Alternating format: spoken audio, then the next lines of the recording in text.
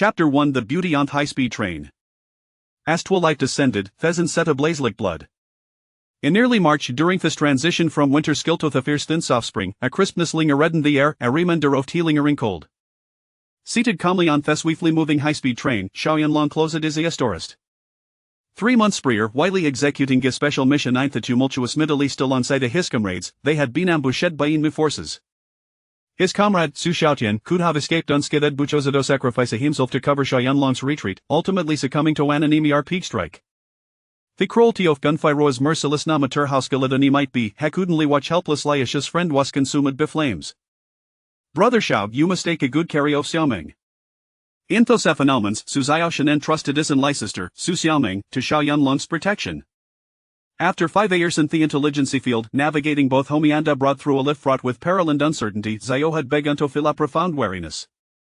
The impact of Xiaoshan's death had weighed heavily upon him, prompting him to disregard the organization's insistency in his retention and resolve to withdraw from it entirely.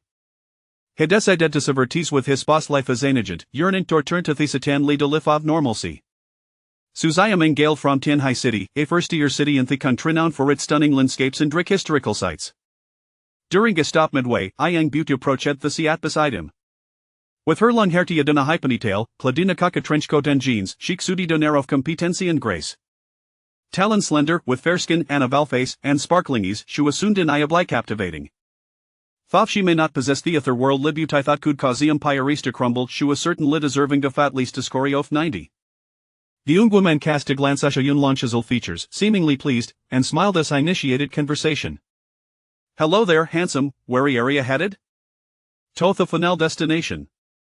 The final destination, Tianhai City, how wonderful, well arrived at the me place, so no need to worry about having no company.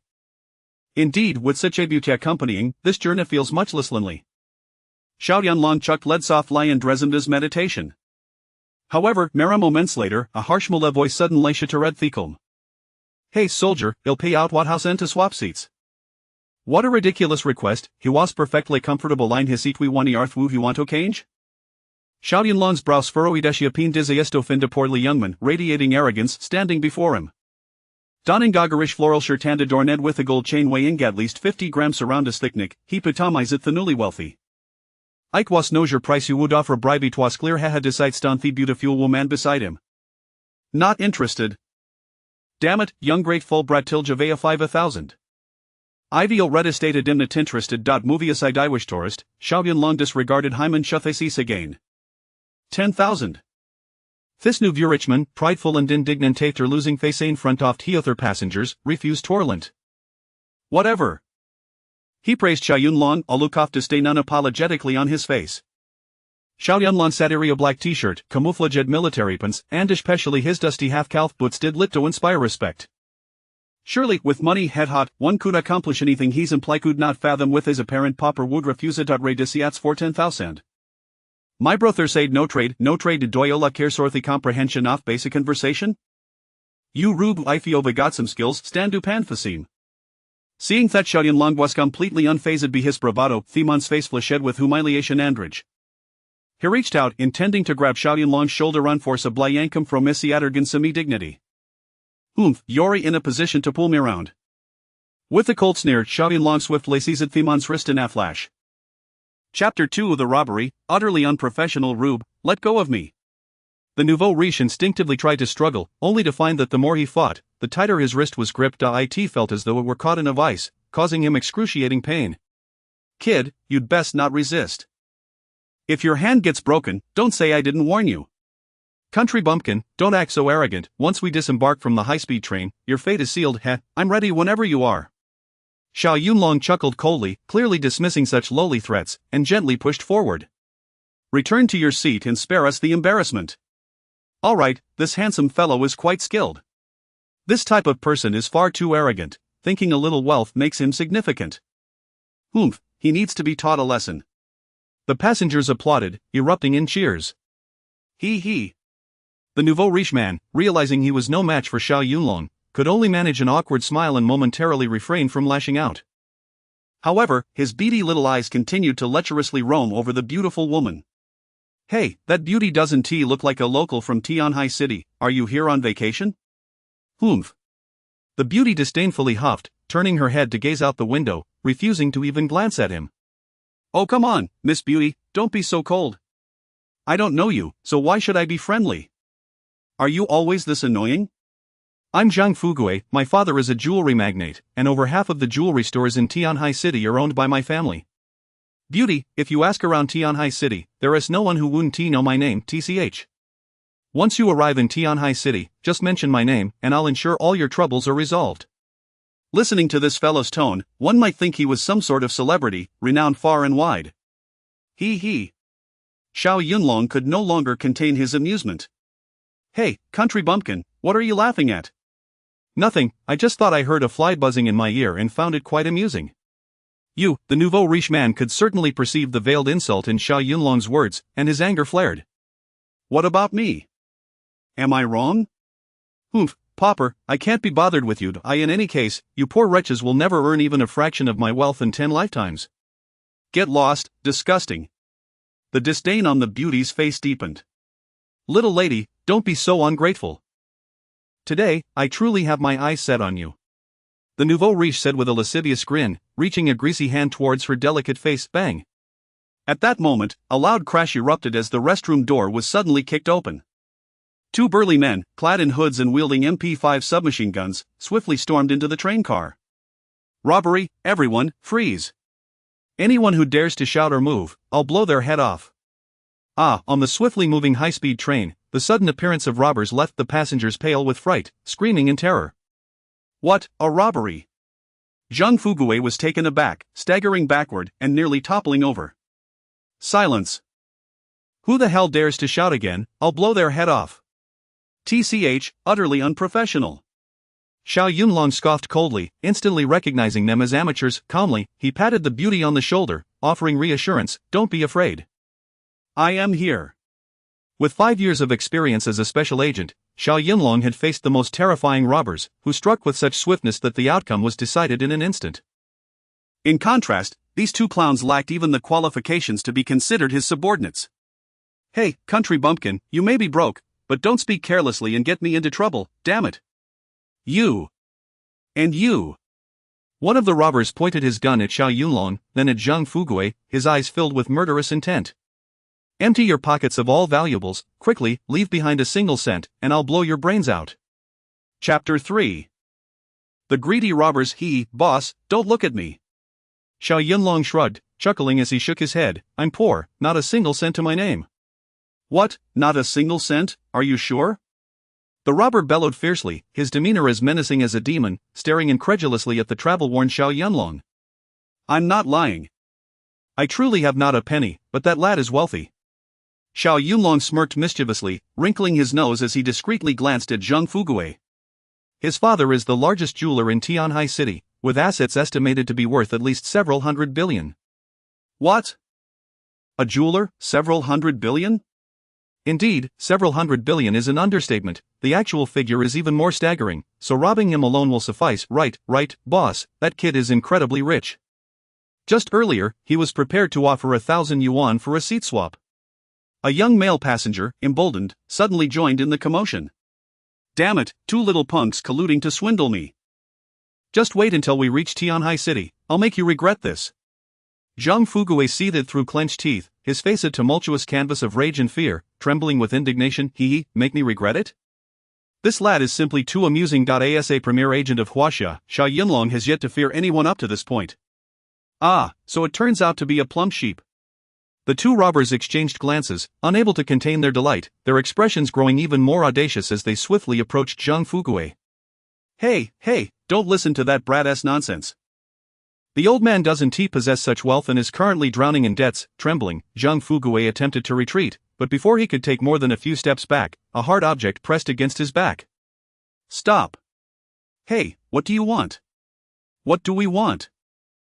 Damn it, take another step back and I'll blow your brains out. To esteemed gentlemen, let us discuss this calmly. Be careful not to accidentally pull the trigger. My father, he is indeed a jewelry magnate in Tianhai City. Zhang Fugui quivered with fear, his lips turning pale, his legs nearly giving way beneath him. Moreover, the Qinglong gang has some connections with my father. Zhang Fugui pounded his chest, a smug look on his face, secretly relieved to have a few powerful backers. What? The Qinglong gang? Seeing a momentary pause from the robbers, Zhang Fuguei felt a surge of hope, believing they had reservations. Yes, the leader of the Qinglong gang shares a deep bond with my father. Nonsense, what Qinglong or Huanglong gang? I don't know them. Boss, quit the chatter, hurry up and empty your pockets of all valuables, leave a single cent, and I swear I'll make your head bloom. With the gun barrel pressed against his waist, the nouveau riche felt his pupils constrict in terror, nearly collapsing to the ground. Please. I'll take it out. I'll take it out faster, damn it. Esteemed gentlemen, here is a Swiss watch, an iPhone 8, a solid gold chain, a gold card with the password 68, all yours. Trembling, Zhang Fuguei extracted all his valuables, his heart aching with each item surrendered. Oh, my goodness, it truly is a plump sheep. The robbers' eyes gleamed with avarice as they hastily stuffed the items into a bag. Get lost. Yes, I'm going, damn it, stay put and behave. Move a muscle and I'll shoot you. After rifling through Zhang Fuguei's possessions, one robber kicked him aside, the other robber's gaze fixated on the platinum necklace around the neck of a woman in a trench coat, his eyes glinting with greed. Miss, no need for me to say more. Hurry up and hand over the gold card, platinum chain, and iPhone. As he spoke, the robber aimed the gun at the woman's forehead, pressing it firmly, prepared to pull the trigger. Chapter 4 of the struggle between life and death. Hey, we are living in a society governed by law, in broad daylight, under the clear sky. How dare you wield a gun to rob? Strangely, the woman in the trench coat did not scream like the others. Instead, she remained composed and remarkably calm. Shut up, you little wench, say another word, and I'll blow your brains out. Bang! Suddenly, a loud sound echoed as the robber's gun clattered to the ground. His body, like a kite severed from its string, was propelled backward in an instant. At that critical moment, Xiao Yinlong had made his move. With a mere flick of his palm, it appeared as though he had not even shifted his stance, yet the robber was sent flying. Ah! Zhang Fuguo was taken aback. This country bumpkin was truly audacious, daring to act heroically under such perilous circumstances. Surely, his mind could not have been addled by a kick from a donkey? How dare you push me, you're courting death. The robber, humiliated and furious, lunged for the fallen gun. Too late. Xiao Yinlong swiftly struck first, his right foot gently hooking the firearm, causing it to trace a graceful arc through the air before landing securely in his grasp. Bang! The gun discharged, striking the robber squarely on the forehead. He did not have time for even a muffled groan before collapsing to the ground like a lifeless pig. Damn, this little brat has some skills? The second robber hesitated, momentarily flustered. By the time he regained his composure and attempted to return fire, it was already a second too late. In a duel of masters, every moment counts. Crack! The bullet zipped through the silencer, and in the next heartbeat, Xiao Yunlong's aim was unwaveringly fixed on the other robber's brow. Bang! Ah! In a flash, the thug screamed in agony, his body arching backward before he fell, lifeless, into a pool of blood. Good heavens, how fierce! In less than half a minute, this young man had completely subdued the two armed robbers. Had he not witnessed it with his own eyes, he would have never believed it. Zhang Fuguo stood frozen in shock, his mouth agape, as if he could swallow an egg whole. Handsome, well done. The woman in the trench coat silently praised him, yet she did not exhibit much surprise, as if everything was well within her expectations. Xiao Yinlong cast a discreet glance at the beauty. Throughout the ordeal, she had shown not a hint of panic, her calmness astonishing. Who was this woman? What was her background? How could she remain so composed? At that moment, several significant questions loomed in Xiao Yunlong's mind. Regardless of her identity, she is undoubtedly a remarkable individual, he mused inwardly. Click, click. Xiao Yinlong shrugged his shoulders, holding a gun in each hand, two submachine guns dismantled in his grasp as easily as if they were mere toy firearms. Cold, hard components and bullets scattered across the floor, and the air inside the car was suddenly filled with the acrid scent of gunpowder. Dismantling the guns was the swiftest means to eliminate the threat. Simultaneously, it delivered the most jarring blow to his opponents. Did he really just dismantle that gun? Zhang Fuguo, having lived nearly 30 years, had never witnessed such a ferocious scene. He cowered in the corner of the car, trembling and muttering to himself. What a freak! Thankfully, he didn't unleash his wrath upon me. You took apart the gun? The trench-coated beauty gasped, her eyes widening in disbelief at the astonishing speed with which Xiao Yunlong had disassembled the weapon, far beyond the realm of ordinary comprehension. Indeed. Xiao Yinlong clapped his hands, a relaxed smile adorning his face as if nothing had transpired. Otherwise, leaving the guns intact would frighten the passengers. That would be quite a damper on the atmosphere. Chapter 5 of The Enchanting Policewoman. Indeed, your words resonate. The woman in the trench coat nodded, her profound gaze seemingly able to penetrate his very soul. Handsome, you are quite the intriguing individual. Ha, dear lady, you are no less fascinating yourself. Xiao Yunlong chuckled heartily, casting a glance at the other passengers. Ladies and gentlemen, I apologize for the minor incident earlier that may have startled you. Rest assured, all is well now. Shoo, shoo. My goodness, it appears this dashing gentleman is not only handsome but also possesses extraordinary martial skills. Indeed, I have never witnessed such remarkable prowess. Handsome, it would be a grave waste of talent if you do not pursue a career in action films. Ah, my dear friends, you flatter me, there are countless individuals far more skilled than I in this world. Wow, simply stunning, extraordinarily impressive. A stylishly dressed female passenger gazed at the scene, her excitement palpable. Clearly, she was a person of spirited temperament, her eyes sparkling with admiration and affection as she fixated on Xiao Yunlong, utterly captivated. So engrossed was she that she didn't even notice her phone slip from her grasp, and when she finally regained her composure, she couldn't help but exclaim, "Handsome, you are remarkable. I love you." No, no, dear lady, it is merely a bit of rudimentary skill, certainly an overestimation. Handsome, do not be so modest, I am quite taken with a man of your social prowess. I wish to become your woman tonight. Ah? Xiao Yunlong stared at her in astonishment, taken aback by her boldness. My lady, what did you just say? I said I love you, handsome. Let's exchange numbers and add each other on WeChat, I want to bear your children. Ha, in this worldly realm, beauty embraces boldly, how amusing, how delightful. Xiao Yunlong, with his naturally generous spirit and charming demeanor, was quite taken by the encounter. Having traversed much of the globe during his 5 years as an undercover agent, he had encountered women of all types, yet, this young lady's audacity was remarkable, her unabashed proposition spoke volumes of her allure. A young man nearby, feeling a twinge of envy, seized the opportunity to tease her. Wow, lady, is it true that you become infatuated upon meeting a handsome man?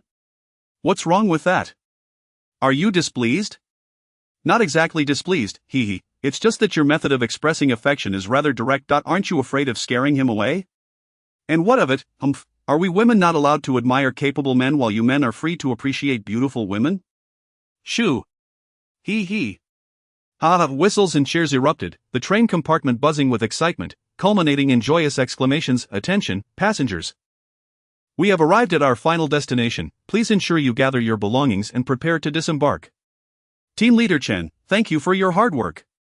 6 police officers, after exchanging pleasantries with the trenchcoat beauty, proceeded to escort the robber off the train. Beautiful, it turns out, you are a police officer. Faced with the armed robber, it was no wonder she exuded such calmness. Xiao Yunlong shrugged, and in that moment, everything seemed to fall into place. Hello, my name is Chen Ling. Xiao Yunlong. They shook hands, sharing a knowing smile, an unspoken understanding passing between them. As the central figure in the hostage crisis, having shot and killed a robber in self-defense, Xiao Yunlong was naturally taken to the police station to provide his statement. Although discharging a firearm is typically a criminal act, the exigent circumstances justified his actions, and with Chen Ling's testimony, the police did not press him further. After recording his statement, he would soon be free to leave. Handsome, farewell. Beautiful, until we meet again. After exchanging phone numbers with Chen Ling, Xiao Yunlong quickly exited the police station under her watchful gaze. Chapter 6. The tempting braised pork. Tianhai City lies at the estuary of the Yangtze River along the mainland coastline, boasting the largest foreign trade port and serving as the operational hub for the economic and financial trade of Huaxia. As the sun gradually descends, twilight envelopes the surroundings, and the chilly wind grows increasingly biting. The weather in the homeland is indeed a bit damp and cold. Xiao Yunlong adjusted his black leather jacket and dragged a worn-out suitcase along the desolate street. He retrieved a pack of inexpensive Zongnanhai cigarettes, flicked one out, and lit it, smoking in the wind while striding forward. He exuded an indescribable air of nonchalance and melancholy. Xiao Tian, I have arrived in your city. I will take good care of Xiao Meng, may you rest in peace. Below, navigating through 2 shadowy alleys, turning left and right, he soon arrived at the front of a somewhat dilapidated 2.5-story house on Xinning Street. 3 years prior, he had visited this place once alongside his comrade Su Xiaotian, yet now, with Xiaotian having sacrificed himself, the world had changed, the house remained, but the brother who had vowed to share life and death could never return. Yes, this is the place, Tianhai City, number 18 Xinning Street. Xiaotian, rest assured, I have found your home, but if anyone dares to bully Xiaomeng in the future, they will have to step over my dead body. Xiaomeng, are you home? It is your brother Yunlong. I have come back to see you, Xiaomeng. Please respond if you hear me. However, after calling several times, there was no reply. Could it be that Xiaomeng is not at home? Never mind, it's freezing outside. I'll go inside first. He fished out the key left behind by Xiao Tian and unlocked the security door, the wooden door, and a series of barriers before finally stepping into the living room. This bungalow was the ancestral property of the Su family. Xiao Tian's parents once ran a small business, leading a warm and happy life. Who would have thought that fate would take a cruel turn? 3 years ago, during an outing, his parents tragically succumbed to a car accident, leaving behind the brother-sister duo of Xiao Tian and Xiaomeng to rely on each other, a heart-wrenching sight. Though the exterior of the bungalow appeared somewhat aged, the interior was tastefully decorated, simple yet elegant, warm and clean. In the living room, a cream-colored sofa was piled high with everyday items, women's clothing, personal belongings, and cosmetics. What a delightful aroma! Just as Xiao Yunlong placed his suitcase in the corner, he caught a whiff of a rich, meaty fragrance.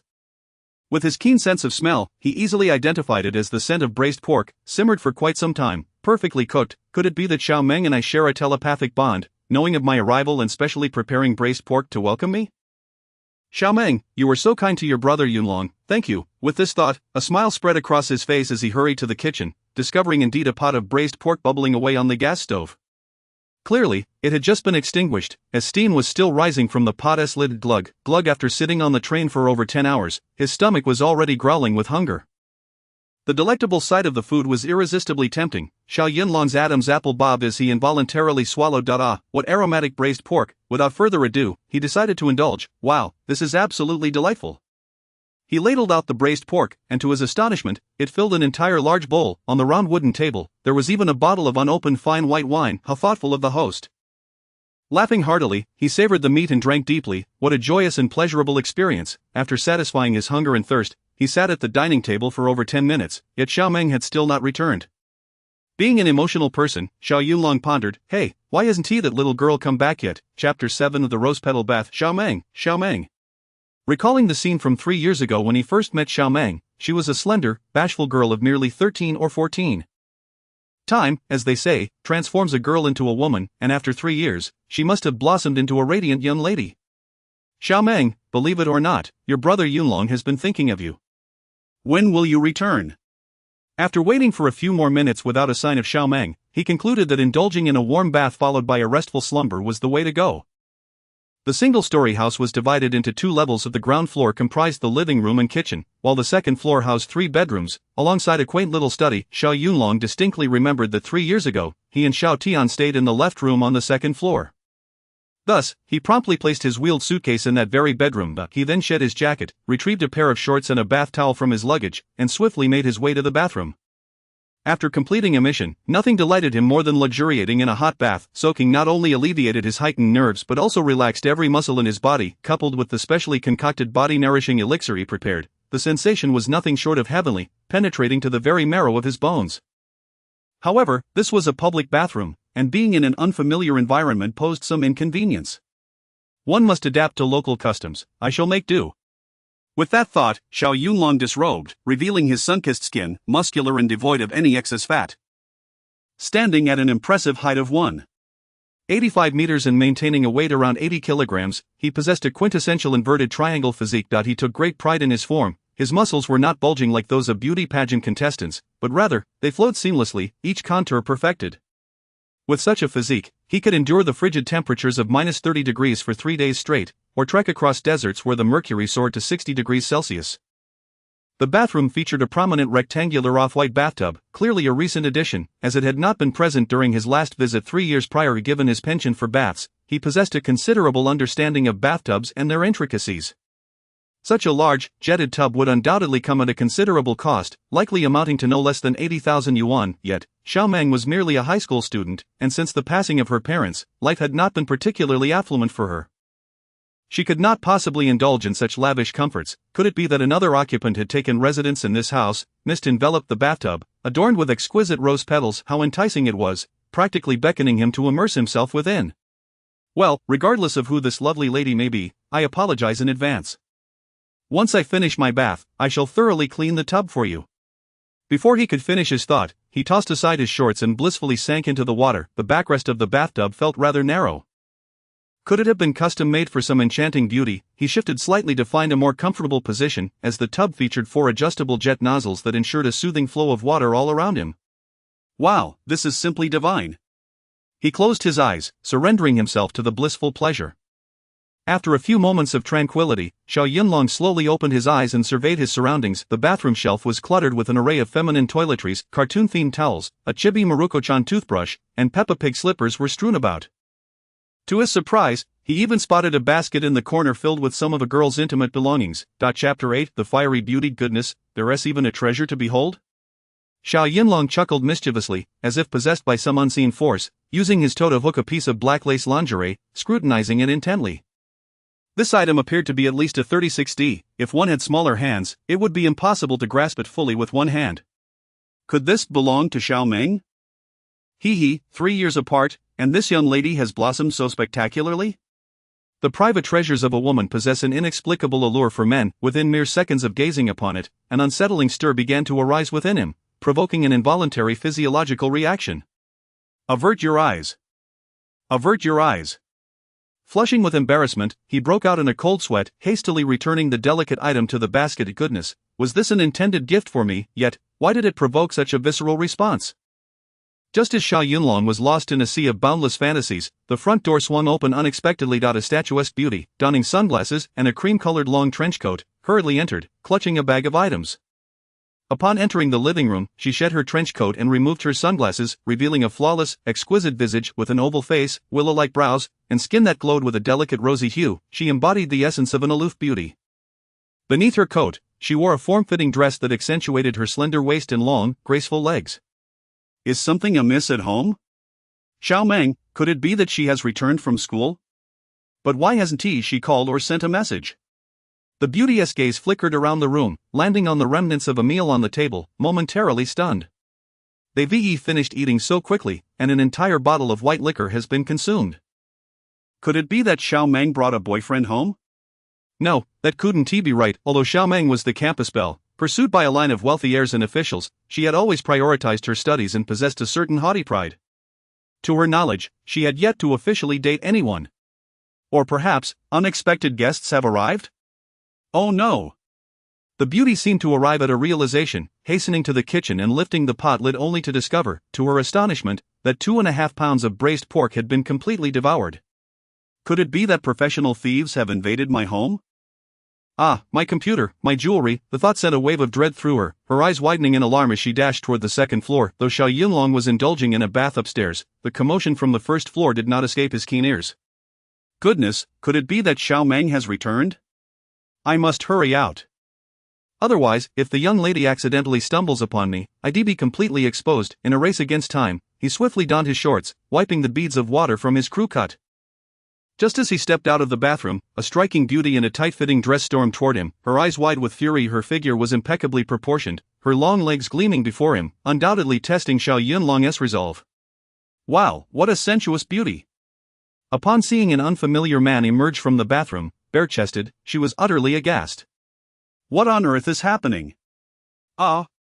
In shock and indignation, the beauty shouted, "Hey, who are you? How dare you trespass in someone's home?" I am. Before Xiao Yunlong could respond, this sultry vixen, seemingly appearing from nowhere, launched a fierce kick toward his chest. Pervert, you're courting death. Like an enraged mother leopard, the speed of her kick was astonishing, accompanied by a whistling sound as it cut through the air. Chapter 9. Wow, the sensation is absolutely extraordinary. Goodness, can such stunning beauties be so fierce? If a regular person were to suffer a kick like that, they could very well be left incapacitated. Ha, who would have thought that this enchanting lady is actually trained? Nevertheless, no matter how formidable she appeared, in Xiao Yunlong's eyes, she was merely employing flowery techniques. Until he discerned her true identity, he would refrain from acting rashly. In a flash, he deftly stepped back 2 paces, evading her assault. Humph, lecherous rogue, if you have the guts, don't hide. Upon realizing that her relentless kicks were failing to land on Xiao Yunlong, her charming countenance darkened, and she charged at him with even greater speed. The grace and precision of her leg techniques were not only swift but also strikingly beautiful in execution. Xiao Yunlong observed this spectacle, feeling an undeniable visual impact and a peculiar allure.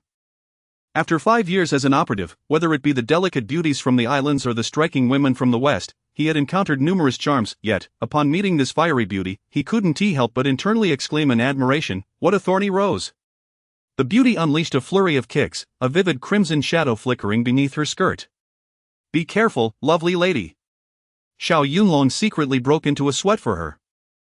Should the delicate fabric suddenly give way during her movements, it would certainly make for an amusing scene. Xiao Yunlong's agility was unparalleled. Despite her fierce and rapid leg techniques, she could never land a hit on him.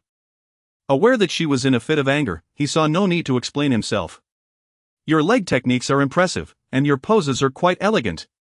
Intentionally dodging left and right, he scrunched his nose and flashed a mischievous grin, all to savor the fleeting glimpse of that rosy scenery. Frustrated by her inability to subdue him, the beauty, being a woman, began to lose her composure. She intensified her assault, hoping to land a kick on Xiao Yunlong and teach him a lesson. Truth be told, her leg techniques were indeed commendable. Against an ordinary individual, she likely would have succeeded in delivering a blow or two. However, against a true expert, her flaws were glaringly apparent. Moreover, she was facing none other than the former elite agent Xiao Yunlong, an actual master who had emerged unscathed from countless battles and gunfire. In a life-or-death scenario, he could effortlessly exploit any opening she presented and deliver a lethal strike, thus ending the confrontation in an instant. "Impudent fool, perish!" Sensing her escalating fervor, this time Xiao Yunlong did not evade. Instead, he adopted a strategy of retreating to advance. "Are you serious, gorgeous?" He swiftly extended his right hand, unexpectedly seizing her calf, while his left hand glided over her smooth, fair leg. Her calf was remarkably soft and elastic, almost as if it could yield moisture. "Wow, the sensation is absolutely superb." "Ah!" The beauty was momentarily taken aback, never expecting him to grasp her calf, and she let out a sharp cry. "Lecherous rogue, vile scoundrel, how dare you take advantage of me? You recording death." "Oh, taking advantage?" Noticing the room was only occupied by the two of them, Xiao Yunlong felt no shame. He rubbed his nose and grinned mischievously. "My dear lady, I merely touched your calf. I didn't lay my hands on any other sensitive areas. It hardly qualifies as taking advantage. You lecher, how dare you disrespect me? I will kill you." "It's a misunderstanding, a complete misunderstanding."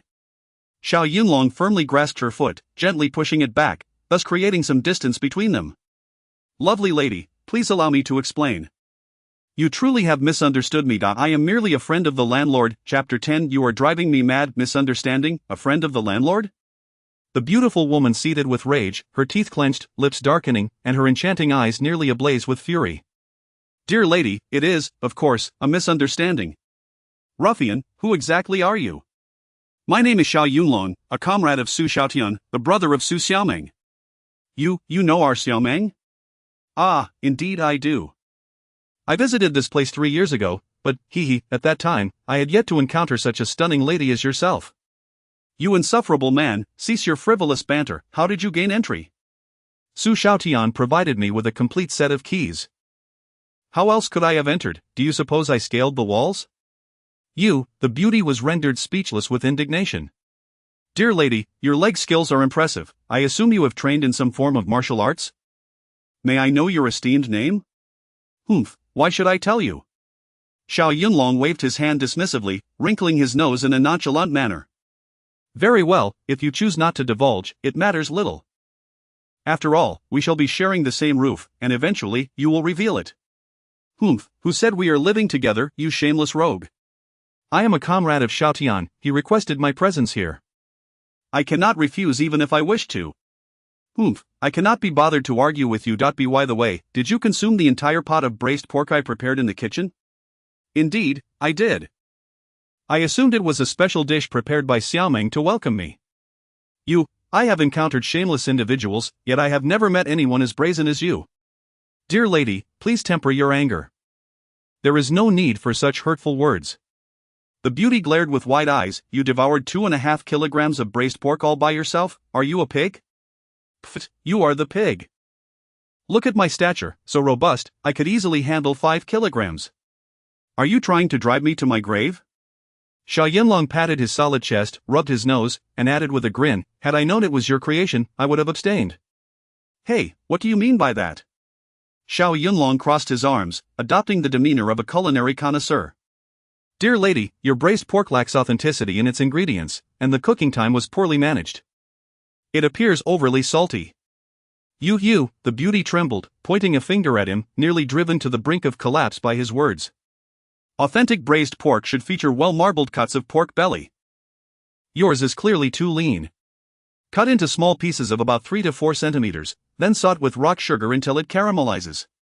Add star anise, cinnamon, Sichuan peppercorns, cloves, ginger slices, garlic, light soy sauce, oyster sauce, and top it off with broth, allowing it to simmer on low heat. Dear lady, remember, the key to perfect braised pork lies in mastering the cooking time. True braised pork should be rich yet not greasy, tender yet not dry, and melt in your mouth. Are you seeking death? The beauty's complexion deepened with anger. Had Xiao Yunlong been a dish, she would have devoured him whole by now. Dear lady, do not be upset. Noticing her furious countenance, Xiao Yunlong felt he had overstepped and began to soften in demeanor. One day, when time permits, I shall prepare a pot of authentic Xiao-style braised pork for you as a form of compensation. Would that suffice? Humph. Upon hearing his proposal, the beauty's anger gradually subsided. After all, it was his first visit, and every guest deserves a warm welcome. Chapter 11 of The Rascally Scoundrel. I shall lend you. Your name is Xiao Yunlong, is it not? Indeed, I introduced myself just a moment ago. Very well, considering you are a comrade of Brother Meng, I shall overlook this incident. Now, go downstairs and tidy up the dishes. On what grounds? What? The beautiful woman widened her almond-shaped eyes in disbelief, gazing at him. You cannot possibly be refusing to wash the dishes, can you? Of course, I shall not wash those dishes. Xiao Yunlong waved his hand dismissively, shrugging his shoulders with an air of nonchalance. Washing dishes, sweeping floors, these household chores are meant for women. We men are inherently destined for grander pursuits. You insufferable man, you dare to flaunt your machismo before me. Let me tell you, if you do not clean those dishes thoroughly, I will not let this matter rest. Nani? You mean to say this isn't over, fair lady? I am more than willing to engage with you on this matter at any time. The beauty glared at Xiao Yunlong, her fury almost reaching its boiling point as she witnessed his playful demeanor. Ah, my rose-petal bath. Suddenly recalling something, she hurriedly dashed to the second-floor bathroom, anxious to see if her meticulously prepared rose-petal bath still remained intact. Oh my goodness! Upon entering, she nearly fainted from anger. The bathroom was a frothy mess, her cherished belongings scattered across the floor in disarray. Today was Friday, and Han Yufei, the beautiful English teacher from the prestigious International High School of Tianhai City, had just completed her final class. She returned home early, having made a special trip to the market to purchase 2.5 pounds of pork belly to prepare her beloved braised pork for Brother Meng. The young girl was slender and often suffered from insomnia, her monthly cycle seemingly out of sync. With the college entrance examination approaching in a few months, she frequently made nutritious meals to bolster her health. Brother Meng was her favorite student, not only for his excellent academic performance but also for his striking good looks. Widely regarded as the school's belle, this compassionate teacher felt deep sympathy for the girl, who had lost both parents and whose only brother was absent, leaving her all alone. Thus, she provided considerable care and support in both studies and daily life, cultivating a relationship that was both mentor and friend. In high spirits today, Han Yufei had even prepared a luxurious rose-petal bath, hoping to indulge in a soothing soak to alleviate the week's accumulated tension. However, at a critical moment, she discovered she had run out of shampoo and was compelled to make a quick trip to the supermarket. In the brief hour it took to go and return, her home had devolved into this chaotic state. That insufferable man. So what if you devoured 2.5 pounds of braised pork? I shall take it lightly, considering it a form of dieting, but to think that my meticulously arranged rose-petal bath would also be ruined, this is something I can endure, but I shall not tolerate it any further. Ah, you scoundrel! Did you just bathe in my bathtub? Fair lady, this is a misunderstanding. Xiao Yunlong honestly admitted, I assumed this was prepared by Xiao Meng to welcome me. Han Yufei trembled with rage, at a loss for words. As a seasoned practitioner of martial arts, she had never found herself in such a disheveled state. You consumed my braised pork, I can tolerate that. You flirted and touched my leg, I can also overlook that. Yet this scoundrel before me, with his roguish smirk and brazen demeanor, exuded an air of arrogance as if he were the center of the universe. Even more infuriating was the way his mischievous eyes roamed over her face and body, his gaze unashamedly fiery, as if it would ignite her very essence in an instant. Ah, you rascally scoundrel, you shall meet your end today. Chapter 12. The beautiful woman's forceful takedown. Beautiful lady, allow me to explain, this is all a misunderstanding, you say, go to hell. Han Yufei, consumed by rage, had completely lost her reason and was unwilling to hear his explanation. All she desired was to confront this detestable man with fervor. this enchanting teacher was evidently indignant. Her proud leg techniques had failed to even graze the hem of Xiao Yunlong's clothing, which was utterly humiliating. Die! Overcome with fury, she unleashed a series of relentless kicks, advancing upon him with the force of a tempest. Beauty, I have already explained myself. Must you be so barbaric? As Xiao Yunlong dodged her kicks, he retreated step by step. Die at once. In her fit of rage, Han Yufei swung her palm violently towards his face. Her palm strikes were no less formidable than her kicks, slicing through the air with a whistling sound, exuding an unwavering determination to incapacitate her opponent. Seeing her fierce demeanor, Xiao Yunlong thought it was time to stop enduring. Who could fathom when this madwoman's incessant onslaught would cease? Rather than squander time entangled with her, it would be far more expedient to subdue her in one swift move, compelling her to yield. Forgive me, fair lady. With this thought, Xiao Yunlong hesitated not a moment longer. His brows furrowed, and he launched forward with the swiftness of a cheetah. With utmost precision, he seized her wrist with both hands. Ah! Han Yufei was taken aback, utterly unprepared for his speed and agility. By the time she sought to retaliate, she realized her hands were firmly captured by Xiao Yunlong. It felt as though they were ensnared by a vice, causing her considerable discomfort and rendering her immobile. Ah, I shall fight you to the bitter end. Fortunately, Han Yufei, having practiced martial arts for many years, was quick to react. Though her hands were restrained, she still had her feet. Without hesitation, she lifted her right foot and struck forcefully at the inner side of Xiao Yunlong's left knee. The kick was fierce and unstoppable. Should an ordinary person be struck by such a blow, it would not be a trifling matter. They could easily collapse or suffer a grievous knee injury. Fair lady, you truly are reckless. You lecherous scoundrel, I will slay you. Slay me? Ha, my dear lady, your prowess may be lacking. Xiao Yunlong was no ordinary man. He would not be so easily struck by a woman. He swiftly lifted his left foot, intercepting Han Yufei's kick with a powerful thrust aimed at her chest. Standing at approximately 1.7 meters, Han Yufei was considered tall among women, yet, before the towering figure of Xiao Yunlong, who stood at 1.85 meters, she seemed considerably diminished. As she attempted to kick while her arms were restrained, she found herself at a disadvantage. When Xiao Yunlong's knee came crashing towards her, she quickly altered her strategy, shifting from kicking to entangling, attempting to halt his advance. Ah, not bad at all. Observing her change in tactics, Xiao Yunlong recognized her abandonment of the offensive.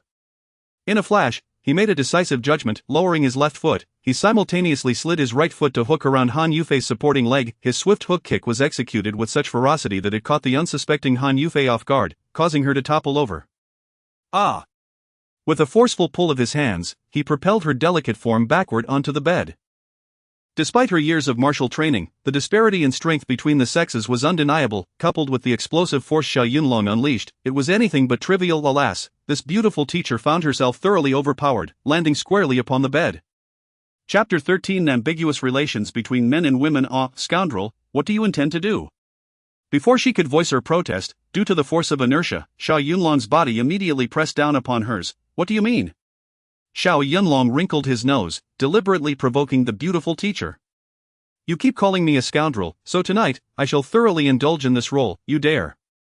Han Yufei glared furiously, her body firmly pinned beneath him, wishing she could devour him whole. Ha, my lovely lady, in this room, it is merely the two of us. There is nothing to be afraid of. Let me go, let me go.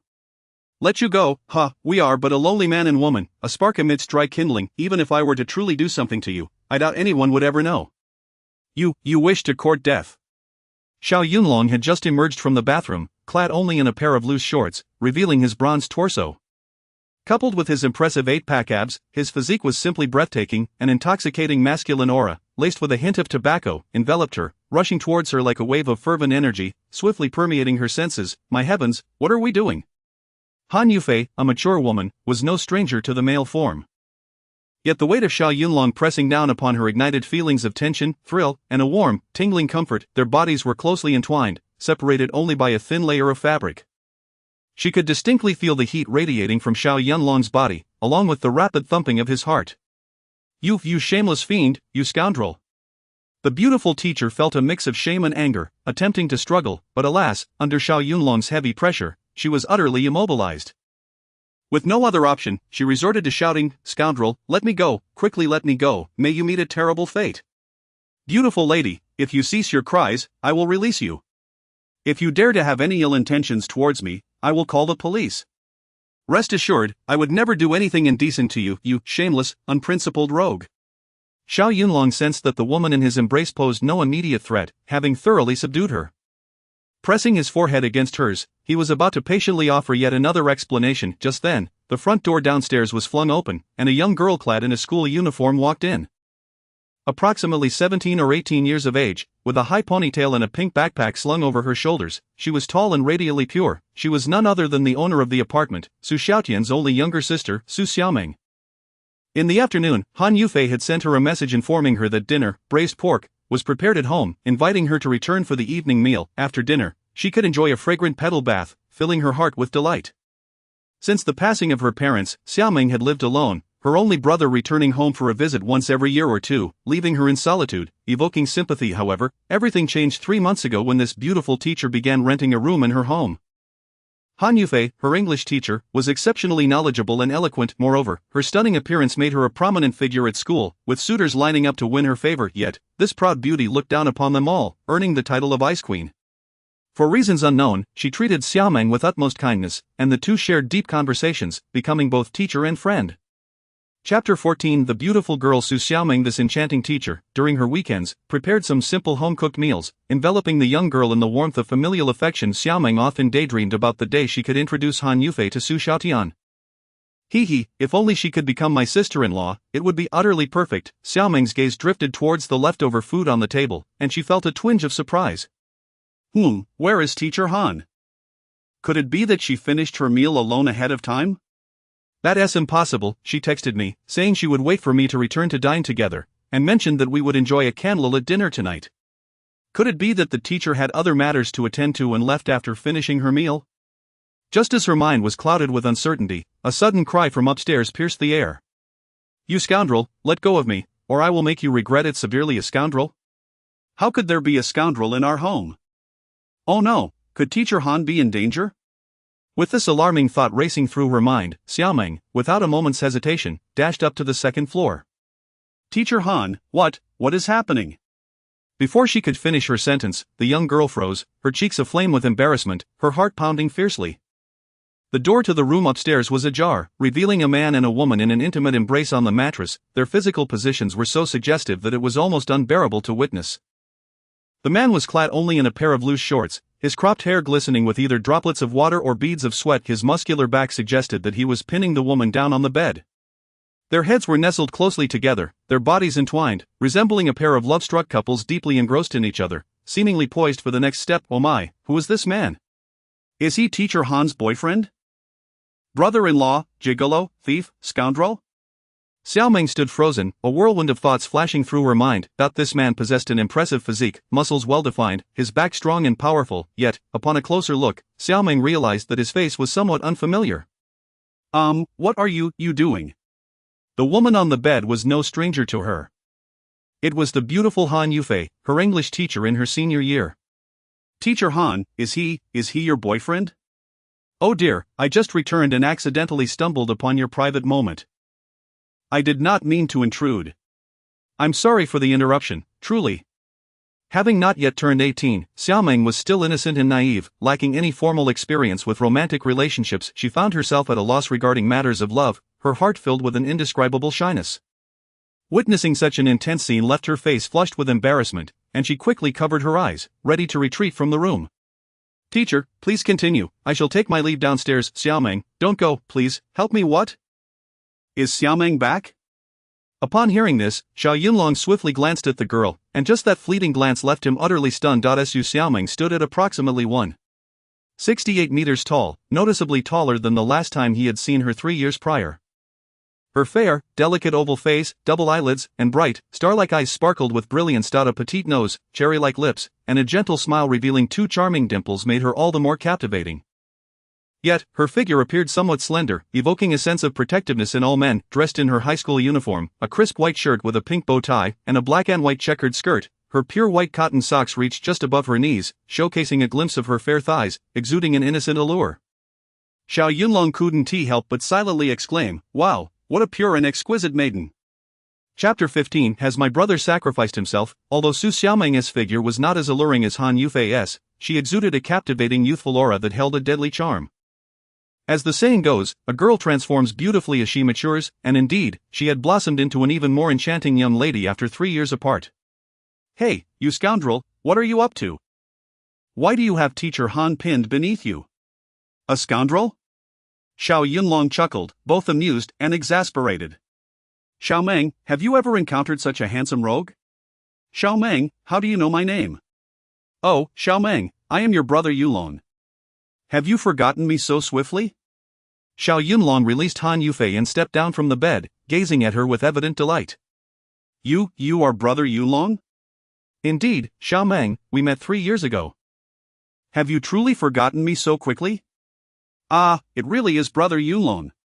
Xiaomeng examined him from head to toe, feeling a mix of surprise and confusion, finally recognizing Xiao Yunlong. Your face seems somewhat familiar. Brother Yunlong, why have you suddenly come to my home? Xiaomeng, I have retired and wish to return to the city for a while to lead a more ordinary life. Your brother asked me to look after you in the meantime. What about my brother? Hasn't he returned from his service? Brother, big brother, are you back? Where are you? Come out. Xiaomeng's gaze swept around the room, her eyes filled with hope as she called out, yearning to see the figure of her dearly missed brother. However, disappointment washed over her as she found no trace of Su Xiaotian in the vicinity. Ahem. Xiao Yunlong cleared his throat, a hint of bitterness in his tone. Xiaomeng, you must understand, Xiaotian has achieved great feats in battle, and the commander holds him in high regard, which is why he has chosen to keep your brother here, Xiao Yunlong told a benevolent lie. Xiaomeng was still young and on the brink of her college entrance examinations. How could she possibly endure the blow of learning that her only brother had sacrificed himself? Sigh, it was better to conceal the truth for the time being. If it became impossible to keep it hidden later, he would slowly reveal it to her then. My brother has truly been kept by the commander? Indeed, Xiaomeng, do you think your brother Yunlong would deceive you? Upon overhearing the conversation between Xiao Yunlong and Xiaomeng, Han Yufei hurriedly intervened. Hey, Xiaomeng, do not listen to his nonsense. This man is nothing but a fraud, you must not be deceived. A fraud? Yes, not only is he a fraud, but he is also a lecherous scoundrel. I despise him. Well, Xiaomeng chuckled awkwardly, sensing the misunderstandings between them, and quickly explained. Teacher Han, brother Yunlong is truly my brother's comrade in arms. He visited our home 3 years ago. Surely there is some misunderstanding between you? Misunderstanding? Humph, I would be more than happy to rid the world of him. Having just engaged in an intense struggle with Xiao Yunlong, Han Yufei's face flushed, and she was out of breath. Teacher Han, you have truly misjudged brother Yunlong. Ah, teacher, your skirt, what is wrong with my skirt?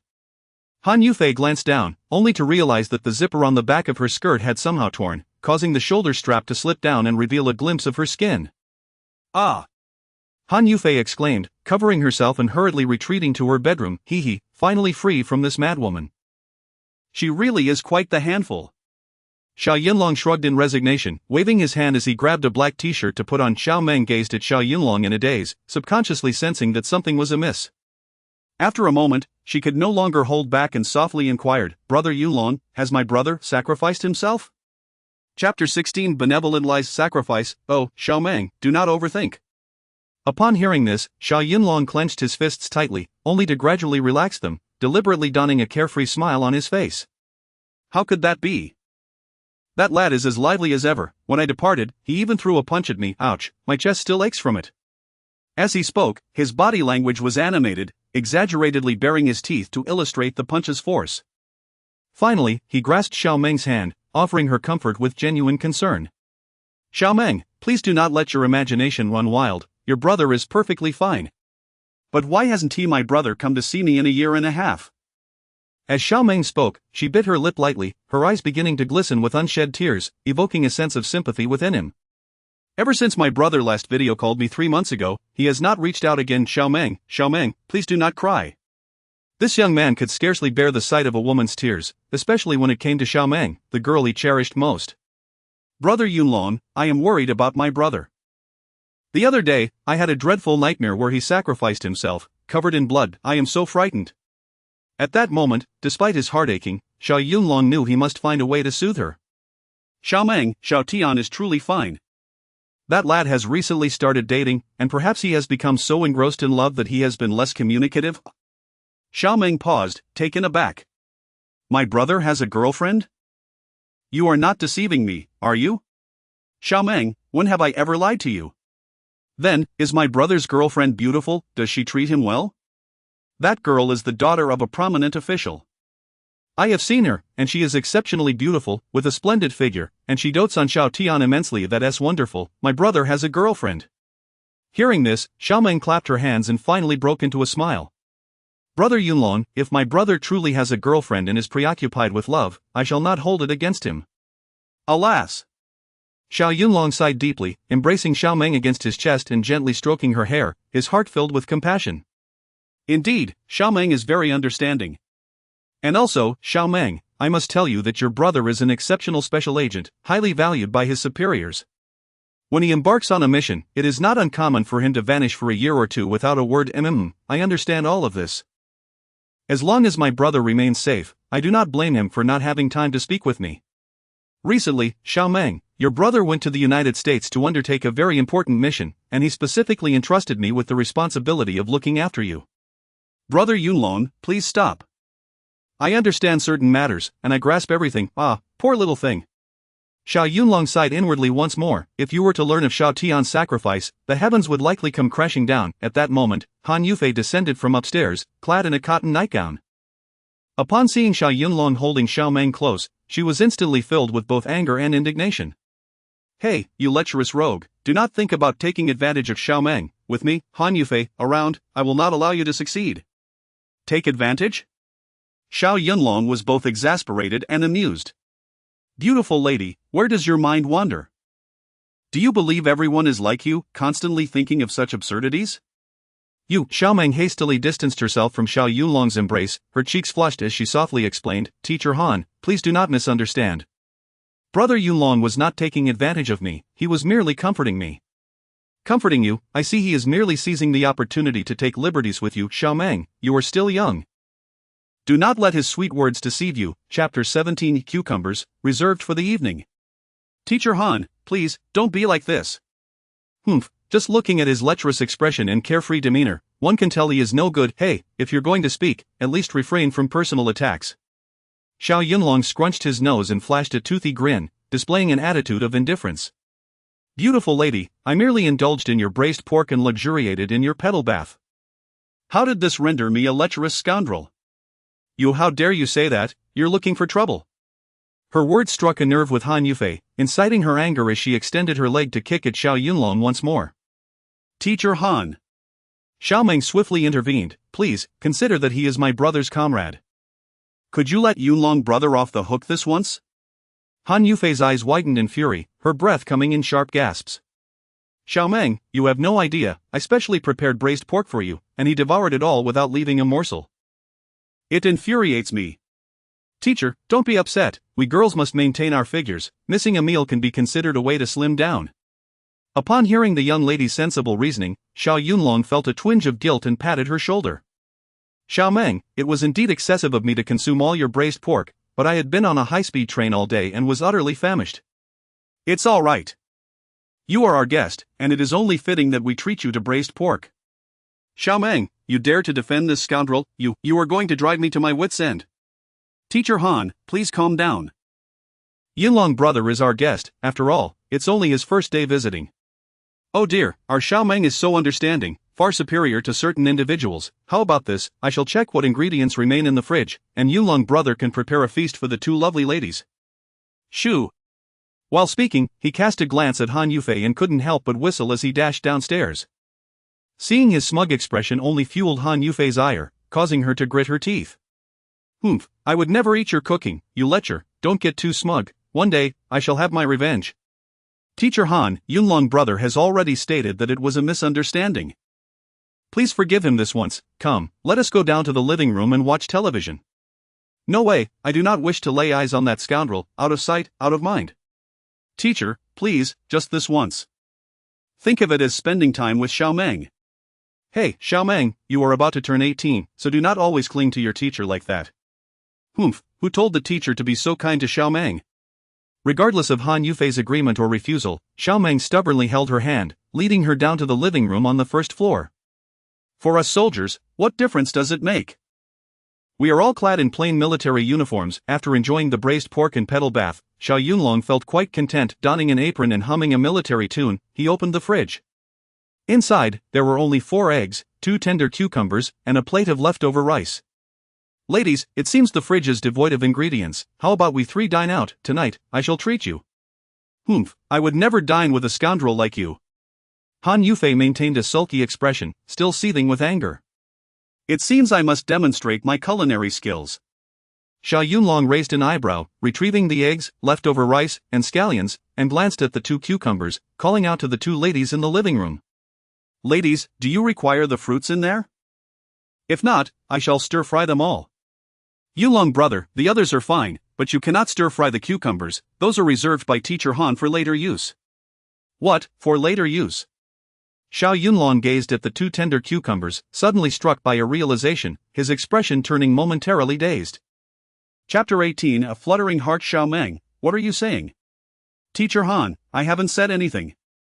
What do you mean by saving it for later? Such words can easily lead to misunderstandings. Han Yufei's delicate face inexplicably turned crimson, a sensation akin to a fluttering heart, as she reproached him with feigned annoyance. Snatching the potato chips from Xiao Meng's hand, she hastily shoved 2 pieces into her mouth to alleviate the awkward tension. Misunderstanding what? Xiao Meng, still under 18, remained blissfully unaware of the nuances between men and women, pouting her lips in confusion. Hey, do you dare to speak further? Han Yufei's face flushed an even deeper shade of red. Little girl, how did I notice that you have become rather lewd recently? How have I become lewd? Teacher, weren't you saving that cucumber for a face mask tonight? Oh dear. Han Yufei covered her face with both hands, torn between laughter and tears, her cheeks growing even more flushed. Little girl, I implore you to refrain from speaking half-truths. Do you not realize how such statements can lead to misunderstandings? Xiao Meng still wore a bewildered expression, innocent and naive. Teacher, I still don't quite understand. Xiao Meng, just stop it, you will understand in due time. Shoo. In the kitchen, Xiao Yunlong overheard their conversation and deliberately leaned out, shrugging at Han Yufei while letting out a playful whistle. Hee, so that cucumber is for Teacher Han to use tonight? Perverse man, how shameless. You truly crack me up. Lecherous rogue, just wait. One day, I shall have my revenge. Han Yufei gritted her teeth in vexation. Xiao Meng glanced towards the kitchen, then back at Han Yufei, suddenly exclaiming, Teacher Han, actually, Brother Yunlong is quite handsome. When he first returned, I thought he was your boyfriend. What, my boyfriend? Just look at his lecherous appearance, how could he be handsome? Really, he is rather handsome, with defined features, a tall stature, and even 8-pack abs. Hee, you two are a match made in heaven, you should consider dating. You little rascal, daring to tease your teacher, you better brace yourself, you won't sleep tonight if I don't give you 100 spanks. Teacher Han, Xiao Meng won't do it again. Humph, it's too late to beg for mercy now. Brother Yunlong, hurry, and come save me.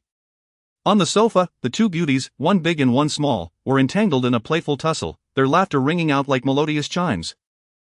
They frequently whispered to each other, sharing secrets unknown. Though they maintained a teacher-student relationship at school, they were as close as sisters in private, sharing everything without reservation. In the kitchen, Xiao Yunlong was entirely focused, his wrist flicking as the knife danced elegantly in his palm. Then, with a flash of cold light from the blade, he continued his rhythmic chopping without interruption. In less than 5 seconds, a tender cucumber was neatly sliced into uniform pieces. He held one slice between his fingers, so thin it was nearly translucent, and nodded in satisfaction. The cucumber was then further diced into even smaller pieces, each slice varying in thickness and size, as if crafted by a machine. Despite not having cooked for so long, my knife skills have never dulled. Next, he poured beaten eggs through a sieve into the hot oil. With a swift motion, he struck the stove, causing the stainless steel pan to soar into the air. Xiao Yunlong smiled slightly, catching the handle mid-flight and deftly shaking the pan. Instantly, the rice and egg mixture fused together, swirling rapidly like a flowing river. My goodness, this was not merely frying rice, it was a visual feast. Xiao Yunlong had come to regard cooking as a form of practice, and after years of dedication, his skills had reached an impressive depth. Chapter 19 Yijiao's fried rice, how delightful the aroma is. The enticing fragrance wafted through the air, causing Xiao Meng's nostrils to twitch as she closed her eyes, wearing an expression of sheer ecstasy. Although Han Yufei was still simmering with residual anger, the fried rice was simply too delectable to resist, prompting her to secretly praise it. Indeed, it is truly fragrant. How could such ordinary fried rice be so exquisitely aromatic? The fiery beauty found herself intrigued, despite her initial skepticism about Xiao Yunlong's culinary skills. After all, he was a carefree, playful rogue, adept at banter. How could he possibly know how to cook?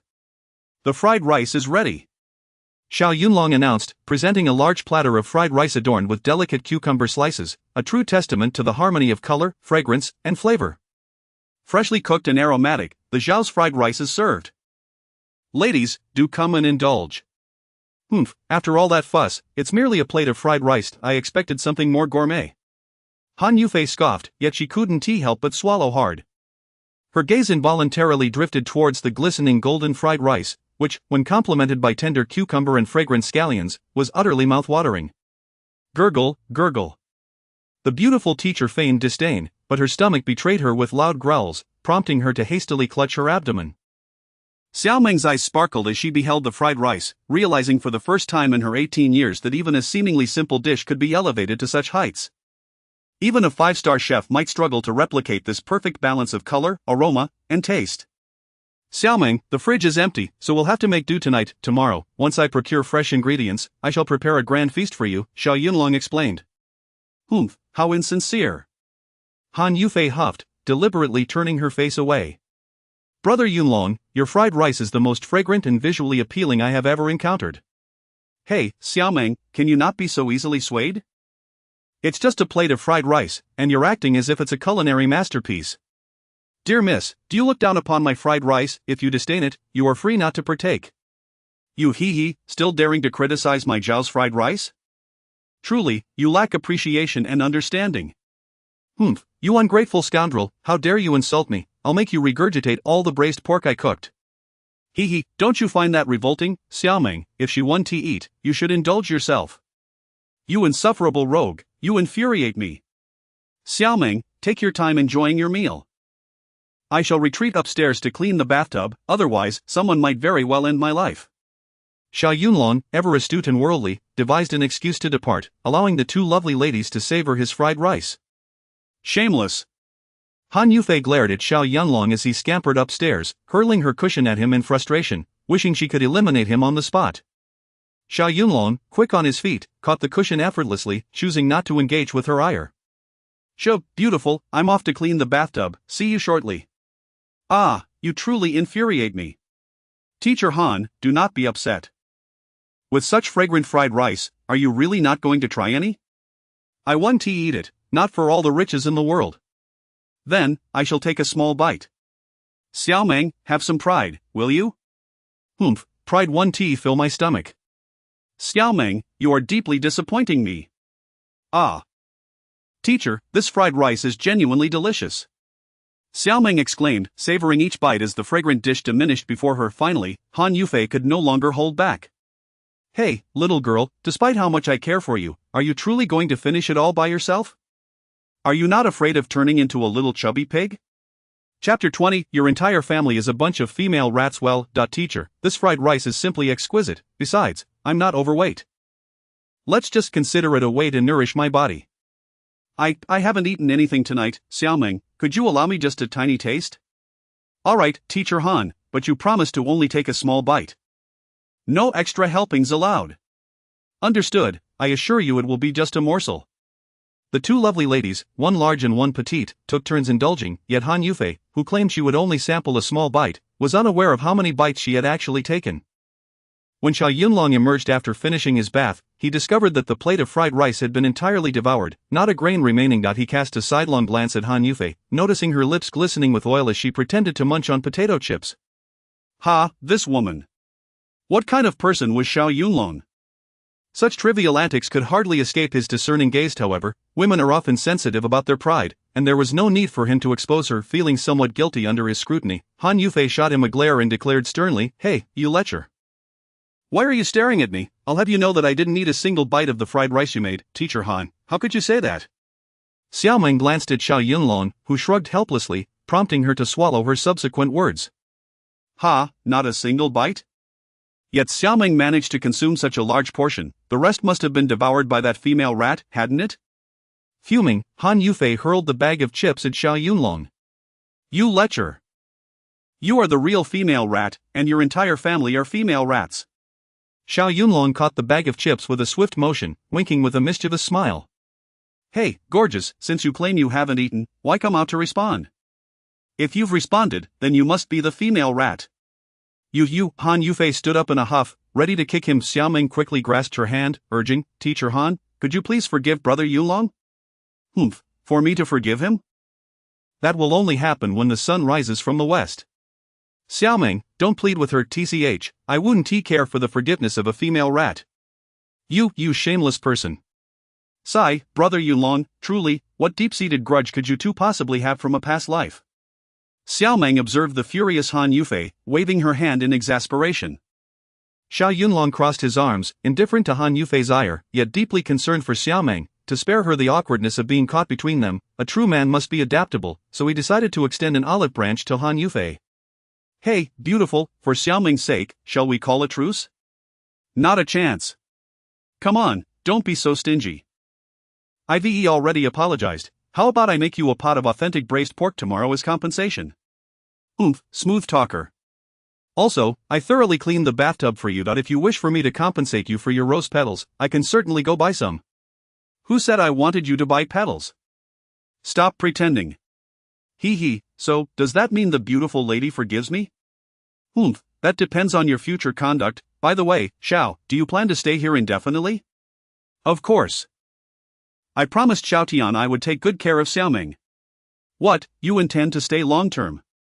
Upon hearing this, Han Yufei felt utterly despondent, almost wishing for death. Xiao Yunlong deliberately lowered his head, feigning an utterly pitiable demeanor. I am all alone, without parents or support. If I don't stay here, will you have me sleep on the streets? Chapter 21, The Three Guidelines. Chapter 21, The Three Rules. Humph. Han Yufei wore a look of malicious glee, finally seizing the opportunity for revenge. You filthy rogue, why should I care if you sleep on the street? Dear miss, look at your exquisite beauty. Could you not show a hint of compassion? Humph, spare me your pathetic act. Han Yufei, keenly aware of his play for sympathy, huffed lightly and spoke with gravity. This house belongs to Xiao Meng. I have no authority to evict you, however. Given that we shall be sharing the same roof, it would be prudent to establish some ground rules. Ground rules, you say? Of course. Xiao Yunlong leaned closer, a wicked smile playing on his lips. So, how shall we set these rules, my beautiful lady? Be serious. Han Yufei firmly pointed a finger at him, her expression one of utmost seriousness. First, you shall occupy the room on the left. Xiao Meng and I will each have our own rooms, and without our permission, you are forbidden to set foot in our sanctuaries. Beautiful lady, is that not a rather redundant statement? What did you say? Why would a grown man like me have any reason to invade your quarters? I am not so idle as to seek mischief. Put. Xiao Meng stifled a giggle, unable to contain her amusement. Brother Yunlong, you are truly entertaining. Han Yufei was infuriated, her temper flaring to the point where she wished to deliver a few kicks to relieve her frustration. Secondly, Xiao Meng and I will handle the cleaning, cooking, and dishwashing. Those chores are solely your responsibility. That insufferable rogue excelled at making even the simplest fried rice delectable. Preparing a grand feast would undoubtedly pose no challenge. Stop right there. Unexpectedly, Xiao Yunlong raised an eyebrow, flatly rejecting her proposal. I have no issue with cooking, but washing dishes? Not a chance. Hey, with our delicate hands, how could you bear to make us wash the dishes? Do you have no sense of chivalry? As she spoke, Han Yufei deliberately showcased her fair and slender fingers in front of Xiao Yunlong. Washing dishes and sweeping floors are tasks fit for women. Unless the sun rises from the west, do not expect me to do them. Han Yufei's face turned pale, nearly choking with rage. Xiao Meng hurriedly embraced her, attempting to mediate. Teacher Han, Brother Yunlong, please cease your quarrel. I shall take on the dishwashing duties from now on. Xiao Meng, are you foolish? Dishwashing will ruin your delicate hands. Teacher Han, it's all right, I can wear gloves while washing. She then turned her gaze toward Xiao Yunlong. Brother Yunlong makes a valid point. It would indeed be somewhat inappropriate to have a grown man wash the dishes. Xiao Meng is truly considerate, it's hard not to like her. Xiao Yunlong wrinkled his nose, somewhat moved. If it's Xiao Meng washing dishes, then I might just consider taking on that responsibility myself. You! Han Yufei trembled with rage. You filthy rogue, are you deliberately trying to drive me to madness? Beautiful lady, why be so upset? I promised Xiao Tian to take good care of Xiao Meng, and I will ensure she suffers not a single hardship. Fine, I shall not argue further. However, you, Mr. Xiao, must not expect to stay here without contributing. Beautiful lady, what do you mean by that? I pay Xiao Meng a total of 4,000 yuan each month for rent and utilities. I trust you comprehend the implications of that?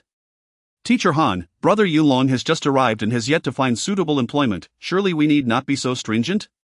Xiao Meng, do not be naive. You have living expenses and tuition fees. If you do not collect some rent, how will you sustain yourself? Chapter 22 Boasting without taxation. Teacher Han, but Yunlong is my brother's comrade. Xiao Meng, I remain your friend and teacher. Well, Xiao Yunlong furrowed his brows. My beautiful lady, I understand. You pay 4,000 for rent, so I shall pay 8,000 for Xiao Meng. Ah, 8,000? Han Yufei was taken aback, somewhat surprised. This was indeed a full double of her own rent. Was he intentionally trying to vex her, or was it a deliberate act? Hey, Mr. Xiao, did you really say that? No backing out. A gentleman's word is his bond, as unyielding as a team of 4 horses, plus 9 incense burners. 9 incense burners? What on earth? Xiao Yunlong felt a surge of self-satisfaction. These 9 incense burners are my brother's original classic sayings, haha. Cut it out. Han Yufei shot him a glance of disdain. You're just a braggart, smooth-talking, clearly a rustic boor. Brother Yunlong, please, that's too much. I absolutely cannot accept that. Xiao Meng felt a bit embarrassed upon hearing that Xiao Yunlong willingly offered to pay 8,000 for the rent. You haven't even found a job yet, there's truly no need to pay such a hefty rent. When you have time, just cook for us. Xiao Meng, it's all right. Xiao Yunlong gently stroked her head, his expression filled with affection. Your brother Yunlong is a man, I can afford this amount. I promised Xiao Tian to take the best care of you. Brother Yunlong, you should just pay 4,000 like Teacher Han. Xiao Meng, I said 8,000, so it shall be 8,000. A gentleman's word is his bond, as unyielding as a team of 4 horses, plus 9 incense burners.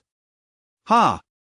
Xiao Meng understood that the 9 incense burners were a play on words signifying a solemn promise. Brother Yunlong, you truly are amusing. I have never met someone as entertaining as you. Xiao Meng, as long as you are happy, Brother Yunlong is willing to do anything for you. Thank you, Brother Yunlong.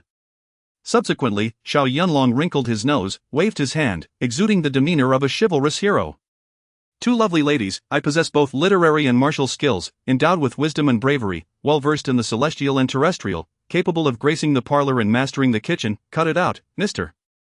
Xiao, boast as much as you like, after all, there's no tax on hot air. I assure you, this is no mere boasting, you should have witnessed my fried rice earlier. Miss does not recall ever having tasted your fried rice, so what should I be impressed by? Xiao Yunlong chuckled, choosing not to engage further. If ever you encounter any bullies or ruffians, do not hesitate to call upon me. I shall certainly be a gallant protector for both young ladies. Han Yufei regarded his self-satisfied demeanor with a look of disdain. Cut it out, I know martial arts, have trained in taekwondo, do I really need your protection? Beauty, with your modest skills, you might intimidate an ordinary person. Hey, what are you saying? Do you dare to underestimate taekwondo? It's not that I look down upon it. When faced with a true master like me, your skills are merely flowery punches and embroidered kicks, easily subdued with a single move. You infuriate me, you shameless rogue, narcissist, utterly shameless. Shoo! Xiao Yunlong whistled at her and nonchalantly strolled back to his room. Young lady, I am too weary to explain myself to you. Words are futile, and one day you shall understand. Good night, my 2 lovely ladies. Narcissist, unashamed. Teacher Han, please do not be like this. Xiao Meng, look at his smug appearance, he is clearly trying to provoke me. Sigh. Xiao Meng shook her head helplessly. Teacher Han, I truly do not understand the deep-seated grudge you and Brother Yunlong must share from your past lives. Chapter 23 Xiao Yunlong, you owe me a life. Xiao Yunlong entered Xiao Tian's room, which had remained uninhabited for an extended period, resulting in a rather sparse decor. A comfortable mattress lay upon a simple bed, accompanied only by a somewhat worn wardrobe. Nevertheless, the space was impeccably clean and tidy, likely due to the diligent efforts of Xiao Meng, who often yearned for Xiao Tian's return. As he opened the desk drawer, he stumbled upon an album box. Upon flipping it open, he was greeted by a collection of photographs chronicling the childhood of Xiao Tian and Xiao Meng, interspersed with a few images featuring their parents. In the pictures, the family of four beamed with joy, their happiness radiating warmth that was profoundly moving. Yet, as time has passed, the once vibrant scenes now felt hauntingly distant. Xiao Yunlong's heart ached with the memory of Xiao Tian's sacrifice to shield him, a piercing pain coursing through him. Xiao Tian, my brother, are you well in heaven? Lying upon the bed where Xiao Tian once slumbered, Xiao Yunlong soon drifted into a deep sleep. Within his dreams, he encountered Xiao Tian and the band of brothers with whom he had shared life and death, as if they had returned to the tropical rainforests of the Middle Eastern river region. Xiao Tian, ever the protector, shouted at him, "Brother Yun, danger, run!" As he spoke, he rose with his weapon drawn, charging forward to confront the enemy, undeterred by the peril that loomed. Xiao Tian, don't be foolish. It is too dangerous, come back. Yet, driven by a fierce desire to save him, Xiao Tian disregarded Xiao Yunlong's pleas, pressing onward. Within less than a minute, the area where he stood was struck by an RPG rocket. No, Xiao Tian. Xiao Yunlong screamed in horror, helplessly watching as his comrade was engulfed by the merciless flames. Xiao Tian. Xiao Tian. In the next moment, a bloodied visage of Xiao Tian appeared before him, eyes wide and face contorted in anguish as he bellowed, "Xiao Yunlong, you owe me, Su Xiao Tian, a life. Take good care of Xiao Meng, or I shall not forgive you." The urgency in Xiao Tian's voice diminished, his features becoming increasingly indistinct, until he gradually faded away. Xiao Tian, come back. Xiao Yunlong cried out in desperation, reaching out in an attempt to grasp Su Xiao Tian's hand, only to find nothing but emptiness. Ah! He jolted upright in bed, realizing he had merely been dreaming once more.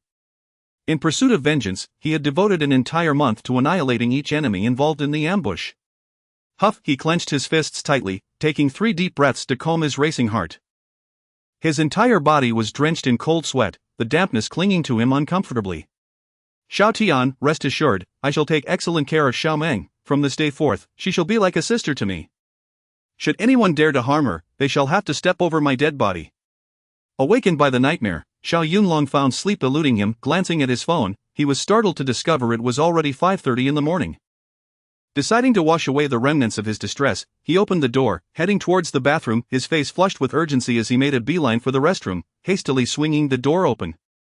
However, in the next instant, he stood frozen like a marionette. The bathroom light illuminated the space, and as he focused his gaze, he beheld Han Yufei rising from her crouched position.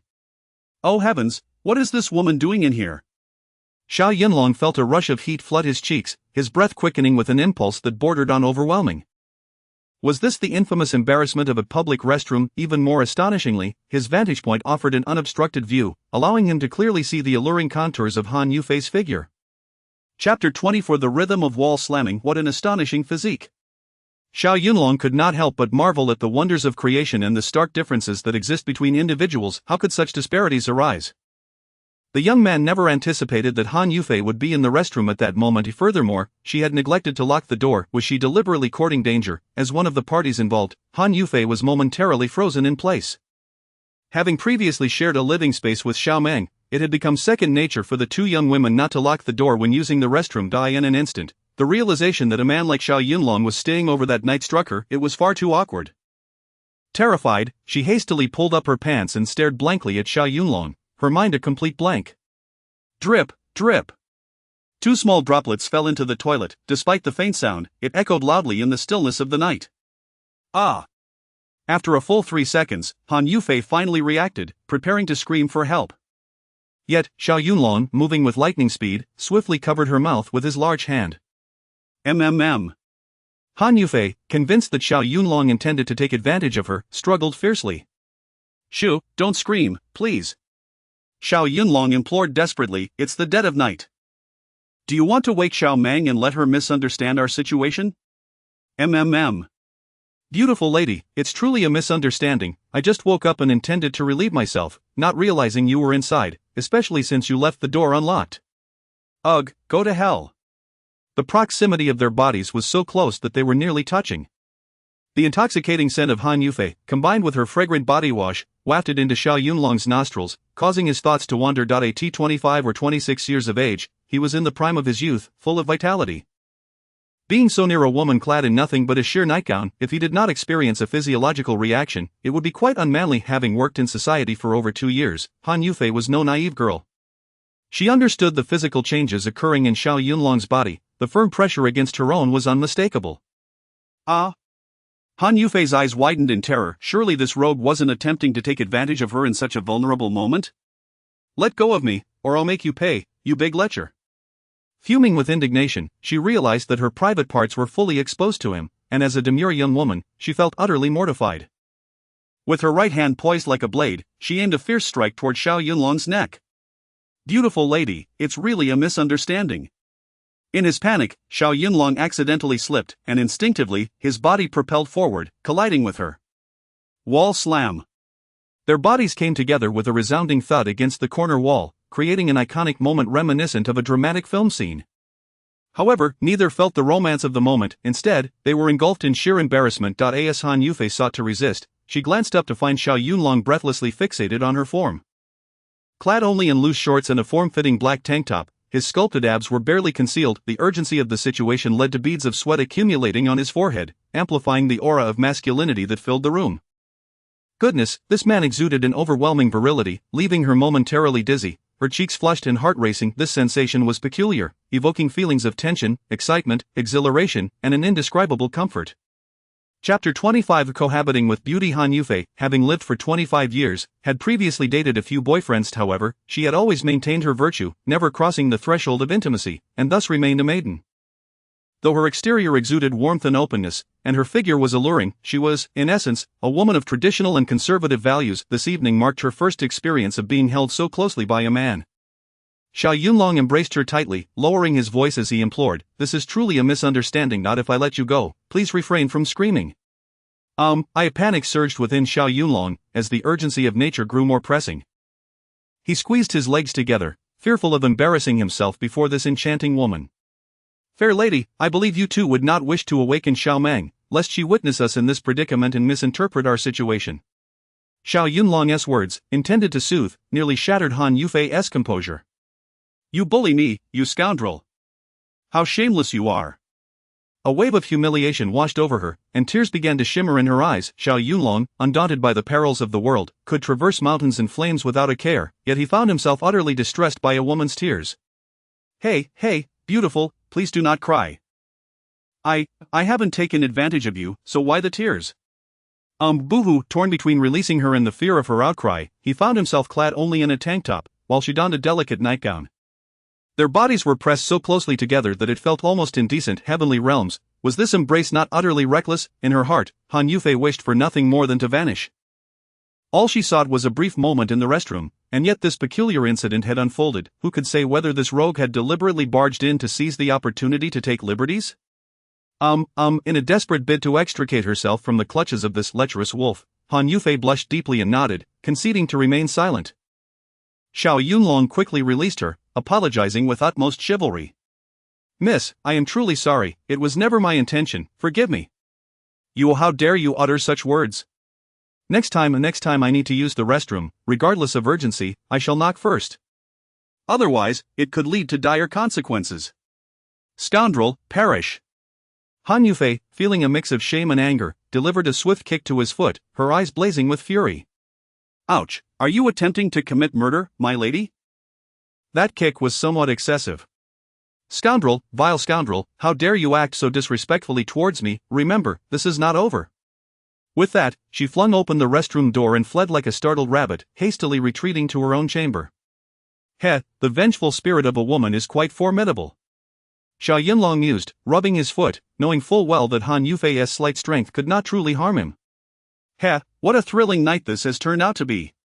With a resigned chuckle, he murmured, yet, amidst the revenge, the allure of this woman's figure is enough to make one's heart race. As he spoke, he inhaled deeply, catching a whiff of the lingering fragrance that enveloped the air, a subtle yet captivating aroma.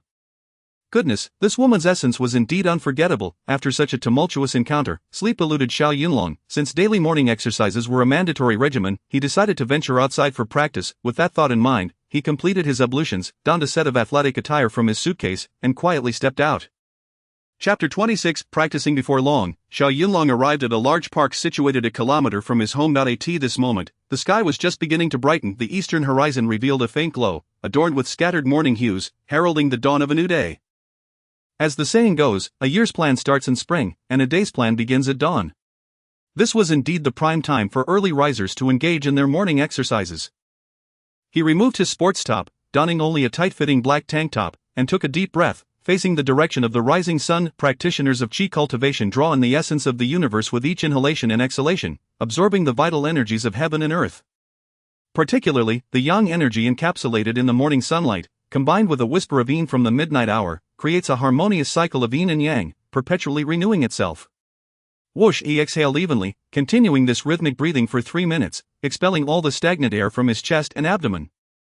Subsequently, Xiao Yunlong commenced his practice. He rose onto the tips of his toes, elevating his heels, and inclined his body slightly forward, adjusting to an optimal posture. Closing his eyes, he inhaled deeply once more, as his abdominal muscles expanded, resembling a well-fed bullfrog. This was the golden cicada locking breath technique.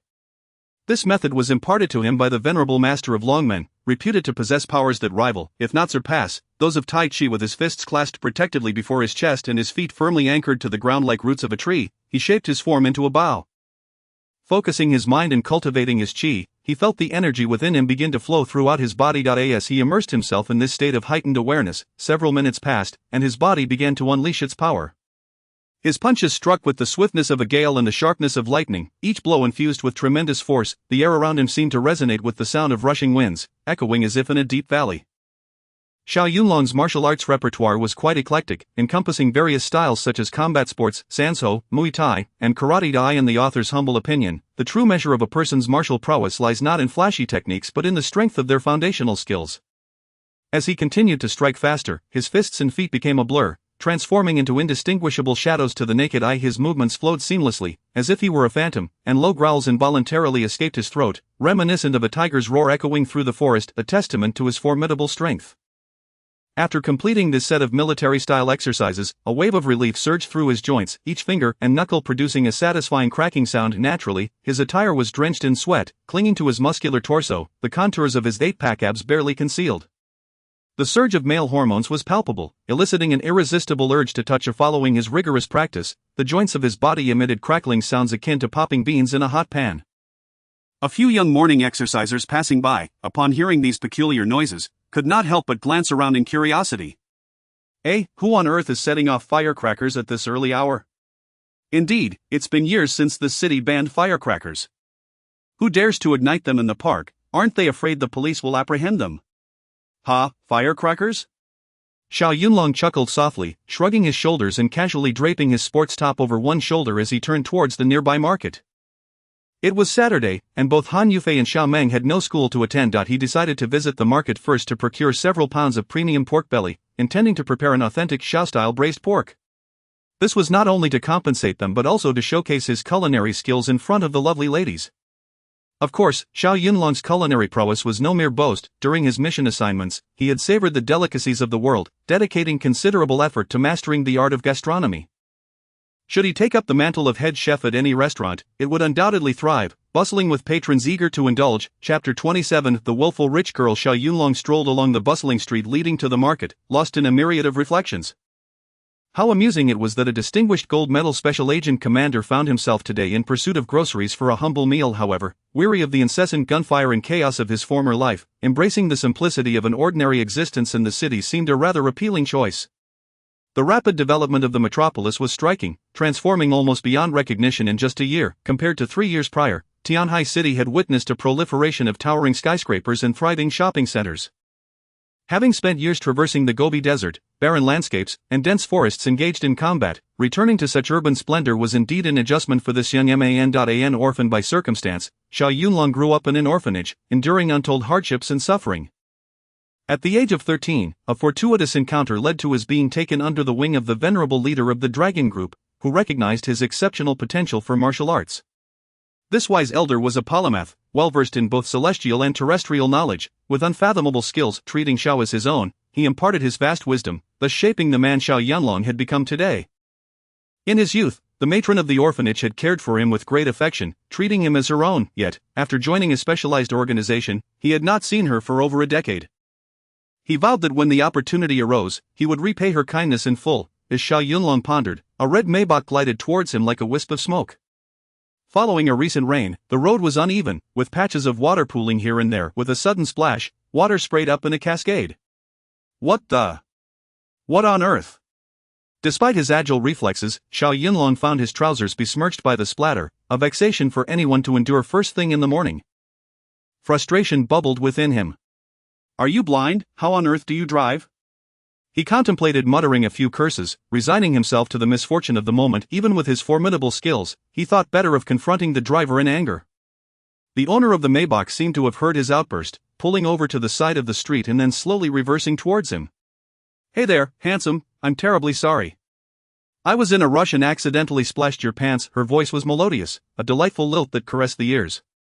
Yet, he wondered what this charming face looked like. As he raised his head from wiping his soiled trousers, he was taken aback to see a stunning young woman clad in a cream-colored trench coat seated in the luxurious vehicle. Ah, quite impressive. She appeared to be around 22 or 23, her fair, delicate complexion tinged with a rosy glow. Leaning slightly forward, her slender fingers gripped the steering wheel, while two rather conspicuous items before her seemed to defy gravity.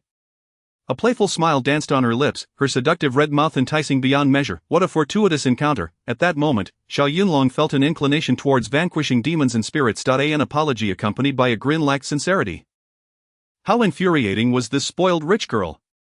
He. Xiao Yunlong rubbed his nose, a mischievous grin spreading across his face. Miss, that drifting maneuver was rather impressive. Were you in a hurry to reincarnate? What? Reincarnate? The young woman in the car was momentarily taken aback, her smile freezing in place, her cheeks flushing with embarrassment, and her beautiful eyes flashing with annoyance. She furrowed her delicate brows and pouted slightly. Hey, handsome, I didn't do it on purpose. Isn't it a bit excessive to curse me like that? Chapter 28 of the Beauty, Seeking Retribution. My dear, you've soiled my trousers, and yet you won't allow me a few words of complaint? What of it? It's merely a pair of dirty pants. I can compensate you for that. Compensation, indeed. What is the fuss about? I have more than enough money. With that, the beauty extracted a stack of cash from her Hermes handbag and offered it to him. Here you go, handsome, this is all the cash I have left. It should suffice to purchase an outfit, don't you think? She observed that Xiao Yunlong was merely clad in an ordinary tracksuit and assumed he was an unremarkable individual, thus considering money a suitable means to dismiss the matter. Xiao Yunlong glanced at her, noting her luxurious Maybach in the Hermes bag, an archetype of a wealthy second-generation heir. Such audacity suggested her family's assets must easily exceed 100 billion. My dear, having wealth is quite the accomplishment, isn't it? Xiao Yunlong sniffed, refraining from accepting the money, which surprised the beauty. Hey, this is nearly 5,000 yuan, ample for a new outfit. What more do you desire? How dare she think that throwing money could absolve her of wrongdoing? Xiao Yunlong felt a surge of indignation, perceiving this affluent young lady as somewhat lacking in proper upbringing. A mischievous smile crept across his face. With his right hand, he took the cash, while his left swiftly pinched her delicate, fair cheek. Her skin was soft and supple, almost yielding moisture beneath his touch. Wow, the sensation is exquisite. The beauty froze for a moment, shocked that he would dare to pinch her cheek, and let out a sharp cry. You, she pointed at Xiao Yunlong, her voice trembling with anger. You filthy rogue. How dare you take advantage of me? You're asking for trouble. Take advantage. It was barely 7 o'clock, and the streets were nearly deserted. Xiao Yunlong felt no need for shyness. He touched his nose and grinned. My dear, it was merely a pinch on the cheek. I didn't touch any other sensitive areas. It hardly qualifies as taking advantage. You are such a scoundrel. If you wish to label me a scoundrel, so be it. Besides, I'm merely educating you. Do not assume that money can solve all your problems, especially when you've erred. The beauty felt somewhat aggrieved, momentarily at a loss for words, her beautiful eyes misting with tears. Xiao Yunlong glanced at the banknotes in his hand and, with a hint of malice, tossed them into the sports car. A smirk formed on his lips. My dear, consider this money a compensation for you. Your cheek has a rather pleasant texture. Remember this lesson for next time. Filthy rogue, despicable scoundrel. The beauty trembled with rage, having been pampered her entire life, akin to a princess in a royal court, accustomed to having her whims catered to. Today she found herself humiliated by Xiao Yunlong's monetary insult, her fury reaching a boiling point. Seeing Xiao Yunlong, having humiliated her, attempt to leave, she immediately raised her voice. You scoundrel, if you dare to disrespect me, don't you dare walk away. Just wait and see how I'll deal with you. What, deal with me? Hearing this, Xiao Yunlong halted, whistling at the beauty and shrugging. Come, my dear, I implore you to deal with me. Why not step down and we can have a little spar? Heh, let us see whose skills are superior, your little fists or my prowess, you, utterly shameless. Xiao Yunlong's body language was rife with flirtation and provocation, causing the beauteous cheeks to flush with an inexplicable warmth. The earlier incident left her apprehensive, fearing another unwelcome advance, prompting her to hastily raise the car window. With a defiant pout, she glared at Xiao Yunlong with a look of indignation, vowing silently, "You scoundrel, you wretched rogue, I swear I will have my revenge one day." Chapter 29, A Grudge with Beauty Shu. Xiao Yunlong exhaled, no longer wishing to entangle himself with the beautiful woman. He whistled and turned towards the market. The beauty, feeling humiliated, was understandably indignant and quite vexed. Yet, she dared not ram her car into him and, in a fit of frustration, chose to follow him instead. Xiao Yunlong seemed to sense something amiss, suddenly turning around and halting, a mischievous grin spreading across his face. "Beautiful lady, why are you trailing behind me? Hee hee, could it be that you find me handsome, with a splendid physique, and have taken a liking to me? You shameless scoundrel! Then why do you follow me?" The beauty's cheeks flushed crimson. At this moment, it would be quite absurd to retaliate. After all, resorting to violence was clearly out of the question, especially considering Xiao Yunlong's imposing stature, which was easily over 185 meters. Standing at only 168 meters herself, she felt utterly diminished in comparison. Engaging in a brawl would be nothing short of self-deprecation, yet, being subjected to his insolence left her deeply unsatisfied. This man, with his lewd demeanor and carefree attitude, was evidently no gentleman. The more she pondered, the angrier she became. Pouting her lips, she raised her phone and declared, "You lewd scoundrel, don't get too cocky. If you have the guts, don't walk away, I'll call someone to deal with you." "What, deal with me?" This beauty was truly amusing. As a top-tier agent from Huaxia, Xiao Yunlong had never feared anyone thus far. Unless you summoned a squad of heavily armed special forces, he certainly had no reason to be concerned. At that moment, Xiao Yunlong's phone rang. Upon opening it, he saw it was a call from Xiao Meng. "Hello, Xiao Meng, good morning. What's up? Brother Yunlong, where have you gone so early in the morning?" The young girl's voice was filled with concern. Having just arrived in Tianhai City and feeling quite out of place, she worried he might disappear without a word after their unpleasant encounter with Han Yufei the previous night. "Don't worry, Xiao Meng. I'm at the park for some morning exercise, and I'll head to the market for some groceries before returning home." "Okay, Brother Yunlong, come back soon, we'll be waiting for you at home." "Alright, Xiao Meng, goodbye." "Brother Yunlong, goodbye." After ending the call, Xiao Yunlong noticed that the beauty seated in the Maybach had also just put down her phone. Unbeknownst to her, she assumed he was calling for reinforcements to intercept her vehicle, considering his lewd and carefree demeanor suggested he might resort to such tactics. "Oh no, I must shake off this shameless rogue quickly, or I might be in serious trouble." With this thought, the beauty in the luxury car felt a tinge of fear, resembling a startled fawn. However, to bolster her courage, she leaned out of the window and shouted fiercely, "Shameless rogue, don't get too smug, if you cross my path again, you'll regret it. Dear lady, let us not be so fierce. I look forward to our next romantic encounter." "Encounter, as if I would ever want to meet you. Shoo." Xiao Yunlong, unperturbed, wrinkled his nose, waved his hand, and whistled again, chuckling, "Hey, we live in the same city, after all. We'll surely cross paths again, feel free to come flirt with me anytime." The beauty was nearly apoplectic, she had never encountered such brazen audacity in her life. "Shameless scoundrel, utterly devoid of shame. Humph, just you wait, I will not let this go." With a swift press of the accelerator, the Maybach sped away, leaving a cloud of dust in its wake. Chapter 30. A match made in heaven. Shoo, beautiful lady, until we meet again, if fate allows, I believe it won't be long before our paths cross once more. Xiao Yunlong let out a playful whistle in her direction, shrugging with nonchalance. He brought his hand to his nose, inhaling deeply. To his surprise, the lingering fragrance of the enchanting woman still clung to his fingers. "Ha, this wealthy young lady is indeed quite intriguing." A sense of satisfaction swelled within him. Known for his charm and self-assured demeanor, he had never doubted his appeal to women. During his service, countless beauties had thrown themselves at him, yet he had chosen to rebuff their advances. Last night, however, he fortuitously encountered the stunning Han Yufei, and a series of romantic and intimate moments unfolded throughout the evening. This morning, after merely stepping out for a quick workout, he unexpectedly encountered another headstrong heiress. Should fate bring them together again, what sparks might ignite? With a chuckle, Xiao Yunlong shook his head, stretched his body, and turned towards the market. He procured 5 pounds of prime pork belly, an assortment of ingredients, a bass fish, beef, shrimp, fresh vegetables, and a selection of seasonal fruits. Upon reaching the breakfast shop, he ordered 3 portions each of fried dough sticks, buns, and soy milk. With his usual training and efficiency, he accomplished his tasks with remarkable speed. Before long, he was hurrying towards Xiao Meng's home, carrying 2 hefty bags brimming with provisions. At 7 o'clock in the morning, Xiao Meng awoke promptly from her slumber. After a quick wash and brush up, she made her way to the kitchen to prepare breakfast. Despite her tender age, the young lady was remarkably mature. In terms of daily living, even the ambitious Han Yufei, propelled by the proverbial rocket, would find it hard to keep pace. Of course, this could hardly be attributed to the beautiful teacher herself, rather, it was a consequence of her privileged upbringing, with a father who owned a company and a mother who was a university professor. She, as the sole child, had been raised in the lap of luxury, embodying the quintessential rich girl. Approaching her 26th birthday next year, she had been through countless matchmaking encounters, yet remained without a suitable partner for marriage. Regardless of a woman's beauty, once she crossed the threshold of 30, she risked being labeled a leftover, and in a few more years, she would be but a distant memory.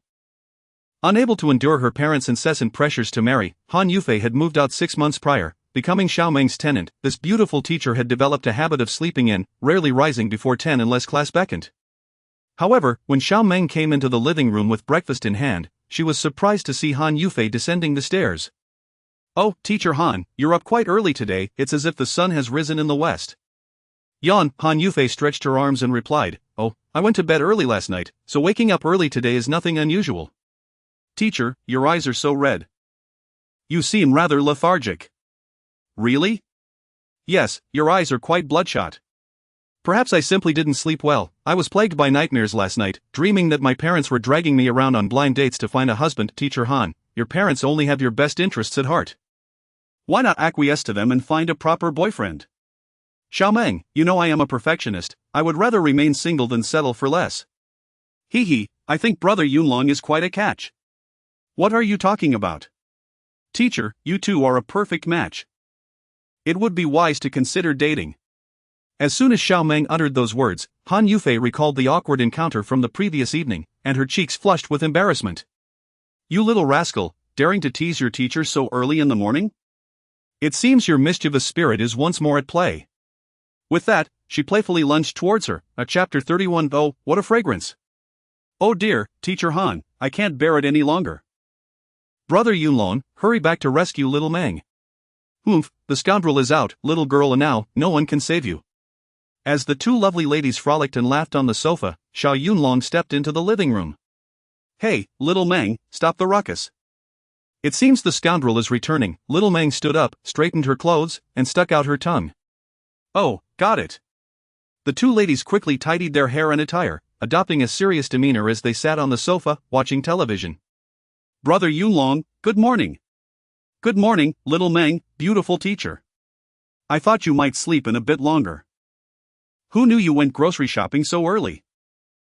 I'm accustomed to rising early during my time in the military. Since there are no classes today, I'll prepare a delicious meal for you." "Humph." Remembering the events of the previous night, Han Yufei inexplicably felt her cheeks flush and her heart race, avoiding eye contact with Xiao Yunlong. With a haughty snort, she adopted an aloof expression and declared, "I won't eat food prepared by a scoundrel." With that, she shot him a fierce glare and hastily retreated upstairs. Little Meng had slept soundly the previous night, entirely unaware of the stimulating scene that had unfolded in the bathroom. Seeing Han Yufei so irate, she mistakenly thought it was due to the pedal bath. Xiao Yunlong waved his hand, shrugged his shoulders, and let out a wry smile. Women truly hold grudges. "Brother Yunlong, please don't take it to heart with Teacher Han. She is actually a good person, quite loyal, and treats me well." "I know, Brother Yunlong would never be upset with a woman, let alone a beautiful one." A smile remained on Xiao Yunlong's face, though inwardly he mused, she is not just a good person. Her figure is even better."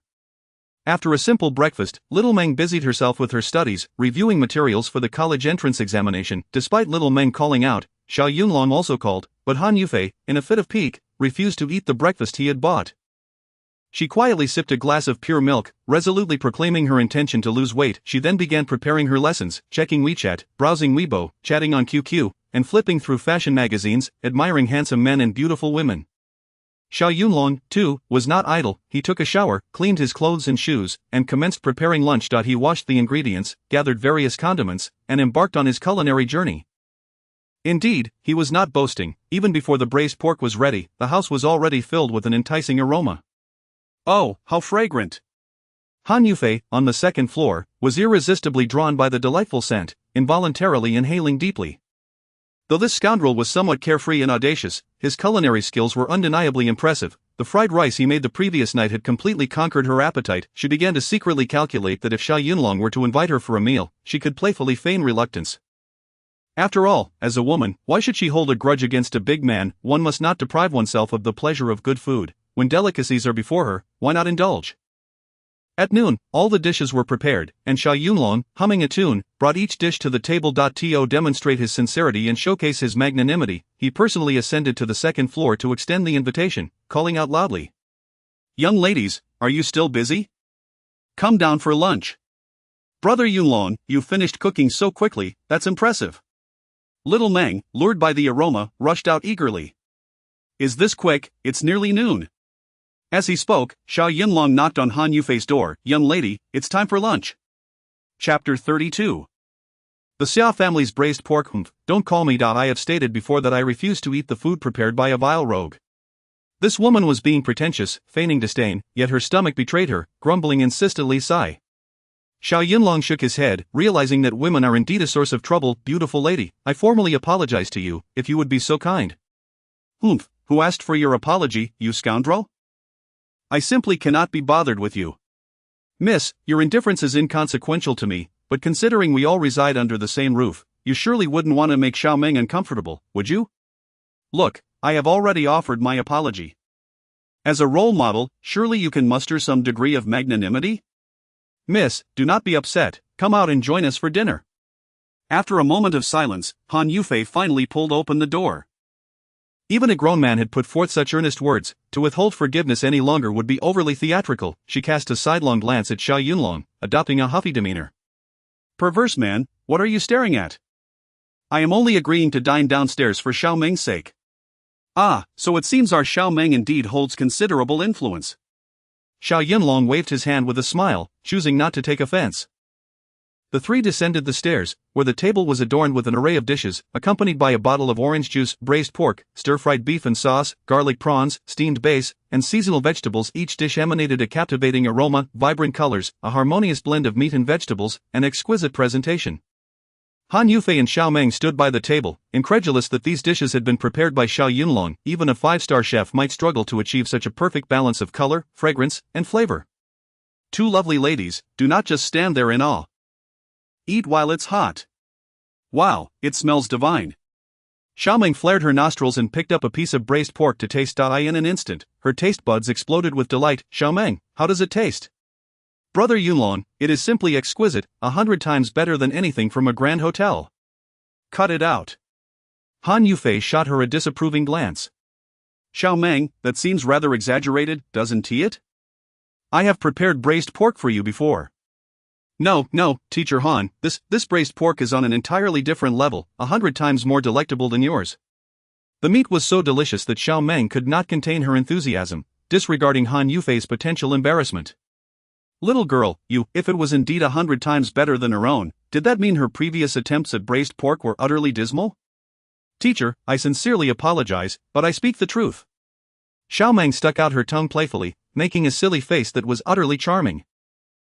Ungrateful wretch, even if you wish to compliment him, must you belittle your teacher?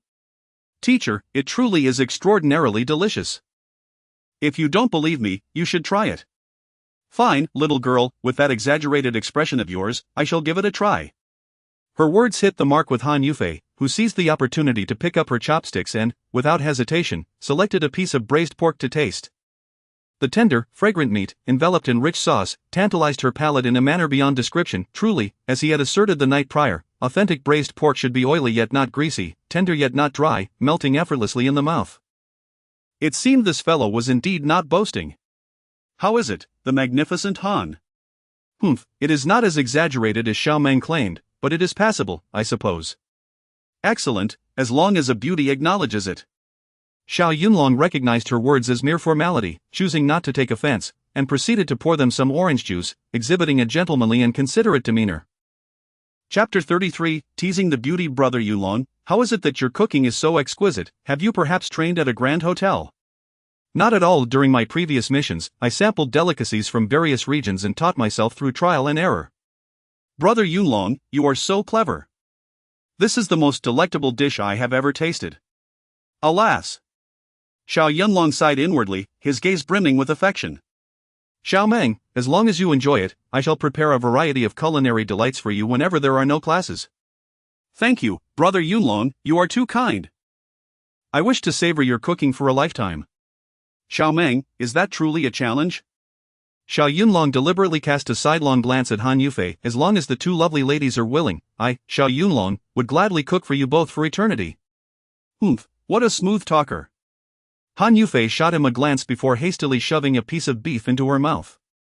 As the three of them conversed while dining, Han Yufei's ire gradually dissipated. Xiao Yunlong certainly knew how to charm a lady. Not only did he serve dessert after the meal, but he also took the initiative to wash the dishes. This man, though carefree, silver-tongued, and somewhat lecherous, indeed possessed remarkable culinary skills. Han Yufei felt a surge of gratitude, a twinge of guilt washing over her. She speared a small piece of apple with a toothpick and slowly approached the kitchen doorway. Hey, Mr. Xiao, in light of your sincerity and your commendable cooking, I shall overlook what transpired yesterday. Ah? Xiao Yunlong looked up, mildly astonished. Fair lady, does this mean you forgive me? Humph, we all reside under the same roof. I did not wish for Xiao Meng to feel caught in the middle. He, indeed, a teacher embodies reasonableness and understanding. Cut the flattery. Han Yufei, with her naturally forthright personality, was quick to temper but equally swift to forgive. Hey, this afternoon, Xiao Meng and I plan to go shopping. Why not join us? What, am I invited too? Exactly, let us see if there is anything worth purchasing. I shall treat you as a gesture of goodwill. Really?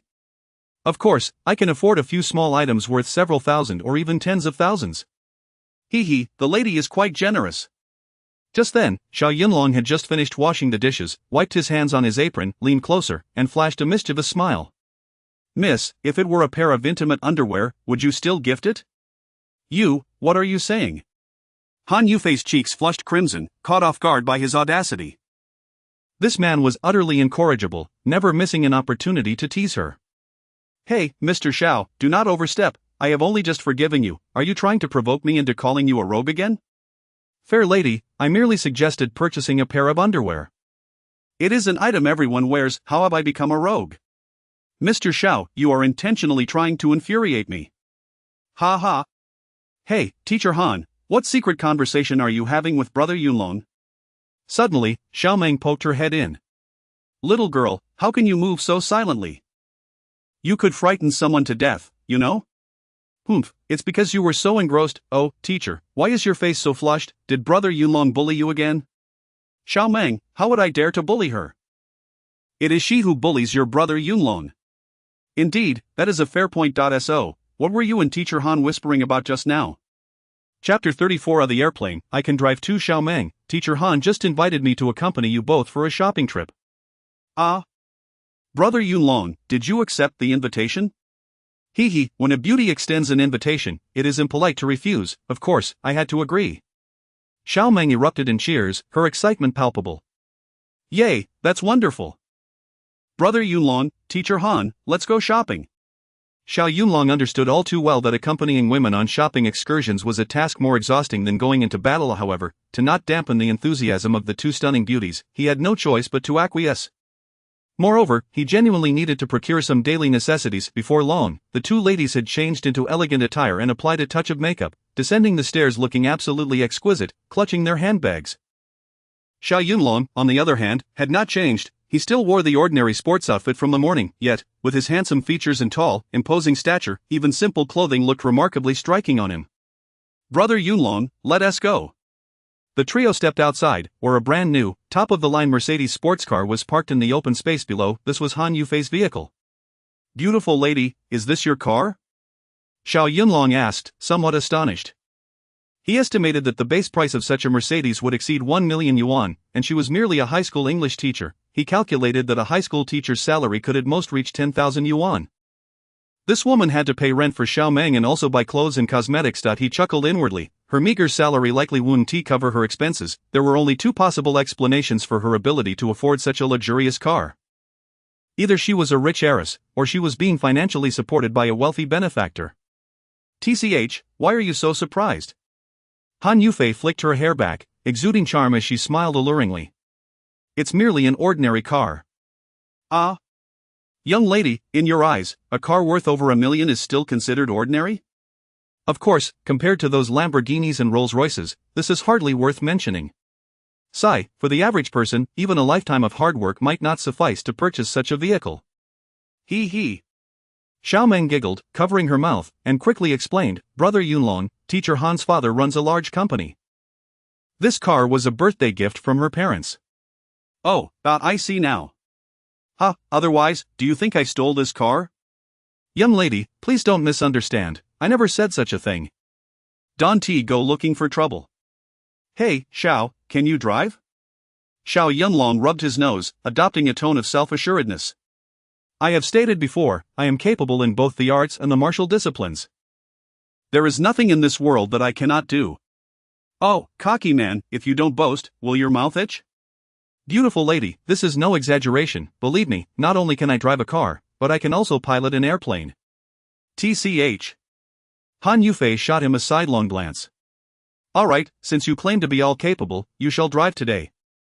But upon hearing this, Xiao Meng grew anxious. Hey, Teacher Han, Brother Yunlong just arrived in Tianhai City. He is not familiar with the roads. It's fine. Xiao Yunlong reassured her with a pat on her shoulder. Xiao Meng, as long as there is a navigation system in the car, we'll be alright. Rest assured, there is indeed a navigation system. Excellent, my lovely companions, please get in the car. With the navigation system, I'll take you wherever you desire. As he spoke, Xiao Yunlong opened the car door and took his place in the driver's seat. Chapter 35. Your entire family sees things amiss. The Mercedes sports car, undoubtedly a fine vehicle, boasts exceptional performance, low noise levels, spacious interiors, and a smooth ride. Come on, Xiao Meng, let us get in. Han Yufei and Xiao Meng settled into the back seat, elated by the prospect of a complimentary chauffeur for the day and a companion to carry their shopping bags. The lovely teacher was positively beaming. Driver Xiao, we're headed to the New World department store. Understood, alright, Xiao Meng, beautiful lady, let us embark for the New World shopping plaza. Hee hee. Xiao Meng giggled, covering her mouth. Brother Yunlong, you seem quite mature and composed on the outside. I never expected you to have such a lively side.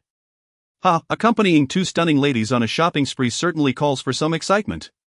With that, Xiao Yunlong input the destination into the navigation system and started the car, the three of them chatting and laughing as they made their way. Xiao Meng resided in an older part of the city, where the roads were poorly maintained and rather narrow. Furthermore, the occasional misparked vehicle exacerbated the frequent traffic congestions. Consequently, the government had announced plans to renovate the area within 3 years. However, just as Xiao Yunlong had driven less than 500 meters, he found a BMW blocking their path. For reasons unknown, the driver had left the engine running yet remained stubbornly stationary. To complicate matters further, a large SUV was parked to their left, creating an impasse that left Xiao Yunlong unable to maneuver around. Assuming the driver was simply in a hurry, he patiently waited for 2 minutes. Yet, 3 minutes had passed with no sign of the BMW moving. What on earth was the driver doing? Honk, honk. Xiao Yunlong pressed the horn several times, signaling for the driver to clear the way so he could proceed. Yet, a minute later, the BMW remained indifferent, unyielding in its obstruction. Growing frustrated, Xiao Yunlong leaned out of the window and called out, "Hey, BMW driver, your car is blocking the road. Could you please move it?" The BMW driver showed no intention of budging, exuding an air of defiance as if to say, "I'm not moving, what are you going to do about it?" From the back seat, Han Yufei frowned, muttering her discontent. What is the driver thinking? Does he believe this road belongs to him? Xiao Yunlong peeked ahead, offering a resigned chuckle. Hee hee, perhaps the driver up ahead is engaged in some rather romantic activities with a lover. Xiao, what nonsense are you spouting? Han Yufei's cheeks flushed with embarrassment, misinterpreting Xiao Yunlong's comment as a reference to something more scandalous. She shot him a glare, reproaching him. How could that be possible in broad daylight on the street? Realizing her misunderstanding, Xiao Yunlong quickly clarified, "My dear lady, please do not misconstrue my words. I merely meant they might be sharing a kiss, nothing like what you're imagining." Humph, shameless, you're the one thinking improperly, your entire family must be seeing things amiss. Sigh. Xiao Yunlong shrugged helplessly. Alas, in these times, even speaking the truth seems to earn disbelief. What more can I say, my lady? What nonsense, Xiao, you must be more mindful of your words and their impact. After all, Xiao Meng is not yet 18. Yes, your wish is my command, my lady. Han Laosher, please, let us not continue this. The young girl, newly awakened to the complexities of romance, felt a mix of confusion and embarrassment, hastily lowering her head upon overhearing their exchange. Chapter 36. The lecherous driver. Humph, this driver is utterly exasperating. The temperamental beauty teacher, already prone to bouts of anger, felt her irritation surge upon encountering the BMW that brazenly obstructed their path. Xiao Meng, hold on tight, I'm going to check the situation. With that, she flung open the car door and leaped out, striding directly to the front of the BMW, rapping on the tinted window with urgency. Hey, driver! What on earth are you doing? Move your car so we can pass. Before Han Yufei could finish her sentence, she caught a glimpse through the darkened glass of the vehicle. Inside, a man and a woman were locked in a passionate embrace, oblivious to their surroundings. My goodness, it seems Xiao Yunlong was indeed right. The couple appeared completely absorbed in their kiss, disregarding the cacophony of honking horns and bustling traffic as if it were mere background noise. Ah! Han Yufei was momentarily taken aback, her cheeks flushing crimson with embarrassment. What on earth, in broad daylight, these two were far too brazen and passionate. How presumptuous of them to treat the public road as their private domain. Stuck in a quandary, she stood frozen, unable to advance or retreat, overwhelmed by the awkwardness of the moment. Who's banging on my window? Damn it!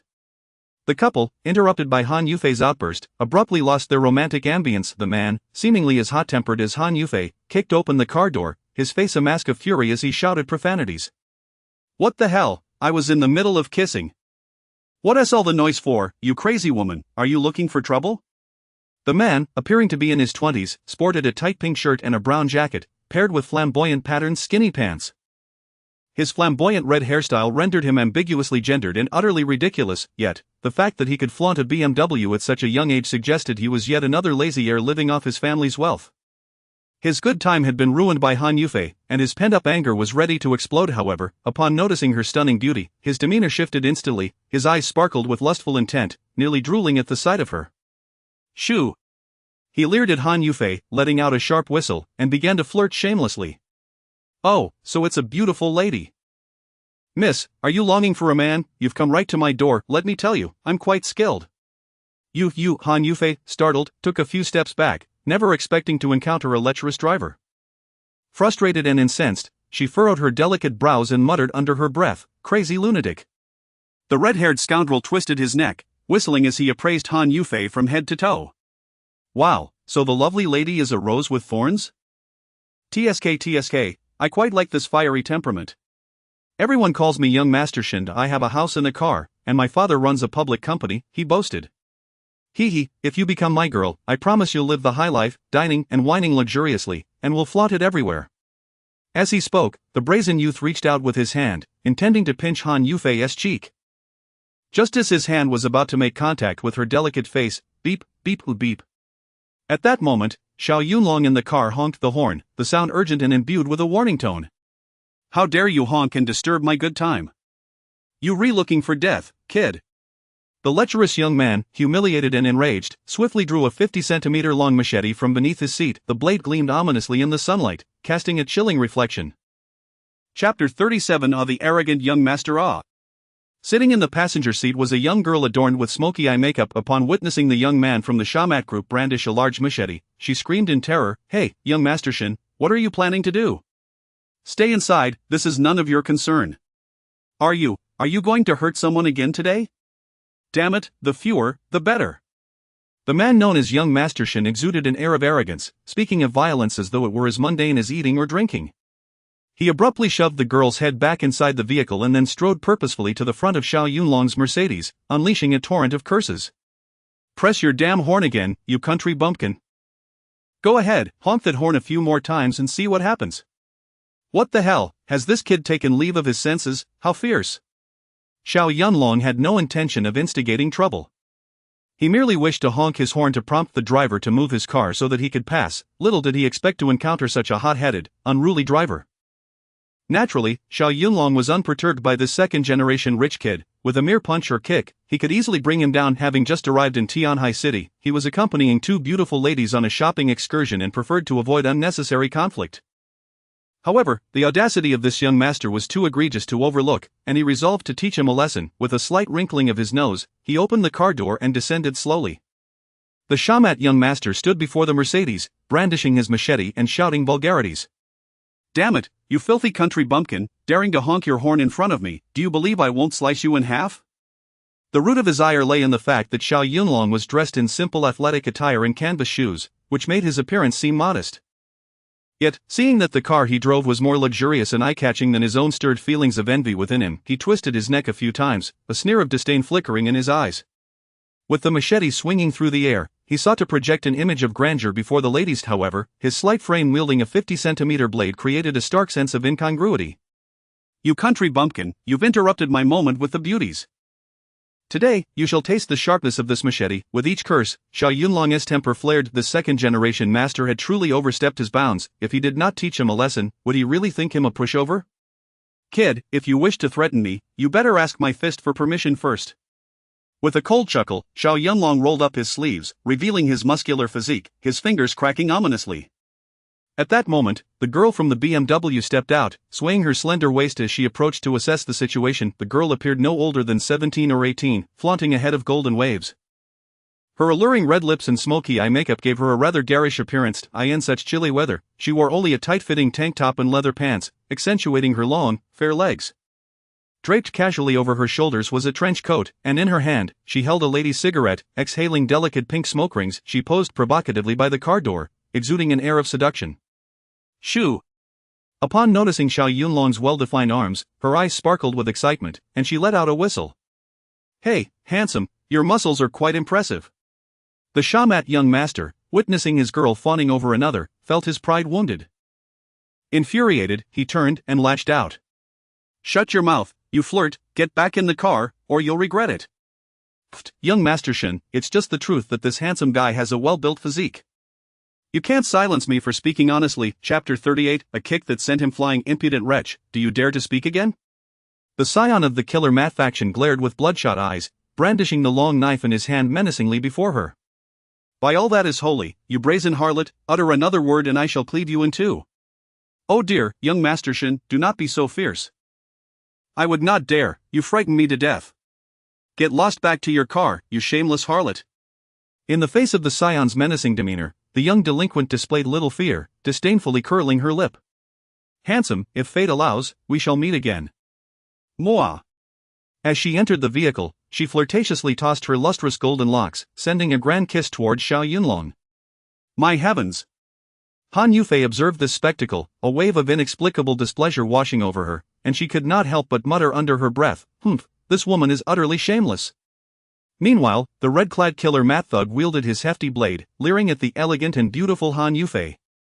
My fair lady, you have interrupted this young master's affairs today. Come here and grant me a kiss, and I shall allow you to pass. You vile scoundrel, do not approach. Han Yufei retorted, her face a mask of cold disdain. I am not afraid of you. Should you continue this insolence, I shall show you no mercy. Well versed in taekwondo, Han Yufei felt no trepidation in the face of the threat. You dare to act so brazenly before me? If you persist, I shall smash your car. Before her words could settle, the thug swung his large blade towards Han Yufei's Mercedes. At that moment, Xiaoming, still seated in the car, let out a terrified scream. Brother Yunlong, someone is attacking the car, help! Die! Han Yufei could no longer contain herself. She was determined to teach the scion a well-deserved lesson. Just as she lifted her right foot, Xiao Yunlong sprang into action ahead of her. You think you can damage my car? You are sorely mistaken.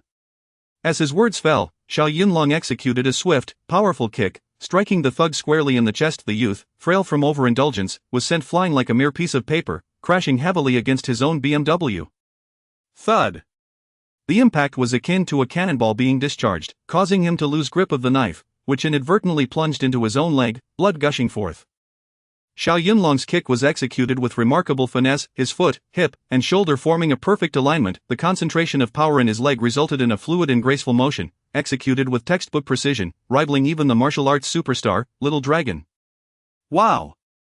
Han Yufei and Xiaoming gaped in astonishment, awestruck by the sheer force behind that single kick. Brother Yunlong, you are amazing! Xiaoming exclaimed, leaping from the car, her heart aflutter with admiration as she gazed at her hero. This impressive display significantly altered Han Yufei's perception of Xiao Yunlong. No wonder he claimed his skills were not to be trifled with. Witnessing it firsthand, she realized he was no braggart.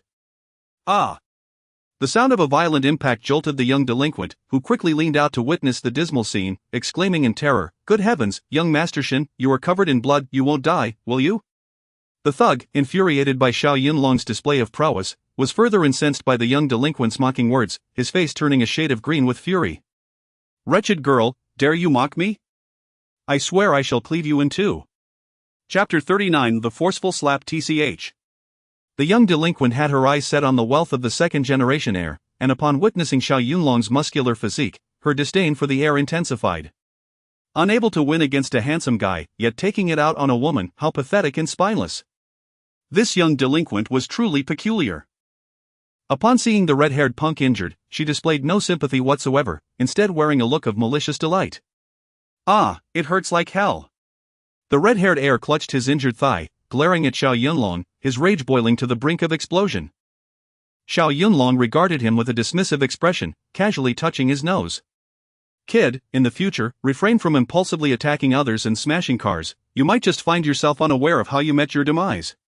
Country bumpkin, don't get too cocky. I'll curse your ancestors for 18 generations. You may insult me, but if you dare to speak ill of my mother, second-generation heir, you are courting death." Although Xiao Yunlong had never laid eyes on his mother, the term mother held an ineffable sanctity in his heart, one that he would not allow anyone to tarnish. His eyes flashed with cold fury as he stepped forward, seizing the collar of the red-haired punk. "Hey, country bumpkin, what are you doing?" Without uttering a word, Xiao Yunlong delivered a resounding slap to the punk's cheek, blood splattering onto the ground. "Country bumpkin, let me go, damn it." "Oh, still daring to curse?" Another slap followed. "I am Shin Tianzi. My father is the big boss of a company, I am the young master of the Shin Group, how dare you hit me, you are Shin Tianzi." A slap. "Your father is the big boss of the company." Another slap. "You are the young master of the Shin Group, thinking yourself quite impressive." Yet another slap. With 3 resounding slaps, Shin Tianzi's face ballooned grotesquely, resembling an inflated balloon, a sight too ghastly to behold. Xiao Yunlong cared not whether the man's father was a major or minor boss. Anyone who insulted his mother was simply asking for trouble. Ah! Shin Tianzi, terrified to his very core, was rendered speechless, momentarily too frightened to utter any curses against his father or mother. "Kid, how about it? Still want to insult me?" "I damn you," Shin Tianzi winced, clutching his throbbing cheek, recalling the stinging slaps from Xiao Yunlong, and he swallowed the word mother back down with great difficulty. "Young Master Shin, remember, these slaps are merely a basic lesson for you." With an expert hand, Xiao Yunlong employed a technique of forceful slapping, delivering blows that were painfully effective without being lethal. The series of slaps left Shin Tianzi's face a deep purple, a sight both alarming and disconcerting. His skin was marred with bruises, and his face swelled, resembling that of a pig. Even if it did not leave permanent scars, he would likely avoid human company for at least half a month. My goodness! The display of forceful slapping left Han Yufei and Xiaoming utterly astonished. They had thought such scenes exaggerated in films, only to discover that a person could indeed have their face swell grotesquely after being struck. The retribution was truly satisfying. With blood gushing from his mouth, Shin Tianzi, dazed and disoriented, collapsed to the ground, barely able to emit a cry of despair. His face, now swollen beyond recognition, produced a gurgling sound from his throat as if pleading for mercy. "Brother Yunlong, please, stop." Witnessing the bloody scene, Xiaoming, being a girl with a tender heart, felt a pang of compassion for Shin Tianzi, now suffering the consequences of his actions. Xiao Yunlong let out a cold snort, declaring with righteous fervor, "Xiaoming, I truly did not wish to resort to violence, but he insulted my mother, and that is absolutely intolerable." Chapter 40 No Pain, No Gain. Splutter. Shin Tianzi spat out blood, clutching his swollen cheek, yearning for vengeance yet trembling in fear at the might of Xiao Yunlong. If only he had known how formidable this fellow was, he would never have dared to obstruct his path. Alas, today truly felt like a stroke of misfortune. "Kid, move your car out of the way. We're in a hurry, or you'll be in for quite a spectacle." Xiao Yunlong's words were delivered with a deliberate calmness, his tone unhurried, yet to Shin Tianzi, they resonated with the weight of an imperial edict. Yes, I will drive away immediately. TCH, had I known this, I wouldn't have endured such humiliation." Shin Tianzi, aware of his inferiority to Xiao Yunlong, grasped a knife in one hand while shielding his injured face with the other, scrambling to the driver's seat. He started the car, but his heart was gripped by terror, causing his hands to tremble uncontrollably, rendering him incapable of shifting gears. It took several agonizing minutes before he managed to maneuver the vehicle away. "Xiao Meng, this is what we call no pain, no gain." Xiao Meng said nothing, but Han Yufei wholeheartedly concurred. Indeed, individuals like him are far too arrogant. They deserve a lesson. Two stunning beauties, what are you waiting for? Get in the car. Xiao Yunlong shrugged, exchanging a knowing smile with Han Yufei and Xiao Meng as the three of them climbed into the vehicle. With the engine roaring to life, the car sped away from the narrow road. "Ah, I'm infuriated." Shin Tianzi glared at the speeding Mercedes, furiously pounding the You insolent wretch, how dare you mock me? Do you believe I won't cleave you in two? Dare you? The young girl was indeed a peculiar character. Upon witnessing Xiao Yunlong's well-defined muscles, she found Shin Tianzi's scrawny form utterly unappealing. Just moments ago, she found herself daydreaming, wishing fervently that Xiao Yunlong could be hers. "Listen here, Shin, if you so much as lay a finger on me, I shall sever ties with you." Shin Tianzi was seething with rage, having already been infuriated by Xiao Yunlong's slap. Now, this insufferable woman dared to taunt him. What man could endure such indignity? "Sever ties? Fine, then, I shall rid myself of this little harlot today." Seeing Shin Tianzi's eyes blaze with fury, the young girl realized he was genuinely enraged, prompting a terrified shriek from her. "Hey, Shin, what are you doing?" "What am I doing?" "You vile creature, get out of my car, now!" Shin Tianzi, still seething from Xiao Yunlong's humiliation, was pushed over the edge by the girl's taunts. He flung open the car door, forcefully ejecting her from the vehicle before speeding away. "Ah!" The young girl was taken aback by his audacity and, picking up a stone from the ground, hurled it vehemently at the BMW, crying out in a frenzy, "Shin, you dare push me out? You recording death. I possess both beauty and a desirable figure, countless men would vie for my affection. Humph, I shall make you wear the green hat of betrayal, driving you to despair, you wretched Shin Tianzi. May you perish." Chapter 41 of the Parking Predicament. Half an hour later, Xiao Yunlong arrived at the New World Shopping Plaza. This renowned commercial shopping center, situated in the heart of the city, is a veritable melting pot of both domestic and international luxury brands, offering a dazzling array of goods that cater to every conceivable desire. Typically teeming with crowds, today being a Sunday, one could easily imagine the throngs of people swarming the vicinity, rendering movement nearly impossible. The plaza was a vibrant tapestry of individuals from all walks of life, their conversations intermingling with a cacophony of regional dialects, as they engaged in jovial banter, indulged in shopping sprees, and admired the handsome and beautiful alike, creating an atmosphere of bustling exuberance. The underground parking lot was completely full. Following the signs, Xiao Yunlong reluctantly parked his vehicle in the designated outdoor area. The young attendant, no more than 18 or 19, possessed a charming demeanor. Clearly new to his role, he humbly and enthusiastically guided Xiao Yunlong in parking his car. "Handsome, there is still one parking space available, please pull in temporarily," he suggested. The sheer volume of vehicles today was extraordinary, and should he delay, the outdoor plaza would likely be devoid of space. The only alternative would be to park on the roadside, awaiting the inevitable arrival of the traffic police. Luxury cars abounded in the plaza. Lamborghinis, Porsches, Maybachs, and BMWs were scattered everywhere, as if hosting an auto exhibition. Xiao Yunlong's Mercedes, while not particularly ostentatious, was merely an average vehicle. Nonetheless, the attendant treated him with equal regard. Feeling a flicker of empathy as he opened the car door, a friendly smile graced his face. "Brother, you've worked hard." He then retrieved a wallet from his pocket and generously tipped the attendant 100 yuan. Having risen from humble beginnings, Xiao Yunlong understood the challenges of life all too well and recognized the hardships faced by those in the parking industry. The attendant stood in the open plaza, exposed to the elements, often subjected to the disdain of the wealthy. Moreover, witnessing the beautiful women he admired yet lacking the confidence to approach them was a painful irony. If fortune turned sour, they might encounter arrogant and capricious young tycoons, enduring humiliation without a whisper of protest. "Thank you, sir, we welcome all handsome gentlemen and beautiful ladies to the New World Shopping Plaza. Wishing you a delightful shopping experience," the attendant beamed, clutching the 100 yuan note with palpable gratitude, nodding and bowing in appreciation. However, just as the attendant finished speaking, a resounding slap echoed through the air, striking his cheek with force. Dazed, he grasped his reddened face, bewildered. Su Team, why are you hitting me? Are you out of your mind? How many times have I warned you? This is Master MOS reserved parking spot. Reserved, do you understand? Su Team, I understand what, you dare to let another vehicle park here despite knowing, damn it, I noticed that Master MOISNT shopping today, and there are no other spaces available, so I allowed him to park temporarily. What? You dare to retort, Su Team. The man referred to as Su Team leader was in his late 20s, towering nearly 2 meters tall, with bloodshot eyes that glared fiercely, resembling a malevolent spirit. His arms were as thick as a calf, an obvious indication of his physical prowess. Clad in a uniform and donning a beret, he exuded an air of arrogance, his nostrils flaring, and his face a mask of brutishness. Foolish cur, summon the vehicle owner to remove their car immediately, or I shall crush you. His words were veiled threats, implying that his wrath extended not only towards the parking attendant but also towards Xiao Yunlong, the owner of the parked vehicle. Chapter 42 Dominance. The imposing figure before us, Su Duong, serves as the head of security for the plaza, a role he has occupied at the age of 28. Tasked with maintaining order within the square, he resembles a thug more than a true security officer.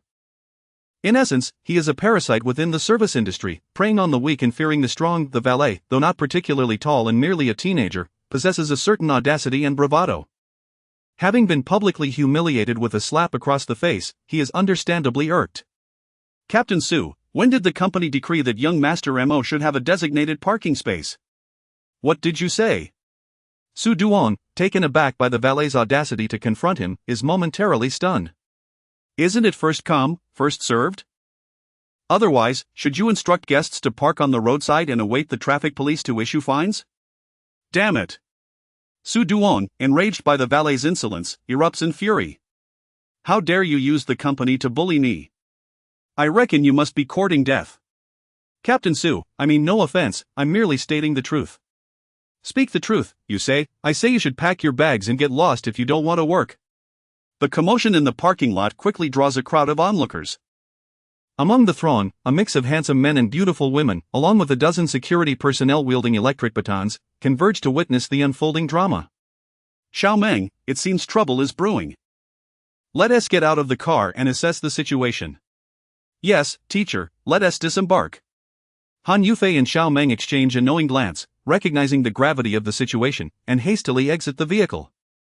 Xiao Yong, you were only brought in by Sister Xia to earn some extra cash for tuition. Why provoke Captain Su? Exactly, Xiao Yong, what possessed you to challenge him? Oh no, this is it. Xiao Yong is truly in for it now. Those familiar with Su Duong expressed their concern for the valet. Su, having trained in martial arts for several years back home, possesses formidable skills. Moreover, he relies on the influence of his brother-in-law, the manager of a department store, ensuring that no one dares to cross him. Arrogant and overbearing, he reigns supreme in this area, yet, he fawns over a wealthy heir named Mo Xiaoquan with greater enthusiasm than he shows for his own father. These security guards, drawing paychecks from their employer, are notoriously insubordinate, leaving even the boss powerless against them. Su Diwang's unchecked behavior in the plaza is partly due to his brother-in-law's position, but largely attributed to the clout wielded by their superior. Mo Xiaoquan. Rumor has it that Mo's godfather is the leader of a notorious gang, and relying on his imposing stature, Su Duong seizes the collar of the valet, Xiao Yong. Captain Su, what do you intend to do? What am I going to do? If I don't teach you a lesson, you won't learn, will you? He chuckles sinisterly, raising his hand to deliver another slap to the valet's cheek. You insolent brat, dare to speak back? Today, your grandfather Su will show you the consequences of such defiance. Oh heavens, Xiao Yong is about to be severely injured. Beside them, a young woman in a tight-fitting dress, adorned with smoky eye makeup, displays a look of pity, instinctively retreating with a face of horror as Su Duong's hand approaches Xiao Yong's face once more. Unable to stand by any longer, Xiao Yunlong steps in, his brows furrowed in determination, and swiftly intercepts Su Diwang's descending hand. Oh, you possess a bit of skill, do you? How dare you block your grandfather Su's hand? Chapter 43, Who do you think you are? Brother, let us speak amicably. Why resort to venting your frustrations on a younger one and tarnishing your own dignity? Xiao Yunlong's words, delivered with a calm demeanor, were both firm and reasonable. Mother's curse, who do you think you are, brother? This, who do you think you are? Do you have any right to speak in New World Plaza? Goodness, this foolish giant seems rather inflated with arrogance. I am no one special, merely a customer here at New World, and I parked my car. If there's an issue, address it with me. Ha, you really don't know that is Master Mo's exclusive parking space? Every visitor is a guest, and besides, is there a sign indicating it belongs to young Master Mo? Su Duan was momentarily speechless, gazing at Xiao Yunlong, who was clad in a simple sports outfit and canvas shoes, appearing utterly unremarkable. He drove a modest car worth merely a few $100,000. What audacity did he possess to retort against him, despite standing at a height of 1 85 meters, Su Duong, nearly 2 meters tall, still towered over him with an imposing presence. He was confident that a single move from him would easily send Xiao Yunlong sprawling to the ground, begging for mercy. "Ha, you dare to argue with your grandpa Su, this is quite amusing." Su Duong faltered for a moment, but soon regained his haughty demeanor. He scanned the onlookers, seemingly to showcase his own prowess and status in the plaza. Bah! After spitting disdainfully, he immediately began to hurl insults at Xiao Yunlong. "Kid, do you think you're something special? How dare you show up at New World Plaza in that decrepit Mercedes? Ha! Do you think those Lamborghinis, Rolls Royces, and Porsches are just for show? Humph, you think I need to bother with you? Take a good look in the mirror, what do you even amount to? Quickly, get in your rusty car and scram. Perhaps tonight, your grandpa Su might still grant you a chance to escape. When our boss's Lamborghini arrives, I'll make sure your pathetic vehicle is crushed into scrap metal in no time."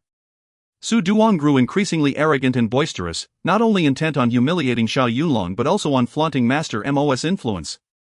Alas, how did things come to this? The valet, witnessing the trouble Xiao Yunlong and his companions had stirred up, trembled with fear.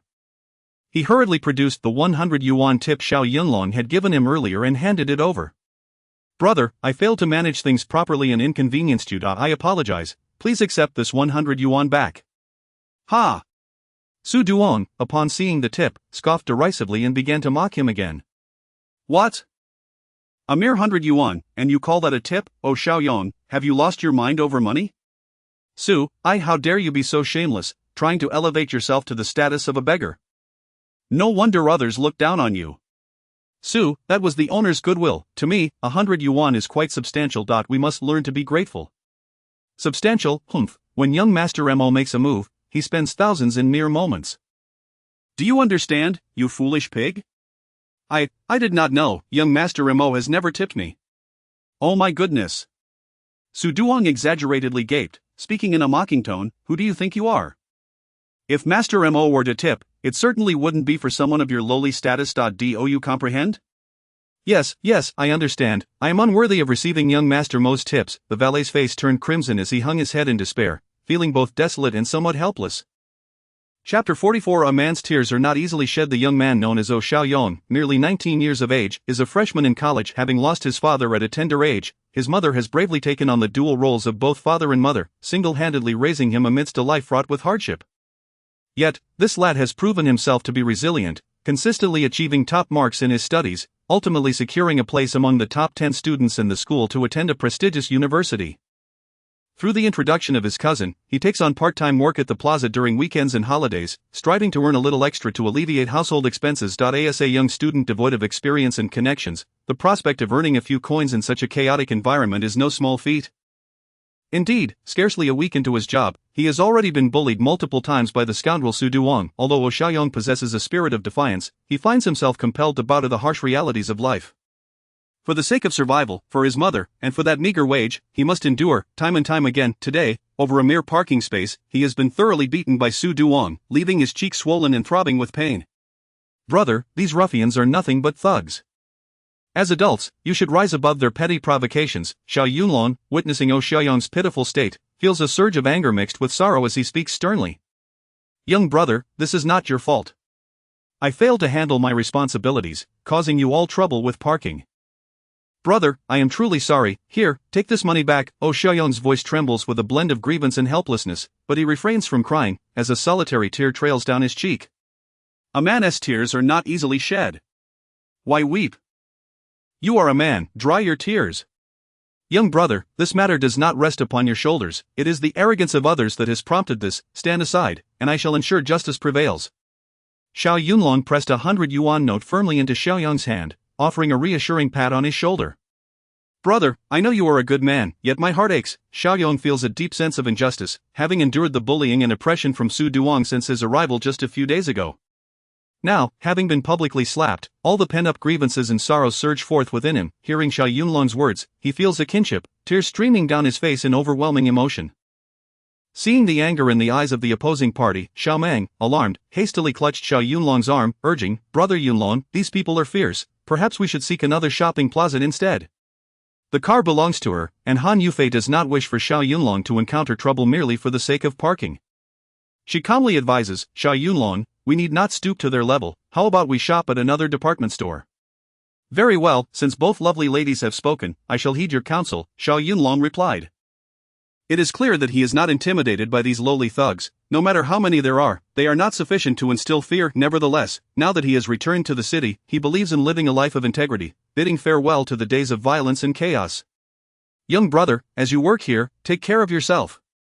Xiao Yunlong gently patted Oh Xiaoyang's shoulder, intending to leave without further provoking the gang of ruffians. Hey, what the hell? Unbeknownst to him, Su Duong, oblivious to his own folly, misinterprets their intention to leave as a sign of submission, his arrogance swelling further. You little brat, if you want to leave, then hurry up. Don't dawdle in front of me. Ah, such audacity? Ha, just wait until our boss, Missouri Xiao, arrives, you country bumpkins won't be able to escape. Chapter 45 On the Art of Inflicting Harm. As the saying goes, those who court disaster shall not escape it. Su Diwang's remarks thoroughly incited Xiao Yunlong's indignation. With one reference to Master Mo after another, could this person be a deity, capable of ascending to the heavens? Teacher Han, Xiao Meng, let us not depart today. What, not leaving? Indeed, today, I, Xiao Yunlong, shall ascertain the true identity of this Master Mo. Xiao Meng, a timid girl, felt apprehensive. As Xiao Yunlong had just arrived in Tianhai City, he was unfamiliar with the surroundings. Despite his formidable skills, the adage that a strong dragon cannot overpower a local snake was one she understood well. Brother Yunlong, in such a place where the good and the bad intermingle, it would be prudent not to provoke them. Xiao Yunlong, they utter such words solely to provoke you. Do not fall for their trickery. Xiao Meng, Teacher Han, I comprehend your concerns, but a gentleman must know when to act and when to refrain. Xiao Yunlong, please remain calm. Miss, fear not.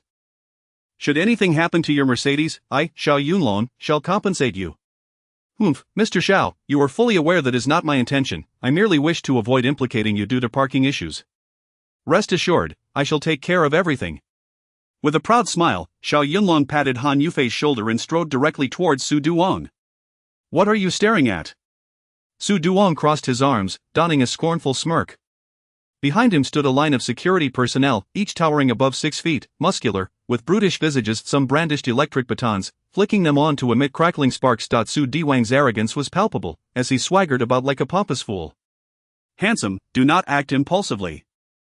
There are many of them, and you cannot win. A beautiful girl, possessing a kind heart, inexplicably felt drawn to the dashing Xiao Yunlong and could not help but offer her advice. Miss, in such circumstances, it would be wise to keep your words to yourself. You might attract trouble. Indeed, these individuals are lawless, who would dare offend them lightly. Hee, you ladies should merely enjoy the spectacle, let the men handle their brawls. One less man is one less problem. Sigh, this handsome fellow is truly foolish. He is courting misfortune today. With a dozen or so of them and 20 fists, he will undoubtedly be left battered and bruised, a sight most pitiful. The onlookers were not optimistic about Xiao Yunlong's prospects, murmuring anxiously, fearing he would be felled by a single blow from Su Duong. Dear spectators, I appreciate your concern. Xiao Yunlong exaggeratedly clasped his fists in greeting, seemingly unfazed by the chatter around him. Approaching Su Duong, he wrinkled his nose and let a hint of derision slip onto his face. I wish to inquire, did your father engage in scientific research during his youth in the 898th Army? Ha! My father never served. Impossible. Xiao Yunlong exclaimed in astonishment, how could your father not have served and still produce a son like you? You little brat, what do you mean by that? Su Duong, lacking in education and having never graduated from elementary school, was simple-minded and momentarily at a loss. Ha, not even this you comprehend. It merely proves your foolishness. Country bumpkin, do not be so arrogant. If you have the guts, speak clearly to me. Do you not understand? Your father, not having developed any viruses or bacteria, simply managed to create you instead. What? Su Diwang's eyes widened as he began to grasp the insinuation, almost blurting out his realization. You little brat, do you dare to call me a virus or bacterium?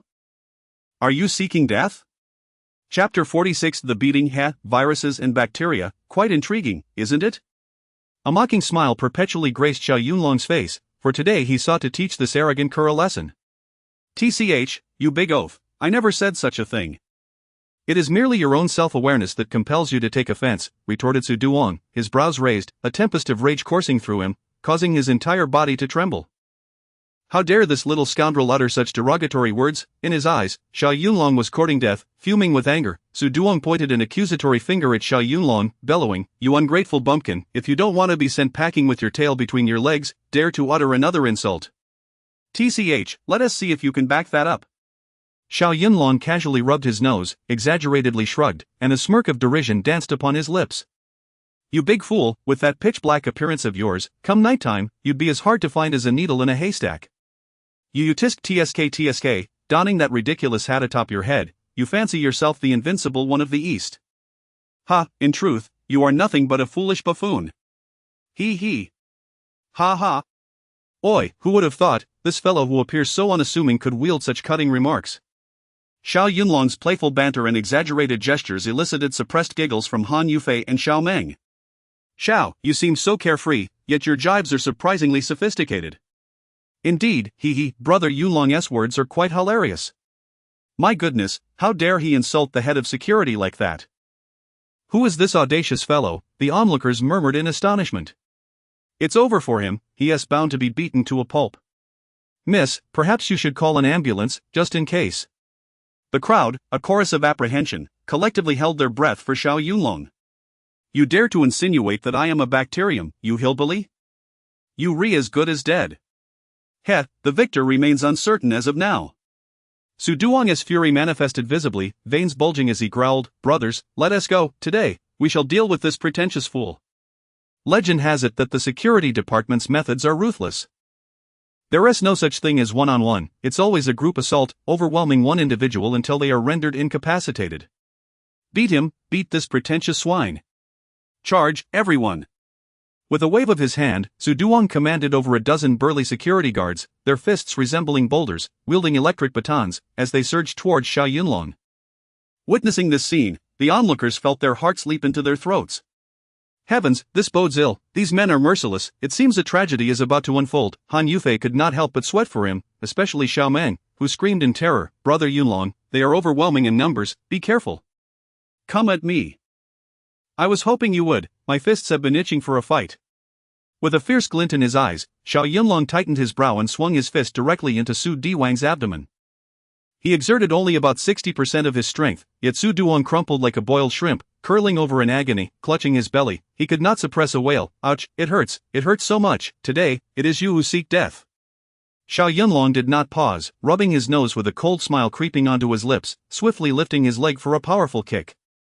Chapter 47 is 72 consecutive kicks. After defeating Su Duong with a single punch, Xiao Yunlong unleashed a flurry of 72 consecutive flying kicks, striking with the swiftness of lightning. In an instant, a myriad of leg shadows filled the air, leaving the onlookers in a state of bewilderment, utterly at a loss.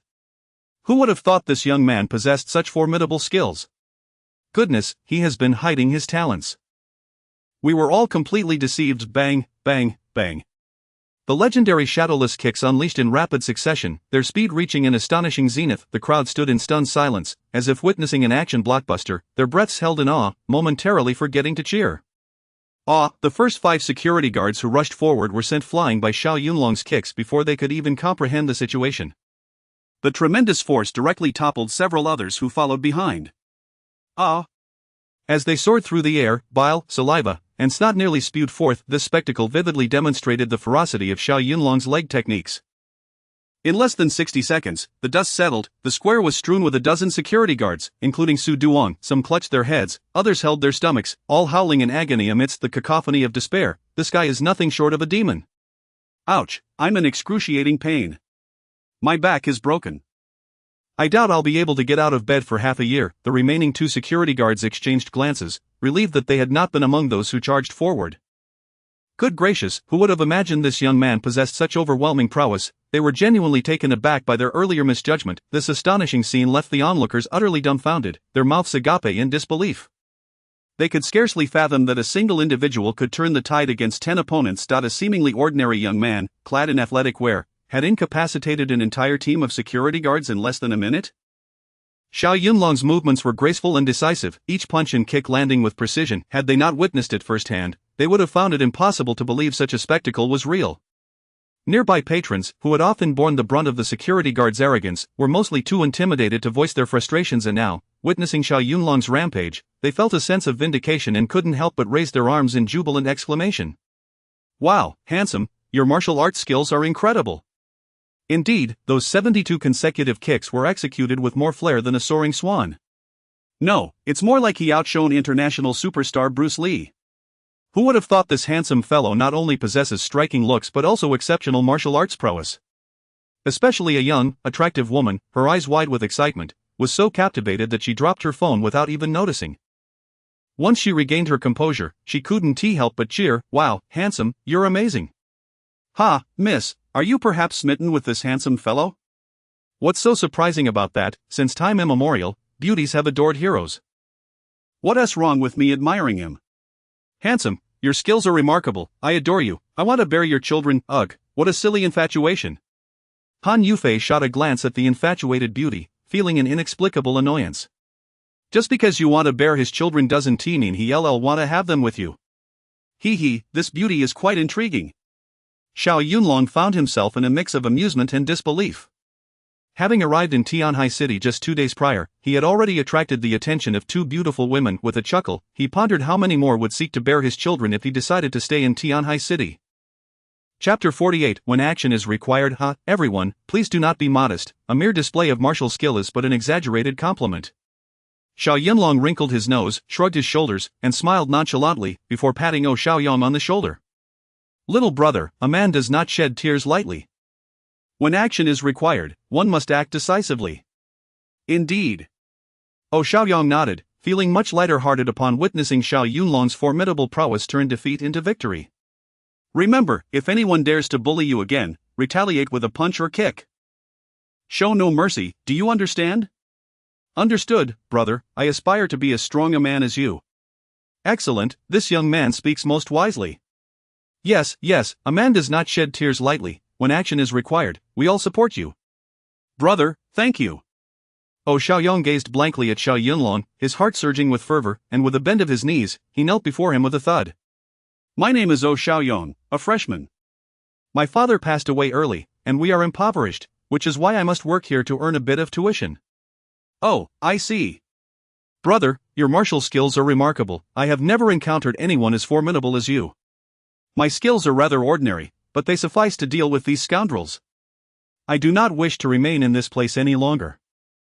"Alas, this is truly no place for a person." Su Duong, clutching his injured body, contemplated seeking revenge on Xiao Yunlong, but was intimidated by his imposing presence. With no other recourse, he vented his frustration on Xiaoyong. "Damn it, Xiaoyong, stop whining there. If you don't want to stay, then scram." Still daring to speak so arrogantly?" Xiao Yunlong shot him a fierce glare and barked, "You oaf, haven't you had enough of a beating yet? You little brat, don't get too cocky. Once our Mo Xiao arrives, you're as good as dead." As Su Duan uttered these words, he instinctively recoiled, recalling Xiao Yunlong's prowess, still haunted by fear. A bunch of buffoons, daring to act so high and mighty, utterly oblivious to their own demise. Xiao Yunlong furrowed his brow, yanked Xiaoyong up from the ground, and spoke with resolute conviction, brimming with heroism. "A man's knees are worth their weight in gold. Xiaoyong, do not kneel on the ground, a man stands tall when he speaks." "Brother, I understand, a man does not kneel easily, only before heaven, the earth, parents, and ancestors." "Good, now rise." "Heroic brother, today I kneel before you, as a token of my sincere admiration." "Little brother, my aid to you today is driven by principle, not personal ties." Encountering such injustices, any person with a sense of righteousness cannot turn a blind eye. "Yes, in any case, thank you, brother." Han Yufei, perceiving Xiaoyong's striking features and the unique spirit of resilience he exuded, felt a stirring in her heart. Gradually approaching him, she smiled and said, "Little brother, if you truly wish to leave this place, I can assist you in finding a job."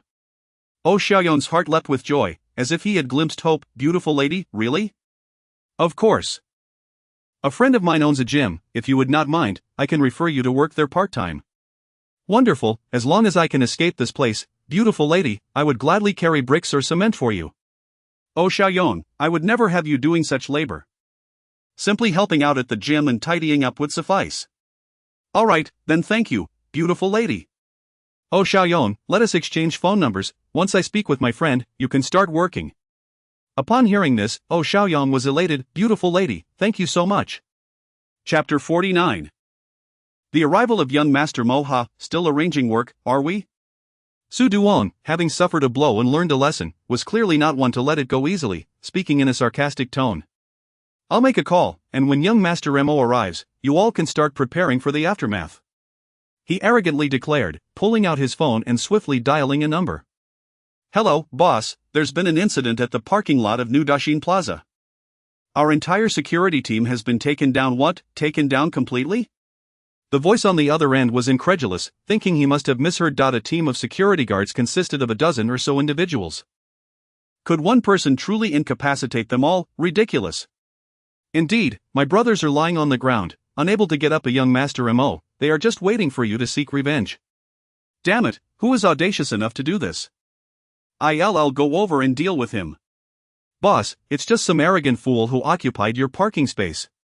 How dare he occupy my parking space? This arrogant fool not only seized your parking spot but also boasts shamelessly, acting all high and mighty. Mother, does he court death? Boss, this brat is too insolent. Not only did he knock us down, but he also claimed you are no match for him. Damn it, tell him not to escape. I'll arrive on the scene in 10 minutes, and I will turn that arrogant fool into minced meat. Yes, boss, my brothers are just waiting for your arrival. Having successfully incited the flames of conflict, Su Duong turned his attention back to Xiao Yunlong, who was now exuding arrogance once more. You little brat, young Master Mo will arrive in 10 minutes. If you don't want to be a coward, then don't even think about fleeing. All right. Xiao Yunlong touched his nose, a proud expression crossing his face. Today, whoever escapes is the coward. I am eager to see who this young Master Mo truly is. Kid, don't be so arrogant. When our boss arrives, you all will be doomed. Sure enough, a Lamborghini roared onto the square a few minutes later, flanked by 4 heavy motorcycles providing escort. Goodness, the aura and spectacle were such that it felt as though an emperor were making a public appearance. Vroom vroom. The sound of heavy motorcycle engines thundered, reverberating through the air, deafening to all. The display was indeed overwhelming. The onlookers craned their necks, unsure of what formidable figure had arrived, their hearts filled with trepidation. Instinctively retreating to clear a path, the Lamborghini came to a halt first, followed by the 4 heavy motorcycles, which moved with the grace of a dragon emerging from the sea. With a few revs, the motorcycles executed a perfect drift, their hefty tires carving sweeping arcs upon the ground. The maneuver was executed with such fluidity that it was evident they were seasoned riders. From the heavy motorcycles emerged 7 or 8 young men, removing their helmets to reveal a uniformity of shaved heads. Their arms and necks were adorned with tattoos of dragons and tigers, grotesque figures that exuded a rebellious aura, unmistakably signaling their unruly nature. They lined up in 2 rows, bending slightly, awaiting the descent of their master. In stark contrast, the man in the Lamborghini was a tall, imposing figure in his late 20s, wearing sunglasses and a proud expression. Beside him in the passenger seat sat a stunningly beautiful woman with long legs, adorned with smoky makeup, luscious red lips, and cascading golden waves, her figure strikingly alluring. My goodness, what a breathtaking beauty! Upon seeing the arrival of this individual, Su Duong rubbed his hands together, his body trembling with excitement as he eagerly approached. Young Master Mo, you have finally arrived. How wonderful, how wonderful! Chapter 50. The little overlord of Jiangdong. Goodness gracious, a BMW S1000RR. Xiao Yunlong cast a glance at the 4 heavy motorcycles, unable to suppress a heartfelt admiration. He had encountered such vehicles in his organization and was well versed in their specifications and functionalities. Of course, it wasn't the exorbitance of these heavy motorcycles that captivated him. They were merely valued at a few $100,000 at most. The price was not the crux of the matter. Rather, it was the sheer audacity and flamboyance of riding such a machine that appealed to him, with a Lamborghini leading the way, trailed by 4 BMW S1000RRs in a protective convoy whose grand display could rival this. Could this individual be the fabled young Master Mo? Master Mo, please. A bald henchman opened the car door, respectfully welcoming their leader as he alighted. The young man descended from the Lamborghini with an air of arrogance, while the stunning blonde immediately placed a lit cigar into his mouth. Master Mo, here, enjoy a smoke. The statuesque beauty flashed a flirtatious smile, teasingly accentuating her assets, her enthusiasm surpassing that of a devoted servant attending her own kin. Such splendid service, fair maiden. Serving Master Mo is my duty, of course. Ha! The young Master Mo playfully pinched her posterior, laughing heartily. Well said, I shall reward you with $1 million. $1 million. The beauteous eyes sparkled with delight. Thank you, Master Mo. I love you. She promptly planted a kiss on his cheek in a bid to curry favor. Damn it, you shameless women only care for my wealth. You're all so lewd. No, Master M.O., I love you as a person as well, but who could resist money? Ha, splendid. Being rich is simply delightful. The young man donned a black leather jacket adorned with studs, paired with tight-fitting trousers, his face adorned with an exaggerated grin. A gold chain, as thick as his thumb, hung around his neck, and he sported genuine leather ankle boots. With his arm wrapped around the gaudy beauty, he strode confidently, exuding an air of superiority.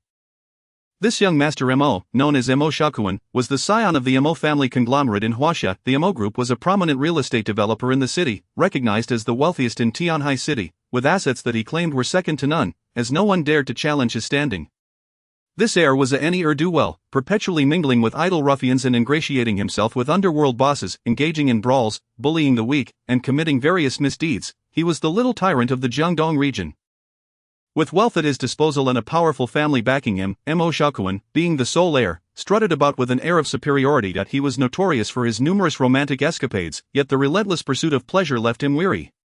He sought thrills in street fights, reckless driving, and drifting. These were his preferred pastimes. The New World Shopping Plaza was always under M.O. Shakuin's protection. Customers, no matter how brazen or affluent, dared not disrupt the peace upon hearing the title Little Overlord of Jiangdong. Su Duong was well aware of M.O. Shakuin's privileged background, recognizing his wealth, influence, and formidable connections, including a godfather rumored to be a notorious underworld figure. Hence, he treated this little tyrant with more deference than he did his own father. Su Duong, tell me, which shameless scoundrel dared to occupy your Master Mo's parking spot? Humph. Su Duong, sensing the arrival of reinforcements, grew increasingly arrogant, pointing at Xiao Yunlong as he fanned the flames.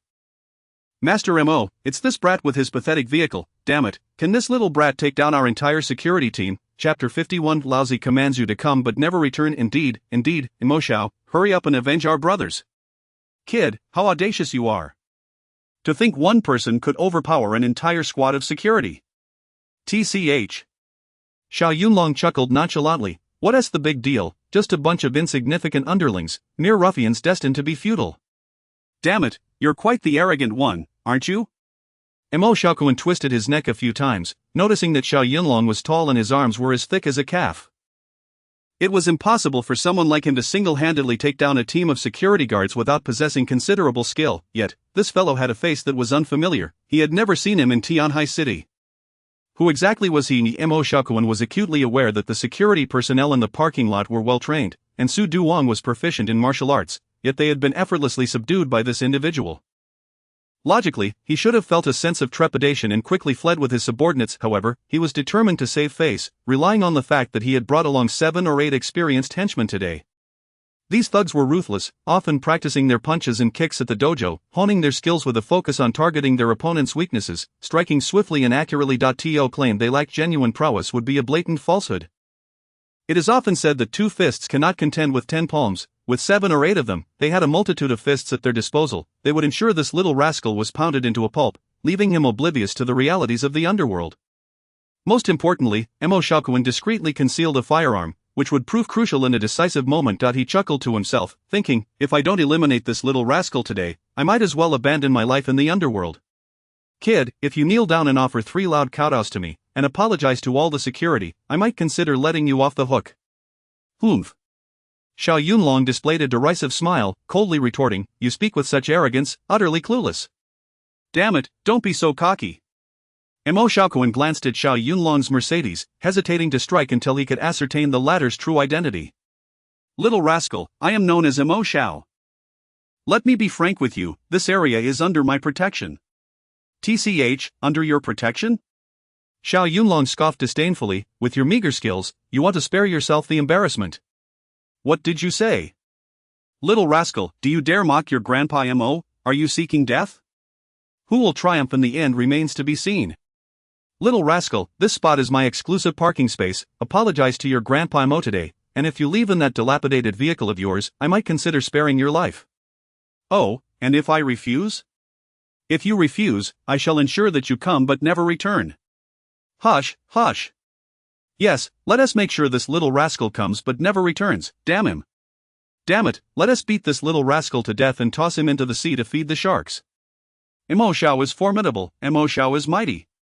The 7 or 8 henchmen, having never witnessed Xiao Yunlong's prowess, were blissfully ignorant of the danger they faced. Emboldened by their leader's arrogance, they rallied enthusiastically, fervently praising Mo Shaokuan. Come but never return? Hee, young Master Mo, I believe that phrase is more fitting for me to say. Damn it! Mo Shaokuan, accustomed to being proud and arrogant, became infuriated upon realizing that Xiao Yunlong did not regard him with any respect. Little rascal, you are overstepping. Should you lose your life here, do not blame your grandpa Mo for being ruthless. Xiao Yunlong's cold mockery ignited the flames of anger within Mo Shaokuan. To dare mock your grandpa Mo, you shall perish. With a twist of his neck, he pushed away the beauty in his arms, his eyes gleaming like a leopard's in predation. Unbeknownst to anyone, a dagger had appeared in his hand, and with a swift motion, he lunged it towards Xiao Yunlong's chest. Chapter 52, Car smashed. The dagger whistled through the air, infused with a formidable energy. Good heavens, this young Master Mo indeed possesses some skill. Brother Yunlong, be careful. Xiao Yunlong, watch out for the dagger in his hand. As soon as Xiao Meng and Han Yufei noticed their adversary wielding a deadly weapon, they clung together in terror, both shrieking in fright. Second generation heir, come at me. Xiao Yunlong swiftly evaded the dagger's thrust, his body shifting to the side. With utmost focus, he struck with lightning speed, firmly grasping Mo Shaokuan's wrist. Mo Shaokuan, who was typically arrogant and haughty, with his nose held high, was taken aback by Xiao Yunlong's formidable prowess. It would be a lie to claim he felt no fear deep down. How dare you, little brat, to seize the wrist of your grandfather Mo, you're courting death. His brows furrowed in anger as he exerted force, attempting to shake off Xiao Yunlong's grip. Yet, the latter's hold was as unyielding as a vice. The more he struggled, the tighter Xiao Yunlong's grip became. Mo Shaokuan's heart sank in alarm. Damn it, this kid truly has some skills. His wrist-holding technique is simply too formidable. Anyone who has undergone training understands the intricacies involved, and today he had encountered a formidable opponent. A true expert reveals their caliber upon engagement. With his wrist firmly ensnared by Xiao Yunlong, the young tyrant seethed with embarrassment and rage, yet dared not struggle recklessly, leaving him in a most awkward predicament. Let go of your filthy hands, you little brat. Young Master Mo, weren't you quite arrogant and imposing? If you have the capability, free yourself. Damn it, release me.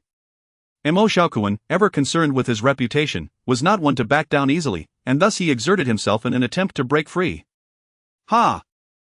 You still dare to struggle, clearly, you seek your own demise. Xiao Yunlong, uninterested in further dialogue, inadvertently intensified his grip. Ouch! Immediately, pain surged through the young heir, causing tears and cold sweat to cascade down his face, his complexion shifting from green to pale, reminiscent of a ghostly figure from the underworld. At last, unable to endure any longer, he howled in agony. Ouch, it hurts terribly, my hand is going to break.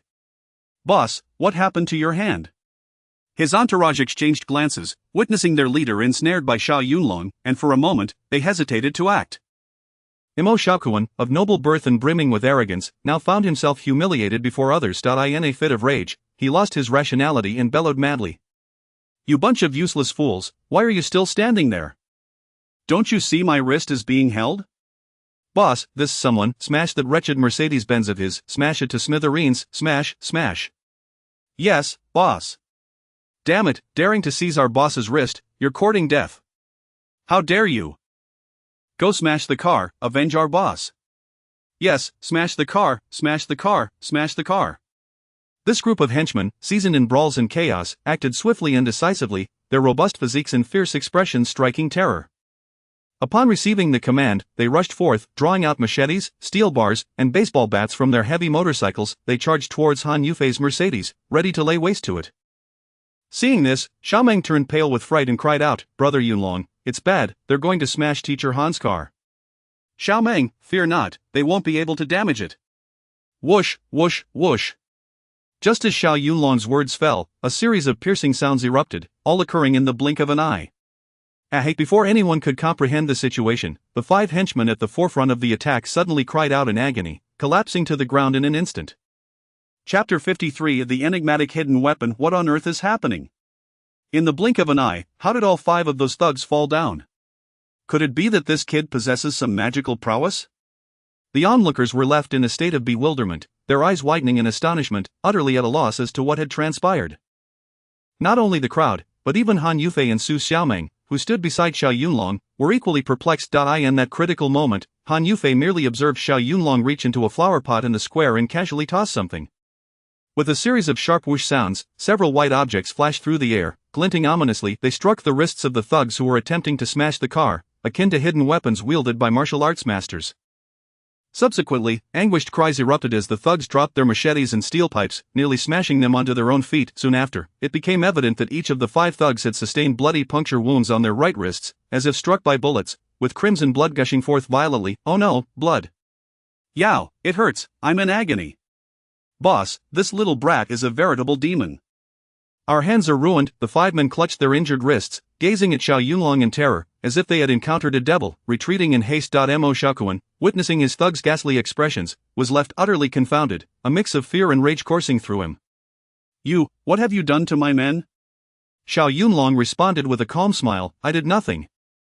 They were about to damage my car, and I merely acted in self-defense. Mo Shaokuan was left spluttering, his face darkening, and he redirected his ire towards his gang. Damn it, a bunch of useless fools.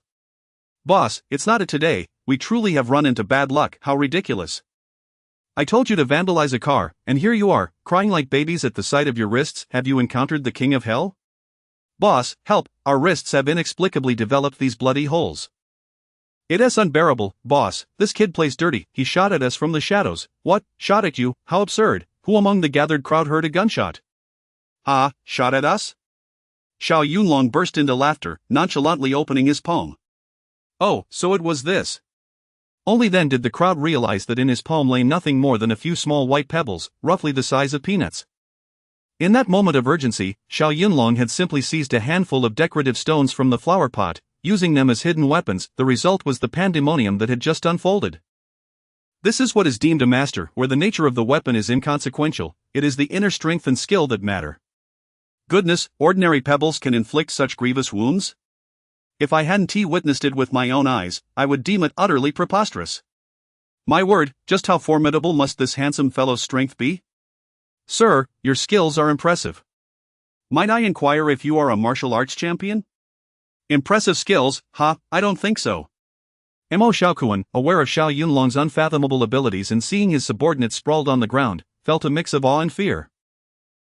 I may not be able to defeat you, but I have a gun. Suddenly, emboldened by desperation, he pulled out a handgun without warning.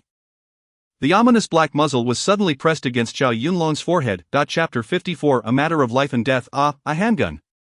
Xiao Meng was terrified upon seeing it, and she cried out in a shrill voice, Brother Yunlong, it's bad, he has a gun. Xiao Yunlong, be careful. Han Yufei's face turned pale with fright as well.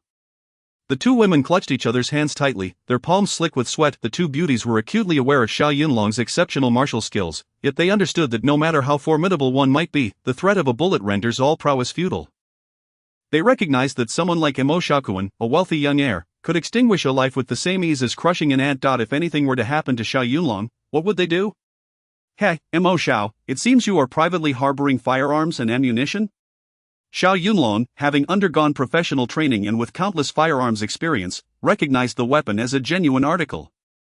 According to the laws of Huaxia, the possession of firearms and ammunition is a capital offense, he mocked, his gaze shifting subtly as he lowered his guard. After all, a handgun does not discriminate, a moment of carelessness could cost a life. You little brat, acting all high and mighty, damn your mother. Mo Shaokuan spat venomously at Xiao Yunlong, as his bodyguards and lackeys fell one by one to the ground. His fury had reached a boiling point, and he longed to dismember this little brat to alleviate his rage. The second-generation heir grinned widely, twisting his neck, his arrogance swelling even further. I warned you long ago, cross my grandfather, and you are as good as dead. Curse it, if you provoke me, I'll blow your head off. You little brat, still pretending to be tough? Let us see how you act now. With the gun in hand, he felt emboldened, pressing the weapon against Xiao Yunlong's forehead and barking menacingly. The merciless nature of bullets struck fear into Xiao Meng, who, at such a tender age, had never encountered such perilous circumstances and immediately burst into tears. Oh my God, Brother Yunlong, be careful of that gun in his hand. You mustn't let anything happen to you. Teacher Han, what do we do now? You must think of a way to save him. Han Yufei was equally anxious, wringing her hands. While she possessed some martial skills, the gravity of the situation left Xiao Yunlong's life hanging in the balance. If she were to rush in to save him, she feared it might backfire and cause more harm. Xiao Meng, in this situation, there is little I can do. My heavens, what can we do? Xiao Meng, please stop crying. Teacher, Brother Yunlong is a comrade of my brother's. If he were to tragically perish, how could I ever face my brother again? Xiao Meng sobbed uncontrollably, tears streaming down her face. Xiao Meng, Teacher Han, fret not, everything will be all right. Xiao Yunlong reassured with a nonchalant smile. With his abilities, there were countless ways to disarm Mo Xiaokuan. What, you little brat, even at this moment, you dare to act indifferent? The second-generation heir, seeing Xiao Yunlong's unconcerned demeanor despite the gun pressed to his head, felt his fury intensify. Ah! He pressed the gun harder against Xiao Yunlong's forehead, gritting his teeth and shouting arrogantly, "You little brat, I don't believe in the supernatural. Are you a deity? Can't a bullet put you down?" Pfft, what a farce! Xiao Yunlong exhibited no hint of panic, raising an eyebrow and continuing to jest. Just a pull of the trigger, and you, little brat, will be on your way to meet the king of hell. Do you believe it? Dare to keep pretending, go on, keep pretending. Chapter 55 Seizing the gun issue, wonderful, the boss is impressive. The remaining uninjured henchmen, witnessing their leader turn the tide, momentarily forgot their fear and began to boast. Boss, kill that pretentious fool. Ha, as per our usual custom, after killing him, toss him into the pond to feed the turtles. The boss is formidable. The boss is mighty, all brothers stand by you. Mo Xiaokuan, encouraged by his subordinates' cheers, twisted his neck, his demeanor growing increasingly arrogant. My brothers are right, I am eager to see whose skills are superior, his, or the might of my bullets. Boss, wait.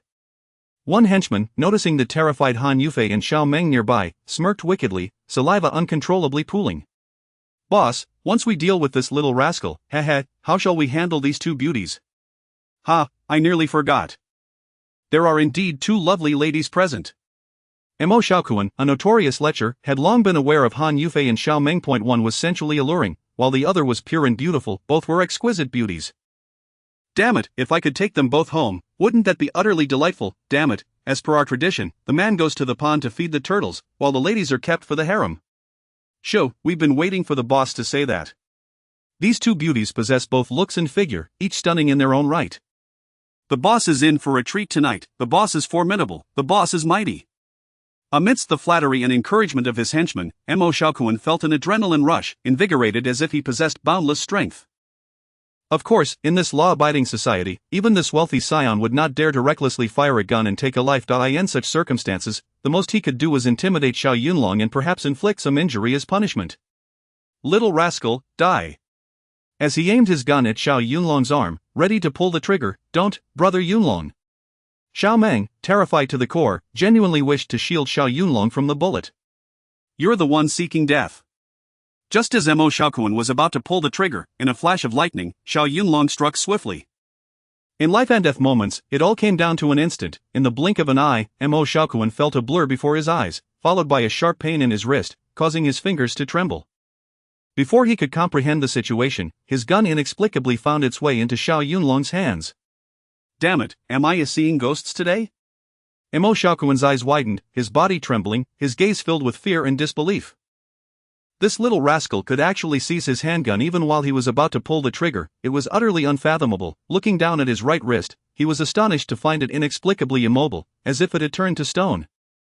Terrified to silence, his face as pale as a ghost from hell, he trembled as he asked, "Little rascal, how did the gun end up in your hands?" Hee, that was child's play. Don't be cocky, little rascal. Who exactly are you? Mo Xiaokuan stared at Xiao Yunlong in horror. In his understanding, it was impossible for any individual to possess such monstrous skills. Could throwing a few pebbles really rival the power of a bullet?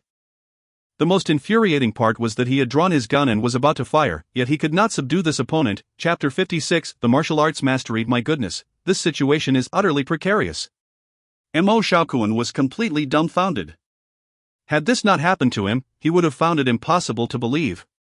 Little Red, who exactly are you? Xiao Yunlong replied with a calm smile, enunciating each word, I am but a righteous Chinese man. Indeed, this handsome gentleman speaks the truth. We stand with you. Wow, handsome, your martial arts skills are astonishing. Indeed, not only are your skills exceptional, but you are also strikingly handsome, with muscles that far surpass those martial arts celebrities. The surrounding crowd buzzed with excitement, responding with thunderous applause, igniting the atmosphere into a frenzy. Mo Xiaoquan found his right wrist restrained, and his handgun inexplicably seized by Xiao Yunlong, leaving him petrified with fear. As the cheers from the onlookers surged, Mo's face alternated between shades of blue and white, his fury boiling over. This second-generation heir, fueled by Su Diwang's instigation, felt an unwarranted sense of confidence. He had intended to swagger in with his entourage, displaying his might. However, to his dismay, within less than a minute, all of his most capable underlings lay defeated at Xiao Yunlong's feet. To make matters worse, even the gun posed no threat to him. This moment undoubtedly marked a catastrophic downfall, and it was a thoroughly humiliating one at that. Ha, a second-generation heir daring to press a gun to my forehead, utterly oblivious to the consequences. Xiao Yunlong scoffed, twirling the handgun in the air, performing an impressive display of gunplay. Shoo!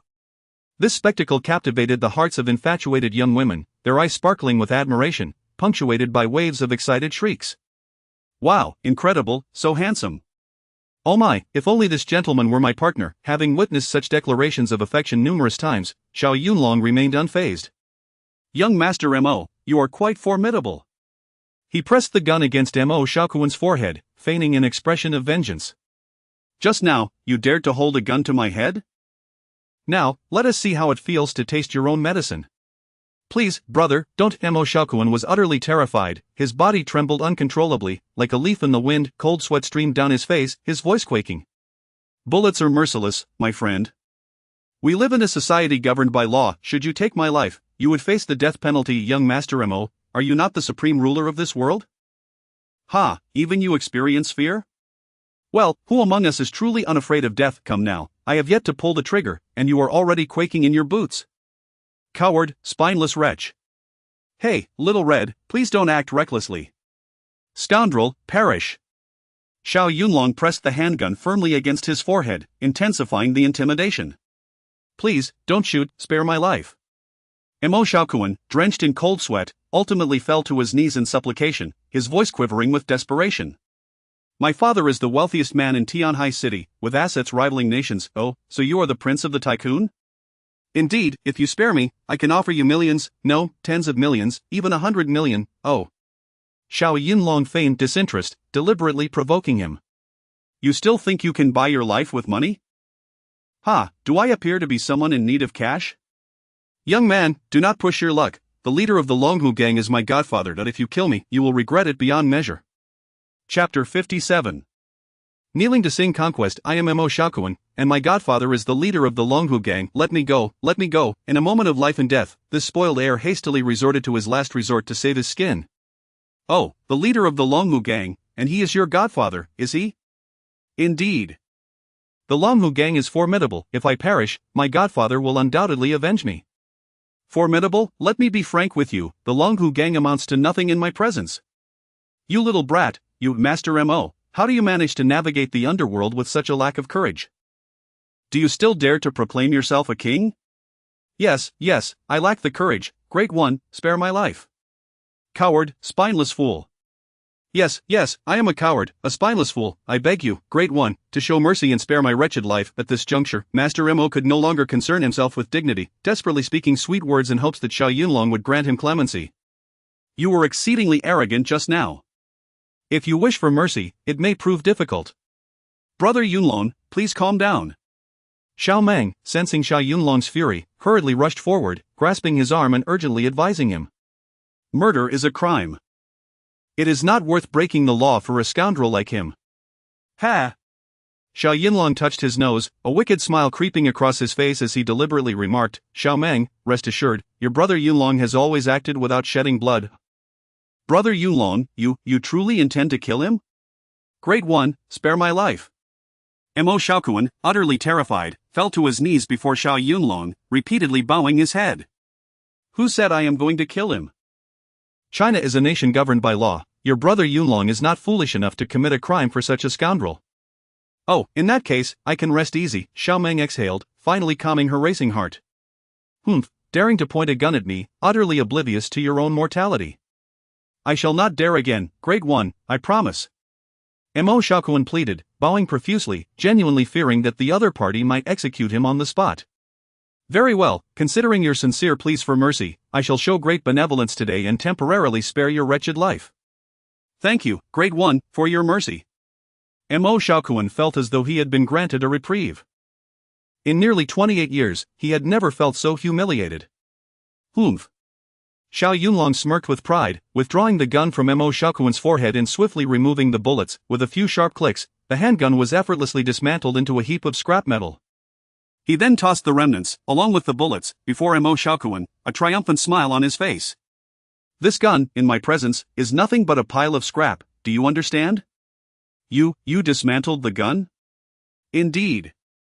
To be candid, even a submachine gun poses no threat to me, let alone your trivial attempts. You little brat, you are excessively arrogant. I am arrogant because I possess the capability to be so. Master Mo, if you are unconvinced, rise and fight again. Cease your stammering, you are destined to be no match for me, begone. Today, I am in a good mood and wish to accompany a lady on a shopping spree, so I shall temporarily let you off the hook. You little brat, do not be so arrogant. Once I report to my godfather, you shall all meet your demise. Still intending to complain to your godfather, are you? Humph, of course, my godfather is the leader of the Longhu gang, a well-known figure in Tianhai City. You, little brat, are certainly no match for him. Chapter 58 Bullying the weak and fearing the strong. Utterly oblivious to the consequences. Fine, go ahead and complain to your mother, but the crux of the matter is, only those who can defeat me are worthy. You little brat, I have endured your humiliation today. Mark my words, vengeance shall be mine. Very well, if you seek revenge, I shall be at your service whenever you desire. Boss, what shall we do now? A group of lackeys exchanged glances, nursing their injuries and trembling with fear. What can we do? What else is there, damn it? Mo Xiaoquan, having suffered relentless bullying and oppression from Xiao Yunlong, ached to flay him alive and extract his tendons to satiate his wrath, yet, powerless against his superior skills, his hatred only deepened with time. He struck one of his underlings on the back of the head, gritting his teeth, damn it, retreat, to the hospital. Understood, boss. The unscathed lackeys were eager to depart, their wrists punctured, realizing this was no trifling matter.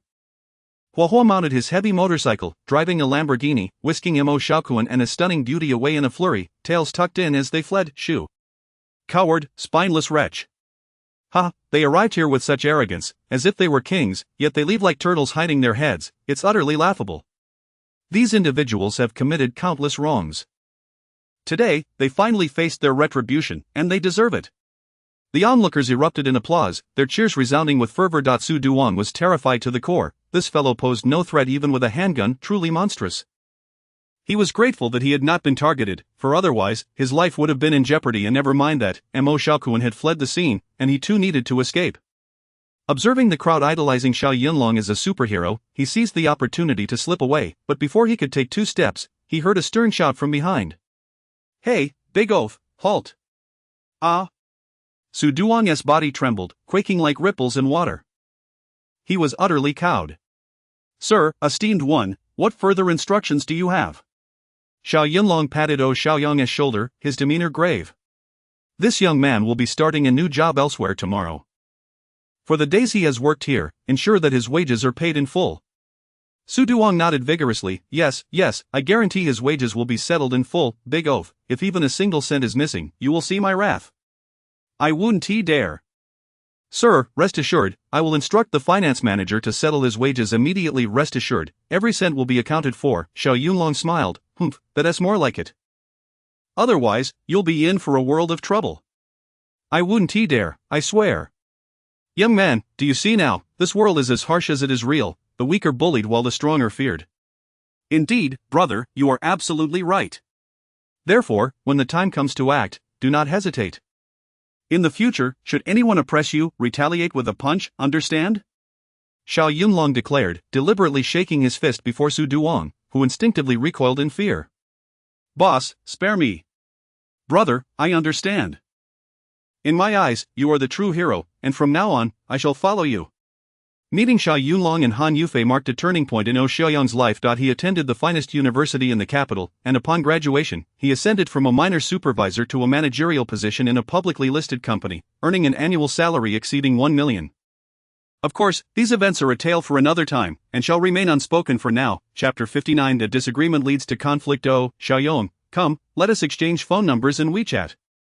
Should you encounter any difficulties, do not hesitate to call me. Alright, I'll add you right away. Brother, sister, you are truly my benefactors. Young brother, it has not been easy for you, losing your father at such a tender age and relying solely on your mother. Assisting you is the least we can do. Thank you, brother, thank you. Observing this scene, Han Yufei couldn't help but feel a surge of emotions as she added Xiaoyong's number. Do not be so courteous, young brother. Our acquaintance is fate. Indeed, the beautiful sister speaks wisely, meeting is indeed a matter of destiny.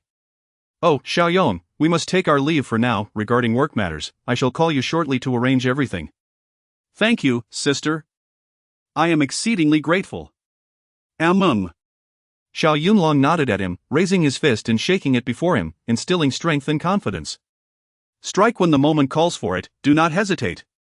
Brother, I understand. Xiaoyong, remember to collect your salary from the finance department. If there is even a penny missing, call me immediately, and I shall demonstrate how to deal with them.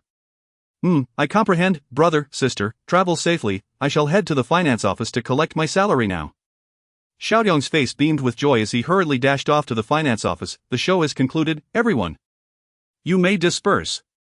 Xiao Meng, linking arms with Xiao Yunlong and Han Yufei, waved goodbye amidst the envious gazes of the onlookers. Her brother Yulong's skills were truly remarkable, embodying the very essence of a superhero in her eyes.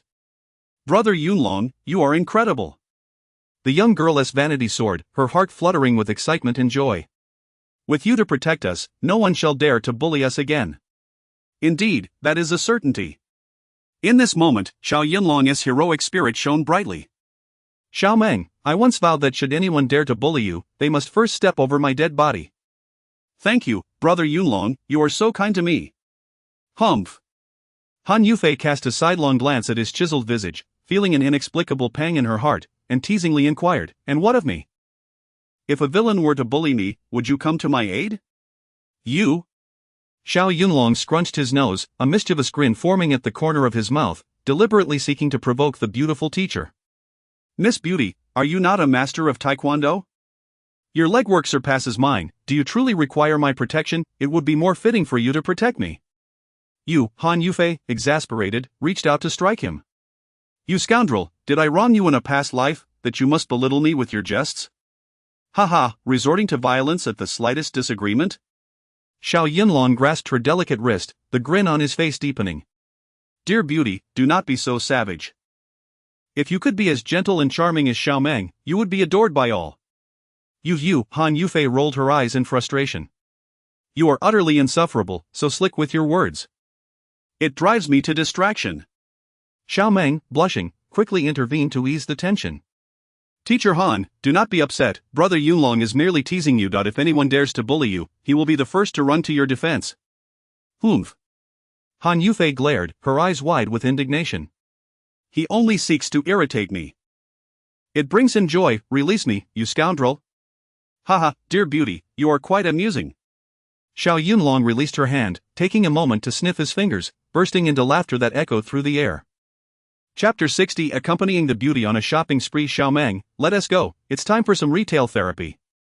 Standing at a towering height of 185 centimeters, Xiao Yunlong is accompanied by Han Yufei and Xiao Meng, both of whom, even in their high heels, measure over 170 centimeters.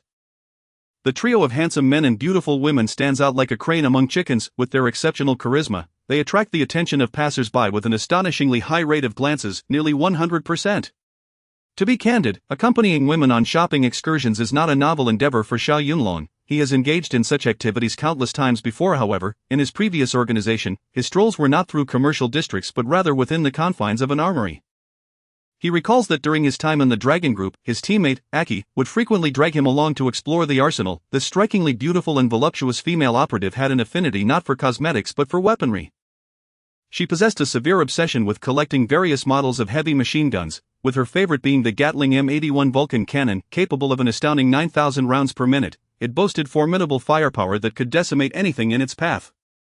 As a super agent, selecting the latest developed weaponry from the armory was a matter of great prestige and significance, yet now, having withdrawn from the organization to return to urban life, he could only reminisce about those days of browsing through armories and teasing Aki. All those experiences have now become mere echoes of the past. Thus, it can be concluded that Xiao Yunlong does not harbor any resentment towards accompanying beautiful women on shopping sprees.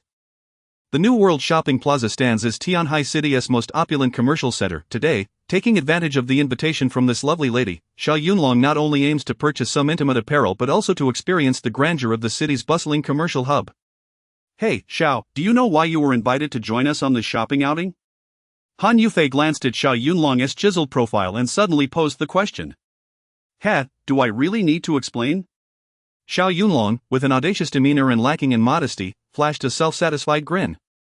Beautiful lady, I'm handsome, my martial arts skills are unparalleled, and I possess the ability to protect women. My boyfriend potential is off the charts. As he uttered these words, he couldn't resist casting a sidelong glance at the elegant legs of this enchanting teacher, his gaze imbued with an audacious intent. TCH. Han Yufei lightly scoffed at him. This insufferable man, with his carefree attitude and braggadocio, was adept at jesting while simultaneously belittling others. Xiao, you can keep blowing your own trumpet. After all, when your boastful bubble bursts, you have to pay taxes at the Commerce Bureau. Despite her outward disdain, she found it inexplicably difficult to harbor true animosity toward him. Her eyes sparkled with a hint of starlight, revealing an elusive softness amidst her playful reproach. Xiao, don't get too full of yourself. The only reason we invited you shopping is that you're strong enough to carry our bags. Ah, so that is the case? Xiao Yunlong shrugged, feigning disappointment as he waved his hand dismissively. Oh well, as a man, I shall not contend with women. To be of service to two lovely ladies by carrying their bags is indeed an honor. Now that's more like it. Before long, the trio entered the department store and ventured into a global brand women's clothing store named Galleria. Hey, how does this evening gown look? Shortly thereafter, Han Yufei emerged from the fitting room, adorned in a stunning sapphire blue evening gown. Wow, Teacher Han, you look absolutely beautiful. Xiao Meng, does it truly look good? This beautiful teacher, now brimming with pride, twirled in front of the mirror as if she were a butterfly dancing among flowers. Chapter 61. More fastidious than a woman. Beautiful, truly beautiful, teacher, it is simply exquisite. The crystal sequins adorning the gown sparkled under the light, leaving Xiao Meng utterly mesmerized. Not beautiful. Xiao Yunlong crossed his arms defiantly, a look of disdain etched upon his face, delivering an unequivocal rejection. Why not? Han Yufei, twirling gracefully, halted in confusion upon hearing his words. Firstly, the color is unsatisfactory. Secondly, it appears saggy from the front, and the bust does not provide adequate support. Ah, saggy, your entire family is saggy. However, Han Yufei refrained from uttering this retort, for they were in a public space with customers and service staff around, and she had to maintain her composure. Han Yufei's cheeks flushed with indignation as she exclaimed, are you implying that my figure is inadequate? Well, possessing a good figure also requires the ability to select appropriate attire. This gown is clearly a size too large. Do you intend to stuff 2 bundles of cotton in the front? Xiao, what nonsense are you spouting? You are the one who should be stuffing cotton up front. Han Yufei was incensed, her almond-shaped eyes wide with fury, wishing to kick him twice to relieve her frustration. This insufferable man showed no mercy when belittling others. Did she truly harbor some grudge against him from a past life, since he deemed it unappealing? The beautiful teacher hurriedly removed the gown and donned a fiery red knee-length skirt. What about this one? The tapered belt of the skirt accentuated Han Yufei's slim waist and showcased her curvaceous figure. Xiao Yunlong lounged on the sofa in the leisure area, casually flipping through a magazine. After a mere glance, he dismissed it outright. Not suitable. While the red dress was indeed lovely, it appeared oddly mismatched on this beautiful teacher. Hey, what is wrong with this red dress? I think it looks splendid, and the quality is quite good. Splendid, what are you talking about? Xiao Yunlong's expression was one of utter disdain. This color is clearly incompatible with your aura.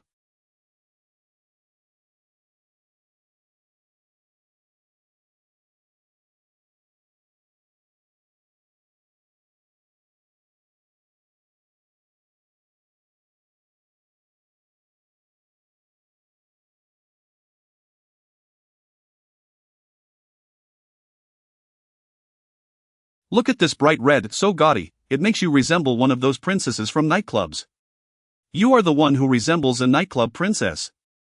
Han Yufei shot him a glare, hastily moving on to try another outfit. What about this one? Unattractive. Then how about this? The style is too old-fashioned, suitable for a matron. You. Hey, Xiao Yunlong, surely this one is acceptable? The color is too dull, the craftsmanship lacks finesse, and it has no highlights when worn utterly lifeless. No. After trying on 7 or 8 dresses, not a single one met his approval, each receiving a firm rejection. Now, even though Han Yufei was a teacher with commendable poise, she was thoroughly provoked by his relentless critiques. Hey, Xiao, are you doing this on purpose? Do I have some grudge against you? Why is it that every outfit I select is deemed unattractive by you? Ha, if it's unattractive, it's unattractive. Am I not entitled to speak the truth, Xiaomeng, don't you agree? Use beauty, do not be ungrateful. I say this for your own good. What of being this picky is for my benefit. Of course, otherwise, you would end up buying a heap of unappealing clothing, wasting money, and tarnishing your image when wearing them in public. He. Xiaomeng could not suppress her laughter, covering her mouth as she chuckled. Brother Yunlong, you are quite amusing. Xiao, I think you are deliberately asking for a beating. Han Yufei could no longer tolerate his antics and aimed a kick at him. Chapter 62, Standing and Speaking Without Pain. The young lady's temper has flared up again. Xiao Yunlong swiftly dodged. Hey, beautiful, could you refrain from being so savage? Be careful or you might end up unmarried. Xiao Yunlong, are you doing this on purpose? Are you trying to drive me to my wit's end? Han Yufei was nearly exasperated. One cannot say that, I am merely speaking the truth. Subsequently, the trio visited 4 more high-end women's fashion boutiques to try on garments. Without exception, every dress and skirt Han Yufei chose was met with Xiao Yunlong's disapproval. The goodness, one has encountered finicky individuals before, but never a man more fastidious than a woman. This is unappealing, and that is as well. You are deliberately trying to vex me, aren't you, Mr. Xiao? You cannot claim otherwise. The beautiful instructor was quite incensed, her almond-shaped eyes wide with fury as she hurled the clothing at him. Ah, you are infuriating me to death. Young lady, I did not initiate this outing. You invited me. I have merely offered a few comments. Why the outburst? Xiao Yunlong scratched his nose, revealing a hint of mischief as he flipped through the magazine Flower Boy in his hand. Moreover, the dresses you selected were, to begin with, subpar. I cannot simply turn a blind eye to the truth, can I? Han Yufei was so exasperated that she rolled her eyes, left speechless. Meanwhile, Xiaomeng stood to the side, stifling laughter. Her brother Yunlong was exceedingly humorous, providing the young lady with a newfound appreciation. As for me, I always speak my mind, never holding back. Beautiful lady, your eye-rolling is futile. Xiao Yunlong's eyes sparkled as he glanced at Han Yufei, paying no heed to the furious instructor. Hey, stop looking at that. Han Yufei, greatly irritated, snatched the Flower Boy magazine from his hands. Upon inspecting it, she found that the illustrations depicted voluptuous figures with ample bosoms and curvaceous waists, all foreign women without exception. These women are all chesty and vacant. What is so appealing about them? You men truly are a band of mindless admirers. Beautiful lady, what do you know? These are all forms of artistic beauty. One must learn to appreciate them. I can't be bothered to argue with you. After all, you men are all lecherous. What did you say? I said nothing, Mr. Xiao, merely that you are charmingly debonair, effortlessly suave, loved by all, and adored by vehicles. I am indeed this excellent. I hardly require your flattery. I have encountered shameless individuals, but none as shameless as you. Shoo. Xiao Yunlong whistled and waved his hand dismissively. It matters not, beautiful lady, say whatever you wish. Mr. Xiao, since you have such discerning taste, why not help me select a few pieces, Standing and Speaking Without Pain? Han Yufei glared at Xiao Yunlong, feeling inexplicably irate. Stupid man, do you think it is not a waste of time for me to try on and take off these clothes? If it is a waste of time, beautiful lady, then do not try them on. Wouldn't that be far more beautiful? Xiao Yunlong secretly stuck out his tongue, knowing full well that such a sentiment was best kept to himself, for should he voice it, this beautiful instructor might very well take his life. Choosing a few pieces of clothing should not be a challenge, he mused with interest, circling around Han Yufei twice, his demeanor serious as he touched his nose. Beautiful lady, I would be happy to assist you in selecting garments, but first, I must understand your purpose in purchasing them. Ah, what purpose? Chapter 63, You don't have any thoughts about my brother, do you? Beautiful lady, is that even a question? Mr. Xiao, what do you mean by that? Well, let me put it this way, are you wearing this outfit to attend a soiree, to frequent a nightclub, or perhaps to go on a date with your boyfriend? One cannot simply choose at random. Hey, Mr. Xiao, don't talk nonsense, I don't have a boyfriend. Han Yufei blurted out the words almost instinctively. What, such a stunning woman without a boyfriend, how is that even possible? Xiao Yunlong thought to himself, casting a lingering glance at her, secretly pleased. This woman is so eager to clarify, could it be that she harbors some thoughts about me? My dear, your relationship status is of no concern to me. Don't flatter yourself, I have no intention of pursuing you. You. Han Yufei was infuriated. Mr. Xiao, you are so carefree and smooth-talking, I certainly do not covet your advances. Almost all women possess an inexhaustible enthusiasm for shopping, their love for fashion is akin to a man's passion for tobacco and spirits. To be honest, although this beautiful teacher is strikingly attractive and has a sensuous figure, she lacks profound knowledge of fashion. She merely glances at new styles, tries on what catches her eye, and pays no mind to quality, color, or whether the outfits suit her role as a teacher. Consequently, the salesgirl is flustered, while Xiao Yunlong and Xiao Meng are left bewildered. Her selection process lacks both theme and purpose. How can she possibly find something to her liking? Beautiful lady, just like the dazzling evening gown you selected earlier, it is perfect for a gala. That gown is far too extravagant. It is certainly not something I would wear on a regular basis. And that fiery red strapless mini dress reveals far too much, it clearly suggests a night out at a club. I have no intention of visiting a nightclub. I am focused on self-cultivation and would never stoop to such places. Hey, don't be so quick to deny, I was merely using it as a metaphor. Mr. Xiao, stop babbling and just help us choose some outfits. Shopping without a theme. Is it any wonder you've picked so many pieces yet found none to your liking? I have a few that I fancy, it's just that you deemed them unattractive. Xiao Yunlong leaned closer to her ear, flashing a mischievous smile, and whispered, My dear, you seem quite concerned about my opinion, don't you? Get away. You disgusting man, stop grinning at me, who cares about your opinion? With a figure so splendid, I truly wonder what thoughts occupy that little head of yours all day long? Although his words were somewhat cutting, they held a certain logic that left Han Yufei little room for rebuttal. Upon hearing Xiao Yunlong compliment her figure, Han Yufei felt a surge of delight and blushed, responding, I'm not thinking about anything, I just want to find a few beautiful outfits. My dear, tell me, what are your requirements for style, quality, and color? I shall begin selecting. I only require that the styles are novel and the quality acceptable, preferably something suitable for wearing to school that is both elegant and appropriate. That's not too difficult, my dear. Watch closely, I shall select 2 pieces for you to try on. Xiao Yunlong's gaze swept over the rows of clothing, quickly zeroing in on his targets. One was a black knitted dress, and the other a silk grass green long gown. Here, my dear, take these 2 pieces and try them on. Let us see how they look on you. Chapter 64 Stunning figure. Alright, I shall go try on some clothes. Han Yufei first donned a black knitted jumpsuit. She gazed at her reflection in the fitting room mirror and, feeling satisfied, stepped out gracefully in her high heels. Hey, Xiaomeng, Shashan, how does this knitted dress look? Xiao Yunlong cast a fleeting glance and was immediately captivated. Despite his extensive experience with beauty, he found himself momentarily mesmerized, unable to tear his eyes away. Wow, one could easily place an apple atop that pert derriere. One could not help but marvel at the creator's artistry. This beautiful teacheress figure was truly breathtaking. Xiaomeng stared wide-eyed at Han Yufei. She had long been aware of her teacher's enviable physique, but she never anticipated it to be to such an extraordinary degree. Even as a young girl, she could not suppress her admiration. Teacher Han, you look stunning, so beautiful. Really, Xiaomeng? Absolutely, this knitted dress perfectly accentuates your figure, far surpassing the outfits you selected earlier. Simply exquisite. A nearby sales assistant couldn't help but nod in agreement. Ma'am, this dress looks absolutely marvelous on you. It exudes sensuality and grace, with a figure that is beyond reproach.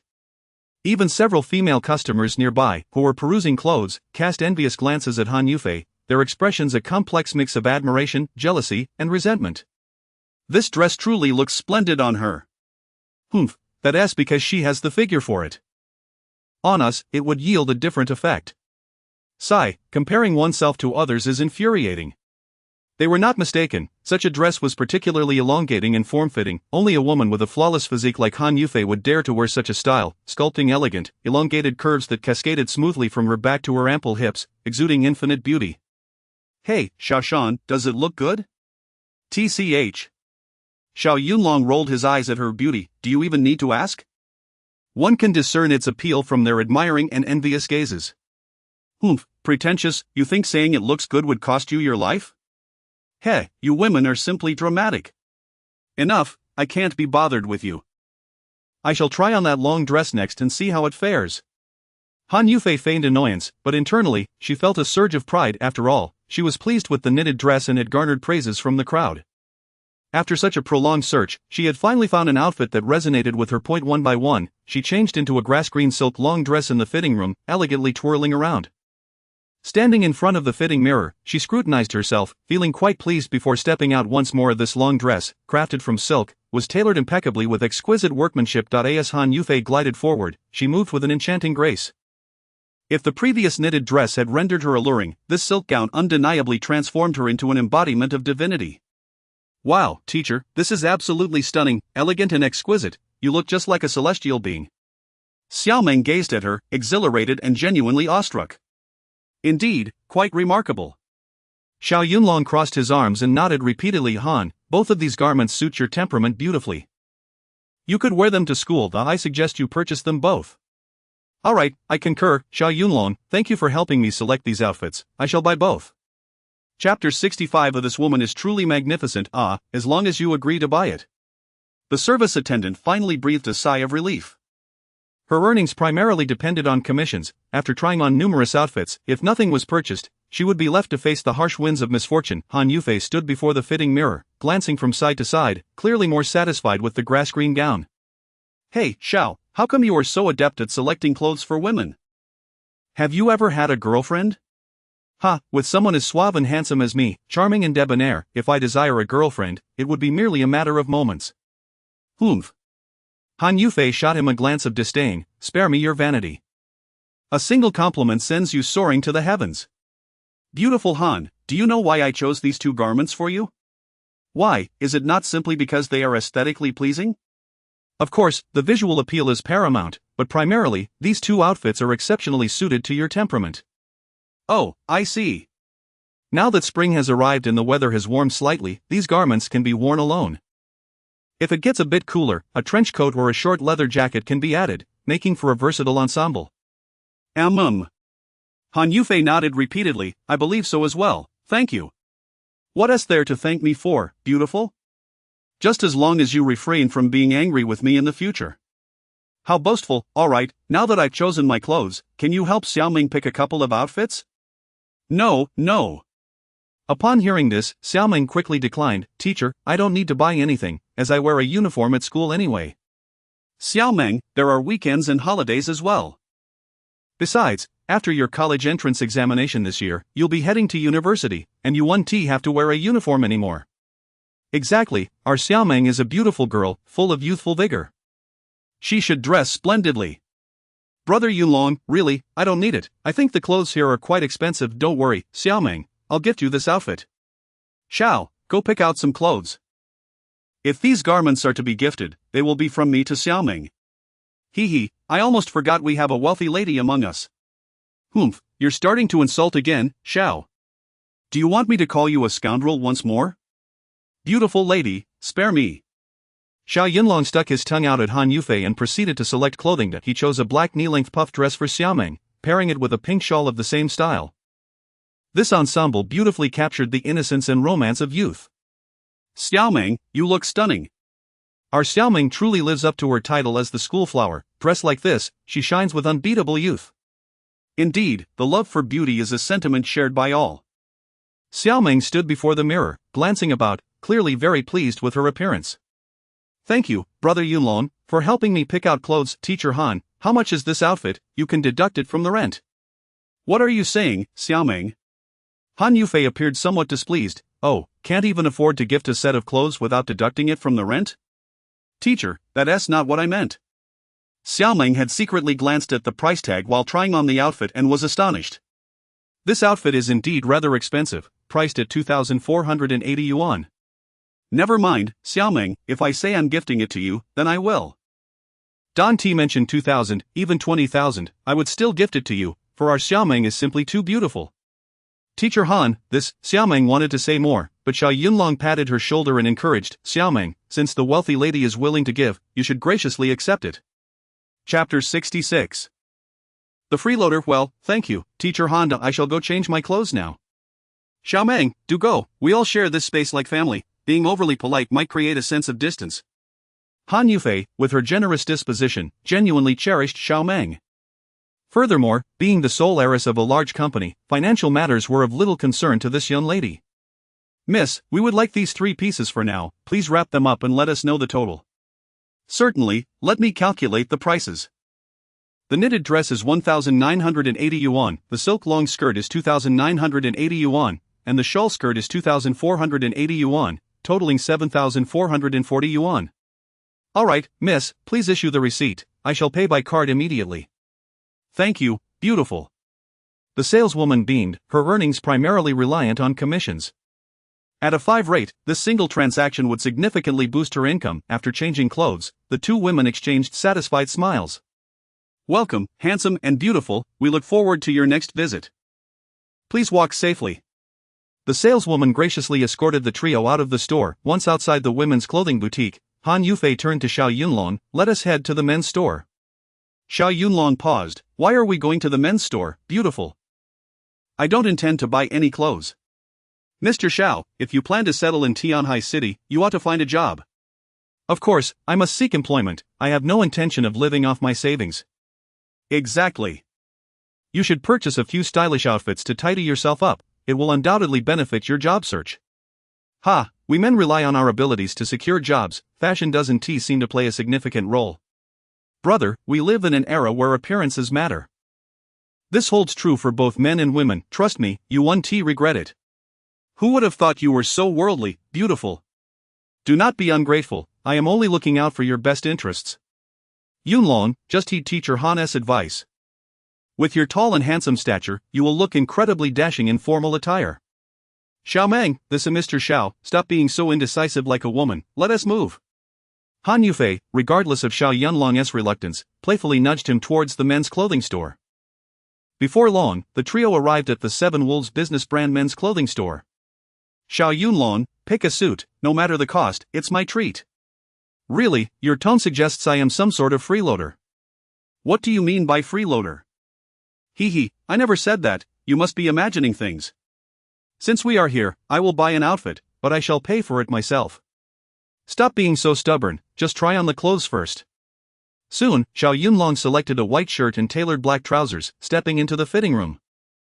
Moments later, he emerged in his new ensemble, leaving Han Yufei and Xiaomeng utterly astonished. Wow, Yunlong, you look incredibly handsome, even more stylish than the model at the entrance. Humph, who would have thought this insufferable man had such a fine physique? Han Yufei gazed at him, her eyes almost transfixed, momentarily lost in thought. For reasons unknown, a rosy hue crept across her cheeks as she internally chastised herself. Han Yufei, you've seen handsome men before, why blush at this insufferable man in formal wear? Ha, taking a deep breath to feign composure, she scrutinized Xiao Yunlong from head to toe, nodding in satisfaction. Indeed, one's appearance greatly influences perception. Chapter 67. A beautiful misunderstanding. Xiao Yunlong, your tall and statuesque figure is a natural fit for any outfit, with this change of attire, you appear as though you have transformed entirely. Hee, thank you for the compliment, beautiful. Although Xiao Yunlong is a man, he possesses a universal appreciation for beauty. Hearing the praise from 2 lovely ladies regarding his handsome looks and physique, he couldn't help but feel a swell of pride within. He eagerly made his way to the fitting room to try on the new clothes and emerged with a flourish, exclaiming, "Attendant, they all say this outfit is stunning. I shall purchase it, how much is it, please provide a receipt, and I will settle the bill." Handsome, there's no need, your girlfriend already took care of that. What, my girlfriend? Xiao Yunlong was taken aback. Who is my girlfriend? Well. The attendant pointed specifically at Han Yufei. Isn't she the beautiful lady? Ha ha. A sense of delight surged within Xiao Yunlong as he cast a sidelong glance at Han Yufei. So, this alluring beauty is my girlfriend, how intriguing. Hey, who said I'm your girlfriend? Han Yufei's face flushed crimson, reaching down to her neck as she rebuked softly, Miss Attendant, one may indulge in food whimsically, but one should not speak so carelessly. Ah, so you are not a couple? The attendant realized the gravity of the misunderstanding, fearing the guests might take offense, and hurriedly apologized. My apologies, beautiful. I saw you paying for him and assumed he was your boyfriend. Attendant, must you persist? Oh, I shall say no more, but truly, you two make quite the pair, a handsome man and a stunning woman, indeed a match made in heaven. Attendant, do not misconstrue. We are merely acquaintances, no, we have only just met 2 days ago, and not even close to being ordinary friends. Ah? The attendant was even more astonished, her mouth agape in disbelief. Ordinary friends, and you willingly paid for him? And a sum of several thousand at that? Xiao Yunlong shot Han Yufei a teasing glance, raising an eyebrow with a smirk. Attendant, you may be unaware, but this lady is rather affluent. For her, this trivial amount is but a small expense. In truth, Xiao Yunlong's assertion about Han Yufei's wealth was not an exaggeration. Earlier, he had surreptitiously glimpsed the price of the garments in the fitting room. Goodness, the shirt and trousers combined cost 2,980 yuan. What ordinary girl would willingly swipe her card for nearly 3,000 yuan for a man she had only known for 2 days? Could it be that this woman, aside from her affluence, harbors some deeper feelings? Even if I am strikingly handsome and possess endless charm, there is no need for such overt displays of affection. At the age of 25 or 6, it was Xiao Yunlong's first time purchasing such extravagant clothing. Previously, he had mostly donned t-shirts and camouflage attire, all provided free of charge by the organization. The attendant stifled a laugh. Oh, now I understand. Cut it out. Han Yufei shot him a glare, exasperated. Xiao, must you always tease me? All right, in light of your generosity in covering my bill, I shall refrain from further banter. Thank you. Xiao Yunlong gathered all the bags and, in a gentlemanly manner, declared, Ladies, shall we take our leave? Safe travels to the three of you, and we hope to welcome you back to our establishment soon. The attendant, pleased, respectfully escorted the trio out of the store. Once outside, having held back his complaints in deference to Han Yufei, Xiao Yunlong finally couldn't suppress his discontent any longer. Goodness, such an exorbitant price for a single outfit? I might as well resort to theft. Chapter 68. Be cautious of exposing yourself below. Xiao Yunlong, as a grown man, could you please refrain from being so stingy? This outfit is already quite inexpensive. What? Young lady, a single set of clothing costs nearly 3,000 yuan, and you dare to call that cheap? This is a brand-name menswear line, positioned in the mid to high-end market. This price is already quite accessible. Sigh, comparing oneself to others can be disheartening. All I can say is, the world of the wealthy is truly beyond our comprehension. Get lost. Han Yufei glared at him with wide, almond-shaped eyes, raising a leg clad in sheer black stockings to kick him. Xiao, I see you are deliberately seeking a beating. Xiao Yunlong, not wishing to be jabbed by her sharp stiletto, hastily exclaimed, Hey, young lady, be careful of exposing yourself below. Ah! Startled, Han Yufei let out a shriek, quickly retracting her leg and hastily covering her skirt. Ha ha! Seeing himself unintentionally gain the upper hand, Xiao Yunlong beamed with pride and laughed heartily. Beauty, you are far too fierce. If you were to exhibit a touch more gentleness and charm, and refrain from kicking people at a whim, you would surely be adored by all. Humph, Xiao, do not get too complacent. One day, I shall make you pay. Shoo! In the midst of a bustling crowd, Xiao Yunlong could not overstep, so after teasing Han Yufei for a moment, he regained his serious demeanor. Beauty, do not be angry. On a serious note, when it comes time to buy clothes, I will transfer the money to you. I have already said, this is a gift for you, you need not repay me. One does not accept benefits without merit. It would be unbecoming for a man to allow a woman to bear the expenses, making me appear like a gigolo. Pfft, a gigolo, your shamelessness rivals that of a city wall. You resemble more of a judge than anything else. Hee, beauty, when did you learn to throw insults? Humph, I merely learned from you. Furthermore, as I have stated, this outfit is a gift for you, so just promise to irritate me less in the future. Ah, I see.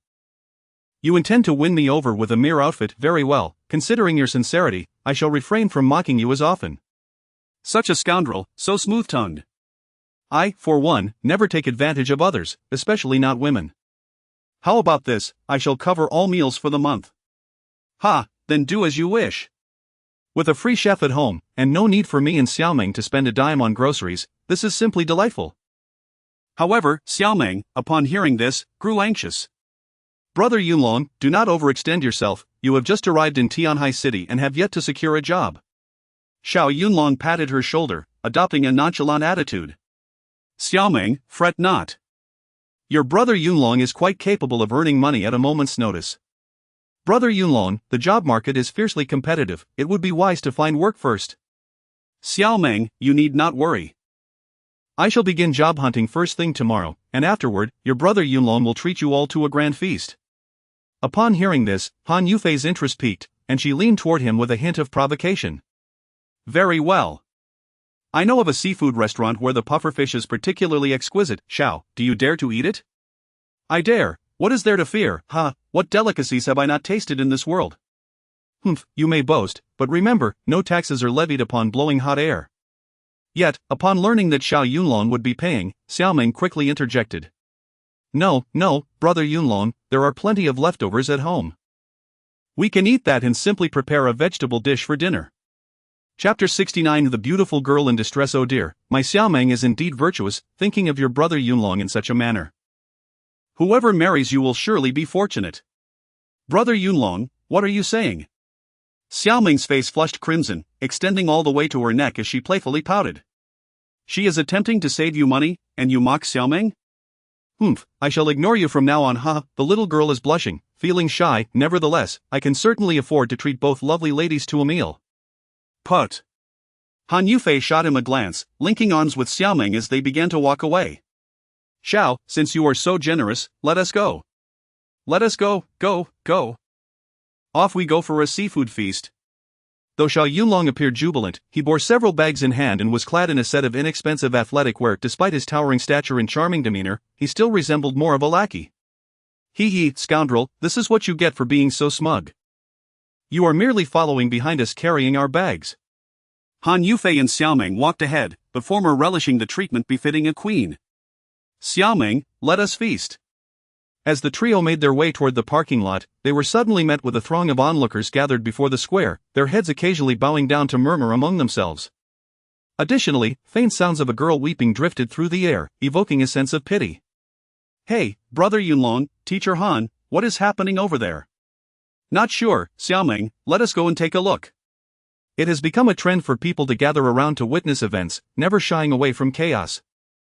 It is quite common for even minor incidents to draw a crowd. Fortunately, the trio's height allowed them to stand out among the masses, granting them a swift view of the situation. It turned out that an elderly gentleman, around 60 years of age, had collapsed on the ground, with a 14 or 15-year-old beautiful girl by his side. However, these two individuals were not of yellow skin and black eyes but rather foreign friends with fair skin, golden hair, and blue eyes. Upon seeing the young girl's face, Xiao Yunlong's eyes sparkled, and he could not help but exclaim in admiration, "Wow, what a stunning loli!" Perhaps the term loli was not entirely appropriate for a girl of 14 or 15, but to Xiao Yunlong, who had not received a formal education, any girl he deemed cute could easily be classified as such. This foreign beauty possessed exquisitely delicate features, akin to a finely crafted work of art. Her petite, charming nose, luscious rosy lips, and perfectly aligned white teeth were captivating. Her porcelain-like skin was as flawless as mutton fat, leaving no trace of imperfection. A pair of bright, large eyes adorned with long lashes seemed capable of melting hearts with a mere blink. Yet, at that moment, this lovely girl was quietly weeping. Her small shoulders trembled, embodying the very essence of sorrow, evoking immense compassion from the onlookers. Particularly the few handsome young men present, who wished they could step forward to comfort the young foreign girl. However, under the current circumstances, none dared approach, as the prevalence of scam artists had risen significantly. Especially with foreign individuals, no one wished to risk losing their fortune. What exactly happened? Why is this young lady in distress? Xiaoming, feeling a surge of empathy, was the first to inquire. Immediately, someone in the crowd responded, "It seems this young beauty does not understand Chinese. Does anyone here speak English?" Chapter 70 A heart attack. Inquiries in English arose as Xiaoming, a senior high school student, displayed a modest understanding of the language. However, with Han Yufei, a genuine English teacher, present at the scene, it seemed unnecessary for Xiao Meng to intervene. Upon hearing the commotion, Han Yufei promptly crouched down and kindly inquired in English, "Little sister, what has happened? Speak up, and we shall all assist you." The young girl, noticing Han Yufei's approach, eagerly grasped her hand as if she had found a savior, tears streaming down her cheeks. She nodded repeatedly, clearly comprehending Han Yufei's words, and immediately responded in English, "My grandfather has suddenly suffered a heart attack, and I have no emergency medication with me. What should I do now?" "What, a heart attack?" Yes, the hospital is not nearby. Please, elder sister, I beg you to save my grandfather." "Do not panic, little sister, we will find a way to help your grandfather," Han Yufei reassured her. "Perhaps we should call for an ambulance," suggested a compassionate bystander, wiping away tears from the corners of her eyes. Indeed, a heart attack is not to be taken lightly. It could be fatal. It seems someone has already called 120, but the nearest hospital will take at least half an hour to arrive. Yes, and it is the weekend, with heavy traffic on the roads. I fear this elderly gentleman may not endure for that long. What should we do? What should we do? The current condition of the elderly man was indeed grave, his face was flushed, and he struggled to breathe. Clutching his chest, he gasped for air, appearing as though he might succumb at any moment. His murky, yellowed eyes rolled back, resembling the gaze of a dying goldfish, which was particularly alarming. Though most of the onlookers had never experienced a heart attack themselves, they were not unfamiliar with the severity of such a condition. A heart attack, if not treated promptly, could claim a life in mere moments. Alas, I fear this elderly gentleman may not survive until the ambulance arrives. To watch a loved one perish before one's eyes, powerless to intervene, is a cruel fate. Especially poignant was the thought of this foreign grandfather dying in a foreign land, evoking deep sorrow. As she gazed into the sympathetic eyes of the crowd, the young girl realized that her grandfather might soon depart from this world. She could not help but weep louder. "Grandfather, please don't leave, but you cannot abandon me, the ambulance will arrive shortly. Grandfather, you must hold on," she cried in English. Although many could not comprehend her words, the anguish in her expression conveyed the depth of her heartbreak. She clung tightly to the hem of the old man's clothing, as if releasing her grip would cause him to slip away. The crowd, too, felt their eyes welling with tears, as they were touched by the profound sorrow of parting. "Brother Yunlong, the grandfather is fading away, you must think of a way to save him," Xiao Meng exclaimed in desperation, her thoughts immediately turning to her brother Yunlong in this critical moment. However, Han Yufei interjected, "Xiao Meng, what good will it do to call him? Your brother Yunlong is not a doctor. Make way, everyone, make way." Yet, who could have anticipated that Xiao Yunlong would step forward at that very moment, calling out loudly, "I am here to save him." If we delay any longer, this elderly gentleman may not survive. Tall and robust, with several bags in hand, Xiao Yunlong effortlessly cleared a path through the crowd. Chapter 71. Acupuncture to save lives. The crowd, manipulated by Xiao Yunlong, staggered to the sides, their dissatisfaction palpable, with some openly voicing their grievances. "Hey, kid, what are you pushing for? TCH, you're not even a doctor, how can you claim to save someone? Nonsense. Could it be that you're just trying to take advantage of that pretty girl while pretending to save her? Her grandfather is on the brink of death, and you still think of flirting? Such a person is utterly despicable." In an instant, a barrage of disparaging remarks was hurled at Xiao Yunlong. Xiao Yunlong shrugged, waving his hand in exasperation. The onlookers, merely spectators, found themselves helpless. Finally, someone steps up to assist, yet they still choose to criticize. How utterly absurd. "Hey, Xiao, can you treat heart disease?" In Han Yufei's eyes, it seemed that apart from doctors, no ordinary person could possibly provide a remedy. "At this juncture, we must treat a dead horse as if it were alive. Do you expect me to stand by and watch the old gentleman perish?" Upon hearing this, Han Yufei grew anxious. "Xiao Yunlong, don't overreach yourself, if things go awry, you will bear the responsibility. I understand this matter better than you do." Despite Xiao Yunlong's usual nonchalance and flippancy, his expression turned more serious than anyone else's in the face of life and death. "Han Yufei, I will use acupuncture to stabilize this old man's condition." "Acupuncture?" The beautiful teacher seemed to be listening to a fantastical tale. "Xiao Yunlong, can acupuncture truly treat heart disease? Are you joking?" In a life or death situation, who jokes around? I have no time to explain, saving a life is paramount. How can that even be possible? Enough with the chatter, ask the young girl. If she consents, I will proceed with the needles. Otherwise, if we delay further, even the great Huatua could do nothing. Seeing Xiao Yunlong's earnest and solemn demeanor, Han Yufei was startled, realizing that time was of the essence. Xiao Yunlong, how confident are you? I cannot claim to be 100% certain, but I possess at least 70 to 80% confidence. To save is to hold out hope, to not save is to await death. All right, I understand. Quickly, we must act without delay. Han Yufei hurriedly crouched down, her expression grave, and asked in English, "Little girl, my friend has some medical knowledge. He will use acupuncture to save your grandfather. If you agree, he will begin immediately." Acupuncture to save lives? The beautiful girl lifted her tear-filled eyes, filled with doubt. Can he really save my grandfather? I cannot guarantee 100% success, but there is a 70 to 80% chance of survival. If we do nothing, your grandfather will surely die. Seeing her grandfather's face turn as pale as snow and his breath grow faint, with his eyes glazing over and sweat pouring down his forehead, his entire body began to convulse. If this were to continue, her grandfather might truly pass away. Okay, please let him perform acupuncture on my grandfather. Though young, the girl displayed extraordinary composure at this critical moment. Can this kid really save someone? Did he just say he would use acupuncture to save a life? Surely we misheard? Does he really see himself as the reincarnation of Huatuo or BNK? In my opinion, this fellow is merely a quack. If the old man dies under his care, we cannot let him off the hook. Chapter 72. The marvelous art of acupuncture. The onlookers, those curious spectators, began to voice their disdain once more, their words even more scathing than before. Under the collective gaze of the crowd, Xiao Yunlong set down the several bags he had been holding and crouched down. Fear not, my elderly friend, I possess the ability to save you. Xiao Yunlong disregarded the jeers and, leaning close to the old man's ear, spoke a few words in Mandarin, indifferent to whether he comprehended them. He then extended his right hand, precisely grasping the old man's pulse, remaining utterly still, and then, there was silence. Pfft. At last, someone could no longer contain themselves and burst into laughter. What is this lad doing? Is he praying? I thought he had some skill, turns out he's just here for amusement. Perhaps he has watched too many sci-fi films and thinks he can heal with sheer willpower. A torrent of skepticism and ridicule rained down upon Xiao Yunlong, overwhelming him like a tidal wave. Yet, he maintained a stern expression, silent and composed. He understood that only by stabilizing the old man's condition could he silence the incessant critics. After a thorough examination of the pulse, Xiao Yunlong gained a general understanding of the old man's ailment. It appears this is the only course of action. He then placed his palm on the old man's chest, neck, and head, applying even pressure with a series of measured taps. What on earth? This lad believes a few slaps will cure heart disease. Is he jesting with us? If it were that simple, what need would there be for doctors and specialists?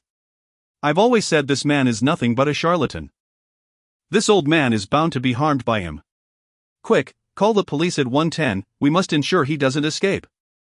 Xiao Yunlong paid no heed to the naysayers and continued his rhythmic tapping at those three locations. Just as the spectators found themselves engulfed in confusion amidst their taunts, an unexpected transformation occurred in the old man's condition. It was unclear what technique Xiao Yunlong had employed or whether he had utilized some internal energy, but a miracle unfolded.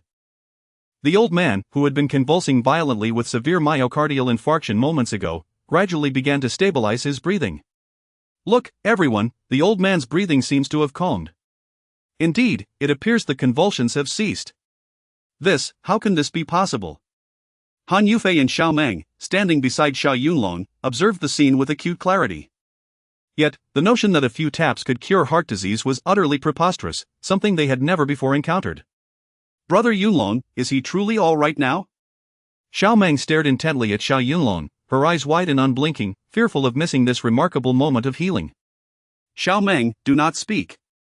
The old man has nearly escaped the danger for the time being. Next, I must administer acupuncture. Acupuncture? What kind of needles?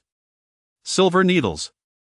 As Xiao Yunlong spoke, he produced several silver needles from his person as if performing a magic trick. My heavens!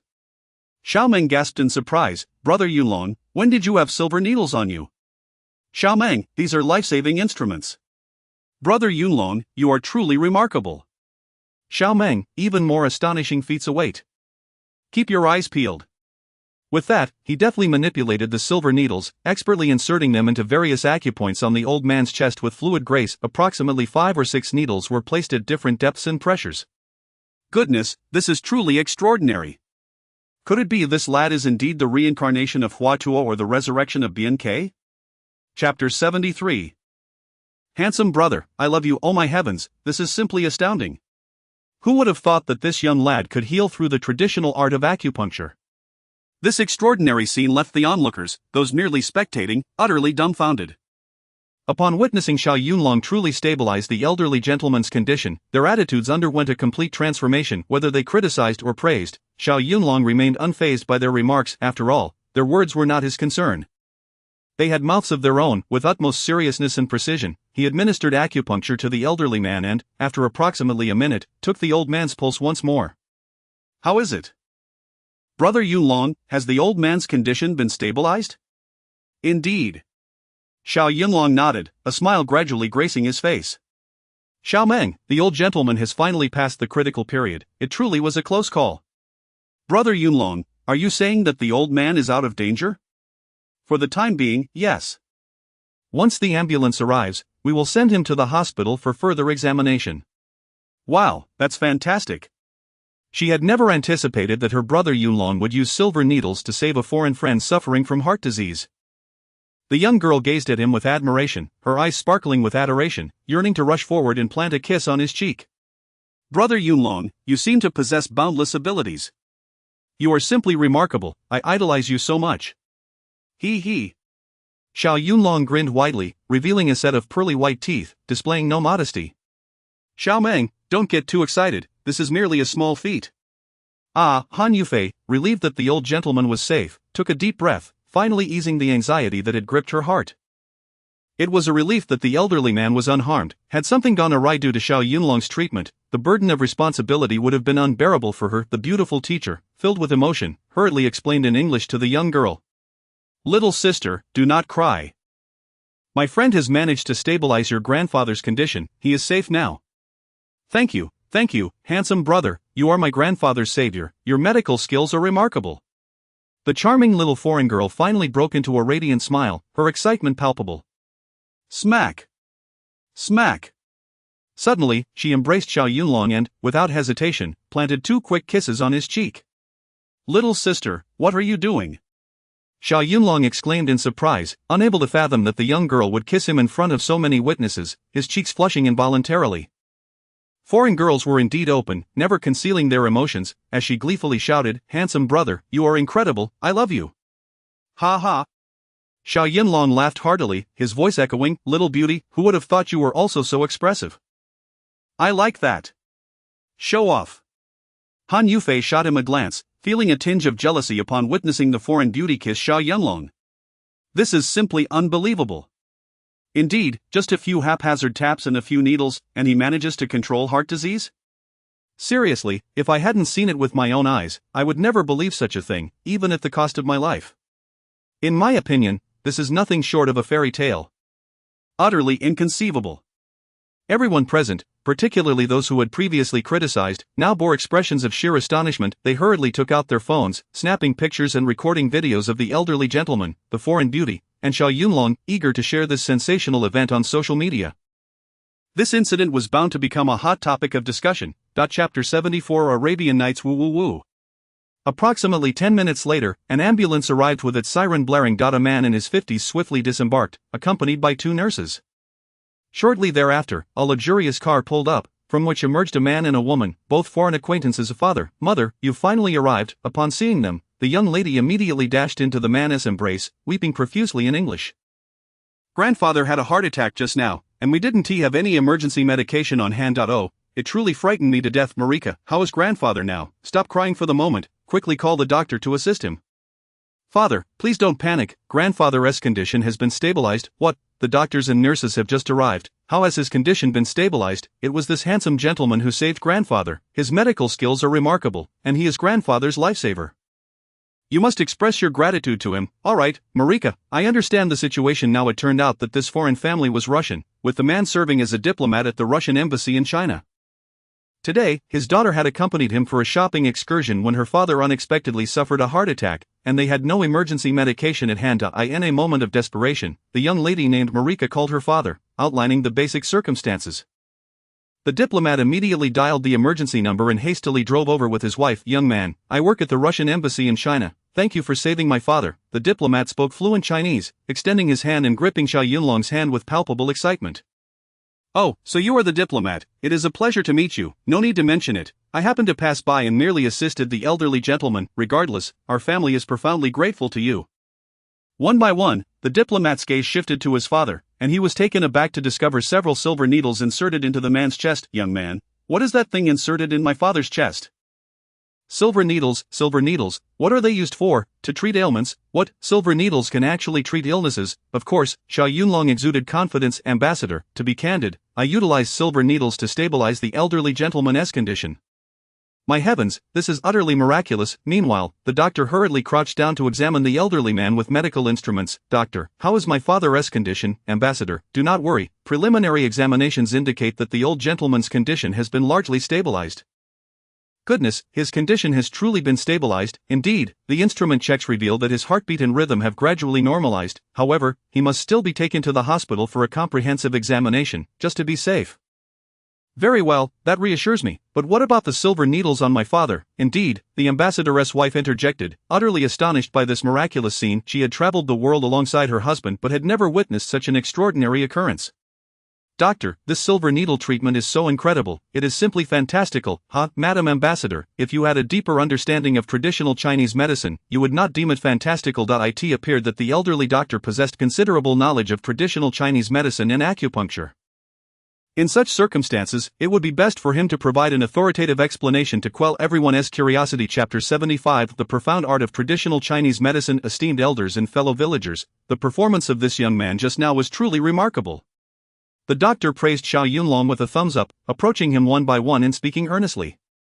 "Young brother, if I am not mistaken, the techniques you employed to save that person just now were acupuncture and tue na." "Indeed." At that moment, Xiao Yunlong, not one to feign modesty, nodded with a smile. However, the ambassador glanced at Xiao Yunlong, then at the silver needles embedded in his father's chest, his expression still filled with confusion and skepticism. "Doctor, is it truly possible to manage a heart condition solely through acupuncture and tue na? This is rather astonishing, something I have never encountered before." "Ambassador, traditional Chinese medicine encompasses a vast array of practices. It is far more than merely administering medication to heal. Acupuncture, tue na, observation, auscultation, inquiry, and palpation, each of these is a treasure bequeathed to us by our ancestors." The ambassador appeared to grasp only a fraction of the concept, for foreigners have often harbored misconceptions regarding traditional Chinese medicine, frequently deeming it inferior to Western medicine. Yet today, witnessing Xiao Yunlong deftly control his father's heart condition with just a few silver needles, he felt a profound admiration, raising his thumb in praise. "The medical arts of China are indeed profound and impressive. Traditional Chinese medicine is truly remarkable. Ambassador, you flatter me." Xiao Yunlong replied with a serious tone, "Both traditional Chinese and Western medicine have their merits, be it one or the other. The ability to heal patients is what truly counts." "Well said, young man. This indeed brings honor to our nation. Who would have thought that this handsome gentleman was a hidden master? We all misjudged him just now. My apologies for my earlier remarks, handsome sir. I truly did not mean to offend." The crowd murmured in agreement, showering Xiao Yunlong with admiration. "You are incredible, young man." The doctor patted Xiao Yunlong on the shoulder, genuinely impressed. "Pray tell, which medical school do you attend?" "Student? I have never formally studied medicine. How could I possibly be a student of any medical institution?" "Then, with whom did you learn this method of acupuncture for saving lives?" "My master." "What? Your master?" "Indeed, in my youth, out of sheer curiosity, I learned a bit of acupuncture and tue na from him, never anticipating that it would come in handy today to save this elderly gentleman." "Oh, I see." The old Chinese doctor sighed deeply. "Young man, your prowess is impressive. Your master must be even more formidable. I can only say that true masters are often found among the common folk." "Ha ha." Xiao Yunlong laughed heartily, exuding confidence. "Old doctor, you speak the truth. I share the same sentiment. Young man, with your generosity, confidence, and skill, you are destined for greatness." "Thank you for your kind words, old doctor. Youths today, I would like to have the silver needles removed from the old gentleman at the hospital. Would you accompany us for that purpose, so we may return them to you afterward?" There's no need.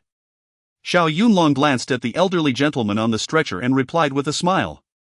Doctor, these are merely ordinary silver needles that can be purchased at any pharmacy. Consider them a gift for the elderly gentleman to cherish. Very well, thank you, young man. Meanwhile, the nurse hurriedly lifted the elderly man into the ambulance. The ambassador, filled with emotion, grasped Xiao Yunlong's hand tightly, overwhelmed with gratitude. Young brother, my father is to receive comprehensive treatment at the hospital. Let us exchange contact information, and our family shall certainly visit to express our thanks. It is but a trifling matter, hardly worth mentioning. Chapter 76 Masters among the people. No, young man, this is a life-saving grace that I shall never forget. We must express our gratitude in person. Ambassador, truly, there is no need for that. Your prior commendation of traditional Chinese medicine is more than sufficient. Youth, well done. The ambassador nodded repeatedly, genuinely giving a thumbs up. A fine young man from China, very good. Ha ha. Xiao Yunlong laughed heartily, feeling a sense of pride as his medical skills had saved the elderly gentleman and earned him accolades from others. Ambassador, the matter speaks for itself. Please hurry the old gentleman to the hospital, we too must take our leave. Very well, young man, your medical prowess and admirable character are truly remarkable. Ambassador, you flatter me. I merely did what I ought to do. Young man, splendid. We shall take our leave first, may fate allow us to meet again. Indeed, Ambassador, Madam, until fate brings us together once more. The ambassador's family entered their car, following the ambulance as it made its way to the hospital. Pop. At the moment the car started moving, a beautiful foreign girl suddenly rolled down the window and blew a large kiss towards Xiao Yunlong. Handsome brother, may we meet again by fate, I love you. As the saying goes, courtesy demands reciprocity. With such enthusiasm from the foreign girl, our Chinese youth could not fall behind. Shoo! Xiao Yunlong whistled back at her in return, deliberately casting a glance at Han Yufei. Fear not, young lady, we shall surely meet again in the future, I love you.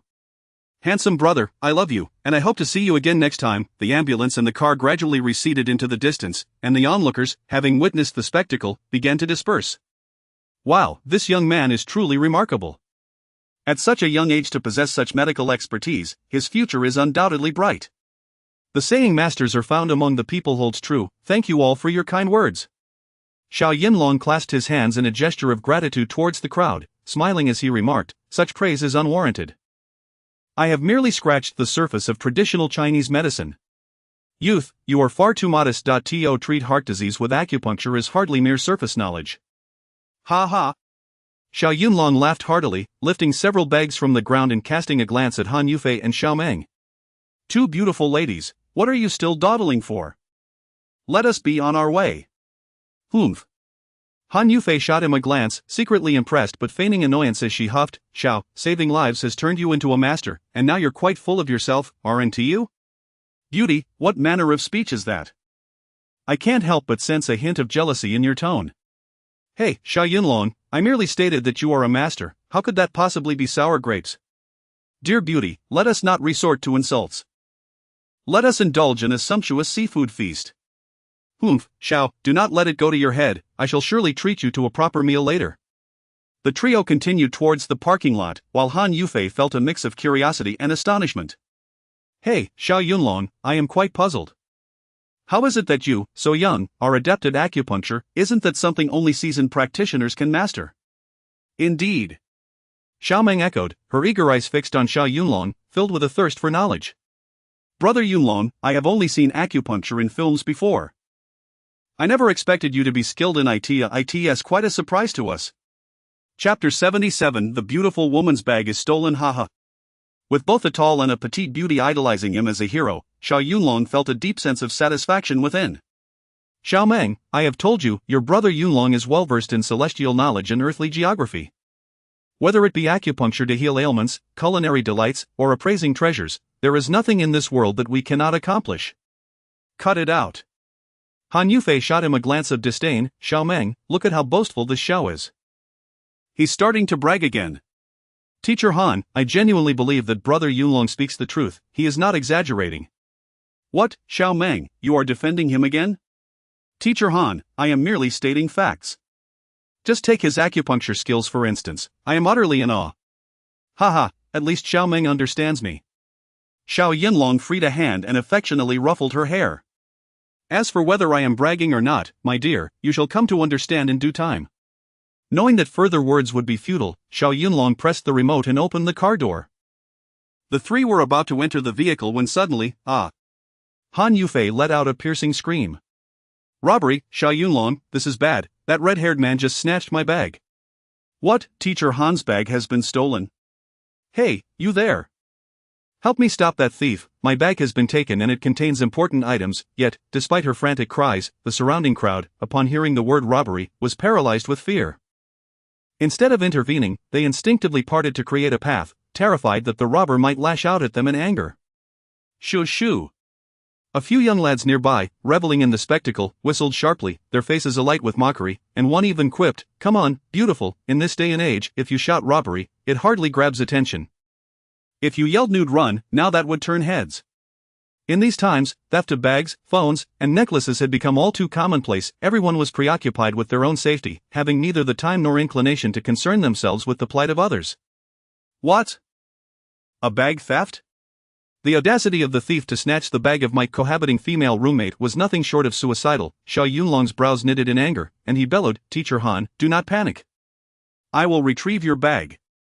Xiao Meng, you too, quickly place your belongings in the car and wait for my return. Brother Yunlong, be cautious. Xiao Meng, it will be fine." Before his words had fully escaped, Xiao Yinlong had already dashed out like a cheetah. Han Yufei was frantic, her hands fidgeting. "Xiao Meng, my phone, ID card, and bank card are all in that bag. What will we do if we can't get them back?" "Teacher Han, do not worry. Brother Yunlong's skills are exceptional. That robber will surely be no match for him." "Oh, Xiao, you must retrieve my bag." The thief appeared to be quite experienced, sprinting away with remarkable speed and displaying an intimate knowledge of the surrounding routes. He dashed across the street, weaving left and right, and swiftly disappeared into an alley right before Xiao Yunlong's eyes. Success! The robber could hardly contain his glee, his eyes gleaming with greed as he assessed the stolen bag, weighing it in his hands and tossing it lightly in the air. "Ha, what a treasure! An LV bag, this is my ticket to fortune." Chapter 78 Brother teaches you how to hold a knife. This feels great. The robber confirmed that the bag was genuine, and with the phone and bank cards inside, it seemed this heist would yield a considerable profit. Damn it, after this, I'm heading to the nightclub to enjoy myself with some young, beautiful girls of this bag. It's the real deal. At least it's worth 100 or 80,000. What the hell is going on?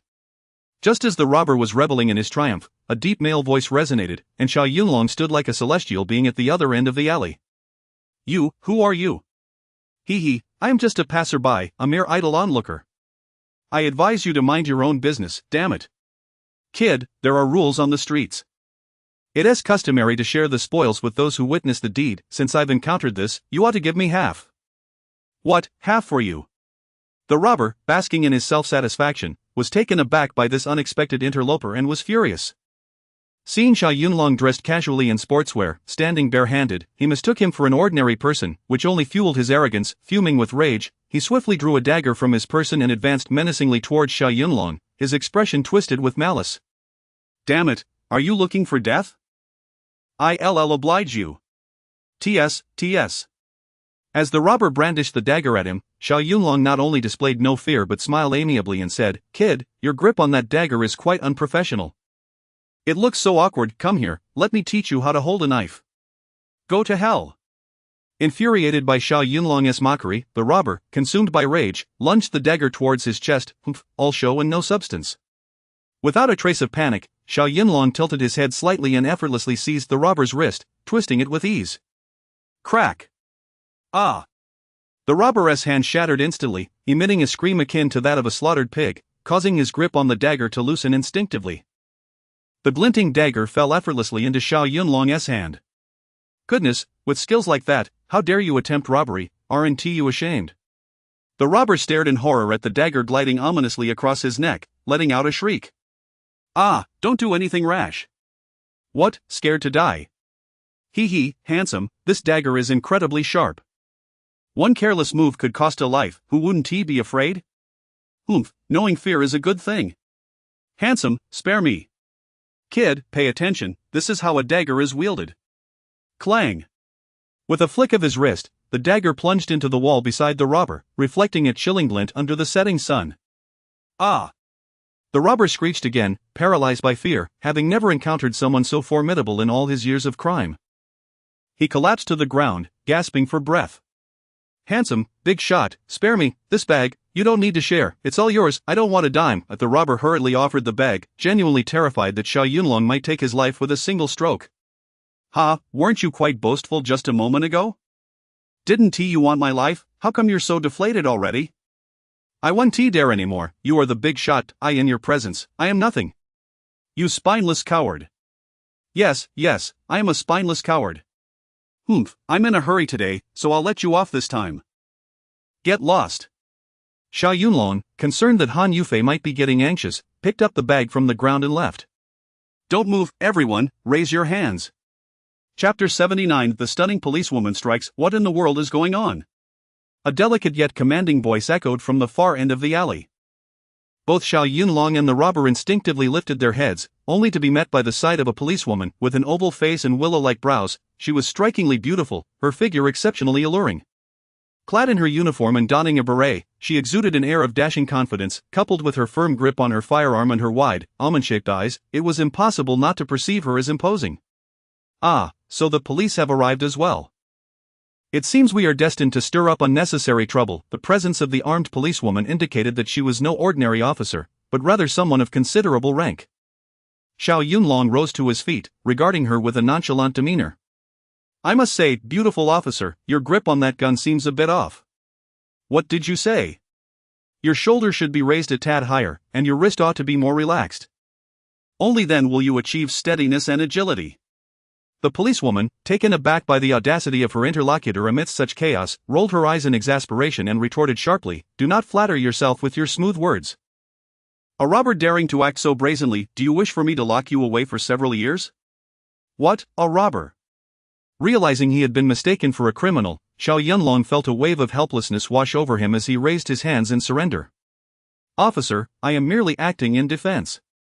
"Have you ever seen such a handsome robber?" "Pardon, you are a defender?"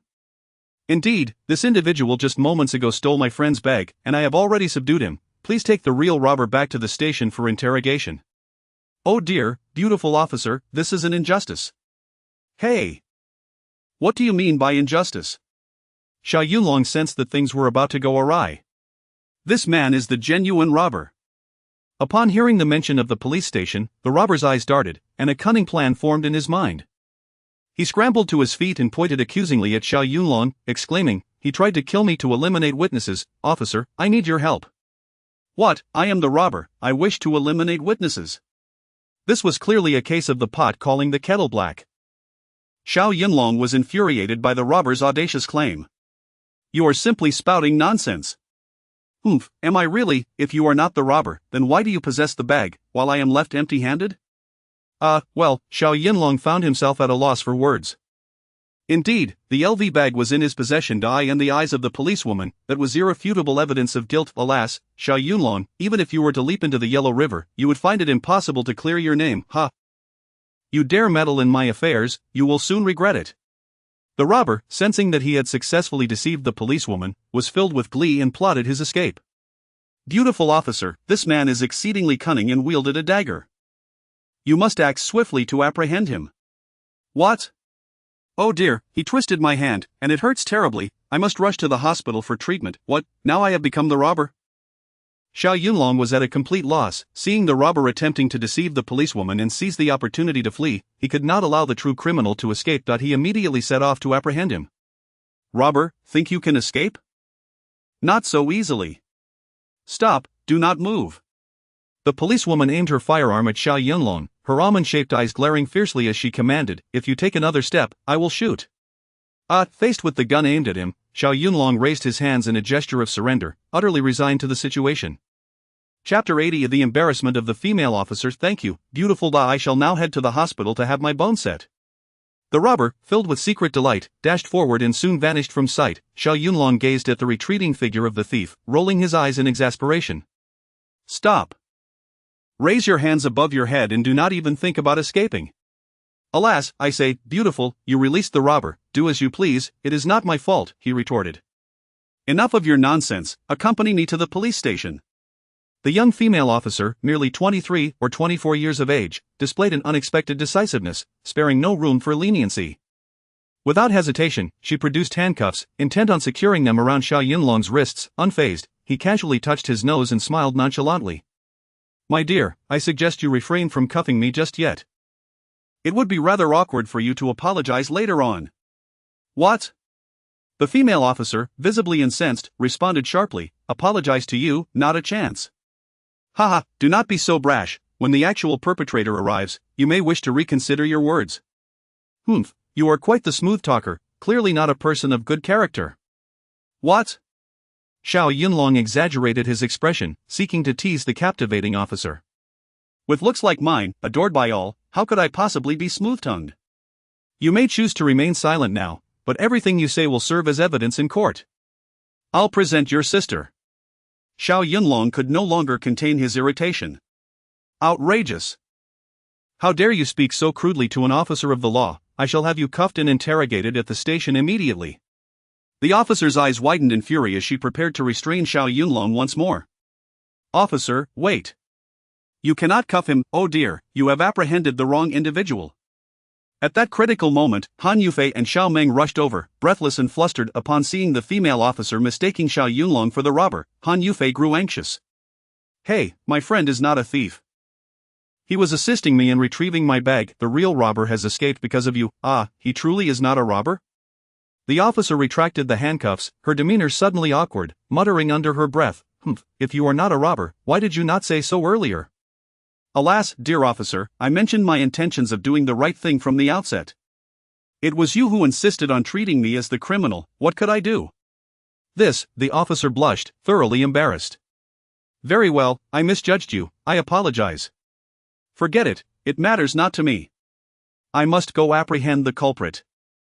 No matter the means, I shall ensure the true robber faces justice. The officer, clearly possessing a fiery temperament, displayed her passionate resolve. Just as she took a few steps away, she turned back, her expression serious. My badge number is 03688. Should you have any grievances, feel free to lodge a complaint at the station. Complaint? Xiao Yunlong chuckled wryly. He was no coward and had no intention of filing a complaint against the officer. Here you go, Teacher Han, your bag. Xiao Yunlong handed her the LV bag. Thank you. Check if anything is missing inside. I doubt there is, as the robber never had the chance to open it. Alright, let me take a look. Han Yufei received the bag and opened it, discovering all its contents intact, her heart swelling with joy. Nothing is missing at all. Xiao Yunlong, I cannot thank you enough. As she spoke, her tone softened considerably, and in her deep gaze, a hint of tenderness emerged. Chapter 81. Are you afraid of poisoning? Brother Yunlong, you are amazing. You retrieved the bag in no time at all, exclaimed Xiao Meng. Xiao Yunlong gave a determined fist pump. Xiao Meng, it was a must.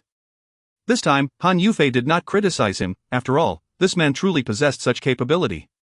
Teacher Han, is the security in Tianhai City really that poor? How dare they commit robbery in broad daylight? Sigh. Han Yufei shook her head, a wry smile gracing her lips. This is a big city, a melting pot of people from all walks of life. Some individuals, unable to find suitable employment, resort to such nefarious activities in hopes of easy gains. I see. Alas, it seems that navigating life in a big city is no simple task. Hey, you surnamed Xiao, why the sigh? I was pondering whether my job search in Tianhai City will also be fraught with obstacles? Stop lamenting. Have faith in yourself. As long as you possess skills and are willing to work hard and take risks, you can carve out a successful career in Tianhai City. Indeed, beautiful lady, I understand. Good, then let us go, Xiao Yunlong. I shall treat you all to a splendid seafood feast. Ah? Xiao Yunlong was taken aback. But beauty, didn't we agree that I would treat tonight? Xiao Yunlong, you helped me retrieve my bag, so this meal is certainly on me. Fine, after all, you are the affluent one. We, the impoverished, have no reason to contest with you. What, are you starting to mock me again? Should I force myself to call you a scoundrel? Ha, considering you are treating us to a grand feast, I shall endeavor to tease you less in the future. Show off. Let us go, it's currently the prime season for pufferfish, and we shall indulge in it. Xiao Yunlong was taken aback. Hey, Miss Han, you dare to eat pufferfish? What is there to fear? I've often dined on it with friends before. Why, are you afraid of poisoning? Ha, me, afraid of poisoning? Xiao Yunlong could not help but burst into laughter. Even if pufferfish were truly toxic, I would still dare to eat it. Since that is the case, what are we waiting for? Let us go and enjoy a pufferfish feast. Alright, my lovely, tonight, we shall feast on pufferfish. The trio boarded the car, and Xiao Yunlong drove towards the seafood restaurant designated by Han Yufei. Being the weekend, the streets were bustling with pedestrians and an abundance of vehicles, all in a lively commotion. As he was new to Tianhai City and unfamiliar with the roads, Xiao Yunlong gripped the steering wheel firmly, his expression serious, driving with utmost caution. Despite his carefulness, an unexpected incident occurred midway at an intersection. Suddenly, a figure on a bicycle surged from the sidewalk, careening toward the front of Xiao Yunlong's car without warning. Oh no, this is clearly a collision waiting to happen. Not good, someone is about to crash. Xiao Yunlong reacted swiftly, slamming his foot on the brake. With a screech, the car came to a sudden halt. Everything transpired too rapidly, causing Han Yufei and Xiao Ming to lurch forward uncontrollably. Thankfully, they had fastened their seatbelts, otherwise, the consequences would have been dire. Damn it, why the sudden brake? Do you want to die? A BMW behind them sped up, narrowly avoiding a rear-end collision with their Mercedes. Driver in front, are you suddenly incompetent? If you can't drive, then don't take to the road. Ah! Inside the car, the two ladies were shaken, their faces as pale as snow, clinging to each other in fright. Xiao Yunlong, what on earth is happening? Brother Yunlong, did we just have an accident? Chapter 82. Oh no, someone has been hit. Mr. Han, Xiaoming, are you both alright? We're fine, Xiao Yunlong, what has happened? I'm not entirely sure, it seems someone has collided with the front of the car. What, a car crash? The two stunning women were utterly horrified. What are we going to do? Please remain calm. Let us disembark and assess the situation. The three swiftly flung open the car doors and leapt out. Driver, my sincerest apologies, there has been an incident ahead, and I assure you, I did not brake abruptly for no reason. The driver of the BMW continued his tirade, and in desperation, Xiao Yunlong turned back to offer an explanation. Oh no, someone has been hit. It hurts so badly. Help, I might not make it, the pain is unbearable. Oh, the agony, I need to be hospitalized, I require a full examination, and a CT scan. Xiao Yunlong, hearing his cries of distress, do you think he might actually be seriously injured? Han Yufei gazed at him with wide, terrified eyes. Having just arrived in Tianhai City, the thought of causing grave harm to someone was truly alarming. Brother Yunlong, what should we do? Oh no, someone has been hit, it's excruciating. Someone has been hit. Xiao Yunlong's eyes sparkled with insight as he scrutinized the scene, immediately sensing something was amiss. Xiaoming, Mr. Han, did you not hear him wailing louder than a pig being slaughtered? His voice is robust, it's evident he is not genuinely injured. Nearby, a robust man in his 30s was clutching his calf, howling in agony. In front of him lay a half-destroyed bicycle, its wheels mangled beyond recognition. Despite his dramatic cries, curiously, there was not a single drop of blood on the ground. Looking again at the man, he continued to grip his calf, bellowing as if to ensure everyone heard his lament. Oh, the pain! I am gravely injured, someone, please save me. Han Yufei believed he had indeed been struck, as the vehicle belonged to her. She was about to offer her sincere apologies, but Xiao Yunlong swiftly intervened. Mr. Han, there is something suspicious about this, refrain from hastily apologizing, allow me to handle this matter. Xiao Yunlong understood that once an apology was issued, it would be tantamount to admitting guilt. If this turned out to be a case of extortion, seizing upon such an admission could lead to an endless ordeal, potentially resulting in financial ruin. With his keen insight, Xiao Yunlong had already discerned the truth. This was undoubtedly a case of staged injury. How audacious to attempt such deceit with me. Brother, are you all right? Xiao Yunlong inquired as he crouched down, feigning concern yet refraining from uttering any apologies. Damn it, your car has left me grievously injured. What do you think? The man, resembling a stocky figure, contorted his face in agony, deliberately clutching his body and raising his voice. Oh, the agony, I am in excruciating pain. Oh dear, my knee, my lumbar discs, my shin are all in distress. The man's cacophony attracted a crowd of onlookers. Witnesses, drawn to the vehicular mishap, gathered around, murmuring and pointing. It has become a commonplace occurrence for people to revel in the misfortunes of others, and soon a throng encircled the scene, pressing in from all sides. The man thrived on this spectacle. The greater the audience, the more advantageous his position. Good grief, a Mercedes has struck someone, the owner is likely to face substantial compensation. Chapter 83, The Greedy Scammer. Humph, compensation? In my opinion, this fellow is nothing but a scammer. Indeed, I believe I recognize him. My colleague has fallen victim to his tricks on 2 occasions. Oh, and how much did your colleague pay him? Let me put it this way. My colleague used to drive a luxury Mercedes, and now he can only ride a bicycle, reduced to a mere pedestrian. The onlookers were correct. This burly man was indeed a professional scam artist, making his living through such deceitful means. Although the vehicle owners were fully aware of his fraudulent ways, they often lacked the time to engage in lengthy disputes and chose to pay him off instead. These con artists specifically targeted mid-range vehicles, such as Mercedes and BMWs, while they would never dare approach high-end luxury cars like Lamborghinis or Rolls-Royces. Anyone capable of affording such extravagant automobiles was undoubtedly a person of considerable wealth and influence. Killing a man would be akin to squashing an ant. Ultimately, these scammers sought only to extort a bit of money. They would never jeopardize their own lives for such petty gains. He.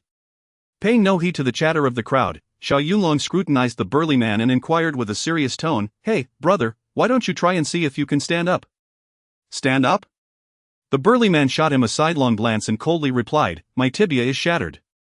How the hell do you expect me to stand? Ah, a shattered bone, you say? Of course, I might never stand again. That's quite severe. So, what do you plan to do? Well, I tend to be quite reasonable. To avoid wasting your time, just compensate me with 50,000. What, you open with 50,000? Are you kidding me? You might as well go rob a bank. The onlookers erupted in disbelief, pointing and whispering among themselves. Yet, Xiao Yunlong remained unfazed, retorting sarcastically, "Oh dear, brother, is your leg truly worth 50,000? Humph, that's none of your business. TSK, I must say, your leg seems rather undervalued. Stop with the nonsense. Pay me, and I'll go to the hospital for treatment. Any future complications are not your concern." Humph. Xiao Yunlong let out a cold laugh, deliberately cracking his knuckles. "Since your leg is only worth 50,000, how about I break your other leg as well? Then I'll compensate you with 100,000. Hey, kid, don't do anything reckless." The burly man instinctively recoiled, genuinely fearful that Xiao Yunlong would indeed shatter his other leg. Suppressing his inner fury, Xiao Yunlong gazed at the man still wailing on the ground and asked sternly, "Let me ask you again, can you get up?" "Are you an idiot? Damn it, my leg is broken. How can I possibly get up?" The burly man persisted, clearly intent on dragging the matter out unless he received compensation. Xiao Yunlong had been waiting for this opening. "Ah, you can't get up, can you? I have my ways to make you stand." "Hey, what are you doing?" "What am I doing? You'll find out soon enough." With a cold chuckle, Xiao Yunlong discreetly withdrew a silver needle from his pocket, a concealed weapon that could prove life-saving in critical moments. Thanks to its slender design and careful concealment, none of the spectators noticed. "Come, brother, let us see if you can indeed rise," Xiao Yunlong said, leaning closer and gently tapping the burly man on the back of his neck. With that single tap, something astonishing transpired. Chapter 84, When a rogue encounters a master. The burly man suddenly screamed, feeling a sharp pain radiating from the nape of his neck. In an instant, it coursed through his limbs and into his very organs, akin to thousands of ants incessantly gnawing at him. "Ah, it hurts, I'm in agony." Unable to contain himself any longer, the burly man instinctively sprang to his feet, his face flushed crimson, leaping about the sidewalk as if a monkey had been set ablaze. "Ouch! Kid, what on earth have you done to me? It hurts." After a few frantic jumps, the fiery pain at the back of his neck began to subside, and he gradually quieted down. What on earth is happening to this man? Perhaps he is having a seizure? The onlookers were taken aback, initially believing that the burly man was indeed experiencing a fit. What? Didn't this guy just claim he had a compound fracture in his calf? I just saw him jump higher than a monkey. Goodness, this is the most amateurish act of scamming I've ever seen. It's utterly laughable. Damn it, I despise these con artists. They're a blight on society and deserve to be apprehended and handed over to the police. Absolutely, he must not be let off lightly. He deserves severe punishment. The burly man had now incited the wrath of the crowd, who began to encircle him. Several burly men even rolled up their sleeves, ready to deliver a beating to the rogue to vent their frustration. Xiao Yunlong was precisely aiming for this reaction. He casually touched his nose and asked nonchalantly, "Brother, didn't you just claim to have a compound fracture in your calf? How is it that you can stand now?"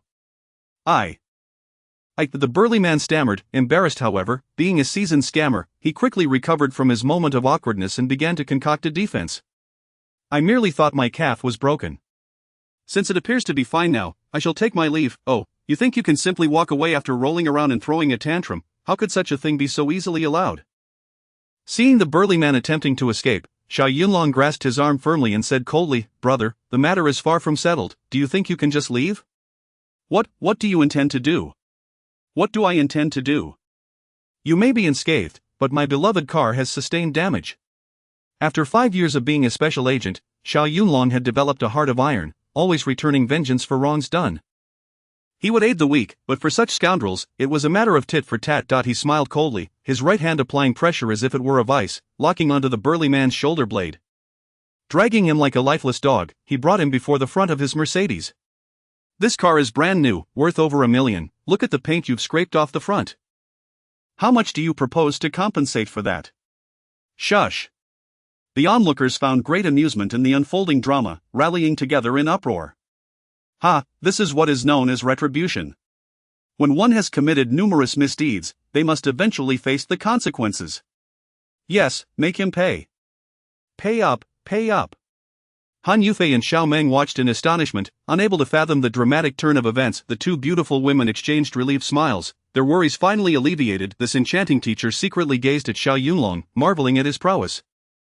He seemed capable of anything, effortlessly commanding any situation and turning the tide. Who exactly is Xiao Yunlong? What undiscovered talents lie hidden within him? Chapter 85. An eye for an eye. Shut your mouths, all of you.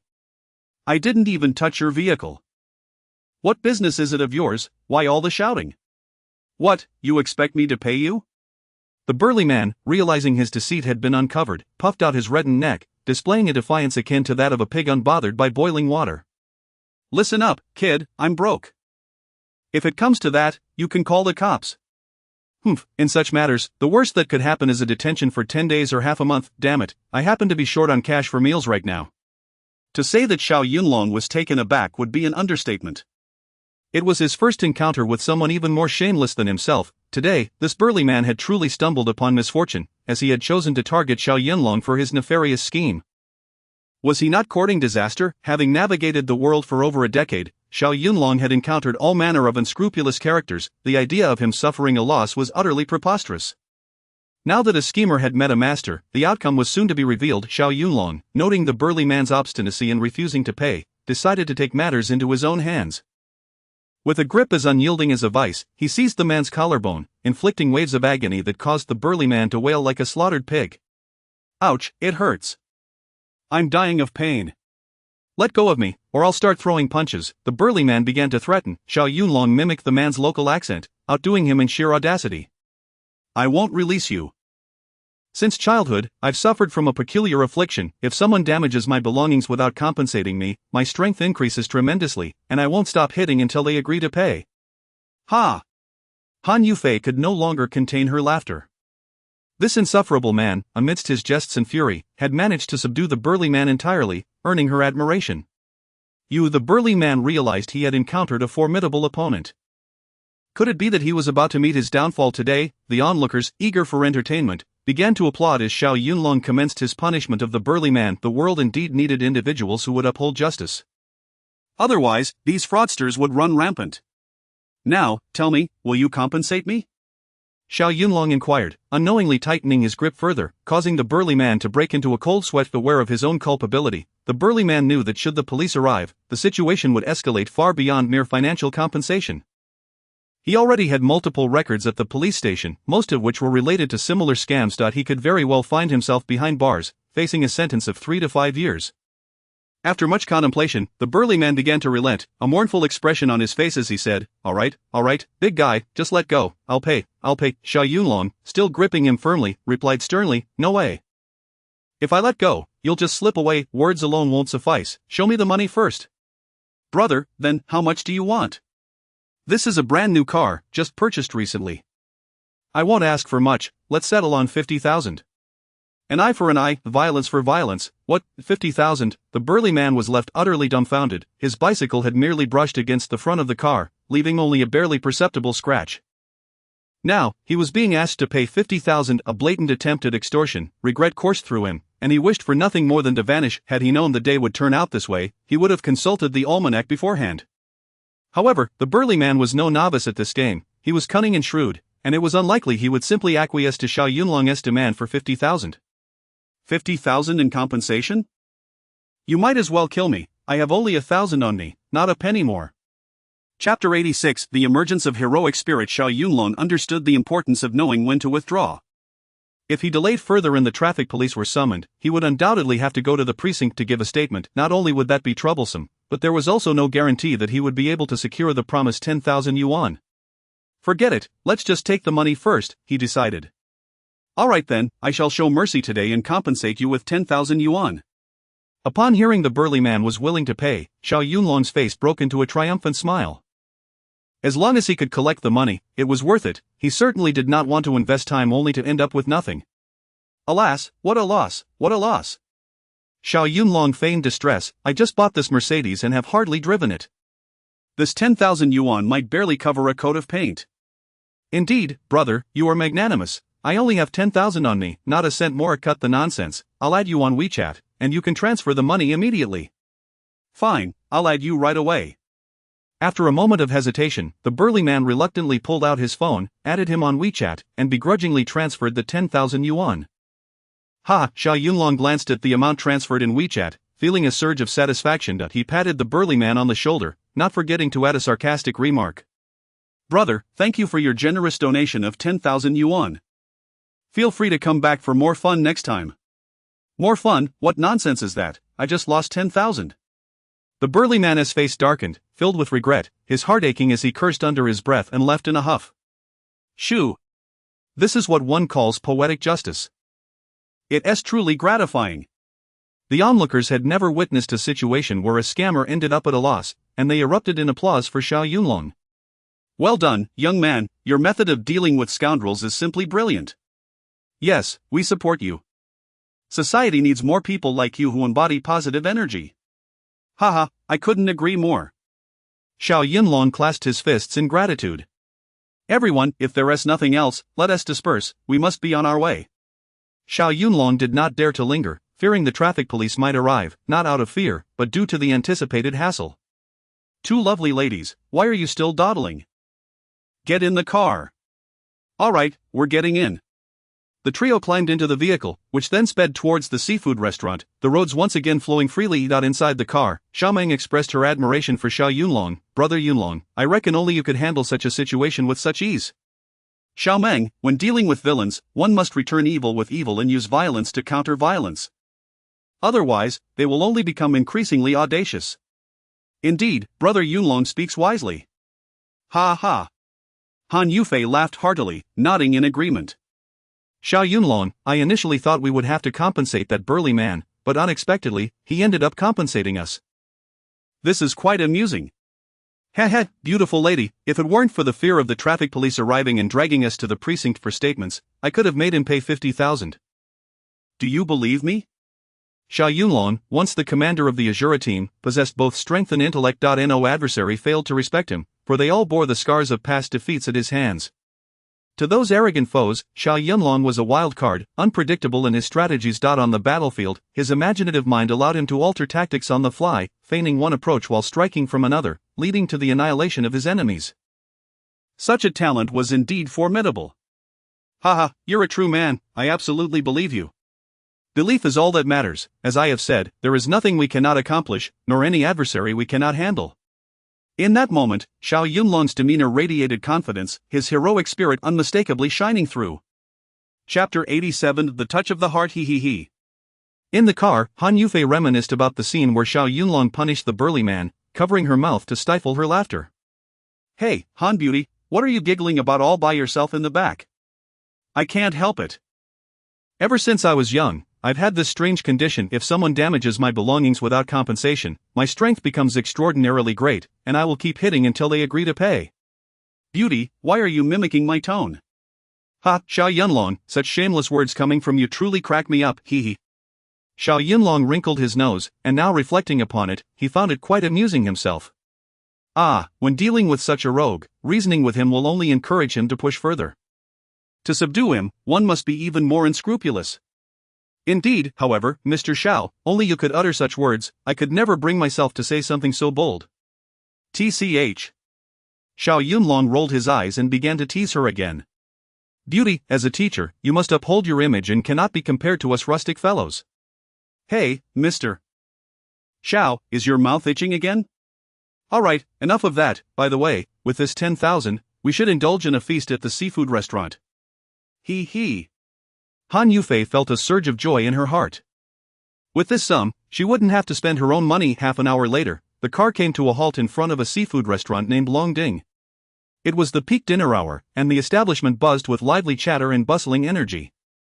Guests poured in wave after wave, and the owner was enjoying an exceptionally prosperous business. This restaurant specialized in seafood, with pufferfish being their signature dish, attracting many diners. It was the weekend, and the trio finally managed to find an empty table. Almost immediately, a waiter approached to take their orders. Han Yufei, a regular at this restaurant, smiled brightly and spoke in a tone befitting a host. Xiao Yunlong, Xiao Meng, feel free to order whatever you like. The dishes here are delightful and reasonably priced. Xiao Yunlong smiled and, with utmost courtesy, placed the menu in front of Xiao Meng. Xiao Meng, come now, see what you fancy, order freely. We aren't short on cash. Xiao Meng, merely a high school student, seldom dined at such upscale establishments. With a shy smile, she quietly replied, I rarely eat seafood, and I'm not sure what's good. Brother Yunlong, Teacher Han, I'll leave it entirely to your discretion. Sigh.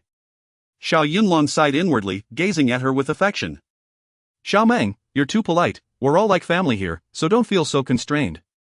Alright, then I'll order a steamed fish and a plate of greens. Oh my, Xiao Meng truly is considerate. Whoever marries you in the future will be incredibly fortunate. Brother Yunlong, you're teasing Xiao Meng again, huh? The little girl's face is all flushed. Xiao Meng remained modest, but in the face of fine cuisine, Xiao Yunlong held nothing back. He ordered crabs, scallops, pufferfish, and a massive 4-pound lobster. Han Beauty, these are the dishes I've chosen. Do you wish to add anything? That should suffice. Xiao Yunlong, how about we get a bottle of white wine as well? What? Beauty, you want to drink white wine? No, I rarely drink white wine. I mainly thought of you. As a man, a bit of wine at the table adds to the atmosphere. Oh, so you were considering me. Although Xiao Yunlong often appeared carefree, he was, in fact, a person who valued emotions deeply. Han Yufei's words touched him, stirring something soft and profound within his heart. Chapter 88, Testing Poison with a Needle. Xiao Yunlong is an orphan who has never known his parents, not even the name he bears, which was bestowed upon him by the director of the orphanage. Now, at the age of 25, aside from the director, his master, and his teammates, who in this world has ever truly cared for him, despite his seemingly carefree and nonchalant demeanor, he yearns for affection and concern more than anyone else. Teacher Han, there's no need for that. Drinking alone is rather dull, and besides, I have to drive home later. Not at all, you drink to your heart's content, I will take the wheel afterward. No, with me here, how can a beautiful lady be the one to drive? I have promised to be the gallant protector for both lovely ladies. Very well, if that's the case, let us indulge in orange juice. Alright, just orange juice then. Waiter, please bring us another bottle of orange juice. Certainly, please hold on for a moment. Your dishes will be served shortly. In such a grand restaurant, with a bustling clientele and a well-equipped kitchen, it took less than half an hour for the dishes to be presented in their entirety. Xiao Meng gazed in astonishment at a large platter brimming with a 4-pound lobster. Brother Yunlong, I have never seen a lobster this enormous. Xiao Meng, this is merely a modest size. As Xiao Yunlong spoke, he poured orange juice for the two ladies. In the ocean, there are lobsters weighing over 10 pounds. What? Xiao Meng exclaimed, even more astonished. There are lobsters that heavy? How many people would it take to finish one? It must cost a fortune. Don't worry about the money, Xiao Meng. Once Brother Yunlong earns enough, I will treat you both to a 10-pound lobster. Brother Yunlong, you are so generous. Thank you in advance. Han Yufei looked at her fondly. Xiao Meng, you are so slender, please eat plenty of this lobster. Thank you, teacher, I can serve myself, you all should eat as well. Very well, we shall eat. Let us enjoy ourselves tonight. Xiaomeng, come, try this pufferfish meat, it is exceptionally delicious. No, no, Teacher Han, I cannot bring myself to eat that, why not? Xiaomeng shyly replied, I have heard others say that pufferfish is poisonous. I am too afraid to eat it, you all should be cautious as well. Xiaomeng, while it is true that pufferfish contains toxins, it becomes safe to eat after special preparation by the chef. Furthermore, these chefs are rigorously trained, and the pufferfish they prepare cannot possibly be toxic. You can eat it without worry. No, I still cannot bring myself to do so. Xiaomeng, why are you so timid? Teacher, why are you so bold? Ha! I find it curious, teacher, how a beautiful lady like yourself dares to eat pufferfish. Ha, I used to be afraid too, but after hearing everyone rave about its exquisite flavor, I took a gamble with my life and tried it once, and now I am hooked. Goodness, teacher, you are quite daring. Xiao Yunlong spoke earnestly. In truth, one can determine whether pufferfish is poisonous without consuming it. What? How can one discern without eating it? Xiaomeng, would you like to know? Yes, I am very curious. Alright, then Brother Yunlong will demonstrate for you right away. As Xiao Yunlong spoke, he produced a silver needle from his person as if performing a magic trick. A silver needle? The two beautiful ladies were taken aback, unsure of his intentions. Xiao Yunlong, what are you about to do? It is time to witness a miracle. Watch closely, my lovely companions. With a tissue, Xiao Yunlong wiped the silver needle and then plunged it into the steaming pufferfish meat. Brother Yunlong, what are you doing? You can't be testing for poison with that needle, can you? Chapter 89. Pufferfish poisoning. Indeed, it is a test with a needle. So, what is the current situation? Right, Mr. Xiao, is the pufferfish meat toxic or not? The silver needle hasn't changed color, indicating that the pufferfish meat is safe to consume. The two lovely ladies can indulge without hesitation. No, even if it's safe, I still wouldn't dare to eat it, I have a psychological barrier. Well then, Xiaomeng, you should feast on some lobster, and also, the scallops are quite delightful, so enjoy those as well. I will eat. Brother Yunlong, Teacher Han, why are you staring at me? You should eat too. Alright, we shall partake as well, come, Xiaomeng, cheers. Brother Yunlong, Teacher Han, cheers. Oh dear, the seafood here truly is delectable, but when it comes to culinary skill, it seems to fall short of my own. Han Yufei shot him a glance, her eyes filled with both affection and a hint of annoyance. Mr. Xiao, there you go again boasting, can you not keep your mouth shut in the face of such delicacies? My dear, I assure you, I'm not exaggerating, were I to prepare these ingredients, the flavors would undoubtedly ascend to a higher echelon. Xiaomeng gazed at Xiao Yunlong with admiration. I absolutely believe in Brother Yunlong. Oh dear, Xiaomeng knows me best. A true confidant. Xiao Yunlong, look at your demeanor, you never miss an opportunity to boast about yourself. Ha ha. The trio enjoyed their meal and laughter, the atmosphere warm and reminiscent of long-lost friends reunited. Not good, my friend has been poisoned by pufferfish. What? Pufferfish poisoning. Just moments ago, Xiao Yunlong was discussing whether the pufferfish meat was toxic, even conducting a needle test. Who would have thought that a diner over there would be afflicted by pufferfish poison? This seems too coincidental. Generally, patrons who are daring enough will order pufferfish for a thrill upon hearing of someone being poisoned. Who would dare to continue eating? They might as well come over to witness the commotion. A bald man in his 20s lay rigidly on the ground, eyes rolled back, frothing at the mouth, looking as though he were on the brink of death. Surrounding him were 4 other young men, 3 of whom were also bald. The apparent leader among them sported dyed red hair, resembling a rooster's comb. A long scar marred his right cheek, and combined with his fierce gaze, he appeared rather intimidating. His neck and hands were adorned with tattoos of the azure dragon and white tiger, unmistakably marking him as someone of dubious character. Oh dear, someone help. My brother has been poisoned by pufferfish. Quickly, find a way to save him, otherwise, my brother may not survive. The manager of the hall was a woman, around 26 or 27 years of age, well-preserved and looking remarkably youthful. With fair skin and clad in a well-tailored uniform dress, she accentuated her alluring figure. She was widely regarded as the beauty of the area, attracting many diners who wished to catch a glimpse of her charm while enjoying their meals. With a heart-shaped face, willow-like eyebrows, and large, sparkling eyes that seemed to captivate countless men, she possessed an enchanting allure, particularly enhanced by a small beauty mark on her chin. This woman not only possessed striking looks but also spoke with a magnetic quality, further emphasizing her maturity and unique beauty. It was said that she was the sister-in-law of the restaurant owner and held considerable authority. Besides the owner, she could be considered the second in command of the establishment. Upon hearing of the poisoning incident, she was instantly alarmed and rushed over in a flurry of urgency. Chapter 90 of the act was truly convincing. Oh my heavens! The female manager gasped as she beheld the bald man lying motionless on the ground, frothing at the mouth and appearing on the brink of death, leaving her utterly flabbergasted. I am the manager of this establishment. What on earth is happening here? Ha, the manager has arrived, hasn't she? This simplifies matters. What is going on, manager? Are you blind?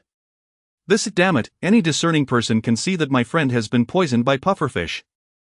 How can you even ask what happened? The group surrounding her exuded a menacing aura, their bodies adorned with tattoos of sinister creatures, and the female manager instantly realized they were not of a benevolent nature. However, adhering to the principle that the customer is always right, she forced herself to remain calm and composed.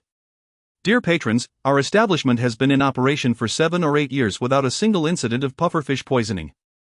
How could this possibly occur? Just because it hasn't happened before does not mean it cannot happen now. Indeed, my brother became poisoned after consuming your pufferfish, and you must provide us with an explanation. Absolutely, an explanation is imperative. Otherwise, I shall demolish your establishment. The female manager sensed something was amiss, yet she could not entirely dismiss the possibility of genuine poisoning, as improper handling of pufferfish can indeed lead to toxic residues. May I inquire, among your party, why is it that none of you are afflicted? Only he has been poisoned?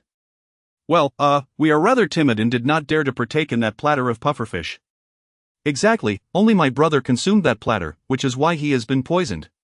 At this juncture, the female manager deemed it futile to engage in senseless arguments. Saving the man was of utmost priority, otherwise, should the bald man indeed perish, the health department would undoubtedly come to shut down the restaurant. Is there anyone among you who is a doctor? A patron here has been poisoned. If so, please come forward to assist. Is there a doctor present? If so, kindly come and help. Despite the female manager calling out twice, no one responded, clearly indicating that no doctor was present. Even if a doctor were there, they might hesitate to intervene. This was not a hospital, and should any unforeseen complications arise during treatment, who would bear the responsibility? Seeing that no doctor was at hand, the manager turned to the scar-faced man and proposed, "Shall we call for an ambulance instead?" What? Call an ambulance? Yes, I will call for one immediately. Are you out of your mind? By the time the ambulance arrives, my friend may very well be dead. The female manager, in a state of panic, retorted, "What do you suggest we do if not call for an ambulance? We will drive him to the hospital ourselves. You can send someone from your establishment to cover the medical expenses." What, you will take him to the hospital yourselves? Indeed, we will take him ourselves, this will save us precious time. The scar-faced man instructed his accomplices to lift the unconscious bald man and carry him out of the establishment. Hold on. At that moment, unexpectedly, Xiao Yunlong stepped forward to intervene. The scar-faced man shot a fierce glare at Xiao Yunlong. "Kid, what business is it of yours if my brother is poisoned? As far as I know, it is generally inadvisable to move someone who is poisoned.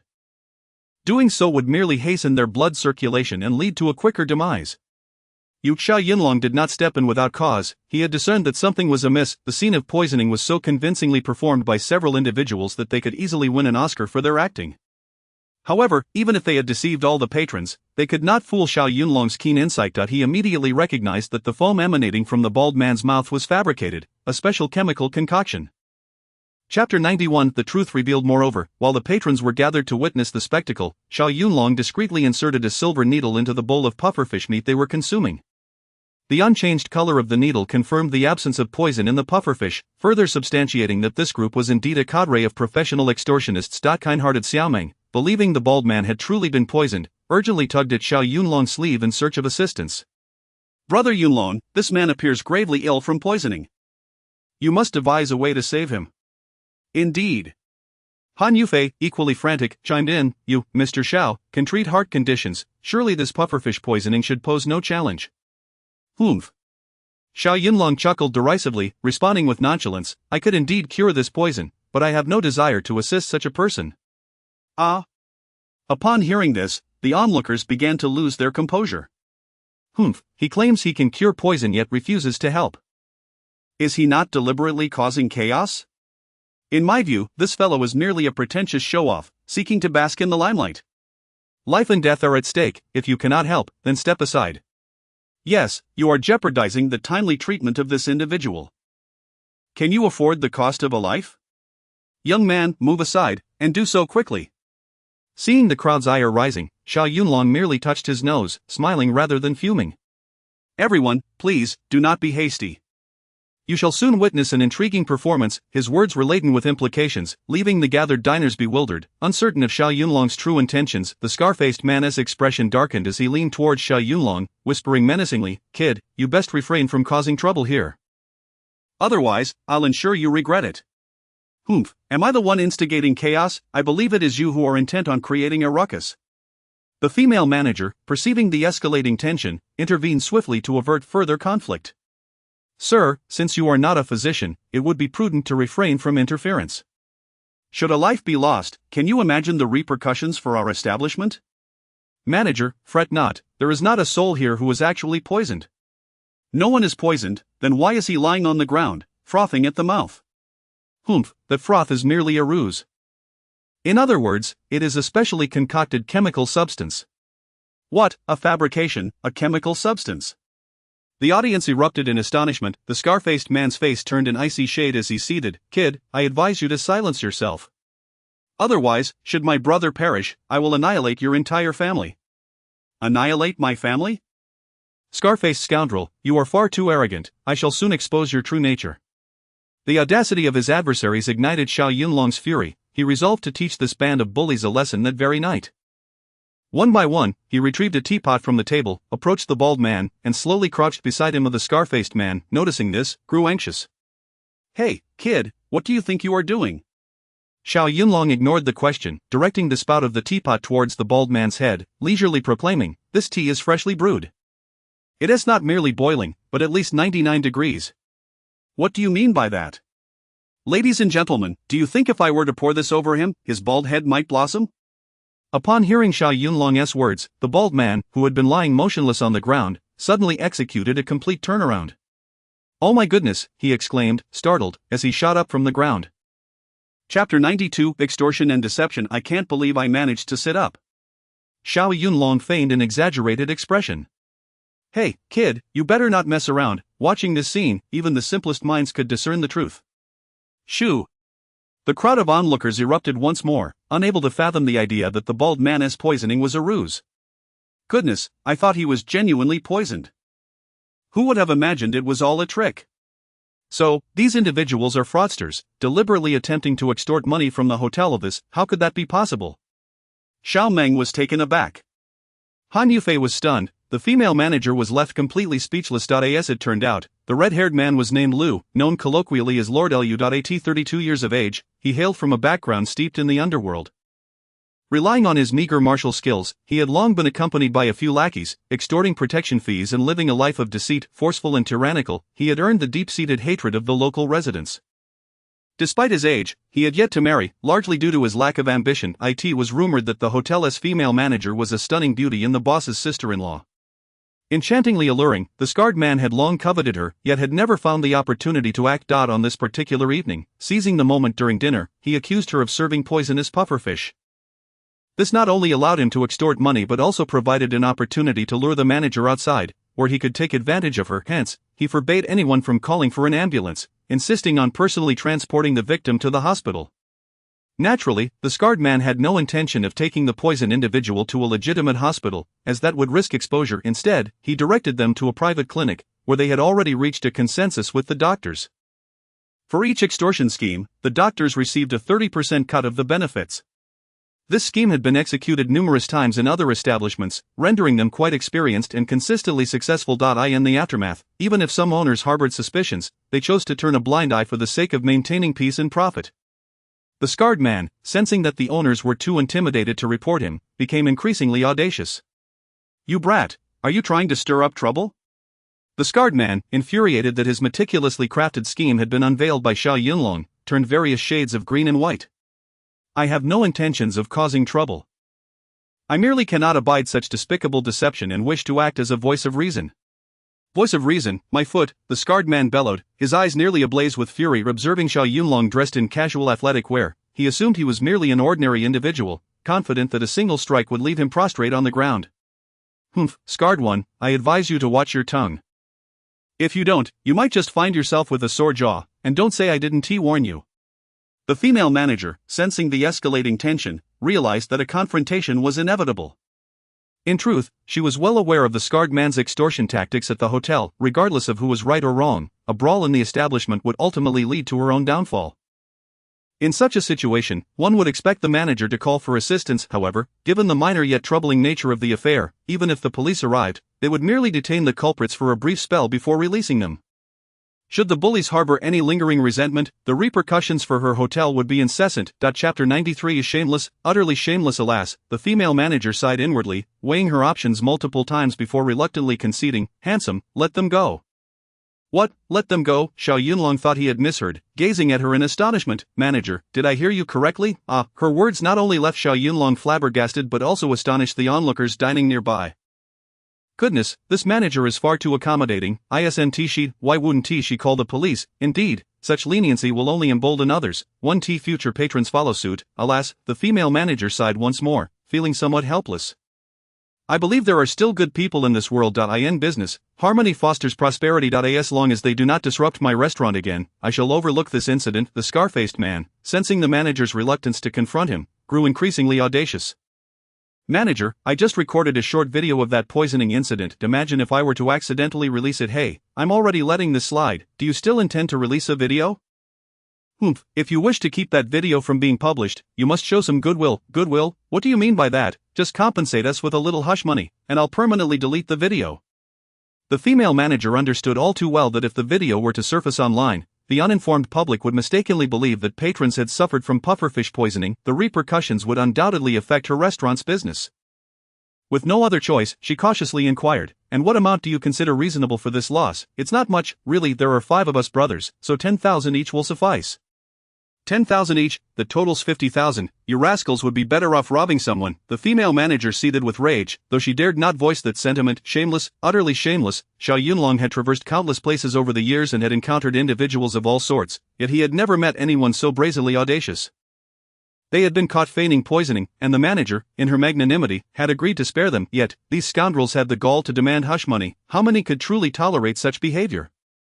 Hey, don't push your luck. The female manager was infuriated. Our restaurant operates on a tight budget. We might not even earn 50,000 in a month. Spare me your tales of poverty. Ive already inquired, and it's evident that your restaurant is the most successful seafood establishment in this area. What success? After deducting rent, utilities, and wages, how much do you think we actually earn? Manager, if you don't want to pay, I have another proposition. What proposition? A glimmer of hope flickered in the female manager's eyes, thinking perhaps the scar-faced man would let her off the hook. Our Lord Lu is quite forgiving, especially towards a captivating beauty like yourself. What do you mean? The female manager's expression turned to one of revulsion. Beauty, come here, let me enlighten you. The scar-faced man leaned in, leering at the female manager's bosom. His primal instincts ignited that if you spend the night with me, I'll overlook everything. If anything happens to your restaurant in the future, I'll protect you. What did you just say? My lovely, I'm saying that I intend to have you tonight. As he spoke, his wicked hand reached out towards the female manager's front. Chapter 94. Strike when the moment calls for it. Don't do that. The female manager swiftly evaded his lecherous advance and admonished sternly, Mr. Lu, please conduct yourself with dignity. I am a married woman. And what of it? Married women possess the most allure. The scarred man was wholly unconcerned, his gaze fixated on the manager's ample bosom, his desire boiling over.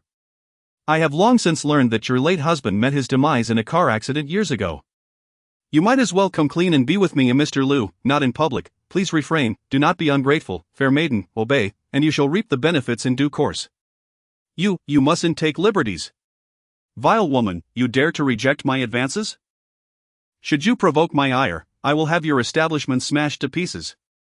By heavens, it appeared this ruffian had set his sights on the beauty of the female manager. After all, a woman of her caliber, possessing both beauty and grace, would leave any man salivating.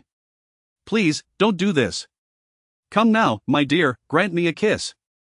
This lecherous old man swallowed hard, unable to restrain the inferno of desire raging within him. Before the assembled crowd, he audaciously leaned in to press his foul lips against the manager's cheek. Beast, release her.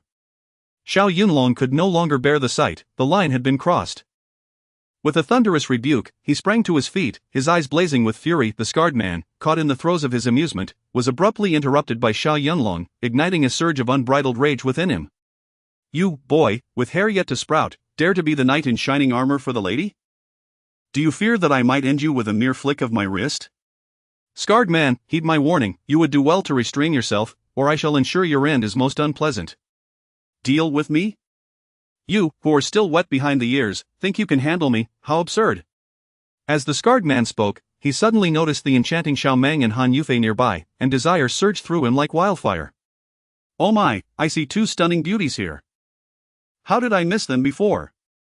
Goodness, look at their radiant beauty, they could easily outshine the female manager. The audacity of the scarred man to brazenly flirt with Xiao Meng and Han Yufei was tantamount to courting death. Scarred man, you shall pay dearly for your words. Xiao Yunlong regarded such lowly scum with disdain. Had it not been for the female manager's predicament, he would have acted long ago. Xiao Yunlong strode forward, his towering height of 6 feet tall commanding attention. You wretch, your shamelessness knows no bounds. With a resounding smack, he delivered a stinging slap to the scarred man's face, causing him to see stars, a few teeth nearly dislodged. You dare strike me? How dare you? Perish! A cold smirk played upon Xiao Yunlong's lips as he unleashed a powerful kick that struck the scarred man squarely in the chest, weighing in at around 170 to 180 pounds. The man was sent flying as if he were a mere piece of paper, crashing through 3 chairs before landing in a crumpled heap on the floor. Wow, what incredible strength! The onlookers were astonished by Xiao Yunlong's formidable kick, which had surpassed their expectations. My goodness, the power of this young man is astounding. Indeed, he effortlessly sent that man flying. It is clear he is no ordinary individual, likely trained in combat. Han Yufei nodded in agreement, her admiration evident in her sparkling eyes, even if she said little. Chapter 95 Lousy will make you bleed on the spot. Xiao Meng was aware of Xiao Yunlong's formidable skills, yet she wished for him to avoid conflict with others. Brother Yunlong, you've just arrived in Tianhai City. Don't be reckless, they are numerous. Xiao Meng, it's nothing to worry about. Dealing with such lowly thugs is hardly a challenge. As Xiao Yunlong uttered these words, a palpable sense of masculine bravado emanated from him. Well said. At this moment, Han Yufei gave him a thumbs up, feeling an inexplicable sense of security in the presence of this man. Wow, this kid has some skills. Indeed, that fierce kick just now was incredibly powerful. He must have trained. Shoo, it seems these thugs have met their match today. These fools, daring to kick our Lord Lu, they're seeking death. The 4 lackeys glared at Xiao Yunlong with predatory eyes, their fierce gazes as if they wished to tear him apart.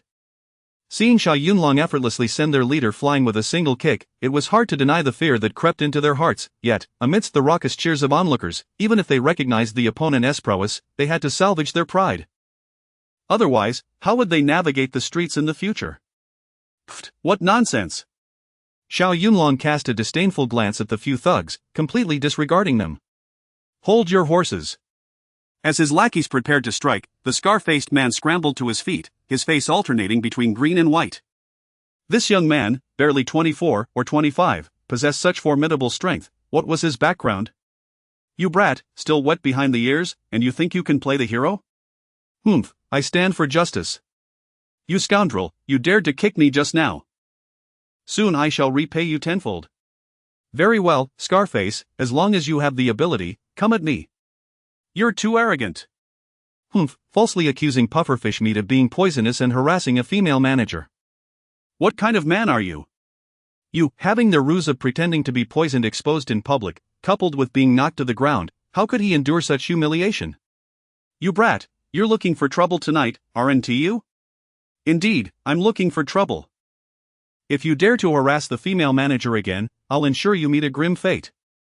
Xiao Yunlong, having no ties to her, nonetheless stood up against the dark forces, moving the female manager deeply. At the same time, she did not wish to drag this handsome man into her troubles. Young brother, I appreciate your defense of justice on my behalf, but let us all take a step back and resolve this peacefully.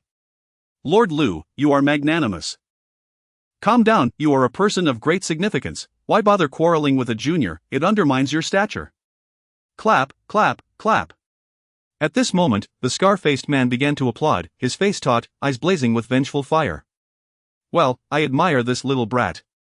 He has the guts to knock me down in front of everyone. Ha, so what if I kicked you? You brat, you're too arrogant. If I don't teach you a lesson, you won't know what it means to survive in this world.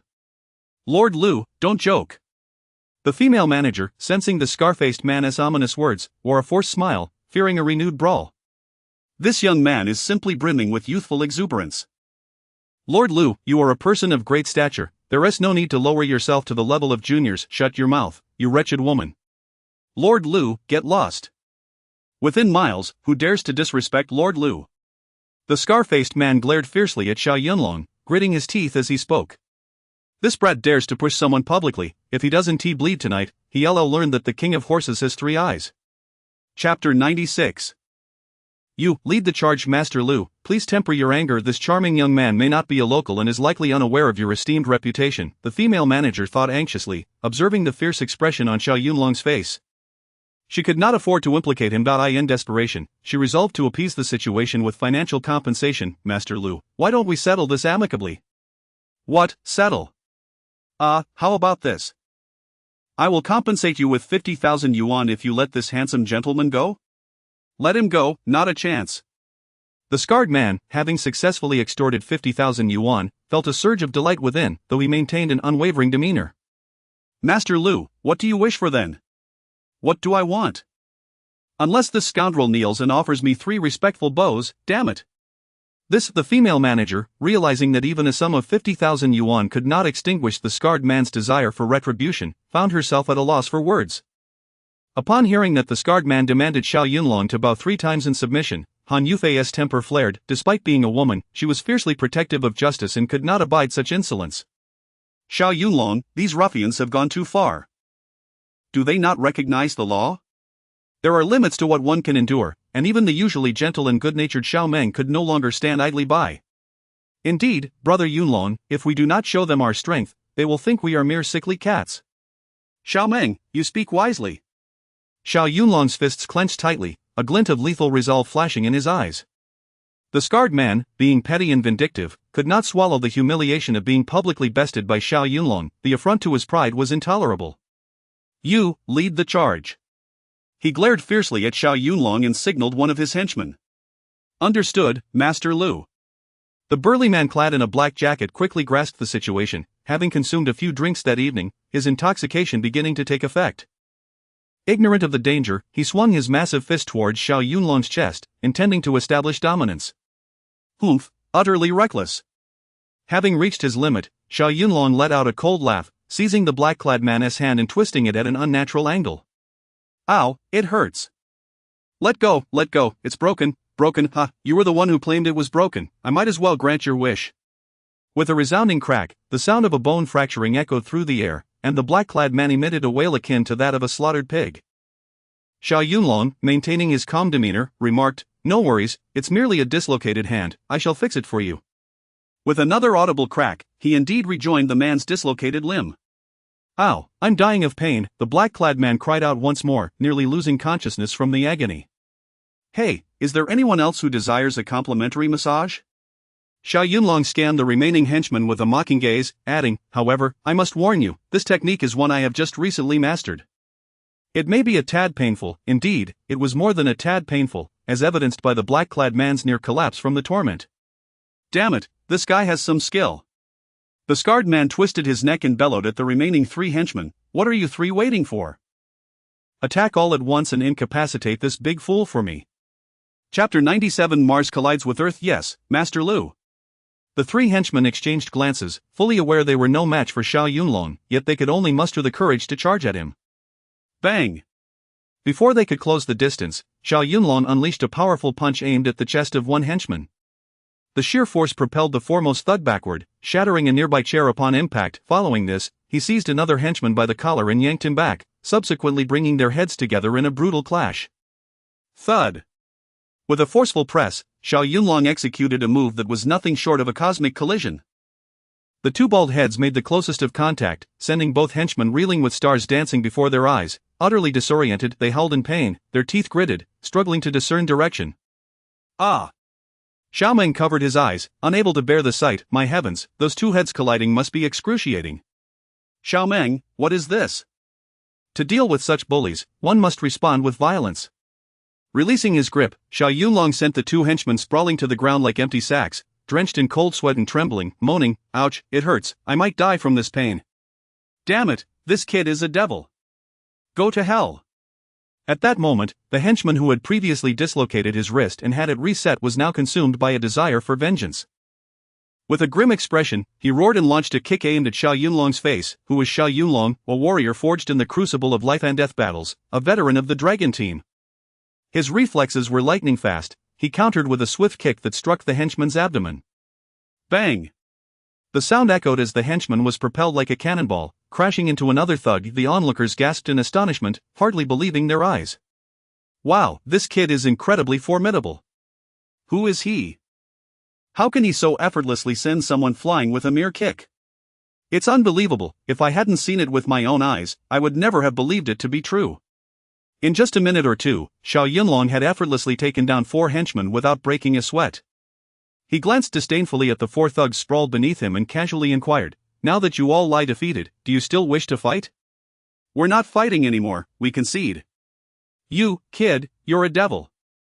"We won't fight again." The 4 henchmen, trembling in fear, lay on the ground, pleading for mercy, their noses running with a mixture of snot and blood. "Ouch, I'm in agony. My back feels like it's breaking, damn it, what a useless bunch.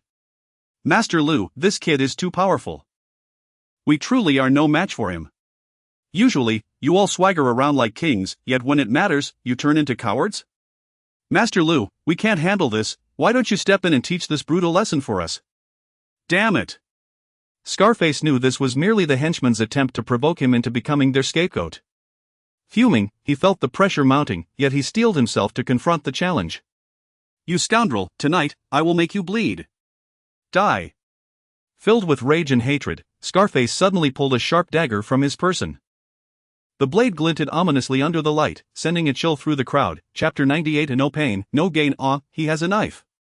The onlookers, upon witnessing the scarred man's weapon, instinctively recoiled in fear, seeking refuge in every direction. "Brother Yunlong, be careful." Xiao Meng, aware of Xiao Yunlong's formidable skills, nonetheless feared the indiscriminate nature of blades and cried out in alarm, concerned for her brother. "It's all right, Xiao Meng. I doubt they have the courage to leap at me," he reassured her. The female manager, seeing the dagger brandished by the scarred man, gasped in terror, fearing for the safety of all present. "Master Lu, please show mercy." She knew that if her establishment became the scene of a fatality, it would inevitably face closure and investigation, resulting in immeasurable losses. "This is none of your concern, woman. Get out of my way. Master Lu, this is my establishment. If a death occurs here, the police will shut us down for good. Whether your establishment remains open is of no concern to me. I am solely focused on avenging my grievances. Please, Master Lu, I implore you, stop, we must avoid any loss of life. Vile wench, step aside, if you provoke me, I will demolish your hotel." The scarred man, emboldened by his weapon, became increasingly arrogant. He deftly maneuvered the dagger, akin to a juggler in a circus, striking a pose that suggested he was quite the expert. His thoughts were consumed with the desire to incapacitate Xiao Yunlong and then indulge in a night of revelry with Han Yufei and Xiao Meng. TCH. Xiao Yunlong, touching his nose, scoffed disdainfully, such bravado, so utterly foolish. You won't even realize how you meet your end. Pretty boy, you were quite arrogant earlier, daring to kick your grandpa Lu tonight. I'll make your blood spill. Spill my blood, scarred man? That phrase would sound better if it were uttered by me. Rotten scum, die. Without a hint of self-preservation, he lunged forward, aiming the dagger viciously at Xiao Yunlong's chest. The assault was ruthless, revealing a genuine intent to take his life. Ah! The female manager gasped, her complexion paling as she shouted, "Handsome, be careful." Who was Xiao Yunlong? A highly trained agent, emerging unscathed from the crucible of gunfire, a super soldier. He was hardly a target for the likes of the scarred man. Humph, bringing a dagger to dinner? Scarred man, you are courting death. In an instant, Xiao Yunlong furrowed his brows, slightly shifting his body and deftly sweeping his foot to hook the scarred man's right leg. Ouch, are you trying to deceive me? The scarred man stumbled, losing his balance and teetering forward, perilously close to a faceplant. Bang! The next moment, his nose collided forcefully with Xiao Yunlong's fist. Fueled by rage, Xiao Yunlong's strike was formidable, sending the scarred man crashing to the floor. Ah, blood! The scarred man clumsily rose, only to find a stream of liquid flowing from his nostrils. Alarmed, he touched his face, realizing his hands were drenched in blood. Shock and fury mingled in his voice as he pointed at Xiao Yunlong, fear evident in his shout. You dare to retaliate? You dare strike your grandpa Lu? Ha, I did not retaliate, your own nose collided with my fist, no harm, no foul. What about me? If you're unconvinced, scarred man, stand up and we can continue this. Xiao Yunlong crossed his arms, wearing an expression of disdain. Such petty thugs were inconsequential, they were destined to be of no use. Had it not been for the potential repercussions for the establishment, his nature would have compelled him to obliterate the scarred man with a single punch long ago. Chapter 99 The insulter must be punished. The scarred man could hardly believe how formidable Xiao Yunlong was, causing a wave of anxiety to wash over him. Lu Yi, what's the matter? Can't you even defeat him with a dagger? A young lackey, in his navette, dared to mock the scarred man in such dire circumstances. Damn it! The scarred man, seething with rage, kicked the lackey, snapping, dare to utter another word, and I'll take your life. Lu Yi, I won't dare again, I promise. That arrogant fellow is quite impressive. We are no match for him. What should we do now, Lu Yi? Let us leave, unless you enjoy further humiliation? The scarred man glared fiercely at Xiao Yunlong, a sardonic smile plastered on his face as he remarked, damn it, your skills are quite remarkable. Xiao Yunlong merely chuckled, maintaining an air of humility. I apologize. It's merely luck. You've got guts, kid. We'll take our leave. Remember this grudge, you fool. Lu Yi, will not let you off easily, until we meet again. The scarred man spat out his threats, seething with anger as he and his 4 lackeys attempted to exit the tavern. Wait. At that moment, Xiao Yunlong interjected, speaking leisurely, scarred man, do you think you can come and go as you please in this establishment? Hey, you insolent brat, what do you mean by that? The scarred man halted, glaring menacingly at Xiao Yunlong, sensing that this young man was intent on stirring up trouble once more.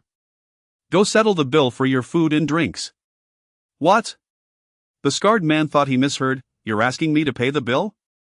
Indeed, not only must you settle the bill, but you must also compensate for the tavern's losses. What the hell, are you out of your mind? What do you mean by out of my mind? This pufferfish meat was poisonous. We nearly died. I've shown you enough mercy by not demanding compensation, and now you want me to pay for the tavern's losses, damn you. Smack. Just as the scarred man finished his tirade, Xiao Yunlong struck him across the face. The scarred man felt stars dancing before his eyes, a ringing in his ears, and blood gushed forth. What, you dared to slap me? Humph, and what of it? Xiao Yunlong retorted, his voice steady and resolute. My mother is to be respected. Anyone who insults her shall face dire consequences. Sir, please let them go. I won't insist on the cost of the meal or drinks. The female manager, terrified at the prospect of another confrontation, hurried forward to intervene. She was willing to cover their losses as long as the scarred man ceased his ruckus, considering she still had to keep the business running. Manager, how can you say you won't take this money? This money truly cannot be accepted. You run a business. It is only right for customers to pay for their meals. You cannot simply incur a loss of several thousand for no reason. Sir, just let it go. I'll forego the cost of the meal as a means of warding off misfortune. The female manager had her reasons for being frightened. The scarred man was notorious for his malevolence in the area, and once Xiao Yunlong and his companions departed, he would undoubtedly return for revenge. Manager, do not fear, I will take responsibility for tonight's affair. Please, no. Sir, you truly cannot collect their money for the drinks and food. You would be putting me in danger. Foolish woman, at least you know your place. Noticing the manager's fear, the scarred man grew emboldened, reveling in his newfound bravado. Damn it, the manager has already stated she won't collect any money. Kid, what are you trying to stir up? Hee, could it be that you've laid your eyes on the manager's somewhat attractive demeanor, harboring ulterior motives to woo her? Chapter 100.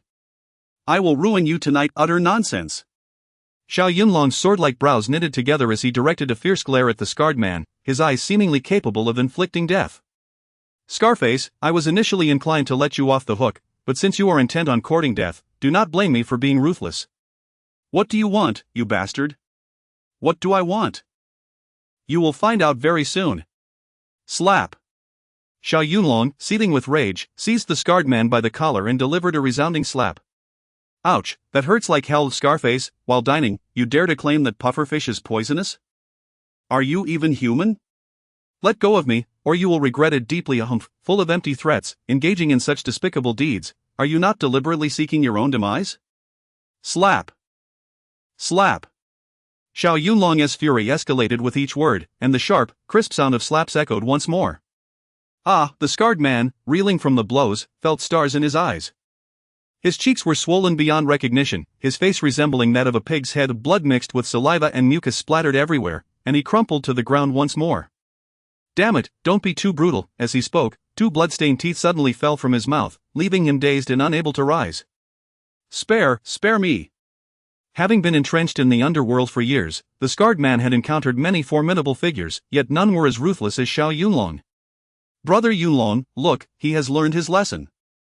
Let it go, Xiao Meng, soft-hearted, pleaded as she noticed the scarred man's plight. Meng, your heart is too kind. You must understand, if they succeed in extortion tonight, the female manager will suffer 10 times worse than this. Boss, I won't dare again. I promise, please let me go. The scarred man, fearing further punishment from the furious Xiao Yunlong, fell silent. Xiao Yunlong pressed his foot down on the man, coldly demanding, Scarface, tell me, what is the truth behind the pufferfish poisoning? Do I really need to explain? Of course, you would do well to confess the entire matter in front of all the diners. Will you speak? As Xiao Yunlong spoke, he suddenly increased the pressure of his foot, causing the bald man to cry out in pain. Boss, it hurts, please remove your foot first. You had better confess, or I will ruin you tonight. Alright, I will confess. I will tell everything. Manager, record this video on your phone. Should they dare to cause trouble again, we will hand this footage to the police. Understood. In such dire circumstances, the female manager had no choice but to comply. Scarface, speak, or I will end you right here. Boss, I admit, there is no poison in the pufferfish. Oh, no poison? Then why did he foam at the mouth earlier? That foam was caused by a chemical substance. We just wanted to extort some money. Wow. The onlookers gasped in shock, murmuring among themselves, so that's what happened. Tonight, I have finally seen the truth. Goodness, to stoop so low, these individuals are utterly shameless. Very well. Xiao Yunlong rubbed his hands together and said, unhurriedly, since you have admitted to extorting the restaurant, Scarface, how do you propose we handle this matter? Chapter 101. When you venture out, you must eventually pay the price. Settle the bill. We shall cover every single penny for this table of dishes. What, is merely settling the bill sufficient? Xiao Yunlong bellowed fiercely, unwittingly applying more pressure with his foot upon the man beneath him. Boss, spare me, it hurts. Knowing pain is a good thing. Then how do you suggest we handle this matter? Go, settle the account, and compensate the restaurant with 50,000 yuan for their losses. Are we really required to compensate 50,000 yuan? Indeed, not a single cent less, or I shall ruin you tonight. Shoo. The onlooking diners were thoroughly entertained, reveling in the spectacle while simultaneously expressing their discontent for the proprietress. Well, it seems that karma has finally caught up. This is what we call no pain, no gain. When you venture out, you must eventually pay the price. Since you have admitted to feigning poisoning, you must compensate the restaurant for their losses. Exactly, otherwise, if everyone claims to be poisoned by pufferfish, how will the hotel continue its business? Compensation is a must, the losses must be covered. What's all this chatter? Everyone, be quiet. What business is it of yours, you scoundrel?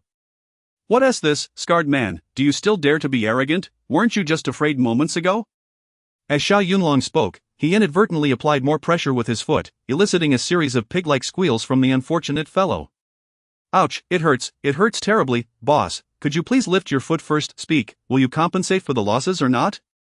I'll compensate. Boss, 50,000 yuan is that not a bit excessive? Excessive? Just a moment ago, weren't you demanding 50,000 from the manager? I am merely following your lead. Boss, have mercy, can we not negotiate the amount? We truly do not possess such funds. Scarred man, do you still wish to haggle? Do you not fear that I might just raise the amount to 100,000 in a fit of rage? Please, no more added, but this 50,000 yuan, we genuinely cannot come up with it at once. Boss, could you perhaps show some leniency?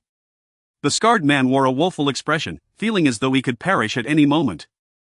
He had initially intended to extort money from the hotel for a bit of spending, and now, he found himself in the position of having to compensate 50,000 yuan instead. Truly, it was a testament to the saying, when you venture out, you must eventually pay the price. Scarred man, cease your lamenting, utter one more word and I shall raise it to 100,000. I mean what I say.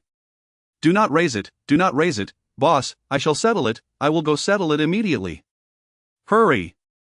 Alright, I will settle it, but you must first lift your foot. Otherwise, how can I go pay the bill? Humph. Only then did Xiao Yunlong remove his foot, and the scarred man, trembling, rose to his feet, retrieving a bank card and approaching the female manager to settle the bill. Manager, you see, it would be best for us to settle this account. However, the female manager dared not accept the scarred man's card, looking at Xiao Yunlong with a troubled expression. Handsome, since he has already faced punishment, as long as he settles the account, I shall forego the compensation. Does that sound acceptable? Very well, since the manager is merciful, I shall heed your words and let them off this time. Thank you, boss. Remember, should you dare to cause trouble for the hotel again, it will not merely be a matter of compensation. I shall deal with you severely, understood? We dare not, we shall never dare again, scram. Thus, the scarred man settled the account, preparing to flee the hotel with his 4 lackeys. You've got guts, kid. We concede, brothers, let us go. Chapter 102 of the Wounding of the Flying Dagger. Scarface, take your leave slowly, no need for farewells. Xiao Yunlong scoffed, his eyes filled with disdain. Pathetic, I've had the worst luck tonight. Scarface grumbled as he settled his accounts, seething with anger at the humiliation he had endured. As he walked away, the more he thought about it, the more furious he became, unable to swallow the bitter pill of his defeat. Damn it, you oversized fool, tonight, either you die or I shall perish. I will fight you to the bitter end. Malice brewed within him. Just a few steps away, Scarface suddenly halted, spinning around to unleash a vicious throw of his knife. You little brat, die for me. Whoosh! The dagger transformed into a streak of cold light, whistling through the air as it hurtled towards Xiao Meng's face with alarming speed. Ah! Xiao Meng gasped in horror upon seeing the dagger approach, paralyzed with fear and uncertainty.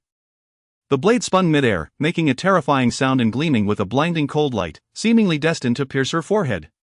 Watch out for the dagger! A startled patron's cry pierced the air, prompting many to shield their eyes in sheer terror, unable to bear the sight. Xiao Meng, be careful! Xiao Yunlong, a formidable figure of the social elite, was not one to allow harm to befall Xiao Meng while he was present. With keen perception and unwavering composure, he had already sensed Scarface's malevolent intent. In a flash, he deftly pinched the dagger between his fingers with unwavering precision. Xiao Meng, are you unharmed? Han Yufei, her face drained of color from fright, hurriedly embraced Xiao Meng, exclaiming, Heavens, are you alright? Teacher Han, he just tried to kill me. I was terrified. Xiao Meng, a delicate beauty, trembled like a frightened bird, her face pale as snow as she clung to Han Yufei, shivering uncontrollably. Han Yufei's eyes widened in fury. That Scarface is utterly outrageous. Scarface, you are courting death.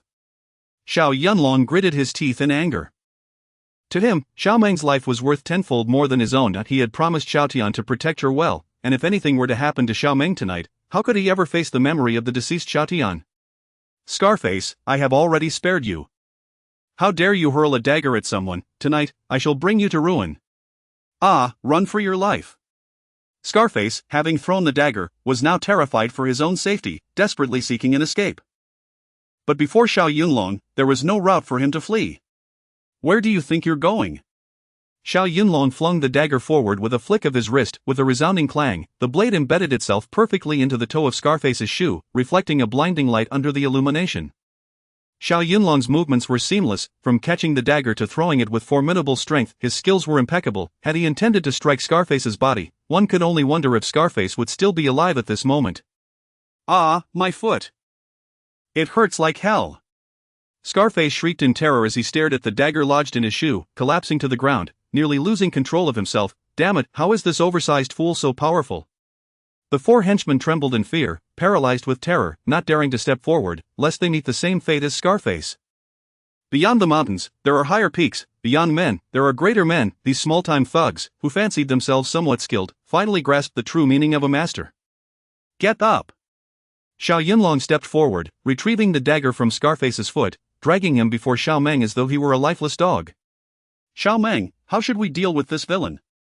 Brother Yunlong, I don't know, but he just tried to kill me, and I am so scared. Chapter 103. Laozi's hand is ruined. Xiao Meng, still trembling with fear, hesitated, while Han Yufei, filled with righteous indignation, showed no mercy whatsoever. Humph, that scarred scoundrel is utterly detestable. Xiao Yunlong, render his right hand useless. Very well, as per the beauty's suggestion, we shall incapacitate his hand tonight. Recalling how Xiao Meng had narrowly escaped death at the hands of his dagger moments ago, Xiao Yunlong felt no inclination to show leniency. He forcefully pinned the scarred man's right hand onto the table, preparing to carry out the sentence. Ah! The scarred man cried out in terror, "Little brat, what do you intend to do? Let me go, release me, let you go, our stunning beauty has decreed your incapacitation. Do you believe you have any chance of survival tonight? Handsome, beautiful, spare my life, I was wrong, I won't dare again, I beg you, grant me this one mercy, it is too late to plead for mercy now." Xiao Yunlong's eyes glimmered coldly as he pronounced each word deliberately. One must face punishment for their misdeeds. Ah, I shall never dare again, spare me. Without further ado, Xiao Yunlong drove the dagger forcefully into the scarred man's right wrist. Ah, the scarred man let out several gut-wrenching screams, gazing at his bloodied hand, wailing in agony. My hand is ruined, it's gone. Xiao Yunlong stepped onto the chair, a chilling laugh escaping his lips as he replied honestly, indeed, scarred scoundrel, the dagger has severed your tendons. Now, your hand is irreparably damaged. What, you severed the tendons in my hand? Indeed, they are severed, your right hand is now completely useless. Ah, my hand is entirely ruined. The scarred man, injured on his foot and with a dagger embedded in his hand, collapsed to the ground, his face contorted in pain.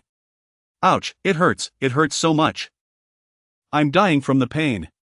Beads of sweat glistened on his forehead as his complexion shifted from pale to flush, his features twisted in agony. The lecherous scarred man gritted his teeth, gasping in pain, his left hand gripping the dagger's hilt, yet he dared not pull it out.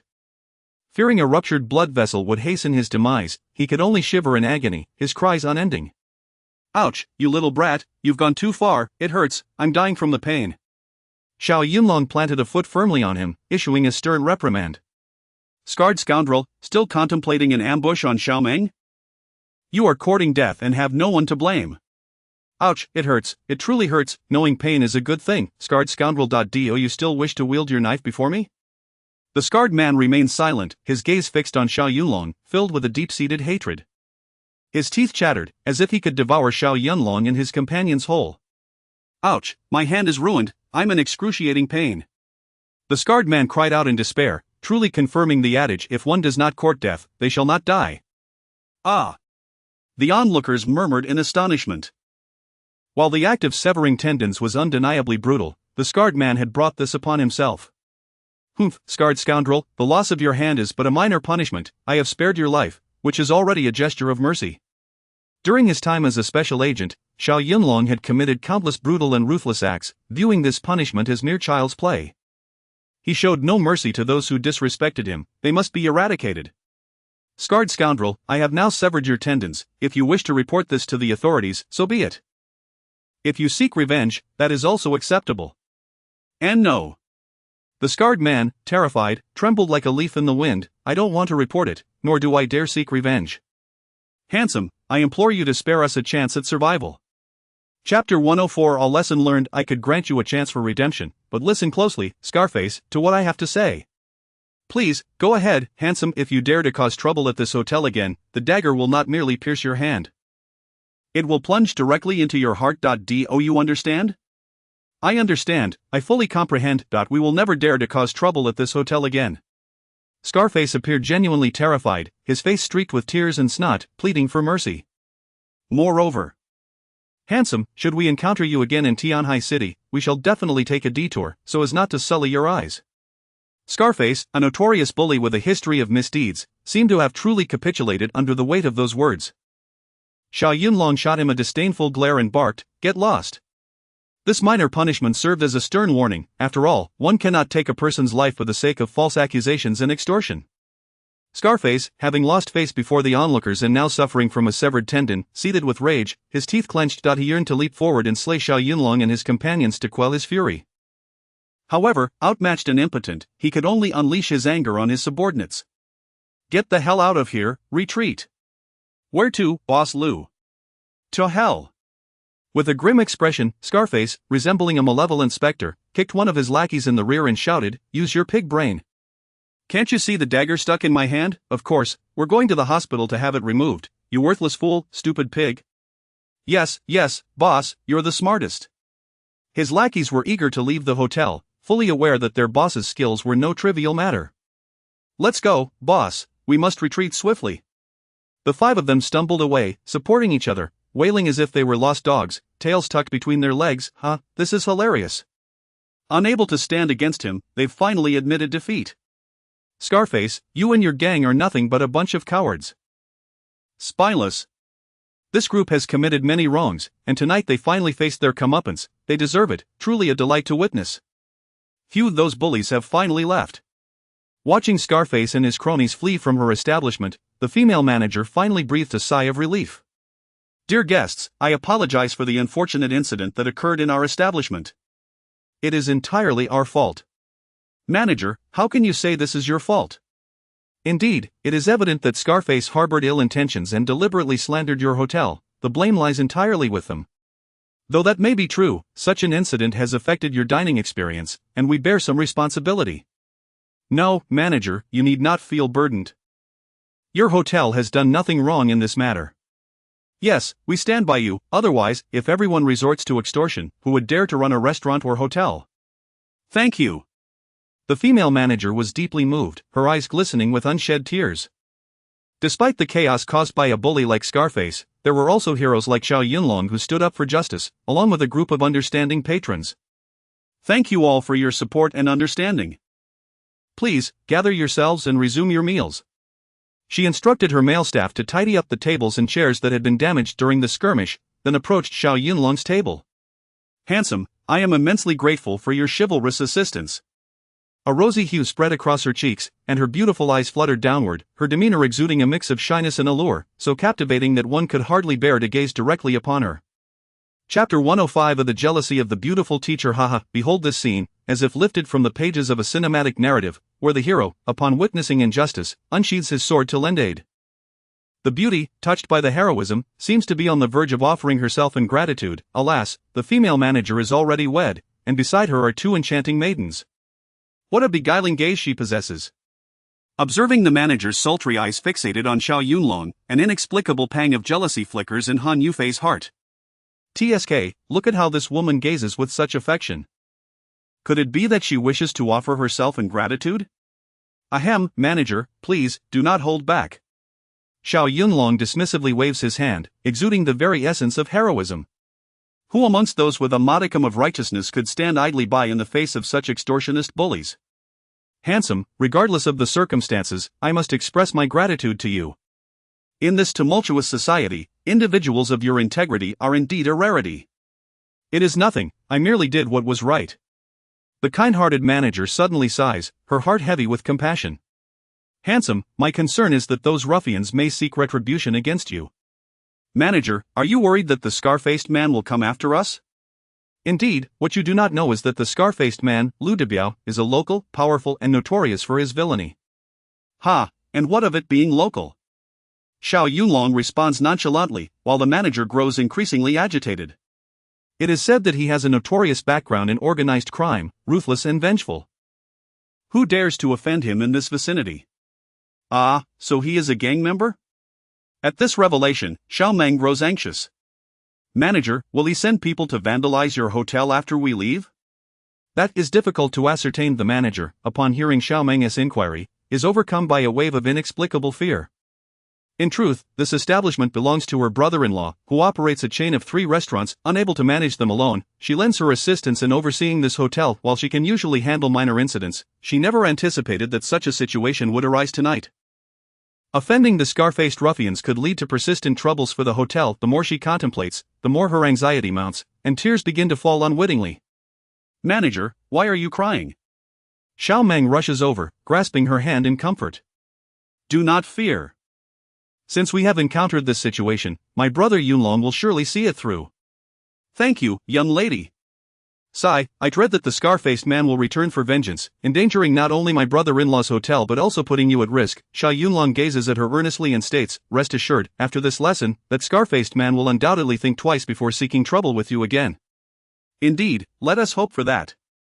The manager wipes her tears, her spirits lifting somewhat. To be candid, this hotel belongs to my sister and brother-in-law. I am merely assisting in its management. Oh, I see. Sigh, should the scar-faced man retaliate and wreak havoc upon this hotel, I would be bringing ruin upon my sister and brother-in-law. Manager, do not be afraid. Should they dare to disturb the peace again, simply call the authorities. Call the authorities? Yes, precisely. Do you not have a video recording of them slandering your hotel? When the time comes, you can present that footage to the police? Ah, handsome, so you had anticipated all of this beforehand. I cannot thank you enough. Chapter 106 You treat, I pay. Manager, this is ultimately a society governed by law. No matter how rampant the wicked may be, righteousness shall always prevail. Indeed, handsome, you are absolutely right. Manager, should they dare to act recklessly, do not hesitate to call the police. They will bring them to justice. Understood. If this group dares to cause trouble again, I shall report them. I will no longer be afraid of them. That's the spirit. After a thorough encouragement from Xiao Yunlong, the female manager finally felt at ease, her tears transformed into laughter, and her spirits considerably lifted. Handsome, I sincerely apologize for the delay in your meal. No worries. The dishes have gone cold, allow me to summon the chef to prepare them anew. Oh, no need, manager. We've nearly finished our meal. Xiao Yunlong turned to Han Yufei and Xiao Meng. Ladies, have you had your fill? Yes, I'm full, though I'm not certain if Xiao Meng is. Brother Yunlong, teacher Han, I've been full for quite a while. In truth, the three of them had only eaten to about 70% of their capacity, but after the earlier commotion, the food had grown cold. To avoid further inconvenience, they resorted to a kind-hearted fib. Well then, since everyone is satisfied, let us settle the bill and head home. Agreed. Han Yufei nodded, recalling how he had retrieved her handbag. Thus, she resolved to treat them. Xiao Yunlong, Xiao Meng, please wait here while I take care of the bill. Xiao Yunlong swiftly intercepted her, stating earnestly, Beautiful lady, with a gentleman like me present, it is not fitting for a woman to pay the bill. Xiao Yunlong, I have already stated that since you helped me reclaim my handbag, I must repay you by treating you tonight. He. Xiao Yunlong suddenly leaned closer to her ear, half serious and half jokingly whispering, Dearest, there is no need to rush your gratitude. There will be ample opportunities to repay me in the future. Hey, what do you mean by that, Xiao? Han Yufei's cheeks flushed inexplicably. Ah, beautiful lady, I didn't say anything. Tonight you treat, and I will settle the bill.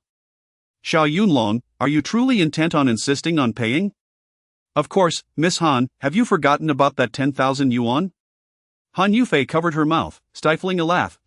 How could I forget that 10,000 yuan? Xiao Yunlong checked his phone. It was nearly 9 o'clock, and tomorrow, Xiao Meng and Han Yufei had to return to school, so they couldn't stay out too late. Manager, the dishes at your hotel are genuinely delectable.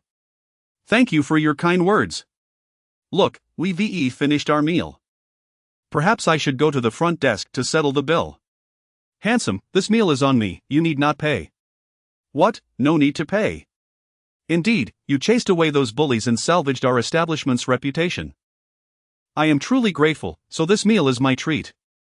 No, that is not how it works, meals must be paid for, that is only right, please have the cashier calculate the total. It is more appropriate for us to settle the bill. Really, there is no need, it's just a few dishes, and the cost is minimal. Manager, as you mentioned earlier, this hotel belongs to your sister. You are merely managing it on her behalf.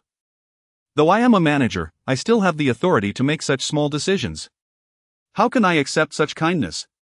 Handsome, had it not been for your noble assistance, our hotel would have suffered significant losses tonight. Ah, if I were to charge you for this modest meal, I would truly be lacking in decency. Chapter 107. In the bustling city, surrounded by beauties, very well, in that case, I extend my gratitude to the manager. Xiao Yunlong, a man of genuine temperament, recognized the persistence of the female manager. To insist on paying would only seem pretentious, besides, he was fortunate to save a bit of money, what could be more delightful? No need for thanks, I simply hope that you handsome gentlemen and beautiful ladies will frequent our establishment in the future. Supporting you is an absolute must. Thank you, handsome. You truly possess a silver tongue. Manager, please attend to your duties, we shall take our leave now, farewell. The trio waved as they exited the restaurant. Handsome, beautiful ones, allow me to see you off. The female manager, overflowing with gratitude, escorted Xiao Yunlong and his companions to the hotel parking lot. Farewell, my friends. Should the opportunity arise, do remember to visit us again. That is certainly the case. With such delectable dishes at your hotel, we may very well return tomorrow night. That would be absolutely wonderful. The manager's enchanting gaze fixated on Xiao Yunlong, as though this parting signified an insurmountable distance between them. Had it not been for Han Yufei and Xiao Meng, two captivating beauties present, she might have shamelessly requested Xiao Yunlong's contact information. Manager, you have matters to attend to, please return to your duties. Goodbye. Farewell, handsome. Are you truly leaving just like that? Will we have another chance to meet? As she watched Xiao Yunlong and his companions enter their vehicle, an inexplicable sense of loss washed over the female manager. Inside the car, Han Yufei gazed at the composed Xiao Yunlong, his chiseled profile captivating her with its allure. The day had unfolded with a plethora of extraordinary events, encounters with unscrupulous drivers, parking lot altercations, a robbery of her handbag, a staged accident, and the tumult at the hotel.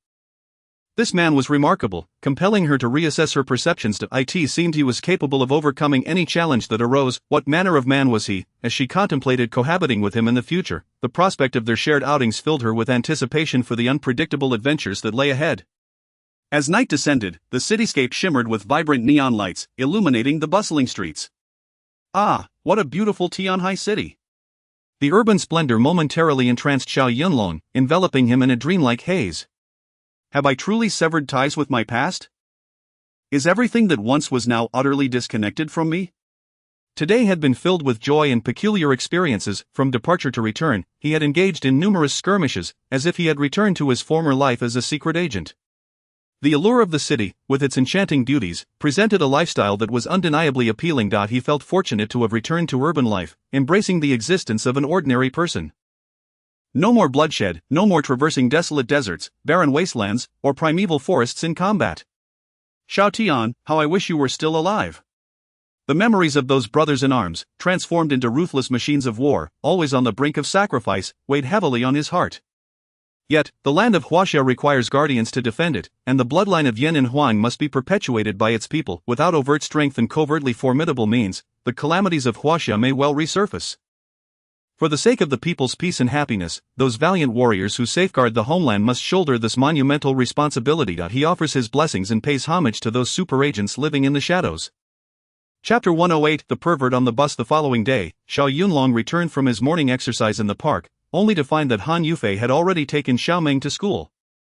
With the impending college entrance examination, Xiao Meng was devoted to her studies and would typically return home only on Saturdays, barring any exceptional circumstances. Although Han Yufei was assigned a dormitory at the school, it could hardly compare to the warmth and freedom of home. This beautiful teacher chose not to stay in the dormitory, opting instead to return to her rented accommodation each day, as the school was conveniently close and she drove herself. Ha ha! With both lovely ladies off to school, this house is now my kingdom. After a light breakfast, Xiao Yunlong took a quick shower, donned a pair of jeans and a leather jacket, and set off in search of employment. Lacking a car, an electric bike, or even a bicycle, he had no choice but to take the bus to the job market. Initially, as he boarded the bus, it was relatively spacious with plenty of seats available. He found a comfortable spot to sit and closed his eyes to rest, relishing the advantages of traveling in the morning. However, as more passengers boarded, he eventually vacated his prime seat for an elderly lady who had just entered. Here, madam, please take this seat, he offered kindly. The elderly woman, with a gentle demeanor and a warm smile, expressed her gratitude. Young man, thank you for giving up your seat. Your kindness will surely reward you with a beautiful wife in the future. Haha, thank you for your kind words. Xiao Yunlong felt uplifted by her compliment and willingly stood in the aisle, jostling with the other passengers. The bus continued on its route until suddenly, a woman's piercing scream pierced through the bus cabin. Ah, pervert. What the hell, how could a pervert appear out of nowhere on the bus? Upon hearing the cry, the driver hastily pulled the bus over to the side of the road. All eyes turned towards the source of the commotion, revealing a young woman in her 20s standing in the aisle.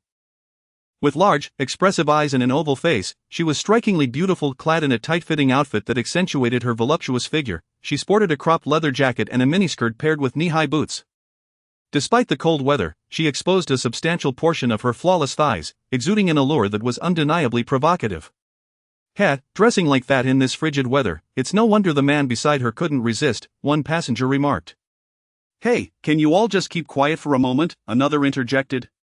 Exactly, can't you see this lovely lady is being harassed? We should show some sympathy, we all have sisters, after all. The bus erupted in chatter, with most comments focused on the woman's revealing attire, while few chose to condemn the shameless bald man beside her. Hey, you filthy pervert, if you dare to assault me, I will call the police. Call the police? The bald man leered at her, unabashedly eyeing her body as if it were his right to do so. Listen, beautiful, didn't you wear that outfit to entice men? What's wrong with me touching you? Haha, I wouldn't even be interested in touching ordinary women. You shameless scoundrel, you are utterly despicable, I will call the police and have them arrest you. The young woman's face turned pale with fury, trembling with anger, yet she clearly felt outmatched. With no other option, she furiously pulled out her phone, preparing to dial for help. You filthy woman, stop acting like this. The bald man was no pushover either, he swatted her phone from her hand, his demeanor menacing as a beast. Damn it, don't flatter yourself. I only touched you because I found you worthy. Chapter 109. To strike you is to hold you in esteem. Aha, what a pretentious act. The bald man exuded arrogance and audacity, utterly disregarding the presence of the police. Listen here, little lady, I warn you, if you dare to call for help today, you can forget about living in peace ever again. Help. Encountering such a shameless rogue early in the morning left the beautiful woman in utter despair. In her helplessness, she turned her gaze toward the passengers in the carriage, silently pleading for assistance, hoping someone would come to her aid, yet, they merely engaged in hushed discussions, some even casting disdainful glances her way. Who would be foolish enough to meddle in such trivial matters? Such bad luck. The driver, seemingly possessing a fiery temper, cast a dismissive glance at the woman and bellowed, Hey, have you all come to a consensus? If you have, I'm about to drive. Don't disrupt the rest of the passengers. The lecherous bald man, noticing the passenger's reluctance to intervene, grew increasingly brazen, his gaze fixated on the woman's curves, unable to restrain himself any longer. In plain view of everyone, his filthy hand reached towards her clothing, intent on violating her. Hey, you filthy pervert, what are you doing? The woman, terrified, recoiled repeatedly, but with the carriage packed to capacity, there was nowhere for her to retreat. Her face drained of color, her eyes filled with sheer terror and despair. Hey, don't take it too far. Just as that vile hand was about to intrude upon her garment, a male voice suddenly rang out. Simultaneously, a powerful hand seized the bald man's wrist with determination. The voice belonged to none other than Xiao Yunlong. You old lecher, not only did you drop the lady's phone, but you also seek to assert your depravity? If I don't intervene now, I would betray the flicker of righteousness within me. Who the hell are you, little brat? I am no one in particular, just someone who cannot stand your actions. The bald man, seeing Xiao Yunlong speaking alone, paid him little heed. What? Is this woman your wife or your girlfriend? Nonsensical. Humph, who asked you to meddle? I think you're just asking for a beating. The bald man, furious at having his misdeeds interrupted, swung a fist towards Xiao Yunlong's chest. Utterly oblivious to your own demise. With a resounding thud, before the bald man's fist could make contact, Xiao Yunlong had already launched a counterattack. He raised his knee, driving it into the man's abdomen, the force of the blow sending him crashing to the ground. Seeing stars and feeling his stomach churn violently, the bald man could only retch uncontrollably. Ugh, humph.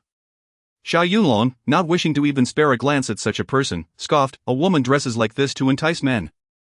Looking at you, it's clear you deserve this beating. You little brat, what do you mean by you and I usually don't hit people, but today, hitting you is a sign of respect.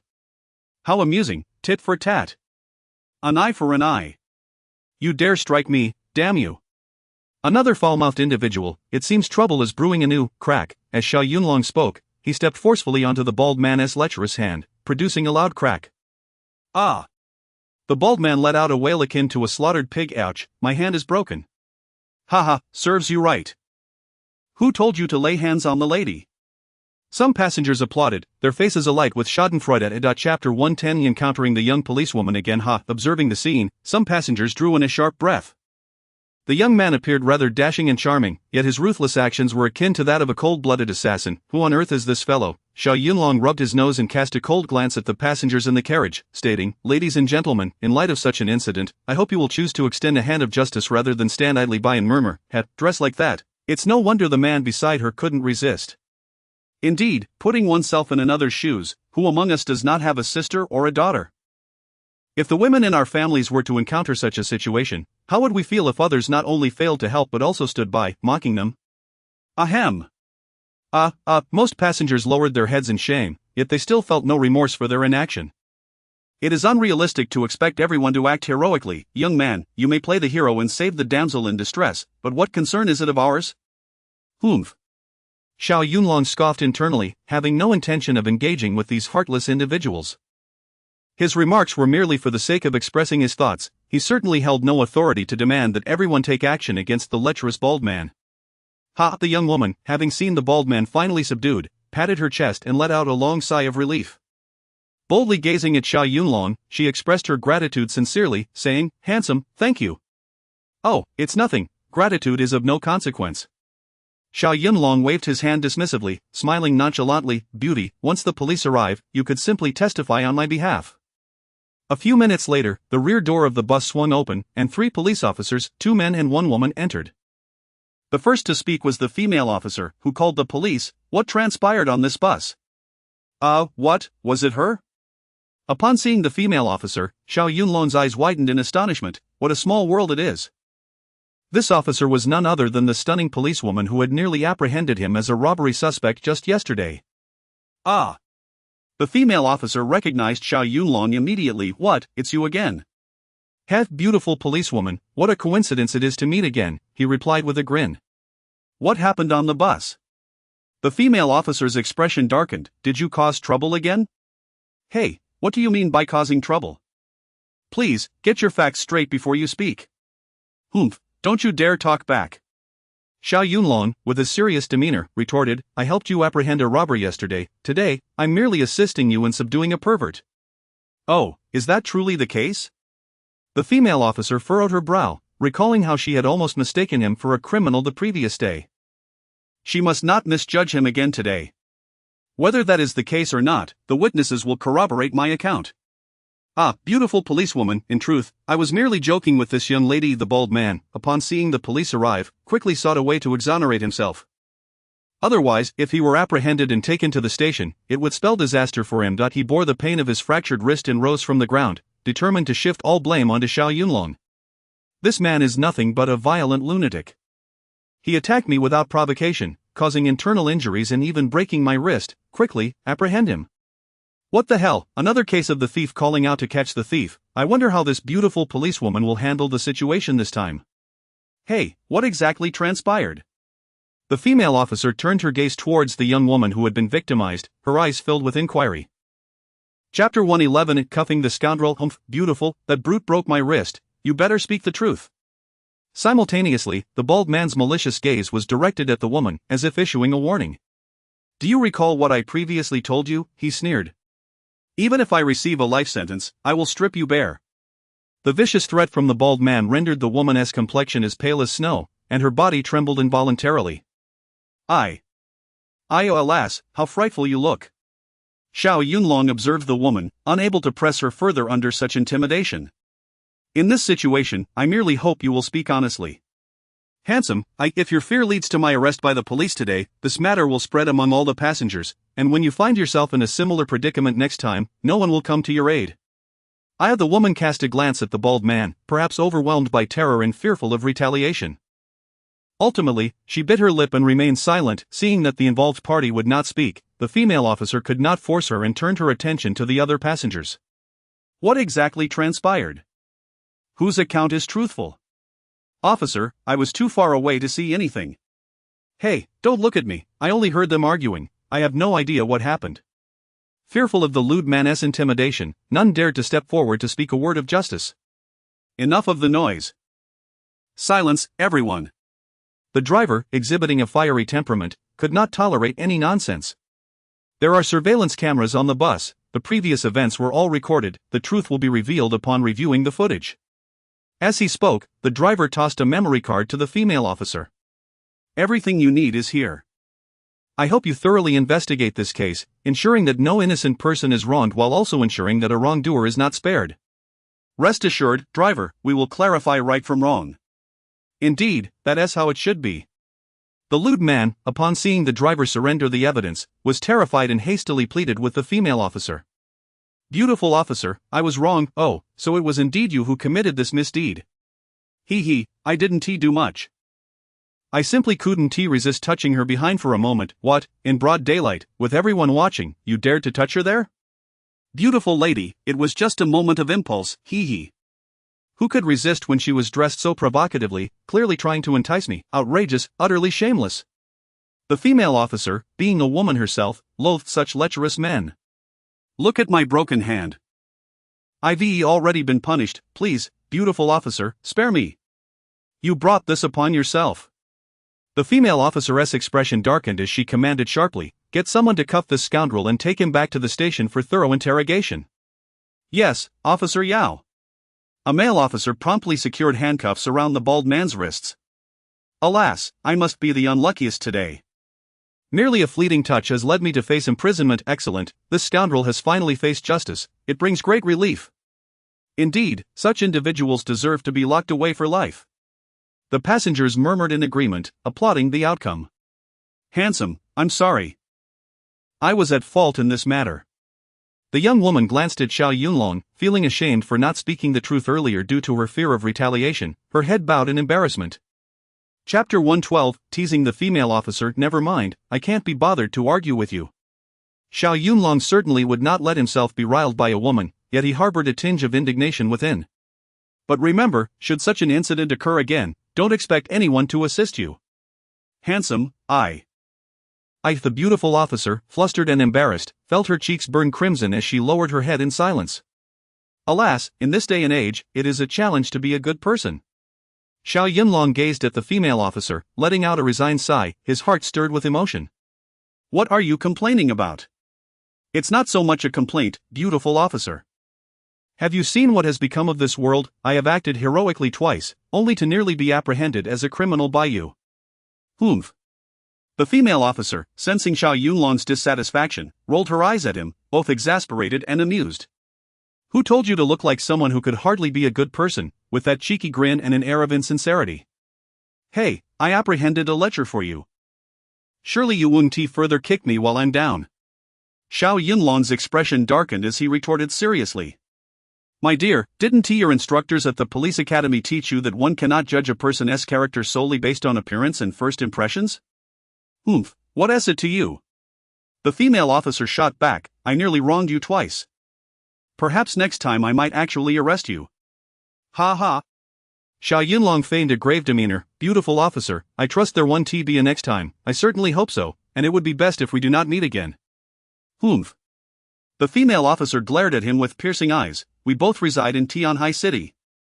We may very well cross paths again tomorrow. My lady, your eagerness to encounter me again must stem from your admiration of my striking looks and charm. Shoo. Ha ha.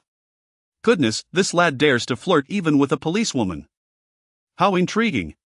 Hey, what nonsense are you spouting? Laughter erupted from the car, causing the female officer's face to flush. She scolded, smooth talker. Fall in. After casting Xiao Yunlong a resentful glance, she escorted the bald lecher out of the vehicle, heading towards the police station. 20 minutes later, Xiao Yunlong alighted from the bus and arrived at the job market. The bustling talent market was filled with job seekers and numerous employers. However, after circling the market extensively, he failed to find a suitable position. Nowadays, reputable companies not only scrutinize appearance, height, and demeanor, but also prioritize educational qualifications. Even for a security guard, a diploma from a college or above was required, and preference was given to veterans. With merely a high school diploma, how could he possibly stand out in such a scenario? What was even more humiliating was that this diploma was a fabricated document procured for mission purposes. Xiao Yunlong believed his culinary skills were exceptional and that he could easily work as a 5-star chef. He was confident that any restaurant he joined would flourish, yet, when asked, handsome, do you possess a chef's certificate?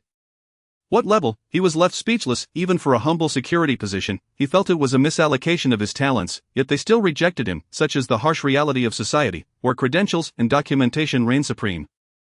As for one's true abilities, if people are unaware of them, they are rendered irrelevant. Humph, not hiring me is undoubtedly your loss. Chapter 113, Job Hunting. Sigh. Xiao Yunlong, unable to find a suitable job at the talent market, naturally felt rather disheartened, harboring a sense of unrecognized talent. Perhaps I should return tomorrow. Maybe I can find a good job online.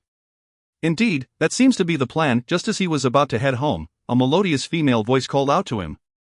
Hey handsome, looking for a job? Who is calling me handsome? Upon turning around, Xiao Yunlong was greeted by a stunning recruiter, a woman in her late 20s, clad in a professional suit, embodying the essence of a modern urban beauty. Yes? Our company is hiring. Would you be interested in applying? As she spoke, her gaze fixated on his chiseled features and robust physique. Oh. A spark of enthusiasm ignited within Xiao Yunlong. After all, someone had taken notice of him, and he felt a flicker of joy. What kind of company are you? An entertainment company.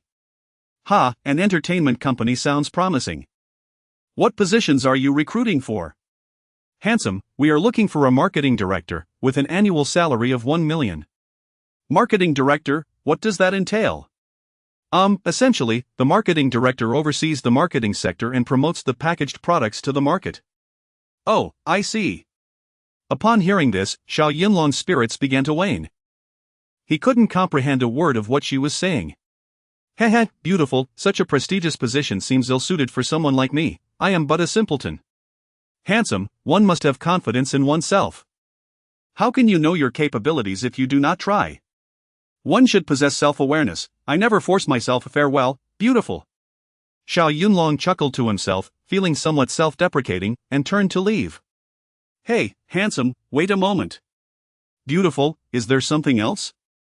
It appeared that this enchanting lady had indeed taken an interest in Xiao Yunlong, casting him a lifeline. Our company seems to be in need of a security captain. Do you have the confidence to give it a try? Security captain, I am quite confident I can manage that. Well, handsome, I believe your appearance is quite fitting for this role. However, I must clarify beforehand that I do not possess a university degree, only a high school diploma. This position does not place much emphasis on academic qualifications. It is your abilities that matter. As she spoke, her eyes remained glued to Xiao Yunlong's face. With his chiseled features and profound gaze, it was clear that this man possessed stories untold abilities. Which aspects do you refer to? You are so tall and imposing. When you stand out, you are a living advertisement. Indeed, that is not untrue. So, what is the monthly salary? Quite direct in your inquiry. Of course, I seek employment primarily for financial gain. The beauty smiled, though her expression grew serious. The standard salary for a security captain is a base salary of 9,000 during the probation period, transitioning to a base salary of 10,000 after 3 months, excluding the 5 insurances and 1 fund, with overtime paid separately. Will you accept? Earning 10,000 a month, and after paying 8,000 in rent and utilities, he would be left with merely 2,000. What could one accomplish with 2,000 in this first-tier metropolis? In the past, when he worked as a spy and mercenary, each assignment brought in millions or tens of millions, and now, he had fallen to the point of working as a security guard for a mere 10,000 monthly salary. Xiao Yunlong, are you still that legendary super agent, capable of conquering all the Chapter 114 Tianyu Entertainment Company? However, the man I once was, Xiao Yunlong, is no longer the same. Everything has changed. Now that I have returned to the city, I shall content myself with living as an ordinary person. Nevertheless, one must acknowledge that seeking employment is merely a means to achieve temporary stability.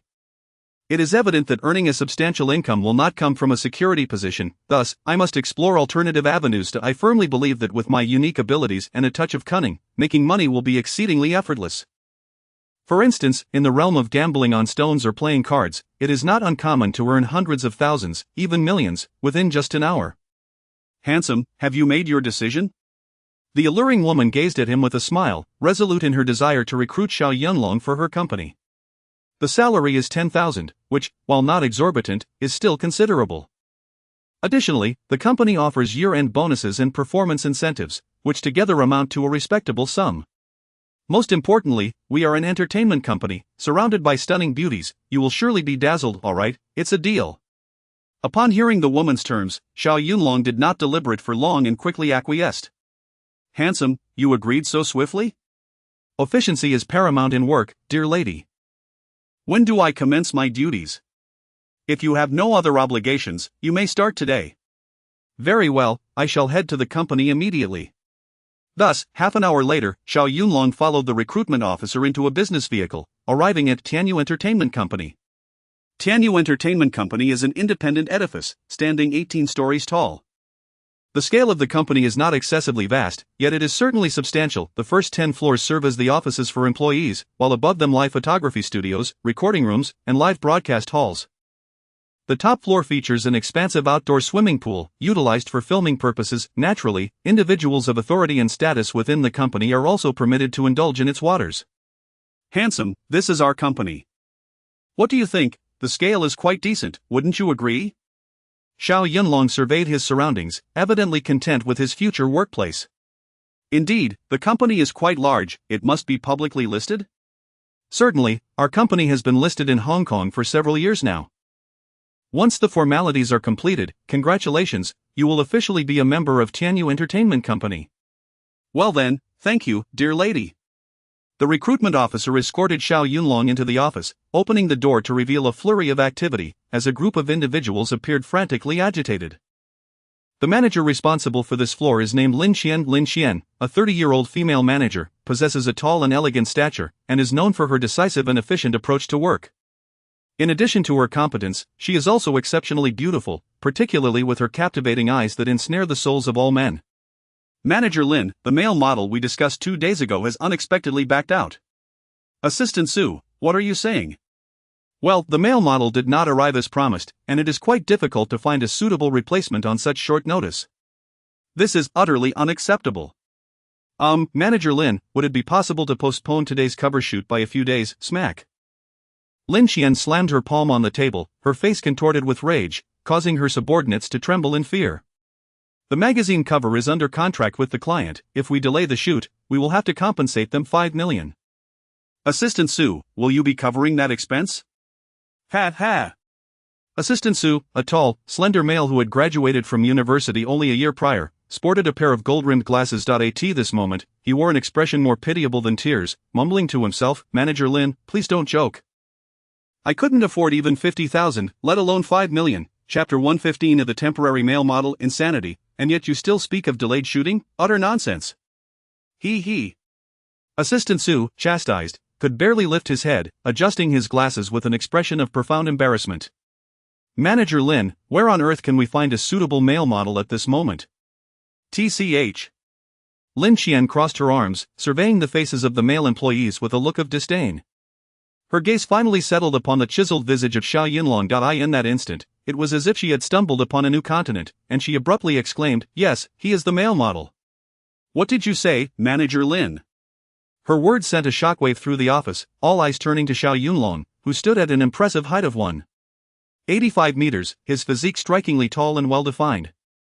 His features were more attractive than those of many young idols. He was indeed a fine specimen, however, none had ever seen him before. Was he merely a newcomer in the entertainment industry?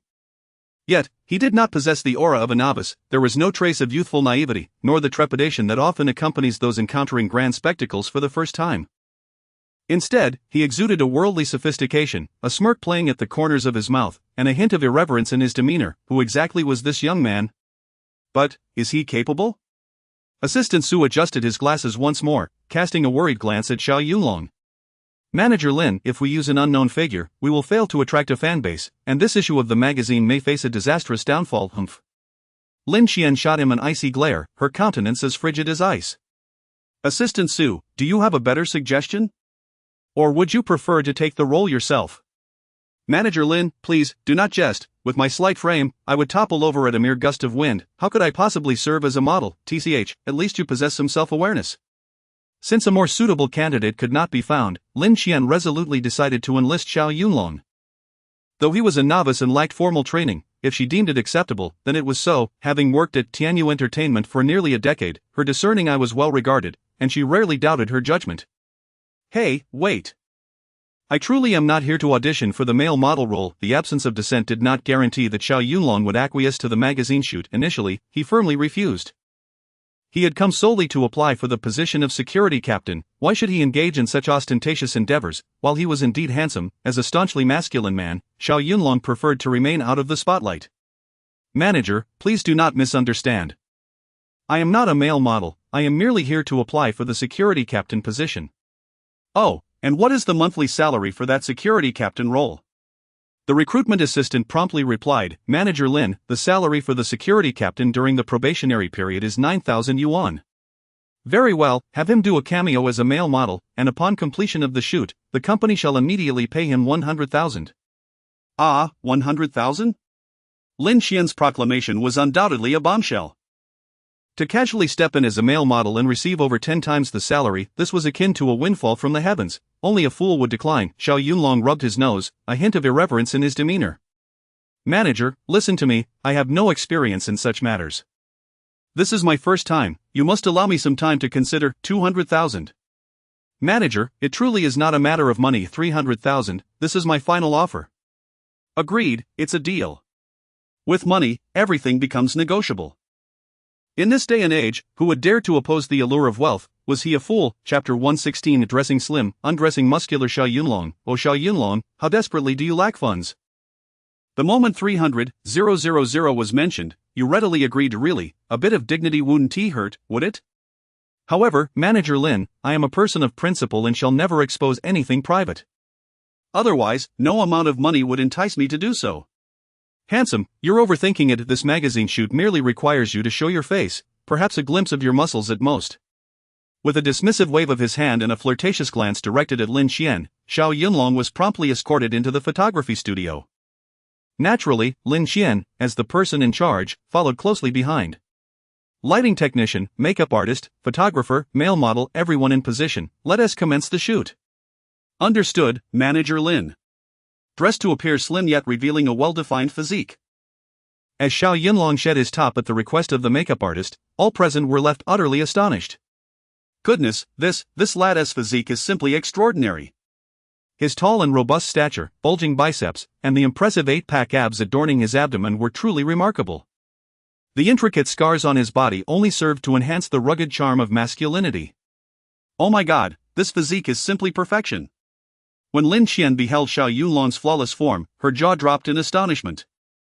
Initially, she had thought his face was uniquely attractive, chiseled and captivating, yet, she had not anticipated such a perfect physique. Such a body might even eclipse that of martial arts celebrities. If captured on the cover, it would surely mesmerize countless unsatisfied housewives. Goodness, this lad's physique is absolutely phenomenal. The photographer exchanged incredulous glances with Lin Xian, both taken aback by the revelation. Manager Lin, where did you find this emergency male model? He is astounding. Lin Xian, observing Xiao Yunlong surrounded by the makeup artist and lighting technician, felt a surge of pride. Photographer, he is not a model, he merely came to our company for a security position. A security guard? Manager Lin, you must be joking. Please, who has the time for jokes? Oh my god, such a perfect physique. If he doesn't venture into the entertainment industry, it would be a colossal waste of talent. Well, I share the same sentiment, but who knows if he is willing. Lin Xian gazed intently at Xiao Yunlong's 8-pack, her eyes instinctively drifting lower. Suddenly, a rather embarrassing image flashed in her mind, causing her cheeks to flush crimson. Startled, she mentally scolded herself. Humph, Lin Xian, have some decorum. Ugh. As the party in question, Xiao Yunlong noticed the female staff members gazing at him with starry eyes and couldn't help but roll his own. Come on, ladies, could you at least exhibit a modicum of restraint? Your drooling is rather unbecoming. Sure, I might be a tad handsome and possess a commendable physique with those 8-pack abs, but please refrain from looking at me with such insatiable longing. I am a man of principles. Sigh. Xiao Yunlong sighed inwardly. Sometimes, being overly handsome isn't necessarily a blessing, it brings about its own set of troubles. Handsome, are you ready? I've been ready for ages. Photographer, we can commence at any moment. Okay. Following the photographer's instructions, Xiao Yunlong struck several alluring poses with ease. However, the scenes were somewhat eye-watering, prompting Assistant Su to turn away in discomfort and exit the studio. Chapter 117. The Enchantress's Embrace. Ah, he's so handsome, his physique is simply perfect. Lin Xian's eyes sparkled with an insatiable admiration, her crimson lips slightly parted as a trickle of saliva began to escape. Oh my, those arms, those biceps, that chiseled abdomen, and just below lies a rather private area. One can only imagine what kind of scenery resides there. How shameless, at 30, a woman has long surpassed her youthful naivete and is now in her prime, as fierce as a tigress. Gazing at Xiao Yunlong's breathtaking figure, The female manager felt a slight tremor in her body, waves of excitement coursing through her heart. Meanwhile, Xiao Yunlong remained unfazed, merely posing for a few photographs while clad in his oversized shorts. Wow, so stunning. Good heavens, that physique is truly out of this world. The audacious female staff members erupted in a chorus of ecstatic exclamations. Well, it seems that a body like this is quite popular. Such reactions left Xiao Yunlong feeling somewhat bashful. After a brief period of approximately 10 minutes, the shoot concluded. As Xiao Yunlong donned his attire, Lin Qian had already prepared the payment. As he approached, she sauntered over in her high heels, flashing an enticing smile. Handsome, here is your labor fee of 300,000. Manager Lin, so quick to settle the payment? Of course, I promised to pay you immediately upon completion of the shoot. I always keep my word. Oh my god. Xiao Yunlong rejoiced inwardly, marveling at how effortlessly he had earned this sum, having merely posed a few times for the camera. Why even continue as a security captain? Perhaps he should pursue a career as a male model instead. Here you go, a check for 300,000, redeemable at any major bank. Thank you, Manager Lin. What are you thanking me for? This is merely the reward you deserve for your talent. Well, if there is nothing else, I'll head to the HR department to report in. Ah, handsome, don't rush off. Lin Qian gazed at him intently, her alluring eyes casting a spell, her breath fragrant as orchids. This woman was as enchanting as a siren, leaving even Xiao Yunlong feeling slightly unsteady. Oh, Manager Lin, is there something else you need? Today happens to be my birthday, and it's been ages since I've had a man to celebrate with. Handsome, why not keep me company tonight? Goodness, that tone, those beguiling glances, it was unmistakably an invitation. Yes, he was handsome, with an extraordinary physique, but they had only known each other for less than an hour. Dear lady, do you not think this is a tad too hasty? Manager Lin, don't you have a husband to celebrate with? What place do I have in this? Humph. Lin Qian shot him a glance, her lips curling in discontent. Oh dear, how can you speak like that? I am not yet married, you know what, at 30, still unmarried, tsk, clearly an old maid who cannot find a husband. Yet, this was a thought Xiao Yunlong dared only to entertain in his mind. Voicing it would surely invite his demise. Standing nearly 1.7 meters tall, Lin Qian in her high heels was eye level with Xiao Yunlong. The way she intentionally brushed against him made him acutely aware of her softness. Goodness, such an overt display of affection. Having navigated the social scene for over a decade, Xiao Yunlong had encountered all manner of women. He was no fool. A subtle smile played at the corners of his mouth as he fully grasped the implications of her gestures. Chapter 118. Brother has an appointment tonight. Well, it's just that I'm not particularly fond of overly assertive women, especially those of a more mature age. At first glance, certain areas appear somewhat loose, and I still prefer the company of younger ladies. However, this does not deter the fellow from indulging a little, perhaps enjoying a flirtatious moment or two. Manager Lin, this opportunity has presented itself to you. His large hand quietly enveloped her waist, and then descended further, taking a firm grasp. This woman truly embodies the essence of an old spinster. The moment Xiao Yunlong's hand made contact with her body, she became overwhelmed with excitement, her form quivering uncontrollably. Instantly, a blush flooded her cheeks, and she murmured shyly, "Oh, please don't do that." Her face was flushed, her eyes misty, leaning into Xiao Yunlong's embrace, exuding an air of surrender. Xiao Yunlong found it amusing.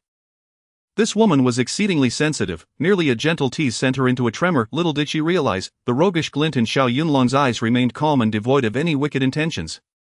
Meanwhile, Lin Qian, despite her verbal protest, demonstrated an honesty in her body language, entwining herself around Xiao Yunlong like a beautiful serpent. Just as she exhaled softly, tilting her lips in anticipation of a kiss, he quietly withdrew.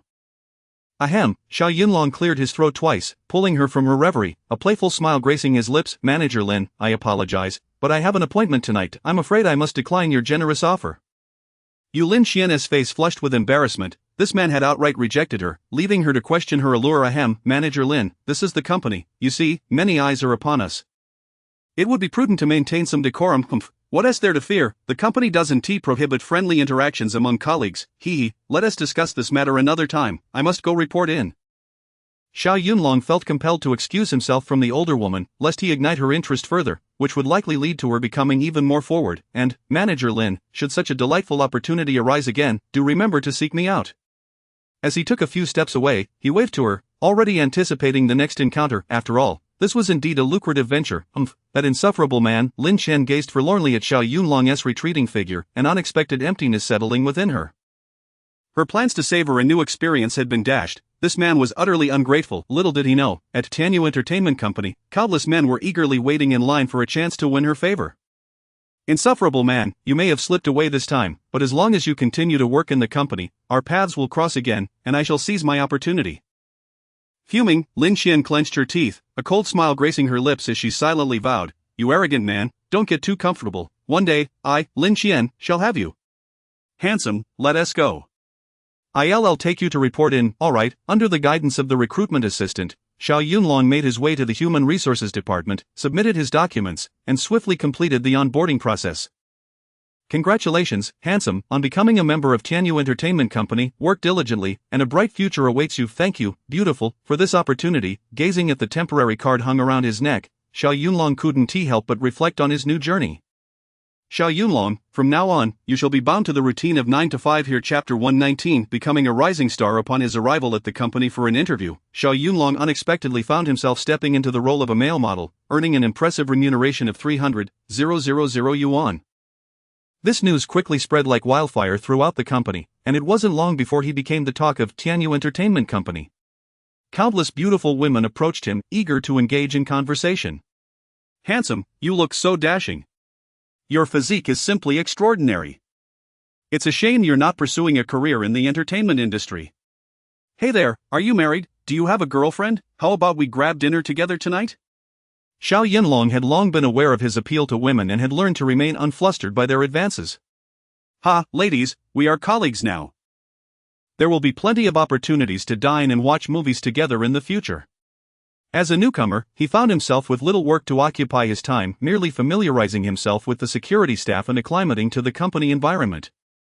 Indeed, this job was surprisingly relaxed and liberating. After enjoying lunch at the company and taking a brief nap, around 4 in the afternoon, Lin Qian, elegantly striding in her high heels, arrived at the security department to find him. "Beautiful, what brings you to the security department?" "Xiao Yunlong, there's a film shoot this afternoon that requires an immediate casting of you as the male lead. Are you interested?" Xiao Yunlong was somewhat taken aback by the swift turn of events. "I have no objections to playing the male lead. You are well aware of my capabilities, Manager Lin. However, what is the compensation?" "Ugh." Lin Qian shot him an exasperated glance. How greedy could this man be, bringing up money right off the bat? Yet, it was precisely his avarice that made him such an appealing model. "Xiao Yunlong, as long as you perform well, the remuneration for this afternoon's shoot will be 500,000 yuan, and you'll receive a check immediately upon completion." "Alright, that sounds perfect."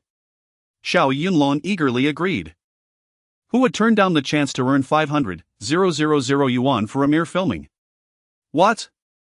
500,000? The other security personnel gazed at Xiao Yunlong with envy and resentment. "Hey, Manager Lin, this seems unfair. Ever since Yungu arrived, you've cast him as a male model twice." "Exactly, such fortunate opportunities should be shared with us."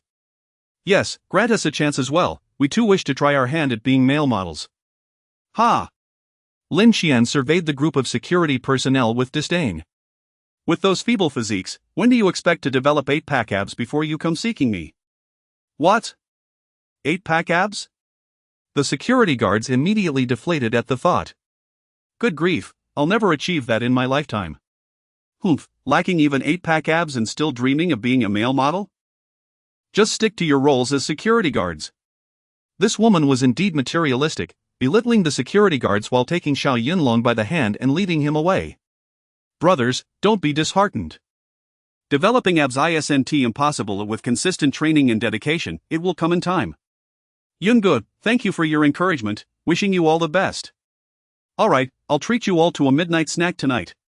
Thus, Xiao Yunlong followed Lin Qian, almost skipping with excitement, to the entrance of the photography studio. Lin Qian patted his shoulder, playfully grabbing a handful of his chest muscles, a knowing smile gracing her lips. "Xiao Yunlong, focus on your performance during the shoot. If you excel, there will be countless opportunities to earn money in the future." "Yes, thank you for your guidance and support, Manager Lin." "Well then, handsome, when you've amassed a fortune in the millions from filming, don't forget to remember your sister Lin's benefits." Chapter 120. The Bikini Beauty. Manager Lin, it's a must. Alright, Xiao Yunlong, go in and film well. I have other work to attend to, so I shall take my leave for a while. Sure, Manager Lin, you carry on with your tasks. Shoo. Xiao Yunlong, in high spirits, rubbed his nose and entered the studio alone. Inside, there were no makeup artists or lighting technicians, only the photographer was present, busily adjusting his camera. Upon noticing Xiao Yunlong's arrival, he nodded and said, "Hey there, handsome, you're here." "Yes, I'm here." Xiao Yunlong surveyed the surroundings and inquired, "Photographer, where are the others? The makeup artist, the costume designer?" The costume designer glanced at him and replied nonchalantly, "Oh, we don't need so many people for this kind of shoot, I can manage alone. Not we need to clear the space." "Clear the space?" Xiao Yunlong was taken aback. What on earth, what kind of filming requires clearing the space? However, despite his astonishment, he refrained from asking further. After all, as long as there was money to be made, that was what truly mattered. "Come with me, handsome." The photographer led Xiao Yunlong into a room that resembled a bedroom, furnished only with a bed, and the curtains were drawn tightly shut. What on earth was the purpose of bringing him into a bedroom? Xiao Yunlong's surprise deepened. "Photographer, are we really filming in this room? Are you certain?" "Of course." The photographer replied calmly, "Otherwise, why would I have brought you in here?" This seemed rather off. Just as Xiao Yunlong was grappling with his suspicions, a stunning woman emerged from the adjacent bathroom. She cast a glance at Xiao Yunlong, appearing quite pleased with the male lead. With a flirtatious glimmer in her eyes, she arched an eyebrow and said, "Handsome, are you a newcomer?" "Yes, I just arrived today to play a male model. I have no acting skills or experience. I hope the beautiful lady will guide me." Hee, for this kind of shoot, there's no need for acting. As for experience, practice makes perfect," the beauty said, shedding her robe to reveal a scanty bikini underneath. Her figure was indeed exquisite, perfectly proportioned, resembling a model of the highest caliber. At 25 or 26 years old, Xiao Yunlong was in the prime of his youth, and he felt his throat dry as he gazed at her. "Beautiful lady, why are you taking off your clothes?" "To film, of course. How else would we shoot? Filming swimwear?" Xiao Yunlong's mind raced to the worst-case scenario that if he was merely exposing his upper body while partnering with a bikini beauty for a few swimwear shots, that might be acceptable. After all, Lin Qian had promised him a remuneration of 500,000. In this day and age, money was not easily earned. "Filming swimwear?" The beauty rolled her eyes at him. "Swimwear is naturally shot by the seaside. What are we filming in a room? How ridiculous." Xiao Yunlong was taken aback. "Then what is the situation now?" "Handsome, we're all adults here, why pretend?" The beauty flirtatiously tossed her hair, her alluring figure undulating like a siren as she moved closer to Xiao Yunlong. "Hey, beautiful, please have some self-respect." Xiao Yunlong firmly pushed her away, his expression stern, forbidding any contact with his body. "Handsome, if this is your first time filming such scenes and you feel shy, look, there's a bottle of Viagra on the nightstand. Take a couple of pills, and I guarantee you'll be bursting with enthusiasm. Your acting skills will shine." With such a blatant suggestion, even Xiao Yunlong, no fool, could discern the implications. What the hell, so they actually called me here to shoot this kind of sleazy film? Chapter 121. Boundaries of a Man. TCH. The photographer's displeasure was palpable upon hearing this, as he shot a dismissive glance at him and replied nonchalantly, "Hey handsome, what you're referring to cannot simply be labeled as crude. It is more aptly described as an adult film, understand?" Xiao Yunlong rolled his eyes, inwardly thinking, "Dude, I'm not a eunuch, do I really need you to enlighten me?" Noticing Xiao Yunlong's lack of cooperation, the photographer exchanged glances with the bikini-clad beauty and continued his attempts at persuasion. "Heh, brother, loosen up a bit. Our film is destined for overseas markets, those foreigners have no idea who you are. Heh, aren't you worried that the police might haul you off to prison for filming such content? The sky is high and the emperor is far away. Our boss has powerful connections, even the police cannot meddle too much." Outrageous. Xiao Yunlong furrowed his brow and admonished sternly, "Fine, I won't interfere with what you choose to film, but I am a man of principles, and I will not partake in such indecent productions. Hey, handsome, if it's the remuneration that is inadequate, I can discuss it with Manager Lin to increase it. Everything is negotiable, Xiao Yunlong scoffed, resolutely stating, "No need for that. Even if you offered me 500,000, 5 million, or even 50 million, I still wouldn't shoot such vile content." With his firm declaration made, Xiao Yunlong stormed out of the studio in indignation. "How dare they try to coerce me into filming such trash, truly absurd. What an idiot. The photographer rolled his eyes in frustration, muttering to himself, "You have the chance to earn money and be surrounded by beautiful women, yet you refuse. This guy must be a complete fool."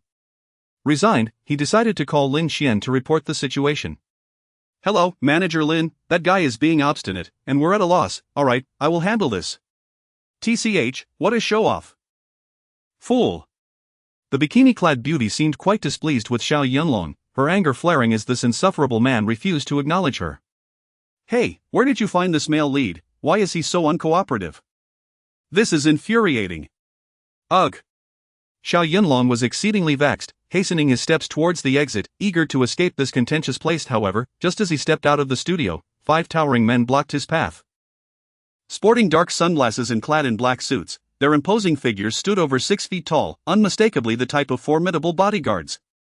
"Kid, you think you can just leave before we finish filming?" Xiao Yunlong rubbed his nose and let out a cold laugh. "What, do you intend to force me to shoot this abhorrent material?" "Indeed, Sister Lin instructed that unless filming is completed, you shall not exit the premises of Tianyu Entertainment today." "Humph, just the 5 of you?" Xiao Yunlong's gaze hardened as he surveyed the menacing 5, snorting dismissively, "What a joke." Once, during a mission abroad, a mercenary group of over 30 men had cornered him, and yet, they had failed to inflict even a scratch upon him.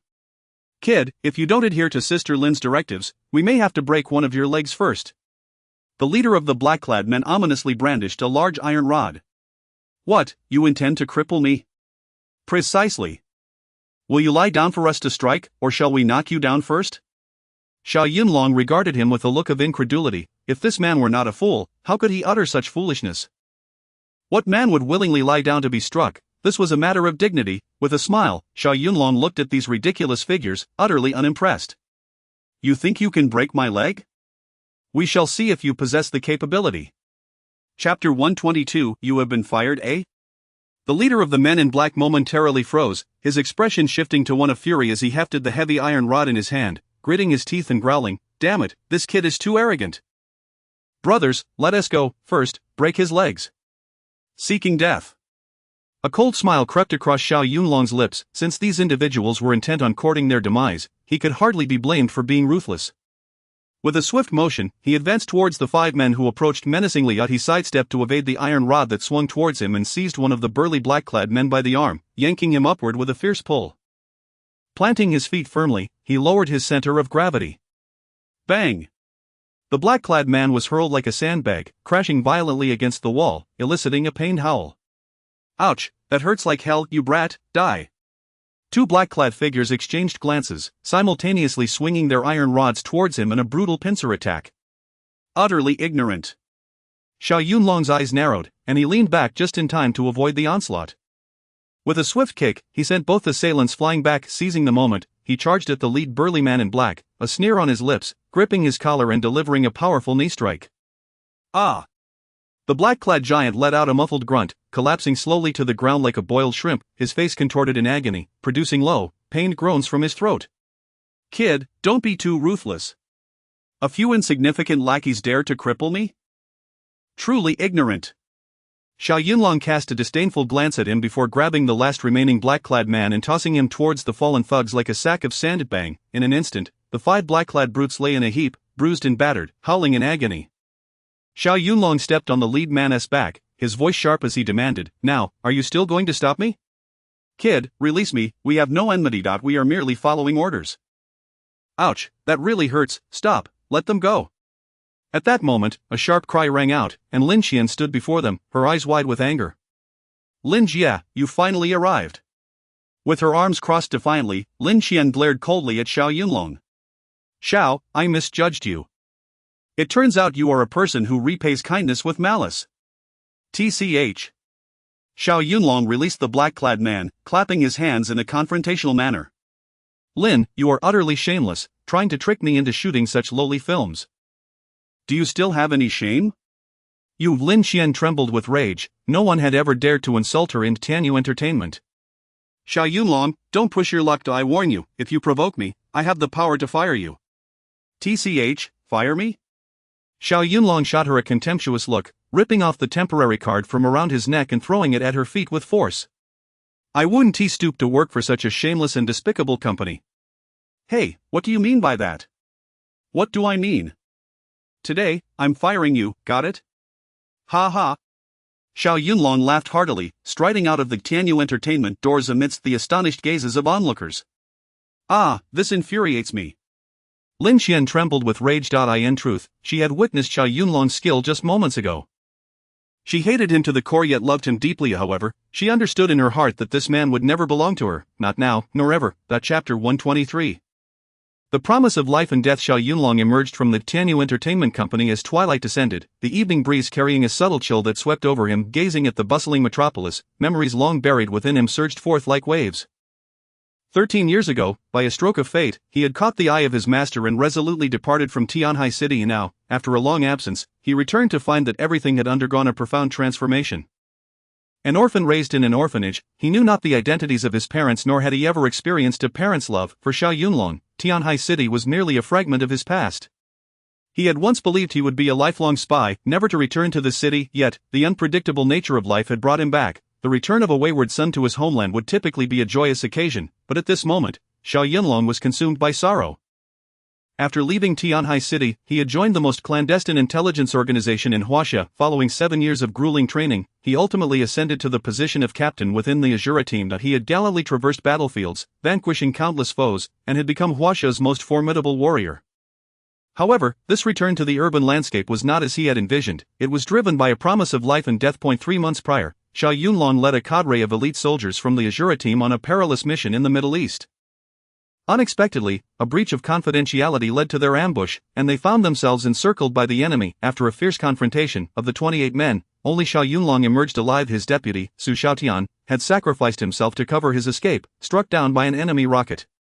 In his final moments, he entrusted his only sister, Xiao Meng, to Xiao Yunlong, imploring him to care for her for all eternity. A female comrade, Meng Zi, who harbored feelings for him, managed to smile even in her dying breaths, pressing her lips to his with her last words, "Brother Yun, I love you, please never forget Zi." The metallic taste of blood suddenly filled his mouth, and none could have anticipated that Meng Zi's first kiss would become a bittersweet farewell sealed in blood. Ah! Xiao Yunlong howled towards the heavens. "Xiaotian, Zi, and all my brothers, I, Xiao Yunlong, shall never forget you, not until my dying breath." This man, forged through life and death, with a heart of iron, wept for the first time, tears of melancholy streaming down his face. Reflecting on the past, a wave of sorrow enveloped him. That he had once vowed that when he had the means, he would donate to the orphanage, as a gesture of gratitude towards the matron who had raised him. However, during his time as a spy, all his earnings had been shared with the families of his fallen comrades. Nevertheless, possessing 300,000 now, he resolved to make a donation. With this thought, he longed to visit the welfare institution, hoping to see the kind-hearted matron once more. Reminiscing, Xiao Yunlong felt a moment of disorientation. He inhaled deeply, steadied his emotions, and made his way towards the welfare institution. The clock approached 6 o'clock. The vibrant glow of neon lights began to illuminate the cityscape, casting a kaleidoscope of colors across the bustling metropolis. The streets thronged with pedestrians, and vehicles surged in a lively display of urban prosperity, a testament to the swift passage of time and the city's development. As he shifted his gaze, he noticed a small boy, perhaps 3 or 4 years old, dashing towards the road in front of a shopping mall. "Xiao Yu, don't run!" Behind the child, a fashionable young woman, pale with fear, hurried after him, urgently calling out, "Come back, Xiao Yu, there are cars on the road, it's dangerous." Chapter 124. Rescuing under the vehicle. Suddenly, a medium-sized truck, laden with goods, barreled down the road. When the driver noticed the small boy who had unexpectedly dashed into the street, the vehicle was already perilously close. "No, little you!" The boy's mother let out a heart-wrenching scream, her spirit seemingly torn asunder, as the impending tragedy loomed. In the blink of an eye, a figure shot forth like an arrow. Xiao Yunlong grasped the boy and rolled to the side, landing at the edge of the sidewalk. The screeching of the truck's tires against the pavement gradually diminished, culminating in a sudden halt. The road bore the mark of heavy tires, leaving a dark arc precisely where the boy had stood moments before. Heavens, that was close. Had it not been for Xiao Yunlong's timely intervention, the boy would surely have been crushed beneath the truck's weight. "Shu, do not be afraid. All is well." Xiao Yunlong exhaled deeply, cradling the boy in his arms. Lying flat on the ground without haste to rise, the boy, seemingly stunned by the ordeal, remained silent, nestled quietly in his embrace. My word, that lad's agility is astonishing. Indeed, to rescue someone from beneath a speeding truck is nothing short of remarkable. The roadside was bustling with shoppers from the nearby mall, their curiosity piqued by the commotion. With the incident unfolding, no one cared about purchasing goods any longer. They gathered around to witness the spectacle. Ha, look at the crowd gathering, it seems I shall be heralded as a hero once more. Xiao Yunlong chuckled, preparing to lift the boy and rise, only to realize he had rolled next to a strikingly beautiful woman. Instinctively glancing up, he noticed the evening breeze lifting her skirt, revealing a glimpse of pink beneath her sheer black stockings. Goodness, is this a reward for me? Xiao Yunlong found himself momentarily dazed, the tension of the previous moments leaving his mind blank. Ah, what are you staring at? The woman suddenly became aware of his gaze, tightening her legs in embarrassment, her cheeks flushing a deep crimson. Xiao Yunlong finally regained his senses, intending to offer a hasty explanation. You, what about you? The woman snapped back, anger flashing in her eyes. You lecherous scoundrel. Initially, she had assumed he was a paragon of virtue, willing to sacrifice himself for another, but now she felt betrayed, realizing he had been ogling her. Perverted rogue, utterly shameless. Alarmed, she quickly pressed her hands against her skirt and retreated a few steps. Seeing that he had been misunderstood, Xiao Yunlong quickly stood up, still holding the boy. Only then did he truly take in the woman's appearance, unable to suppress a gasp of admiration. What a captivating beauty! In her early 20s, she possessed delicate features, a graceful mouth, a refined nose, willow-like brows, and an oval face that exuded an ethereal charm. Her slender waist was enticingly accentuated by a stylish motorcycle jacket paired with a short skirt that revealed her alluring legs clad in black stockings. My apologies, miss, it was not my intention, Xiao Yunlong stammered, scratching his head, feeling a twinge of embarrassment. You, how dare you even say that? The woman regarded him with an odd expression. Although he appeared handsome and had risked his life to save someone, she could not overlook the fact that he had been staring at her for far too long. Humph, you shameless rogue, utterly devoid of decency. With a final glare, her face still flushed, she turned and walked away. Ugh, Xiao Yunlong shrugged helplessly, a sheepish smile playing on his lips as he grappled with the awkwardness of the moment. Chapter 125 The Passage of Time. Xiaoyu. At this moment, the little boy in her arms had been embraced by the beautiful young woman, who felt a mix of joy and fear, tears streaming down her face in a torrent of emotion. Mom, don't cry. Look at this beautiful glass bead I found. The little boy said as he slowly opened his palm, revealing a shimmering orb that radiated a kaleidoscope of colors. It turned out that the boy had dashed into the street to retrieve the glass ball. Only 3 or 4 years old, he was blissfully innocent, completely unaware of the peril he had just faced. Had it not been for Xiao Yunlong's courageous intervention, he might have been forever separated from his mother. Alas! The stunning woman felt a surge of anger, initially wanting to reprimand the child, but upon seeing his innocent smile, her heart melted instantly. All her anger and scolding transformed into a mere sigh. Xiaoyu, you have no idea how dangerous that was. Thankfully, this big brother saved you. Mommy, I didn't mean to scare you.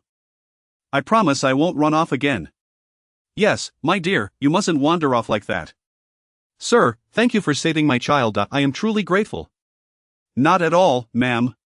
Xiao Yunlong replied seriously. However, you must keep a close eye on your child. A moment's negligence could lead to a lifetime of regret.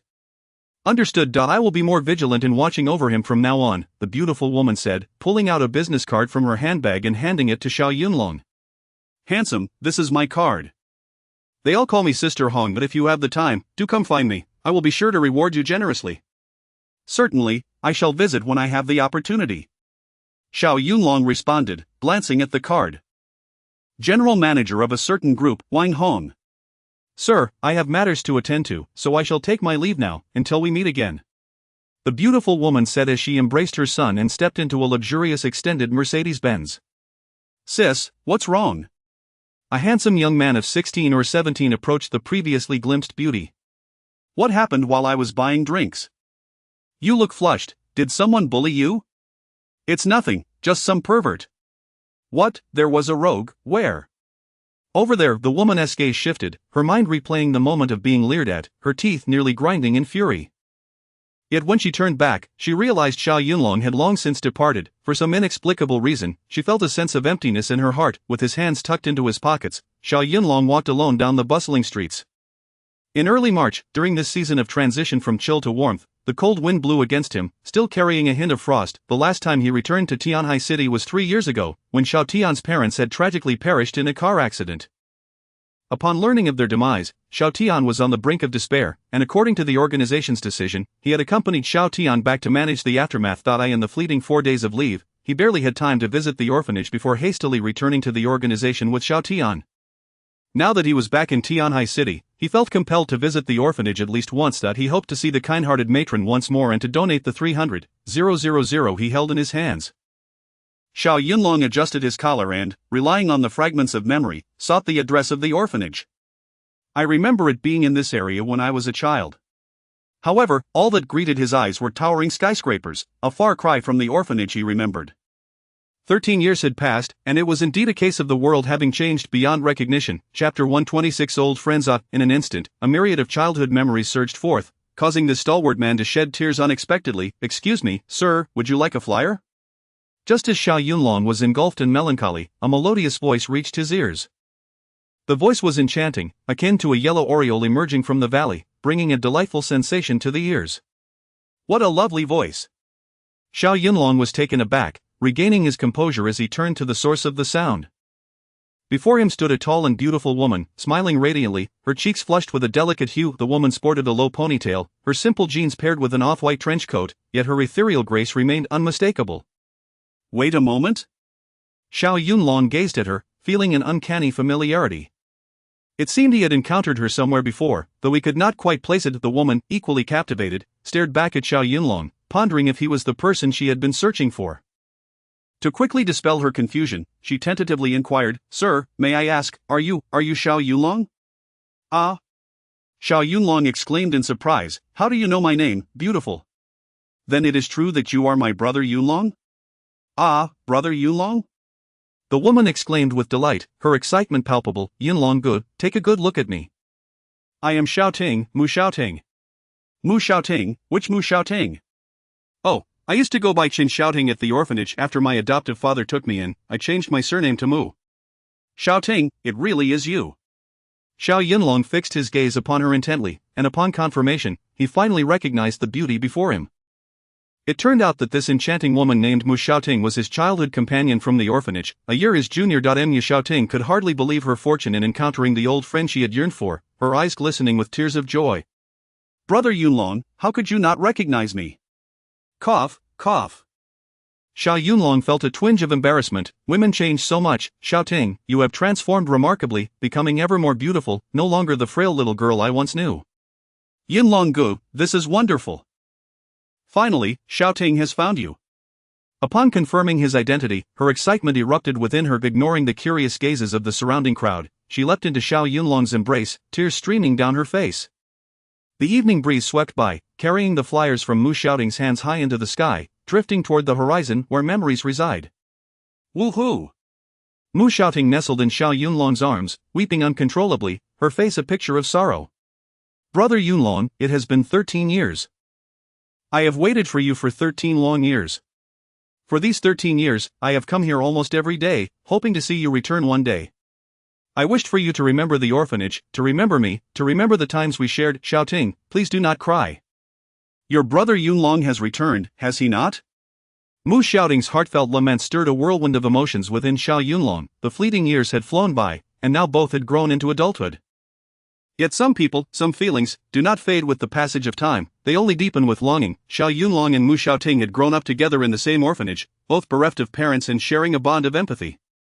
In those days, Xiao Yunlong was slender yet possessed a remarkably resilient spirit. Mu Xiaoting had always been beautiful, gentle, and endearing, garnering much affection. Chapter 127 of the Changing Tides. Yet the beauty remains. At that time, the slightly older boys in the orphanage took pleasure in bullying and teasing Mu Xiaoting for their amusement. Whenever she found herself a victim of their cruelty, Xiao Yunlong would gallantly step in to defend her. It goes without saying that he would emerge from these encounters with a bruised face and a body covered in wounds. Xiaoting. Listening to Mu Xiaoting's heartfelt lamentations, a wave of inexplicable sorrow washed over Xiao Yunlong. 13 years prior, upon leaving Tianhai City with his master to join the Shura battle team, all ties to his past were severed. This was the most clandestine of spy organizations, where no one knew their true identities, and communication with the outside world was strictly forbidden.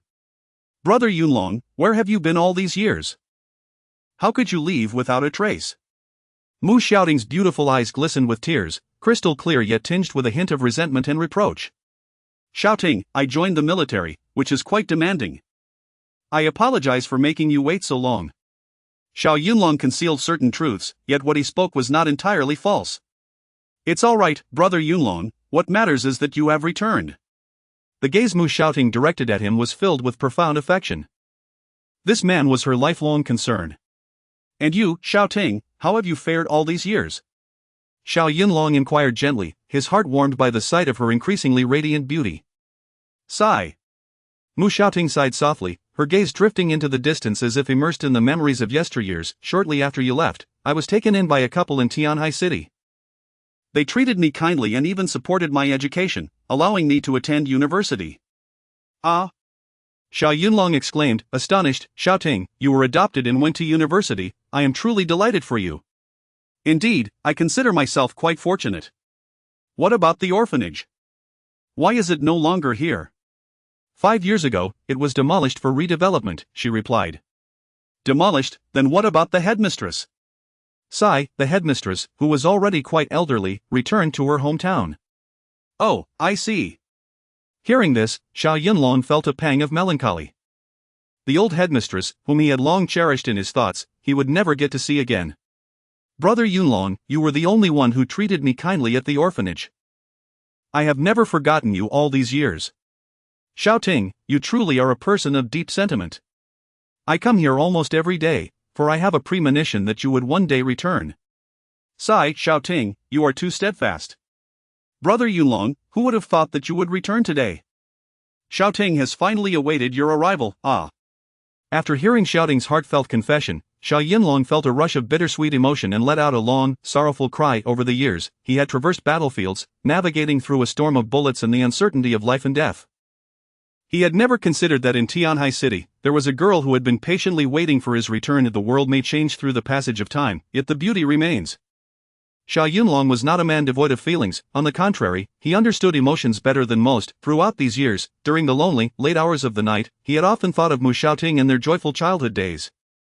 However, 13 years is a long time, capable of erasing everything. Could the tender bond they once shared withstand the ravages of time? Mu Xiaoting was merely a year younger than him, now at the age of 24. At this stage in life, a woman of such beauty, even if unmarried, must surely have a boyfriend by now, right? Chapter 128. The snobbish mother. Upon his return to Tianhai City, he had no intention of seeking out Xiaoting, as he wished to avoid disrupting her tranquil life. However, fate intervened, leading them to an encounter under such circumstances. Brother Yunlong, stop daydreaming, come on, let us go home.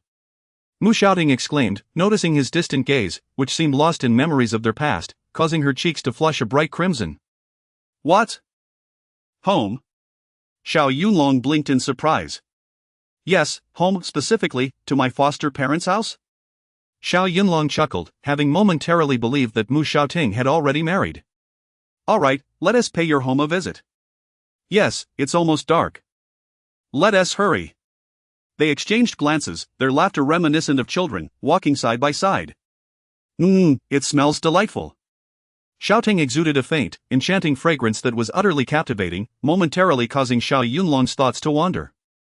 Stealing a glance at her, he marveled at her exquisite figure and flawless features, undeniably a stunning beauty.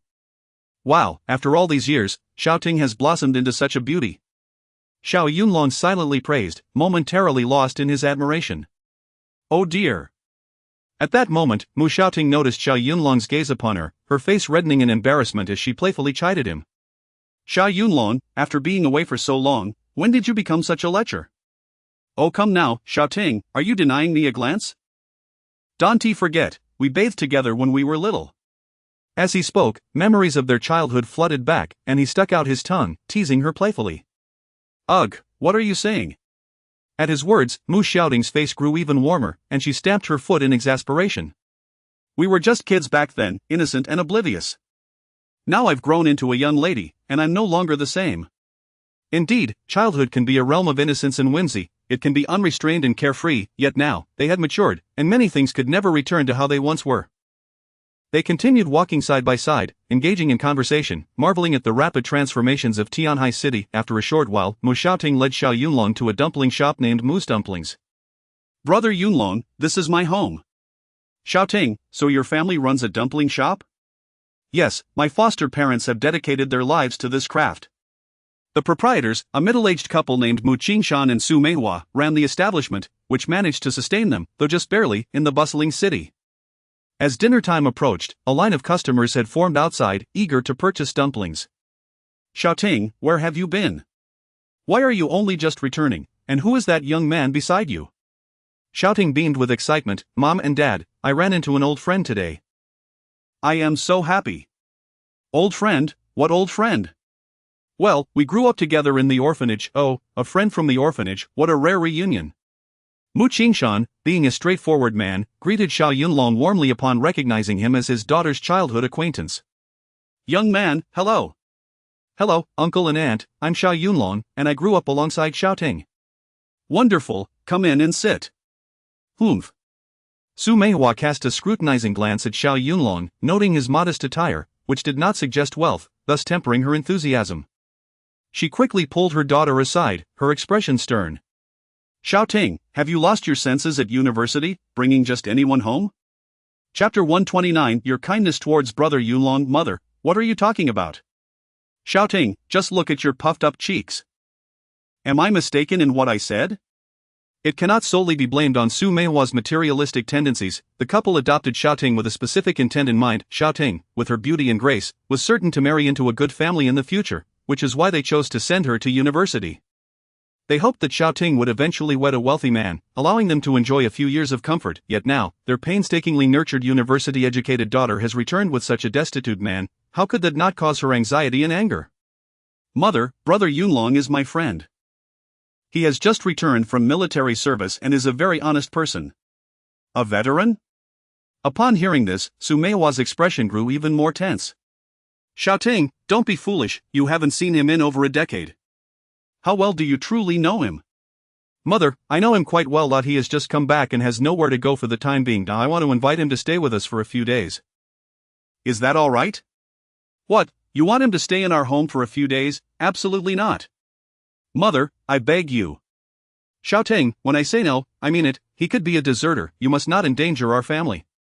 Mother, how can you say that? Brother Yunlong could never be a deserter.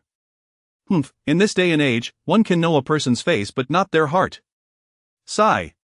With that, Su Meihua had made her point, and Xiao Yunlong could no longer allow Mu Xiaoting to be put in a difficult position. Aunt, please do not worry. I will not stay in your home. I have already found accommodation and will leave after catching up with Xiaoting. Humph, it's good to have such self-awareness.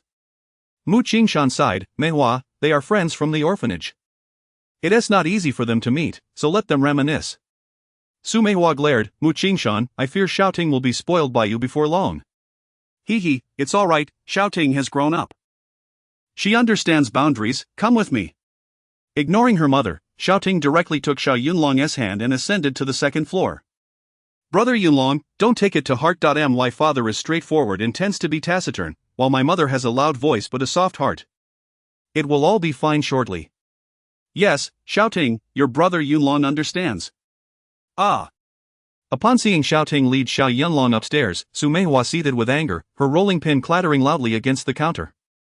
You little girl, your wings have grown strong, and now you no longer heed your mother's words. You infuriate me.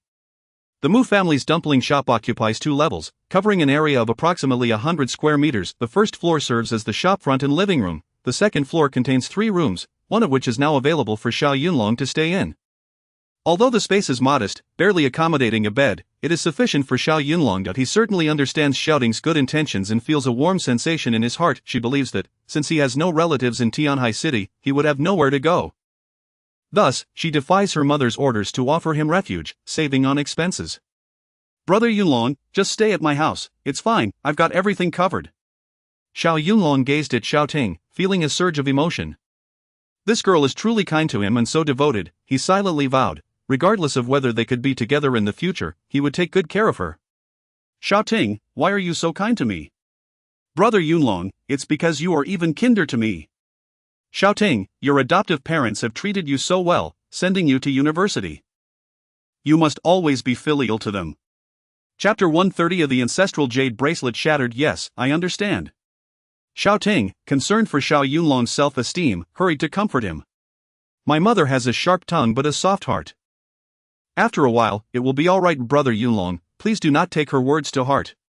Rest assured, Auntie is an elder, I will heed her words and will not hold them against her. Thank you, Brother Yunlong. Fool, why are you thanking me? It is I who should be expressing gratitude to you. As the two were engaged in their pleasant conversation, a sudden commotion erupted outside the shop. Oh no, this is terrible, boss lady, my ancestral jade bracelet has been shattered by your man. It turned out that a stout, bald man in his 30s was standing in front of the bun shop, feigning interest in purchasing buns. For reasons unknown, he was toying with a bracelet in his hand while attempting to buy buns, unbeknownst to him whether it was intentional or not. When the owner, Mu Qingshan, emerged carrying several large steamer baskets of buns, the man quickly shoved himself forward. The bracelet in his hand accidentally collided with the aluminum steamer, causing it to slip from his grasp with a loud crash, shattering into two pieces upon hitting the ground. Upon seeing the broken bracelet, Manhua was instantly horrified and momentarily forgot about selling buns. Furrowing her brow, she murmured softly, "Dear customer, how could you be so careless? If you wish to buy buns, why must you play with a jade bracelet?" "What? Excuse me, boss lady, who says I cannot handle my bracelet while purchasing buns?" Well, Manhua found herself at a loss for words. This jade bracelet is a treasured heirloom of my family. I was supposed to take it to meet my girlfriend today, and now your man has ruined it. You must compensate me for its value. What, you expect us to pay for it? Yes, it was your man who broke it, so of course, you must take responsibility. Handsome, my man truly did not mean to do it. He has led a life of honesty and simplicity, only ever knowing how to make buns. Please, let this one incident slide. What, let it slide? Please, kind sir, show mercy just this once. I implore you. Boss lady, this is an ancestral treasure of mine. Do you think I can simply let it go? How about this? If you come here to eat buns every day, I shall not charge you for them. You will eat for free. Running a business, one must value harmony. Manhua, fully aware that the bald man was deliberately causing trouble, still maintained a smiling demeanor. What, eat for free? The bald man slammed his palm down on the counter, bellowing fiercely like a demon. Indeed, as long as we operate this business, you will eat for free. You may come and dine at your leisure. What nonsense is this, boss lady? Have you lost your mind? You think a few measly buns can compensate for my jade bracelet? I could eat buns for a lifetime and still not make up for it. Do you take me for a fool? Then, handsome, what do you propose we do about this matter? This jade bracelet is a family heirloom, passed down from my great-grandfather's generation, and is worth at least 100,000. What? 100,000? Upon hearing this, Manhua nearly collapsed in shock. Boss lady, hurry and pay up, or I will smash your bun shop. The bald man was flanked by a red-haired accomplice and a blonde one, clearly his henchman. Yes, smash the shop. Hearing the bald man's threat, one of the henchmen, the red-haired one, obediently overturned a basket of buns. Chapter 131 The Vandalism of the Shop. You dare to overturn my steamed buns? Indeed, our boss commanded us to smash the shop, and so we have, damn it. You ruffians are far too arrogant. Do you not fear the law? Oomph, I am the law. The commotion attracted a crowd, drawn by the disturbance, all curious about the unfolding drama. Xiaoting furrowed her brows and inquired, "What's happening down there?" "I'm not sure, but I heard something about a jade bracelet being broken, and they're demanding my parents pay for it." How could a mere purchase of buns lead to a shattered bracelet? That seems quite absurd. Who knows, the world is replete with bizarre occurrences. Come on, Xiaoting, let us go see for ourselves. It's likely just another case of trouble-seeking. The two hurried down from the second floor and emerged outside to witness a red-haired man violently overturning a basket of steamed buns, his demeanor more fearsome than that of a demon. These individuals have the audacity to topple someone else's buns. Their gall is astounding. Indeed, they are clearly bullying the proprietor, who is just an honest person. The crowd murmured in discontent, mostly sympathizing with the owner, yet none dared to speak up in defense. In these times, no one wished to attract the ire of such bullies, fearing for their own peace and safety. Manhua gazed at the scattered buns, her expression tinged with bitterness.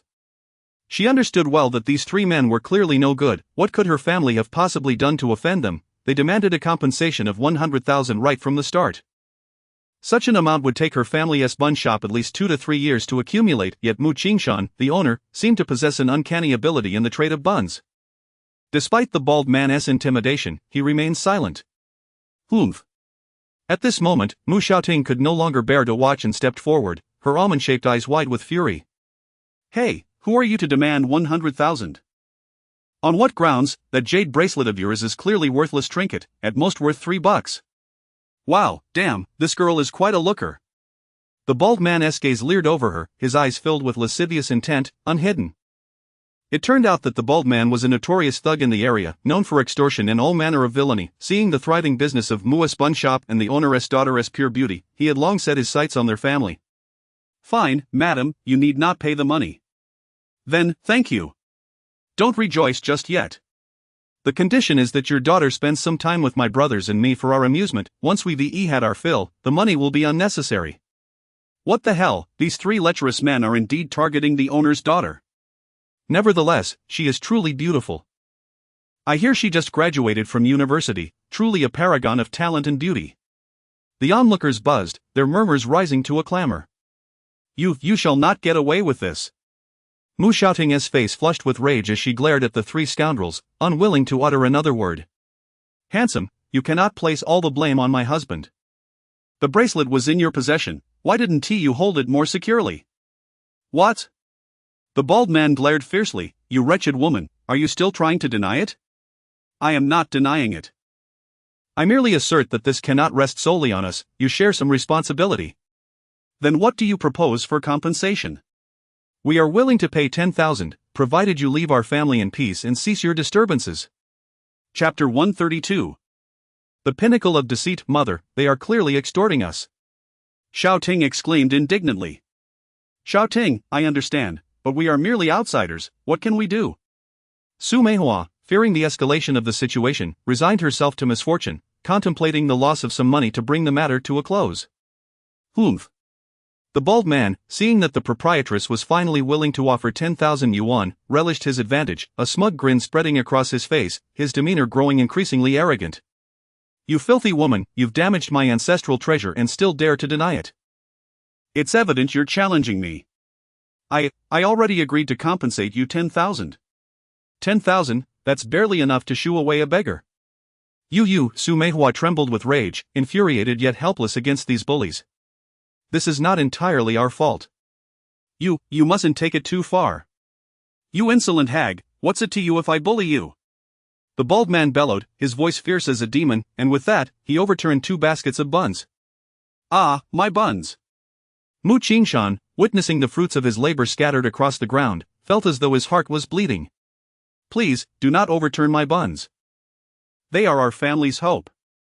And what if I do? Pay me 100,000 immediately, or I will smash your bun shop and leave you to drink the bitter winds of the Northwest. The 2 accomplices, one with red hair and the other with yellow, joined in the intimidation, their arrogance unabated. Humph, if you do not compensate us 100,000, we will report you to the police. I'll have you know, we have connections at the police station. When the police arrive, it will be more than just a matter of compensation. Your man may even end up in prison. Moreover, we are members of the Qinglong Gang of Tianhai City, you surely know who we are.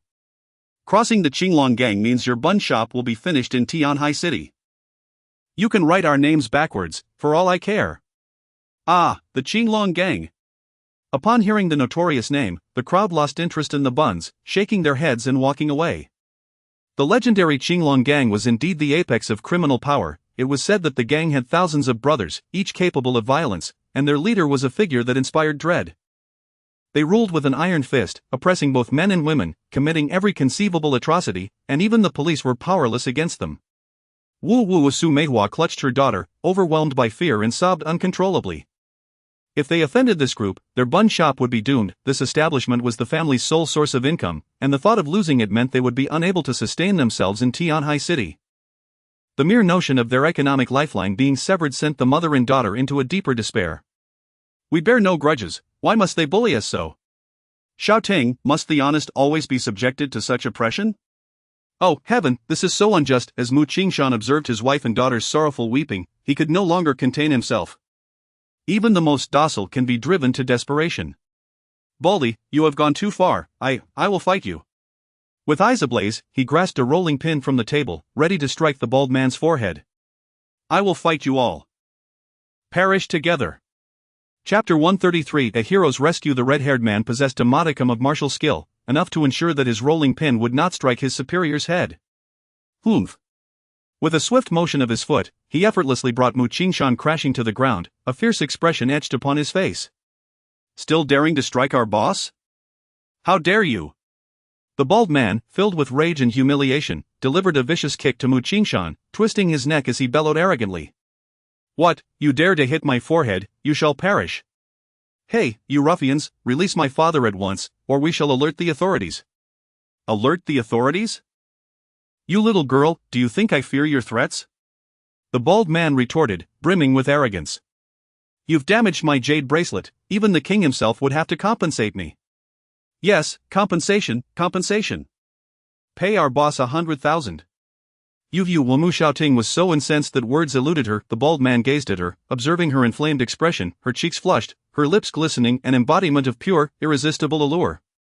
By heavens, she is beautiful, too beautiful. He swallowed hard, contemplating how he would have to make this lovely maiden his tonight. Then he would carry her to a grand hotel and indulge in ecstatic pleasure. As he spoke, he kicked Mu Qingshan's back once more, bellowing fiercely, Now, will it be compensation, or shall I take your daughter as payment? Make it quick, I have no time for your dilly-dallying. This is utterly outrageous.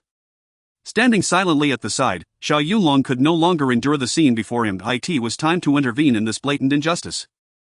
Baldy, release my boss. Kid, who do you think you're talking to? The bald man scrutinized Xiao Yunlong, finding nothing remarkable about him aside from his imposing stature. Trying to play the hero, are we? Go home and wash up for bed. Impudent!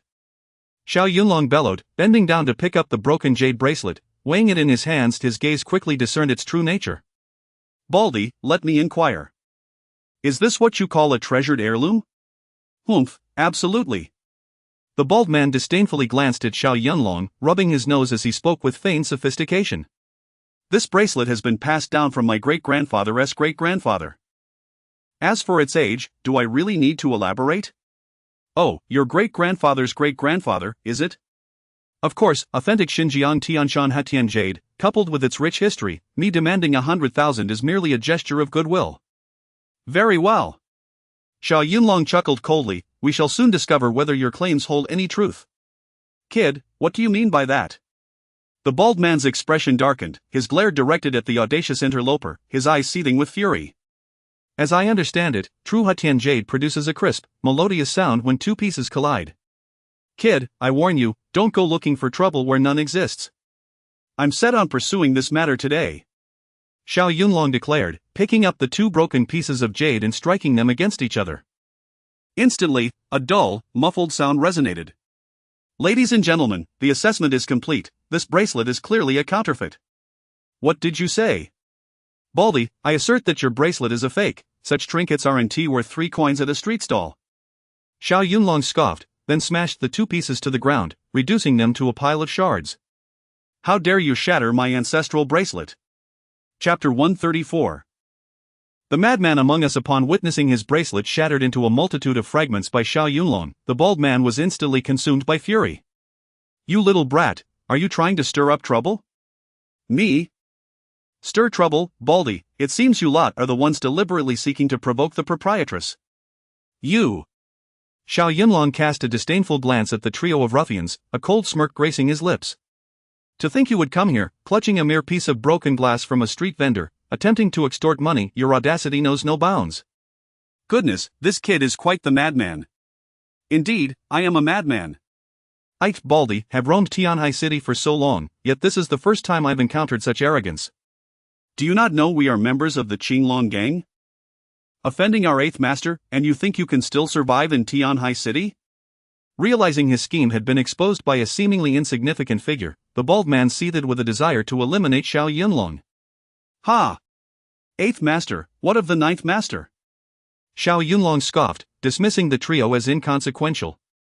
I care not whether you are aligned with the 8th master or the 9th master. Had I not crossed paths with you, it would have been one thing, but now, you are obliged to provide an explanation to the proprietress. What is this kid's background? How audacious to disregard even the esteemed 8th master of the Qinglong gang. At this moment, Mu Qingshan's family was rendered utterly speechless, their fear palpable as they witnessed Xiao Yunlong's provocation towards the bald trio. They could not help but feel a twinge of resentment. Alas, why must this lad play the hero? In Tianhai City, who does not know the name of the 8th master? If we offend him, our bun shop will surely be doomed. With such thoughts, Su Meihua clutched her daughter tightly, weeping uncontrollably. Woo woo. Xiao Ting, our bun shop is finished, what shall we do? Uncle Mu, please stand up. Xiao Yunlong urged as he lifted Mu Qingshan. Yunlong, they are members of the Qinglong gang. Mu Qingshan trembled in terror. Do not fear, I will handle everything. The sight of the Mu family in such distress only fueled Xiao Yunlong's indignation. Uncle Mu, when it's time to resist, one must resist. Enduring passively will only embolden those villains further. Mu Qingshan was a simple man, having never engaged in a quarrel throughout his life, content to merely make buns. Yunlong, I understand your sentiments, but we are mere outsiders, without power or influence, and dare not confront these ruffians. At that moment, Mu Xiaoting gently tugged at Xiao Yunlong's sleeve, shaking her head repeatedly, her voice barely above a whisper as she sobbed. Brother Yunlong, do not act recklessly. By standing up for us, you may only bring harm to our family. Xiao Yunlong's brow furrowed, his voice unwavering as he declared, Xiao Ting, do not be afraid, if anything happens, I shall bear the consequences. How dare you take on that burden? Now, you shall learn the fate that befalls those who offend the Qinglong gang. Die.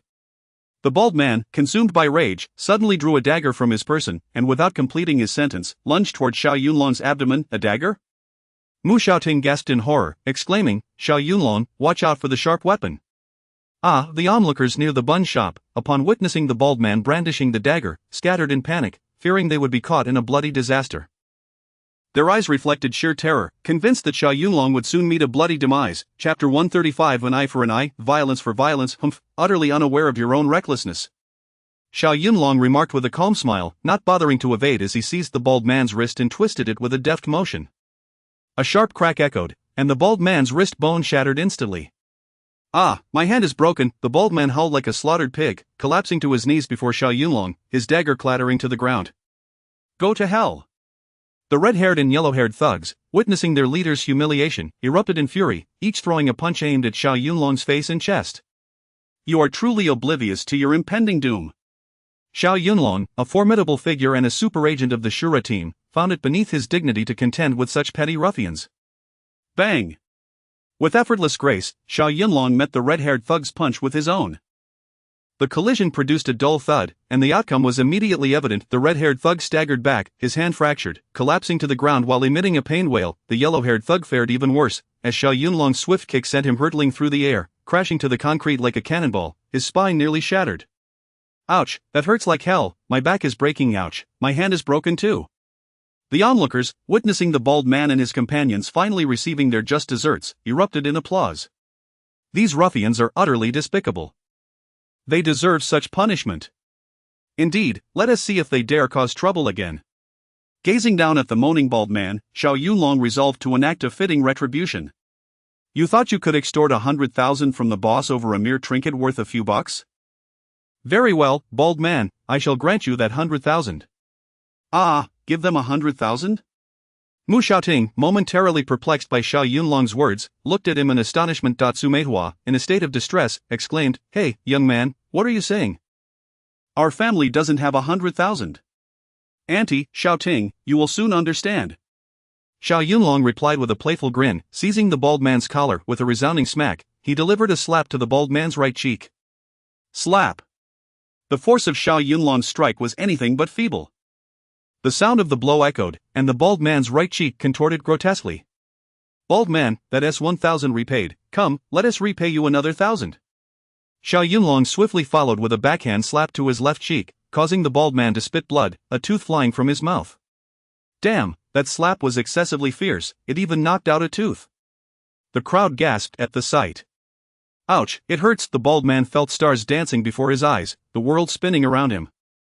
Both cheeks burned with an agony that felt alien to him. Come now, bald man, there are still 80,000 left, let me continue to repay you. Xiao Yunlong declared, raising his hand once more. Brother, no more. The bald man, clearly terrified by the previous blows, hastily dropped to his knees, pleading, I don't want the 80,000 anymore, please, don't hit me again. Oh, you say you don't want it, and thus it shall be? Do you truly believe I am one to go back on my word? I have principles, I always follow through on my promises, let me repay you the remaining 80,000. Xiao Yunlong coldly uttered, understanding that dealing with such villains required an eye for an eye, violence for violence, and that mercy was not an option. Chapter 136 Enmity with the Qinglong Gang. Brother, I beg you, please stop. If you continue, my face will be utterly ruined. My brother has stated that you must repay the 80,000. Whether you want to or not, it is required. Slap, slap, slap, slap. Oh dear, my face has been destroyed. Seeing that there was no escape from this calamity, the bald man resigned himself to despair, closing his eyes to brace for the inevitable, which was met with the crisp sound of 8 resounding slaps. Once the lashes concluded, the bald man's visage had undergone a severe transformation, swollen grotesquely like that of a pig's head. His cheeks were a deep crimson, oozing with traces of blood, presenting a particularly fearsome sight. Kid, do try not to be too cruel. As he spoke, 2 of his teeth fell out once again, rendering him unable to speak without gasping for breath. Humph. Xiao Yunlong regarded him with disdain, letting out a soft huff. Baldy, now that the 100,000 has been repaid, do you have anything else to say? The bald man, clutching his swollen cheeks, spat out a mouthful of blood, ominously inquiring, Kid, what kind of underworld are you affiliated with? If you have the guts, reveal your name. Heh, I have just arrived in Tianhai City and do not associate with anyone. Baldy, from your tone, it seems you wish to seek revenge on me? Kid, if you have the ability, state your full name. Having suffered blows and humiliation, the bald man was naturally unwilling to relent, provocatively challenging Xiao Yunlong. Not daring to reveal your full name makes you a coward. TCH. Xiao Yunlong was well aware of his provocations and disdainfully retorted, My name is Xiao Yunlong.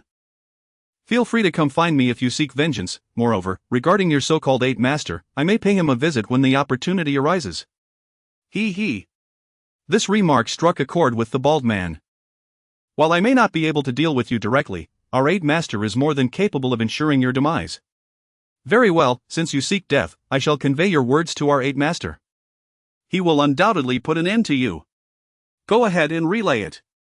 Xiao Yunlong seized the bald man's collar once more, delivering a grave warning. Remember, should you have matters to discuss, come find me. If you dare to trouble the proprietress and her family again, it will not merely be a matter of slaps, I will take your life, understood? Alright, kid, you have guts, you are formidable. I usually do not resort to violence, but for a bully like you, I must eradicate you. Xiao, I have taken note of you. This grudge, I shall remember. Very well, should you wish to seek revenge, I am always ready. Xiao Yunlong shook his head, finding the situation somewhat amusing. As the captain of the Shura team, he had encountered all manner of individuals in perilous scenarios. Having walked through hail of bullets, he would not be intimidated by these small-time thugs. Baldy, I now grant you 10 seconds to vacate this dumpling shop, leave at once. Xiao Yunlong's voice rang out like a decree, causing the red-haired and yellow-haired accomplices to support the bald man as they fled like frightened dogs. These bullies have finally faced their comeuppance. It is a relief to the people. They have finally departed. After the storm had passed, the family, who had been rendered mute with fear, finally breathed a sigh of relief. Yunlong, I cannot thank you enough for today's events. Had it not been for your timely assistance, our family would surely have suffered calamity. Su Meihua expressed her profound gratitude, her gaze towards Xiao Yunlong softened considerably, yet, soon after, a look of concern flickered in her eyes. Sigh, those men are subordinates of the 8th master. Having offended the Qinglong gang, I fear they may seek retribution. Chapter 137 Boundless Gratitude. The Qinglong gang had long since incurred my ire, and the nouveau riche young Fugui had the audacity to declare that the gang leader was his godfather. I wonder if the 8th master referred to by the bald man is indeed the leader of the Qinglong gang. Regardless, animosity has already been established. We all reside in Tianhai City, and it would not be amiss to encounter one another again in the future. And, rest assured, after this lesson, they will surely think twice before causing trouble at your bun shop again. Say, Yunlong, that is not entirely what I meant. Su Meihua shook her head, letting out a sigh. If this bun shop cannot thrive in Tianhai City, we can always return to our hometown. What worries me is that they might seek revenge on you. You did mention your name just now. And, do not worry, I take full responsibility for my actions and shall never implicate your family, Xiao Yunlong replied nonchalantly, dismissing the so-called 8th master entirely. The reason I disclosed my name was precisely to deter them from seeking you out. If they wish to retaliate, they need only come for me. Xiao, I am aware of your military background and your formidable skills, but it is said that the 8th master is the ruthless leader of a criminal syndicate who repays all grievances in kind. It would be prudent for you to exercise caution. Very well, Aunt, I appreciate your concern and will heed your advice. Xingshan, whip up a few delectable dishes, we must extend our hospitality to Mr. Xiao this evening. Su Meihua's gaze towards Xiao Yunlong had softened considerably compared to before. Although he was merely a poor lad whom she deemed unworthy of her daughter, he had rendered significant assistance by driving away the bullies, and it was only right to express their gratitude. After the incident at the bun shop, the proprietress and her family promptly closed their stall. Mu Qingshan made his way to the kitchen, while Xiao Ting assisted Xiao Yunlong, and together they swiftly prepared 5 or 6 dishes to serve at the table. Yunlong, I am deeply grateful for your timely intervention tonight. I, Mu Qingshan, have no means to repay you but can only offer you this toast. Very well, uncle, if that is the case, I shall drink to your health. Xiao Yunlong, being a person of generous spirit, did not hesitate, lifting his cup and downing it in one go. The 4 gathered around the table. Xiao Yunlong inquired about some matters concerning Xiao Ting, while he also shared snippets of his experiences over the years. Naturally, Xiao Yunlong could not divulge everything, concealing certain truths. Oh, so you have endured so much, Yunlong, young man, you are indeed remarkable, with a boundless future ahead. Alas, those are mere relics of the past. What purpose does recalling them serve? I have retired from the military and must now focus on securing a good job. Yunlong, with your talents, you are sure to achieve great things in Tianhai City. Thank you, uncle, for your kind words. As they toasted and engaged in lively conversation, the meal was enjoyable. After dinner, Xiao Ting cleaned the dishes and took Xiao Yunlong's hand, leading him upstairs. Come, let us go upstairs and chat. Upon hearing this, Su Meihua grew anxious and hurriedly interjected, Hey, Xiao Ting, it's late at night, what do you two, a young man and a young woman, have to discuss? Oh dear, Xiao Ting's cheeks flushed. Mom, where is your mind wandering? We're simply going to have a casual conversation, nothing like what you might be imagining. Xiao Ting, what is it that you think I am imagining? Mom sighed. Su Meihua, seeing that she could not dissuade her daughter, let out a resigned sigh. Xiao Ting, though you are our adopted daughter, your father and I have always treated you like our own. Mom, I understand all this, and remember, you are still an unmarried young lady. You must maintain propriety in your actions and ensure that the neighbors do not gossip about you. Chapter 138. The fragrant chamber of the beauty. Su Meihua's words were directed partly at Xiao Ting and partly at Xiao Yunlong. My daughter is still an innocent young lady, you had best not harbor any intentions towards her. Mom, I understand.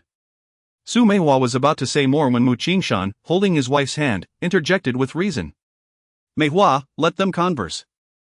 They have known each other since childhood and share a bond. After not seeing each other for over a decade, they surely have much to discuss. Mu Qingshan, are you not concerned that this young man may have inappropriate designs on our Xiao Ting? Meihua, Xiao Ting has grown up. She has attended university, and I believe Yunlong is a man of integrity. They will know their limits.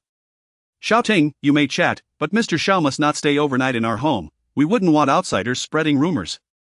Mom, where are your thoughts wandering? Xiao Yunlong chuckled, then addressed her earnestly, Uncle, Aunt, rest assured, Xiao Ting and I will merely engage in conversation and I will leave within an hour at most. Very well, go upstairs and chat. Thank you, Dad. Xiao Ting led Xiao Yunlong upstairs and directly into her private chamber. Brother Yunlong, please take a seat. The upper floor was devoid of the coldness outside. Mu Xiaoting removed her cream-colored windbreaker, revealing a form-fitting dress that accentuated her graceful figure exquisitely. Wow!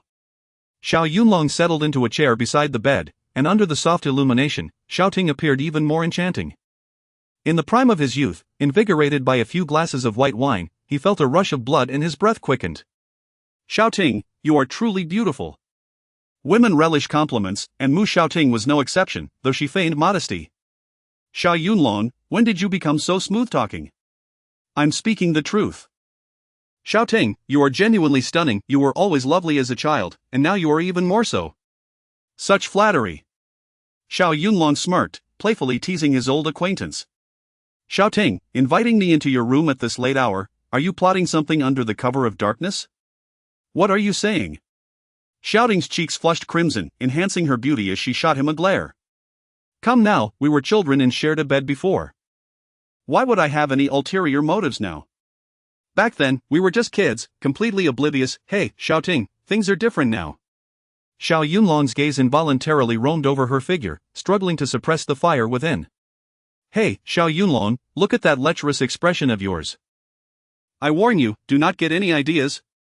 Mu Xiaoting giggled. She had always known her beauty, and it had only grown more pronounced with time. Throughout the years, suitors had lined up to pursue her, yet she had turned them all down, her heart secretly belonging to Xiao Yunlong.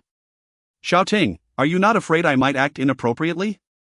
Hee, brother Yunlong, I know you are a gentleman.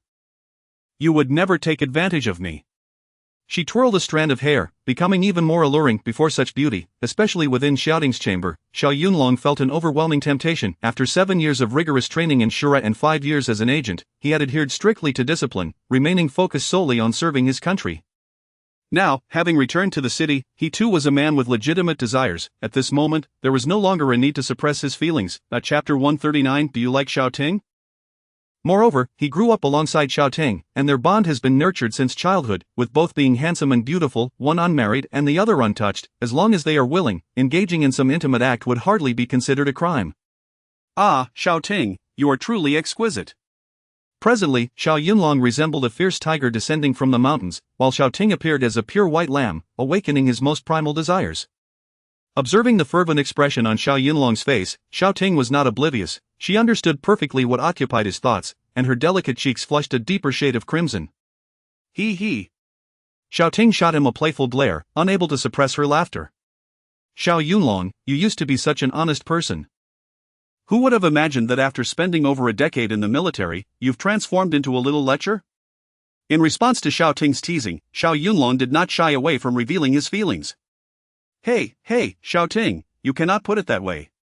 It is late at night and you've drawn me into your fragrant boudoir. I am not Lu Xiaohui, how could I remain unperturbed? Oof. This fellow was indeed brazen, as he leaned closer to Xiaoting, inhaling the faint, alluring fragrance that emanated from her. It smells wonderful. Xiaoting shyly smiled, gazing at him earnestly as she inquired, Brother Yunlong, do you think I am beautiful? Beautiful, absolutely beautiful. Xiaoting, you are even more enchanting than a celestial maiden descending to earth. Xiao Yunlong exclaimed without a moment's hesitation. Really, do you still like Xiaoting, just as you did when we were children? She asked cautiously, her beautiful eyes shimmering with hope. Of course. You will always be my beloved Xiaoting, the one who played with me as a child, who bathed with me, and who fell asleep by my side. As he recounted the last 3 phrases, Xiao Yunlong reminisced about their childhood and could not help but chuckle heartily. Oh, you smooth talker, how irritating. As she playfully hit him, one of her shoulder straps inadvertently slipped down, revealing a glimpse of her pristine skin. Xiao Yunlong's gaze intensified, becoming even more fervent, and he swallowed hard. Hey, why are you looking at me so lecherously? Xiaoting frowned, unable to contain her curiosity. At that moment, she was unaware of the slip of her shoulder strap, mistakenly believing that Xiao Yunlong held some ulterior motive in his gaze. I must warn you not to be angry, but your shoulder strap has fallen. Ah. Mu Xiaoting quickly glanced down at herself, feeling utterly mortified, and hastily adjusted her strap. Oh dear, Xiao Yunlong, you are insufferable.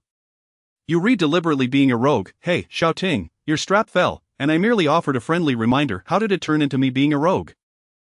What do you mean? Xiaoting's face flushed down to her neck, an exquisite sight to behold. At that moment, Xiao Yunlong felt a surge of heat rising within him, yearning to embrace the beauty and steal a kiss. Xiaoting's affection for him, even her desire to marry him, was clear to Xiao Yunlong. He chuckled to himself, thinking that even if he made a move tonight, she would likely not protest. However, despite his feelings, Xiao Yunlong was not the kind to act recklessly. It was their first meeting of the night. He could not afford to be so abrupt with a lady, especially considering that Xiaoting's parents were just downstairs. If anything were to transpire between them, he imagined Manhua would wield a rolling pin and give him a sound thrashing. Chapter 140. You will eventually be my woman. Xiao Yunlong feigned anger, deliberately turning his head towards the window, ostensibly to distract himself, while struggling to contain the tumultuous desire within. You women are truly peculiar creatures. Kindness often goes unreciprocated. Alright, Brother Yunlong, I know you won't actually be angry with me. Indeed, how could Brother Yunlong possibly be upset with a beauty? Mu Xiaoting, aware that she could not continue to tease, quickly shifted the topic. Xiao Yunlong, to be honest, now that you've retired, what are your plans moving forward? What plans could I possibly have? First, I need to find a job and establish some stability. Yes, now that you are back, securing a job is certainly the foremost priority. Xiaoting nodded, but soon her brows furrowed, revealing a look of concern. Yunlong, in Tianhai City, finding a job isn't as simple as it seems. Look at me, I've graduated from university for several months now and still haven't found a suitable position. What do you mean, Xiaoting, with a university degree and your beauty, you still struggle to find work? Sigh. Xiaoting let out a resigned sigh. In Tianhai City, graduates are a dime a dozen. I lack work experience, and whenever I interview for promising positions, I am swiftly dismissed. Xiao Yunlong recalled the events at Tianyu Entertainment Company earlier that afternoon, feeling a wave of sympathy. Shouting, if even you, a university graduate, have trouble finding a job, then how much more challenging will it be for someone like me without any qualifications? Yunlong, don't be disheartened. In reality, experience outweighs a diploma when it comes to job hunting. Your skills are exceptional, and surely someone will recognize your talent. I share your sentiment, Shouting, let us not lose heart. With diligence, fortune will surely smile upon us. To bolster his confidence, Shouting suddenly decided to inspire him. Brother Yunlong, once you secure a good job, I will. She abruptly stopped, stealing a glance at him, her face flushed like the evening sky. Oh, Shouting, and what will you do? Xiao Yunlong became intrigued, pressing her for more details. He anticipated her response to be, Yunlong, once you find a good job, I shall marry you. Once you find a good job, I shall give you a great big hug. Shouting looked up at him, playfully sticking out her little tongue, exuding an adorable charm. Yet, Xiao Yunlong was not inclined to relent easily, upholding the principle that a bold demeanor can conquer all. He added, Shouting, in addition to that great big hug, I would also like a sweet, tender kiss. Hey, Xiao Yunlong, are you daring to up the ante? You are incorrigible, Shouting feigned anger, her face aflame with indignation, her delicate demeanor akin to blossoms bursting forth in spring, breathtakingly beautiful. Wow, how stunning! This stirred the flames of desire within Xiao Yunlong.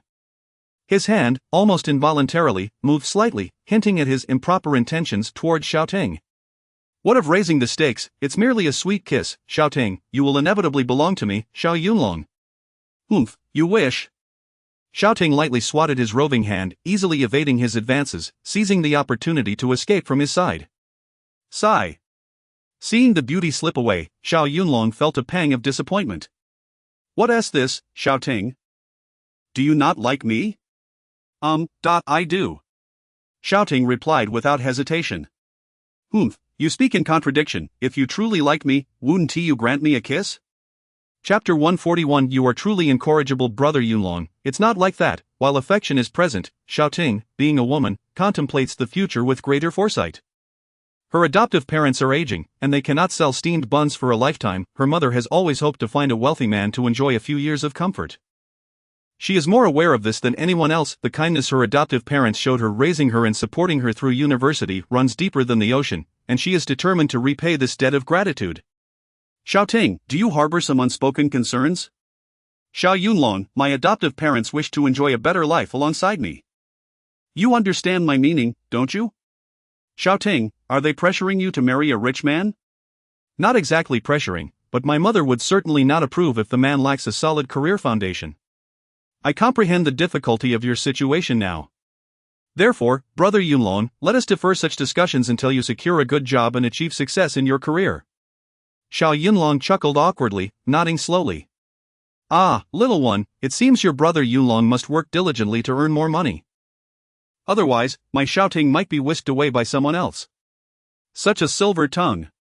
Mu Shouting playfully chided, a rosy hue blossoming on her delicate face, captivatingly radiant. Xiao Yunlong found himself momentarily entranced, memories of a fragile little figure from over a decade ago resurfacing in his mind, so thin and pitiable. However, time has flown, that little beauty has blossomed into an elegant and striking young woman. Perhaps it was fate that upon his return, he encountered Shouting, allowing them to rekindle a bond that had begun 10 years prior. Shouting, come here, let me hold you. Just as Xiao Yunlong was lost in thought, his hand moved to embrace her slender waist when a voice echoed from downstairs. Shouting, it's nearly 10 o'clock. Mr. Xiao should be on his way. Mom, I'm coming. Seizing the moment, Mu Shouting gave him a gentle push. Brother Yunlong, hurry, my mother is calling, you should head downstairs. Shouting, don't push me. I haven't had enough time with you yet. Xiao Yunlong grinned, playfully rubbing his nose, and boldly planted a quick kiss on her cheek. Oh dear, Xiao Yunlong, you are incorrigible. If my mother sees this, what will happen? Shouting, it was merely a kiss, we haven't done anything scandalous, so what is there to fear? How can you still say that? Shouting clenched her small fist, ready to strike at his chest. Shouting, if you dare to hit me, your brother Yunlong will stay in your fragrant boudoir tonight and not leave. You wouldn't dare. Just watch me. Shouting, mister. Xiao, why are you still not coming down? Su Meihua's voice rang out again from below, more urgent and louder. Alright, Mom, we're coming down this instant. With that, Xiao Ting donned her trench coat, and the two descended the stairs together. Su Meihua glanced at Xiao Yunlong, offering an apologetic smile. Yunlong, please don't take it amiss, you see, our Xiao Ting is still an unmarried young lady, and if the neighbors found out you were staying here, they would surely gossip. Auntie, I understand your concerns. I never intended to impose on your hospitality, there are others awaiting my return at home. Very well, Yunlong, do come visit us again when you have the chance. Mu Qinshan smiled warmly, patting his shoulder. He genuinely admired Xiao Yunlong, this young man with thick eyebrows and bright eyes, skilled in martial arts, and possessing a commendable character. If Xiao Ting were to be with him, she would surely not have to endure any mistreatment in the future. Chapter 142:1 million in gifts. Alright, thank you, uncle. Xiao Yunlong said as he produced a card from his pocket and handed it to Su Meihua. Aunt, this card contains 300,000. It's not a large sum, but please accept it for now. Su Meihua was taken aback. Xiao Yunlong, what do you mean by this? Do you think that offering 300,000 is sufficient to marry our Xiao Ting? One by one, she cast inquisitive glances at her daughter and anxiously inquired, Xiao Ting, did you two just? Mom! Xiao Ting's face turned crimson with embarrassment. What are you thinking? We haven't done anything. If you haven't done anything, then why is Yunlong giving me 300,000 out of the blue? Mom, how would I know? You can ask him yourself. Xiao Yunlong, let me make this clear. The expenses for Xiao Ting's university education far exceed 300,000, not to mention the years of nurturing we have provided. Mom, what are you talking about? Xiao Ting's face flushed even deeper, feeling helpless.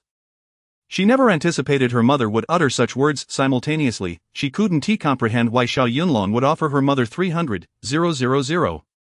Humph. Su Meihua huffed lightly, adopting a serious demeanor. Xiao Yunlong, I must inform you that should you wish to marry our Xiao Ting, you must possess a house and a car in Tianhai City, and provide us with a gift of 1 million. Without these conditions, do not even think about pursuing Xiao Ting. Mom! Mu Xiaoting felt utterly mortified, her mother's words seemed akin to selling her daughter. Ahem! Xiao Yunlong cleared his throat and chuckled, Aunt, you are overthinking this. I have not yet contemplated marrying Xiao Ting. Ah? Su Meihua was momentarily stunned, her surprise deepening. Then, why are you giving me 300,000? Aunt, both Xiao Ting and I are orphans who grew up together. I consider myself like an older brother to her. I wish to express my gratitude for the care you have provided her over the years. This 300,000 was merely a small token of my appreciation. Oh, I see. This revelation left Su Meihua feeling quite embarrassed, realizing that Xiao Yunlong had never intended to marry her daughter at all. Hearing this, Xiao Ting couldn't help but feel a twinge of disappointment and a hint of resentment. Xiao Yunlong, you have just returned from military service, how can you afford such a sum? After giving my mother 300,000, how will you sustain yourself? Xiao Ting, it's all right. Xiao Yunlong reassured her with a gentle pat on her shoulder, making a promise as a man. I can manage this amount. Xiao Ting, in the future, regardless of whether I marry you or not, I will ensure that I give your mother 1 million. Xiao Ting shot him a disapproving glance, her eyes betraying a hint of sorrow. Xiao Yunlong, do you even understand what you are saying? If you don't marry me, what use would my mother have for your money? Xiao Ting, this amount is merely a way to repay your parents for their nurturing, it has little to do with our relationship.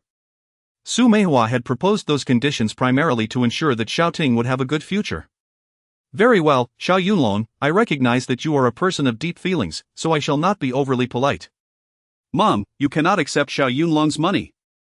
Xiao Ting, why are you so anxious? As for this 300,000, I will accept it on your behalf. If Yunlong achieves success in the future and you marry him, this will serve as the bride price. Conversely, if you two do not end up together, I shall return the 300,000 to him. Alright, let it be as you say, Aunt. Mom, Xiao Yunlong, what are you both discussing? What do you take me for? Xiao Ting felt utterly humiliated. Chapter 143:1 day apart feels like 3 years.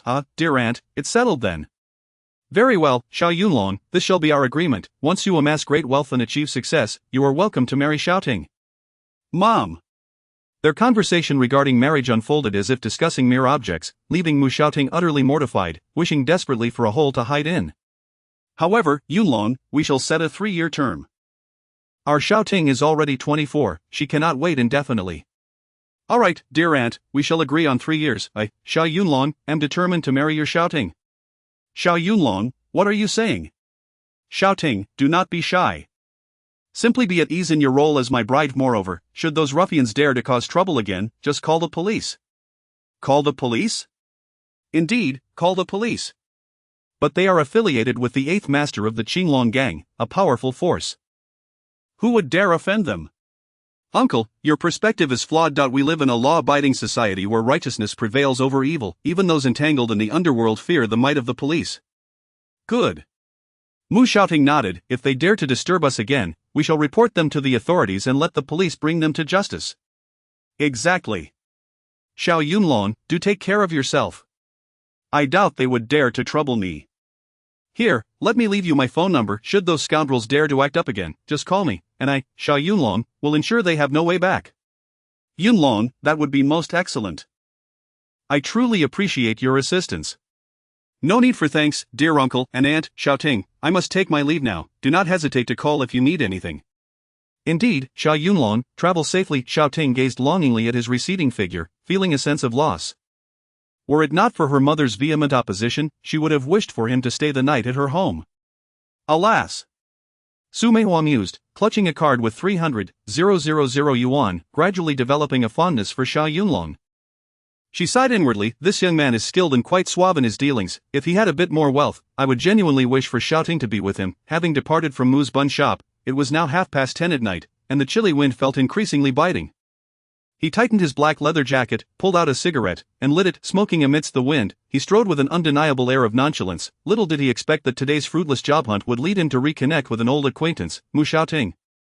Fate is indeed peculiar. Many events unfold unbeknownst to us. Nevertheless, meeting Xiaoting in Tianhai City provided him with yet another friend and family member. It's not yet 11, I should still catch the last bus. He extinguished his cigarette, exhaling a sigh of self-mockery as he made his way to the bus stop. Once, he would effortlessly accept tasks yielding commissions in the hundreds of thousands, yet now he was hurrying to catch a 2-yuan bus. Just a few steps later, his phone rang. Upon checking, he saw it was a call from Han Yufei. Hello, beautiful teacher, what can I do for you? Xiao Yunlong, what on earth is going on? It's so late, and you're still not back. His heart warmed. Despite having no family, there was someone in Tianhai City who cared about whether he returned home. Touched, yet unable to resist teasing her, he replied, What is this, beautiful? 1 day apart feels like 3 years. Have you already begun to miss me in such a short time? Chapter 144 of The Distressed Beauty. What's the matter? Are you so flustered that you can't even speak? The teasing remark from the man on the other end left Han Yufei feeling quite embarrassed. This insufferable man had no sense of propriety, always eager to provoke her at any moment. Humph, Xiao, stop being so vain. We all reside at the Xiaomeng household. I merely inquired out of politeness. Oh, regardless, I must express my gratitude. Hey, on a serious note, have you found a job yet? Or perhaps you've secured one and the company demands overtime? Well, it's a bit complicated to explain at the moment, my dear. Perhaps we can discuss it further when I return. Alright then, we shall continue this conversation later. I have class tomorrow, so I'll head to bed now. Good night, beautiful, wishing you sweet dreams. Enough with the chatter, it's late, hurry back, goodbye. In the brief span of this phone call, alas, he had missed the bus. By the time he arrived at the intersection, the last bus had just departed. Looks like I have no choice but to hail a taxi, he sighed. Just as he prepared to venture onto the street to flag one down, he suddenly felt an urgent need. Having restrained himself earlier at Xiaoting's home, he now longed for a place to relieve himself. Xiao Yunlong found himself on Carefree Street, a notorious bar district in Tianhai City. As the name suggests, this street was lined with bars, KTV venues, and skating rinks, entertainment establishments of all kinds. The area was a veritable den of vice, with a particularly dismal security environment. At this late hour, the street was becoming increasingly vibrant. A few aimless ruffians frequented this locale to catch the wind, extorting protection fees, preying on the unsuspecting, and wreaking havoc without remorse. Xiao Yunlong searched for a restroom but found himself in dire straits. Damn it, am I truly to be suffocated by my own bladder? Perhaps I should just relieve myself by the roadside. He was aware that such public urination was an immoral act, yet these were extenuating circumstances. he vowed it would be a rare exception. After hastily finding a relatively concealed spot to address his urgent need, he had just finished when a woman's cry for help echoed from the dimly lit alley. Help! Someone, please! Xiao Yunlong initially had no intention of getting involved. In such a place, fights and disturbances were commonplace. Help me, someone, please! The woman's voice grew weaker with each desperate plea. Could it be that something truly dire has occurred? Doubt crept into Xiao Yunlong's mind. What predicament had this woman encountered? Why was she calling for help so fervently? Faced with the potential peril of a life, he could not simply turn a blind eye. It was not in his nature to stand idly by. At the very least, he would investigate the situation before making a decision. With a sense of determination, he approached cautiously. In the dim alley, he beheld 4 men manhandling a young woman and tossing her onto a table, their faces twisted into lewd, malevolent grins. The woman, clad in an exquisite evening gown, lay atop the table, her figure tall and alluring, clutching a genuine leather handbag. It was perplexing that the men had not seized it from her. As Xiao Yunlong had suspected, this group was not after money. Their intentions were far more sinister. The woman's elongated form and flowing hair, positioned provocatively on the table, exuded an irresistible allure. Caught off guard, Xiao Yunlong felt his heart race and involuntarily swallowed hard, secretly admiring her beauty. Damn it, one needn't even see her face to know she must be a rare gem. Chapter 145. A brazen boldness. Haha. Several young men, exuding an air of arrogance, puffed on their cigarettes, twisting their necks and laughing boisterously. Then, one of the men turned to a figure behind him, who appeared to be the leader, and said with exaggerated deference, "Young Master Zhang, your taste is impeccable. This young lady from the Li family is not only beautiful but also possesses a stunning figure. To marry such a paragon of beauty as your wife, you certainly do not stand to lose." Needless to say, if she weren't beautiful, would this young master even take notice of her? Young Master Zhang, given that you instructed us to set a trap for Miss Li, I wonder how she will react when she awakens. Will she not flay our skins? She brought this upon herself. How dare she spurn my advances? Once I have had my way with her tonight, turning raw rice into cooked, I shall see how she can wriggle out of this one. Young Master Zhang, shall we assist you in carrying Miss Li to a hotel, so you may enjoy a romantic evening together? What do you think? Unnecessary. Young Master Zhang, do you intend to consummate your desires here? Why not? The heavens as our canopy, the earth as our bed. Conducting affairs in such a setting is truly exhilarating. Besides, it saves the expense of a hotel room. Goodness, to dare engage in such activities in this place, truly audacious. As long as young Master Zhang is pleased, that is all that matters. The other 4 lackeys could only chuckle in agreement. Hey, Huang Mao, is the potency of that drug sufficient? Rest assured, young master, this concoction was prepared by a skilled hand. Once a woman imbibes it, even a feral dog would not refuse. Oh, I see. Well then, I shall indulge myself thoroughly later. The man referred to as young Master Zhang, his throat parched, gazed hungrily at the beauty on the table, eager to showcase his eloquence. A decade's worth of honing a blade, yet the frost has never tasted blood. Tonight, the sword shall be drawn, and blood shall spatter 3 feet high. Young Master Zhang, splendid poetry, splendid indeed. The 4 lackeys laughed so hard they nearly fell over, their behavior utterly wild. Concealed in the shadows, Xiao Yunlong furrowed his brow, realizing that he had stumbled upon a group of lecherous fools. He rubbed his nose, contemplating whether to intervene. He mused, a woman frequenting bars and KTVs is unlikely to be of good character. Perhaps she is a lady of the night herself, meddling in such affairs would be a fool's errand. Alas, there are countless injustices in the world that one man cannot rectify. I might as well return home for a good night's sleep. Thus, after some deliberation, Xiao Yunlong slipped his hands into his pockets, preparing to depart. Clang! Suddenly, the woman tumbled from the table to the ground, her face flushed, gasping for breath, clearly in distress. Help! It is so hot, come quick, I'm dying. Oh my, little beauty, it seems your body is heating up. What a good sign. Don't worry, this young master will be right there to rescue you. Shoo! The leader, known as young Master Zhang, whistled, revealing a lecherous grin. He, a towering figure, advanced and seized the fallen beauty, pinning her against the table. Whoosh! He lifted her dress, exposing her intimate undergarments, the sheer black stockings accentuating her alluring curves. TSK, Miss Li, who would have thought? Your figure is truly enticing. Scoundrels, you vile rascals will meet a terrible fate. Release me, help! The beauty struggled futilely, her speech slurred, her cheeks aflame, gasping for air. Help, someone, please save me, Chapter 146. Encountering the nouveau riche again, the desperate cries of the beautiful woman not only failed to deter the group of ruffians but instead ignited their excitement further. My dear, do not scream. I, young Master Zhang, have arrived. The man known as young Master Zhang licked his parched lips, swallowed hard, and began to unfasten his trousers, eager to assert himself. Stop this at once. At that moment, Xiao Yunlong bellowed, emerging from the shadows.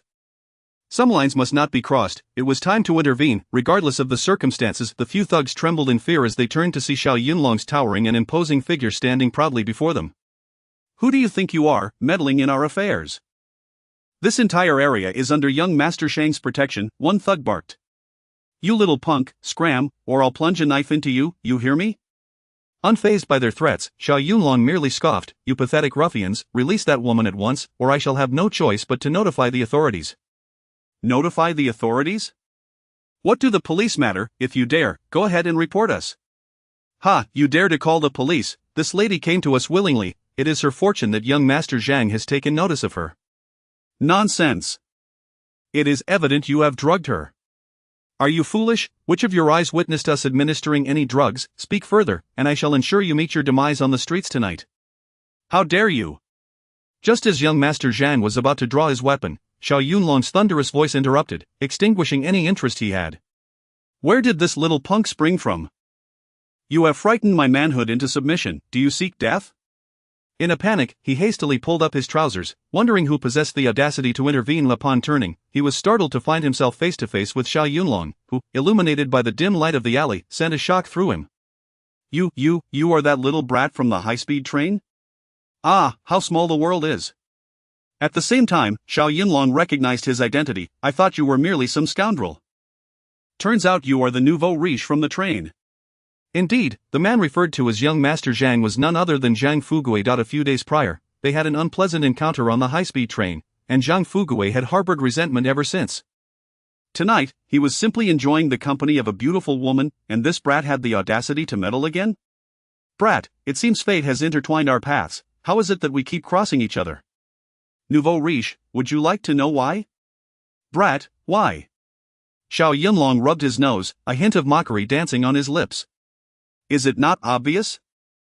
It is because you have committed numerous misdeeds, and I am here to bring you to justice. Brat, do you dare mock me? Ha, this is not the first time. Why act so surprised? Zhang Fuguei, enraged but aware of his inferiority to Xiao Yunlong, reluctantly commanded his lackeys to deal with him. Get this brat for me. Yes, young Master Zhang.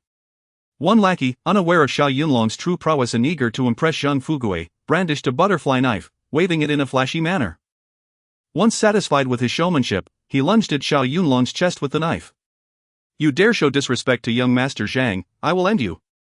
Xiao Yunlong's lips curled into a disdainful smirk. Humph, it seems that the one courting death is you. Chapter 147. If you wish to strike, you're still quite inexperienced. With a sudden chill sweeping over his countenance, Xiao Yunlong swiftly countered before the henchman's butterfly knife could approach his chest. In a deft motion, he delivered a resounding slap, sending the henchman sprawling to the ground. You little brat, how dare you strike me?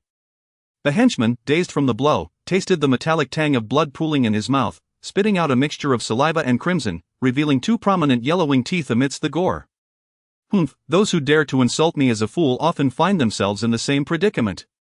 Xiao Yunlong exhibited no mercy towards such tyrannical ruffians. He placed a boot upon the henchman's cheek and, with a swift motion, twisted and broke his wrist, the sickening sound of cracking bone echoing as flesh burst forth. Ouch! My hand is broken, the pain is excruciating. The agonizing torment elicited heart-wrenching cries from the henchman, who soon succumbed to unconsciousness. Damn, this little brat is audacious as brothers. Arm yourselves, let's take him down tonight. Two impetuous young thugs, witnessing their comrade's broken hand, felt their fury ignite. Exchanging glances of reckless determination, they wielded their machetes and charged towards Xiao Yunlong. To strike me, you are still utterly inexperienced. With a nimble sidestep, Xiao Yunlong seized a beer bottle from the ground and shattered it against the foreheads of the two young thugs. Bang, bang, the Qingdao beer bottles shattered instantly, sending shards flying, and blood began to cascade down their faces. Oh no, it's all blood. My head is a mess. In the blink of an eye, the two thugs, stars dancing before their eyes, collapsed, unable to rise again. Brat, perish! The last bald thug, taken aback by Xiao Yunlong's formidable prowess, was gripped by fear. Aware that he stood no chance, he swung a steel pipe with all his might at Xiao Yunlong's head. Xiao Yunlong deftly evaded, swiftly grasping one end of the pipe with ease. How can he even catch the steel pipe? The bald thug struggled desperately to wrench it free, only to find himself utterly immobilized. Baldy, do you still wish to ambush me? Are you intentionally seeking your demise? Xiao Yunlong harbored a profound disdain for such cowardly ambushers. If one possessed the courage, they should engage openly rather than resort to treachery. Such scoundrels deserved severe punishment. With a chilling smirk, he brandished the broken beer bottle towards the thug's face, the glass shards tearing into the flesh, leaving it a bloody mess. Ah! The bald thug cried out in agony, relinquishing the steel pipe and howling like a wounded animal, convulsing on the ground. Oh, the pain is unbearable. My face is ruined, my God, this little brat is a demon. Zhang Fugui trembled in fear, his body shaking at the sheer ferocity of Xiao Yunlong. He recalled how the robbers on the high-speed train were no match for him. Now, unarmed, he was even less capable of standing against such might. Fearing a fate akin to that of the other thugs, he hastily released the beautiful woman he had been holding and stumbled away in a desperate bid for survival. Stop! Xiao Yunlong seized him by the neck, dragging him back like a lifeless dog, a mocking smile playing at the corners of his mouth. New money, trying to flee? Boss, expert, please spare me. If I see you in Tianhai City again, I shall certainly avoid you. Zhang Fugui, genuinely fearful that Xiao Yunlong might end his life, fell to his knees, pleading for mercy. Have mercy, you mustn't kill me. Chapter 148. An unexpected embrace. Humph, old lecher, I won't take your life, but a lesson is certainly in order for your misdeeds. With that, a steel pipe struck squarely against his forehead, causing Zhang Fugui to collapse to the ground like a lifeless dog. TSK, nouveau riche, encountering me tonight is indeed your unfortunate fate. Help! I'm so hot all over, I need water, and I also want kisses. The beautiful woman, in a state of delirium, swayed unsteadily, her voice a continuous stream of incoherent cries. Without Zhang Fugui's support, she teetered dangerously, on the brink of falling. Watch out, beautiful! Xiao Yunlong, quick on his feet, rushed forward to steady her wobbling form. Ugh, handsome, it's so hot, I'm feeling awful, I still want a drink, the lady mumbled incoherently. Suddenly finding a pillar to lean against, she disregarded everything else and, with a soft whimper, wrapped her slender arms around Xiao Yunlong's neck like an octopus. Hey, what are you doing? He exclaimed, startled to his core. In this frigid weather, the woman was clad only in a scant evening gown, her body radiating heat as if aflame. Her temperature must have been well over 40 degrees, her breath quickening, and her face flushed like burning amber. Even her exhaled breath felt scalding, as if it could ignite at any moment. Xiao Yunlong frowned repeatedly, unsure whether to let go or to embrace her. What on earth was he to do now? Handsome, I still want a drink. Your muscles are so well developed. Hey, beautiful, don't do that, let go. Xiao Yunlong, a man of considerable stature, instantly recognized that she had been administered a potent aphrodisiac. The way she clung to him was as if she had found a lifeboat in a stormy sea, desperately grasping at a lifeline. Ugh! I feel so uncomfortable, come, touch me, kiss me. The intoxicating scent of alcohol mingled with her unique fragrance assaulted Xiao Yunlong's senses, making him feel somewhat lightheaded. Goodness, this girl is far too forward. He did not wish to take advantage of her vulnerability, but her fervent embrace proved impossible to shake off.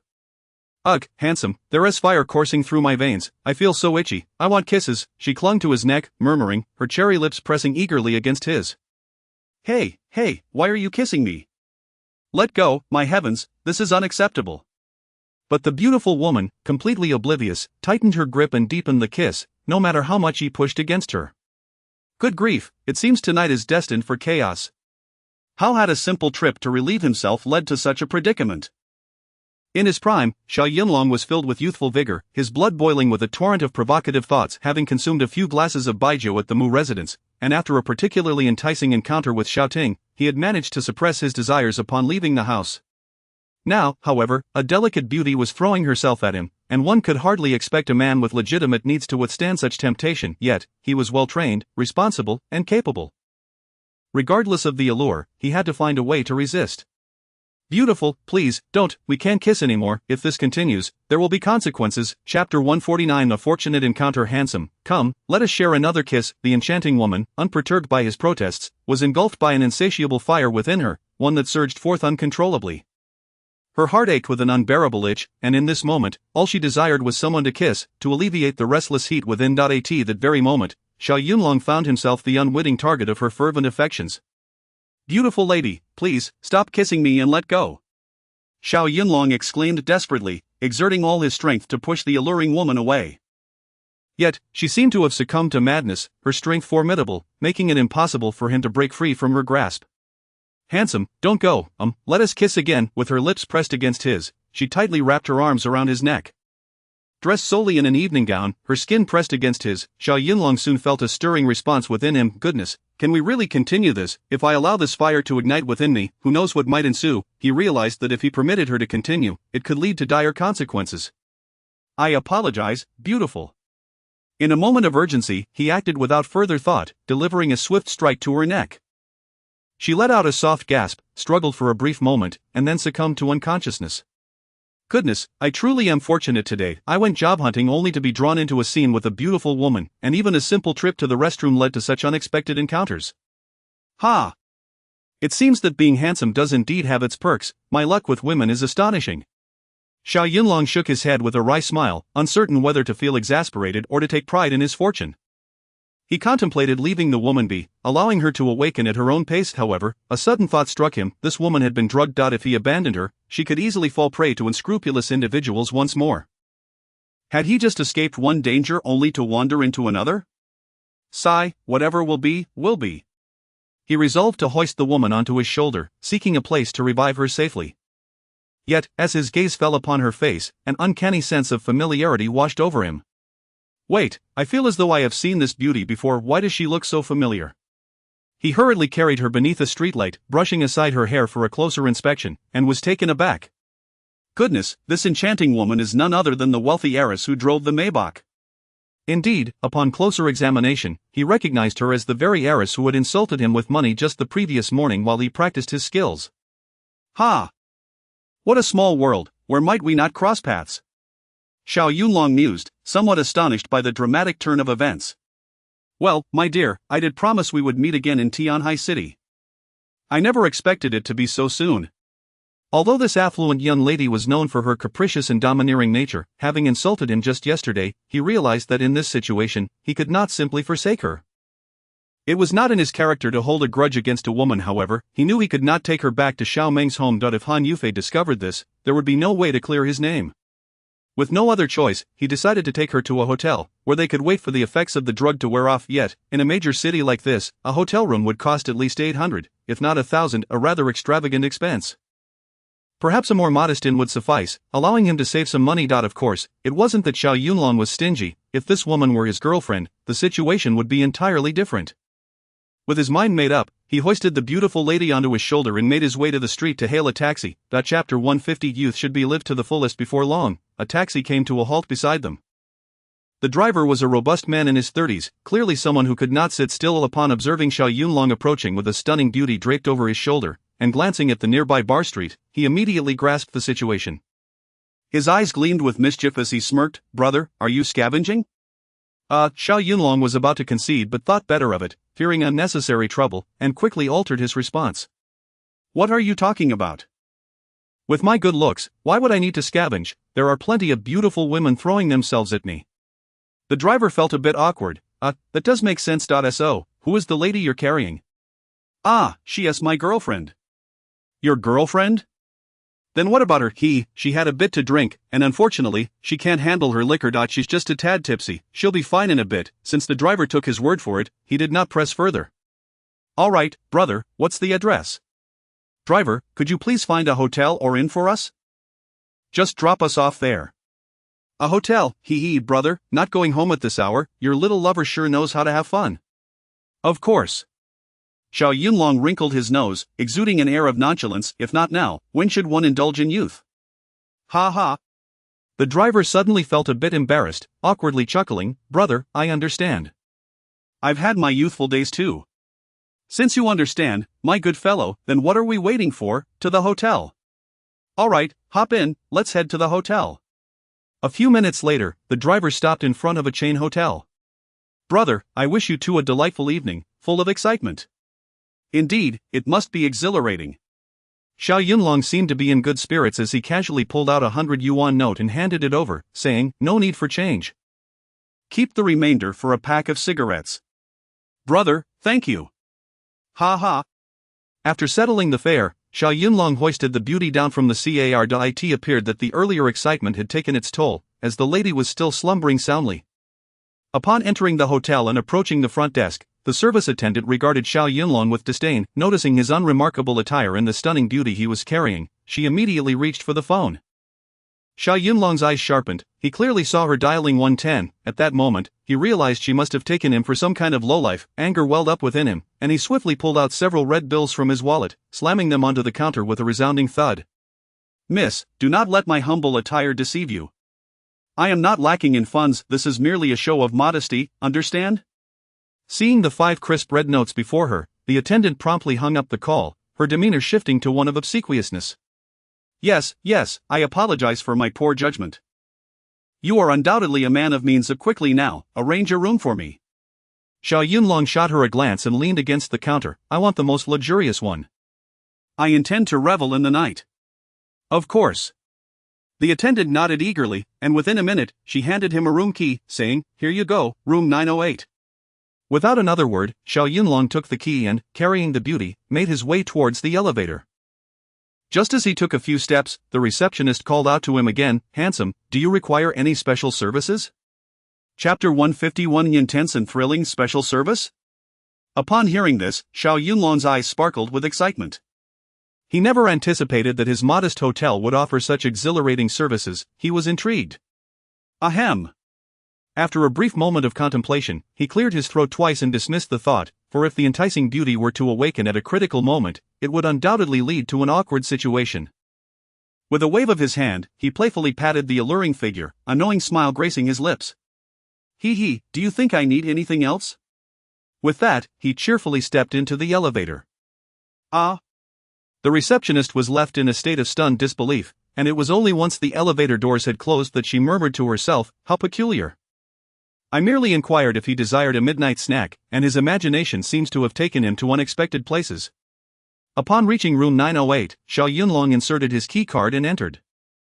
Without hesitation, he tossed the beauty onto the bed. This young man had an exceptional eye. Having encountered countless stunning women before, there was no need for measurement. He could ascertain with a mere glance that this beauty possessed an extraordinarily alluring D-cup figure, 36D. Xiao Yunlong exhaled, a mischievous grin spreading across his face. The beauty wore sleek black stilettos that revealed her delicate, fair ankles, embodying the epitome of a perfect figure. Her fiery curves were simply breathtaking. Alone in the room, the air crackled with tension. It was indeed a scenario rife with passion and excitement, especially in the presence of this intoxicating, inebriated beauty. Xiao Yunlong's thoughts turned wicked, contemplating what he might do next, all while the unaware beauty remained blissfully ignorant. No wonder so many flocked to bars and KTVs, seeking out such exciting encounters. It all made sense now. Hee, if it weren't for my aversion to taking advantage of others, my dear beauty, you would surely be in quite the predicament. Xiao Yunlong glanced at the beauty, attempting to suppress the wicked fire igniting within him. With a deliberate blink, he activated one of his unique abilities, his power of X-ray vision. This extraordinary gift was innate, and even he could not fathom why he possessed the ability to see through everything.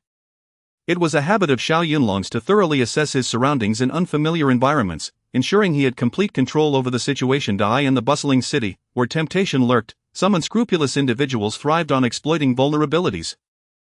Hidden cameras and pinhole devices were often installed in covert locations, capturing unspeakable moments on video, while it would not matter if his own toned legs or chiseled abs were caught on camera and turned him into an internet sensation. The thought of the fragrant beauty being filmed was a concern he could not overlook.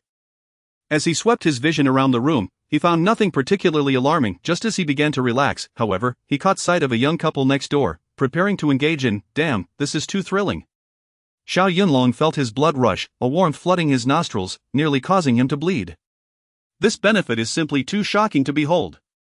Alarmed, he swiftly turned back, realizing he had forgotten to deactivate his X-ray vision.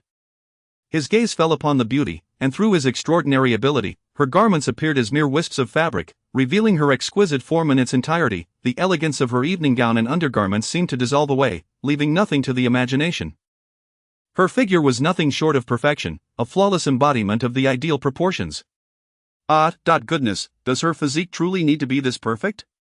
Xiao Yunlong found himself involuntarily swallowing hard. A rush of warmth coursed through him, igniting a near-criminal urge. Chapter 152 The Beauty of a Hangover. Do not gaze upon the indecent, do not gaze upon the indecent. Startled, the young man hurried into the bathroom for a cold shower, hoping to quell the turmoil of desire raging within him. Goodness, must you be so alluring? In such an enticing predicament, Xiao Yunlong found himself tempted to act upon his desires, yet the beauty lay motionless upon the bed, akin to a lifeless corpse, rendering any attempt utterly uninteresting. Observing her deep slumber and fearing she might catch a chill, he, out of kindness, thoughtfully tucked her in with the blankets. Taking a deep breath, he sprawled out on the other bed. He chuckled self-deprecatingly, I have always had a way with women. Beautiful ladies inexplicably throw themselves at me. I wonder if that is a blessing or a curse? When will this beauty awaken? Regardless, I shall first indulge in a brief slumber. After a day of exertion, compounded by several additional cups of white wine at the Mu residence, fatigue began to overtake him. As sleepiness washed over him, he succumbed to slumber. However, scarcely 3 minutes had passed before he sensed an unusual commotion from the beauty. Hot, I am burning up all over. I can't stand it. I am too hot, I must remove my clothing, I need a shower, and I crave ice water. Her face glowed like amber, flushed with an intense crimson, and her breath came in rapid gasps. She kicked aside the covers, babbling incoherently, simultaneously complaining of the heat while stripping off her gown and stockings piece by piece. Hey, miss, what are you doing? Quick, put your clothes back on. My heavens, are you deliberately tempting me to commit a crime? The effects of the sedative had taken hold of her with such fervor that she could hardly hear Xiao Yunlong's protests. Furthermore, the heat was unbearable, akin to a fire raging within her body. All she desired was to hastily discard her clothing, any impediments, to find some relief from the sweltering sensation. In no time, she had shed her gown, leaving only the intimate garments that clung to her form. Oh my, this is disastrous, this beauty must be out of her mind. It seems the night will surely lead to some chaos. The young woman, around 22 or 23, was fully developed, resembling a flower poised to bloom, breathtakingly beautiful and exceedingly alluring. Her skin was porcelain-like, her figure tall and slender, with a delicate waist and long legs. Dear lady, what are you doing? With such a remarkable physique and such radiant skin, your display is nothing short of an invitation to transgression. Though Xiao Yunlong often presented himself as carefree and unruly, deep within he remained a virtuous man.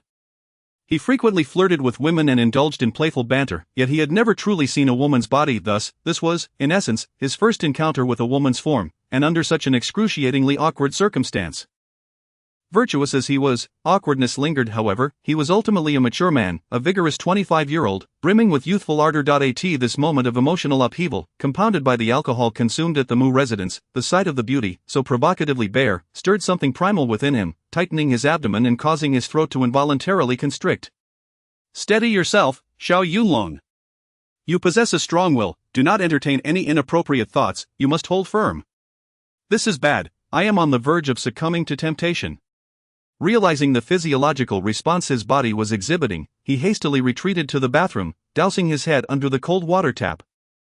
For a full minute, he let the icy water cascade over him, finally managing to temper the raging fire within. Chapter 153 Acupuncture. To expel poison. On the bed, the enchanting beauty writhed her body, emitting soft moans that served as an irresistible temptation for Xiao Yunlong. The young man dared not gaze any longer, fearing that he might lose control and commit an indiscretion. Turning his head, he approached and retrieved the blanket that had fallen to the floor, wrapping it around the beauteous form. My lovely lady, please refrain from undressing. You must exercise some self-respect. Handsome, I feel so hot, my body is ablaze with fire, she exclaimed.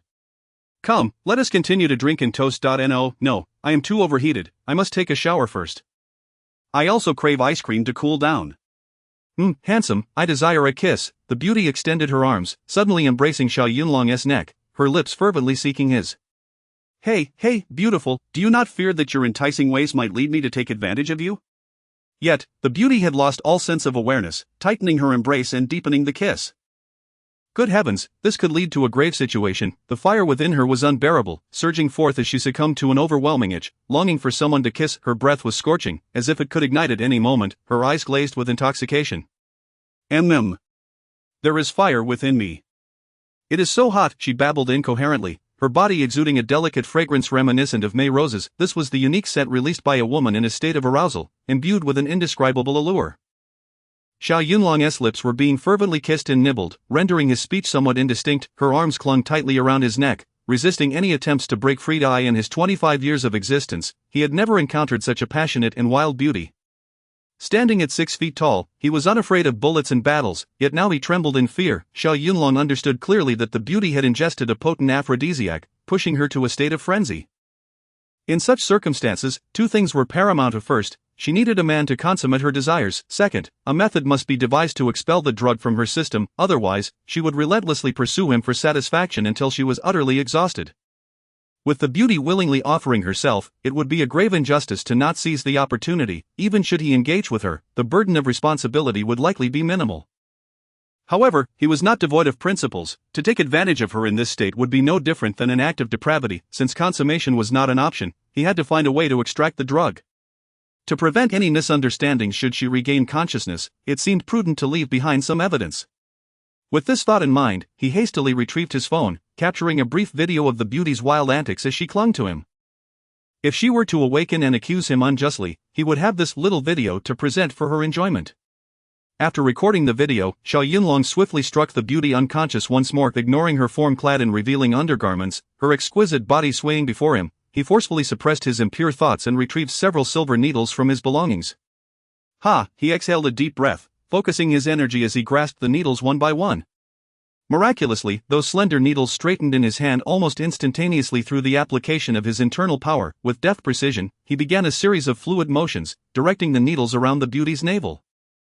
Chapter 154 The wolf in sheep's clothing. The silver needles were meticulously arranged in a circular formation, shimmering under the illumination of the light. Each needle was inserted into various acupoints at differing depths and sizes, tailored precisely to the ailment, leaving no room for carelessness.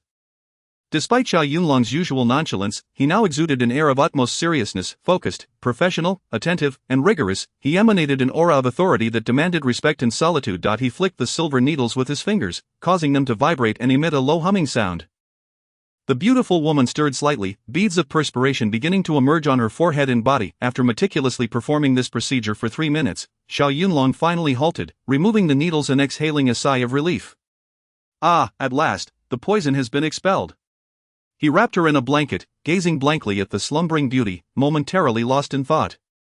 The effects of the medication had just begun to wear off, causing her breathing to quicken and her complexion to flush. Youthful and enchanting, she was undeniably captivating. This willful heiress is quite lovely, indeed.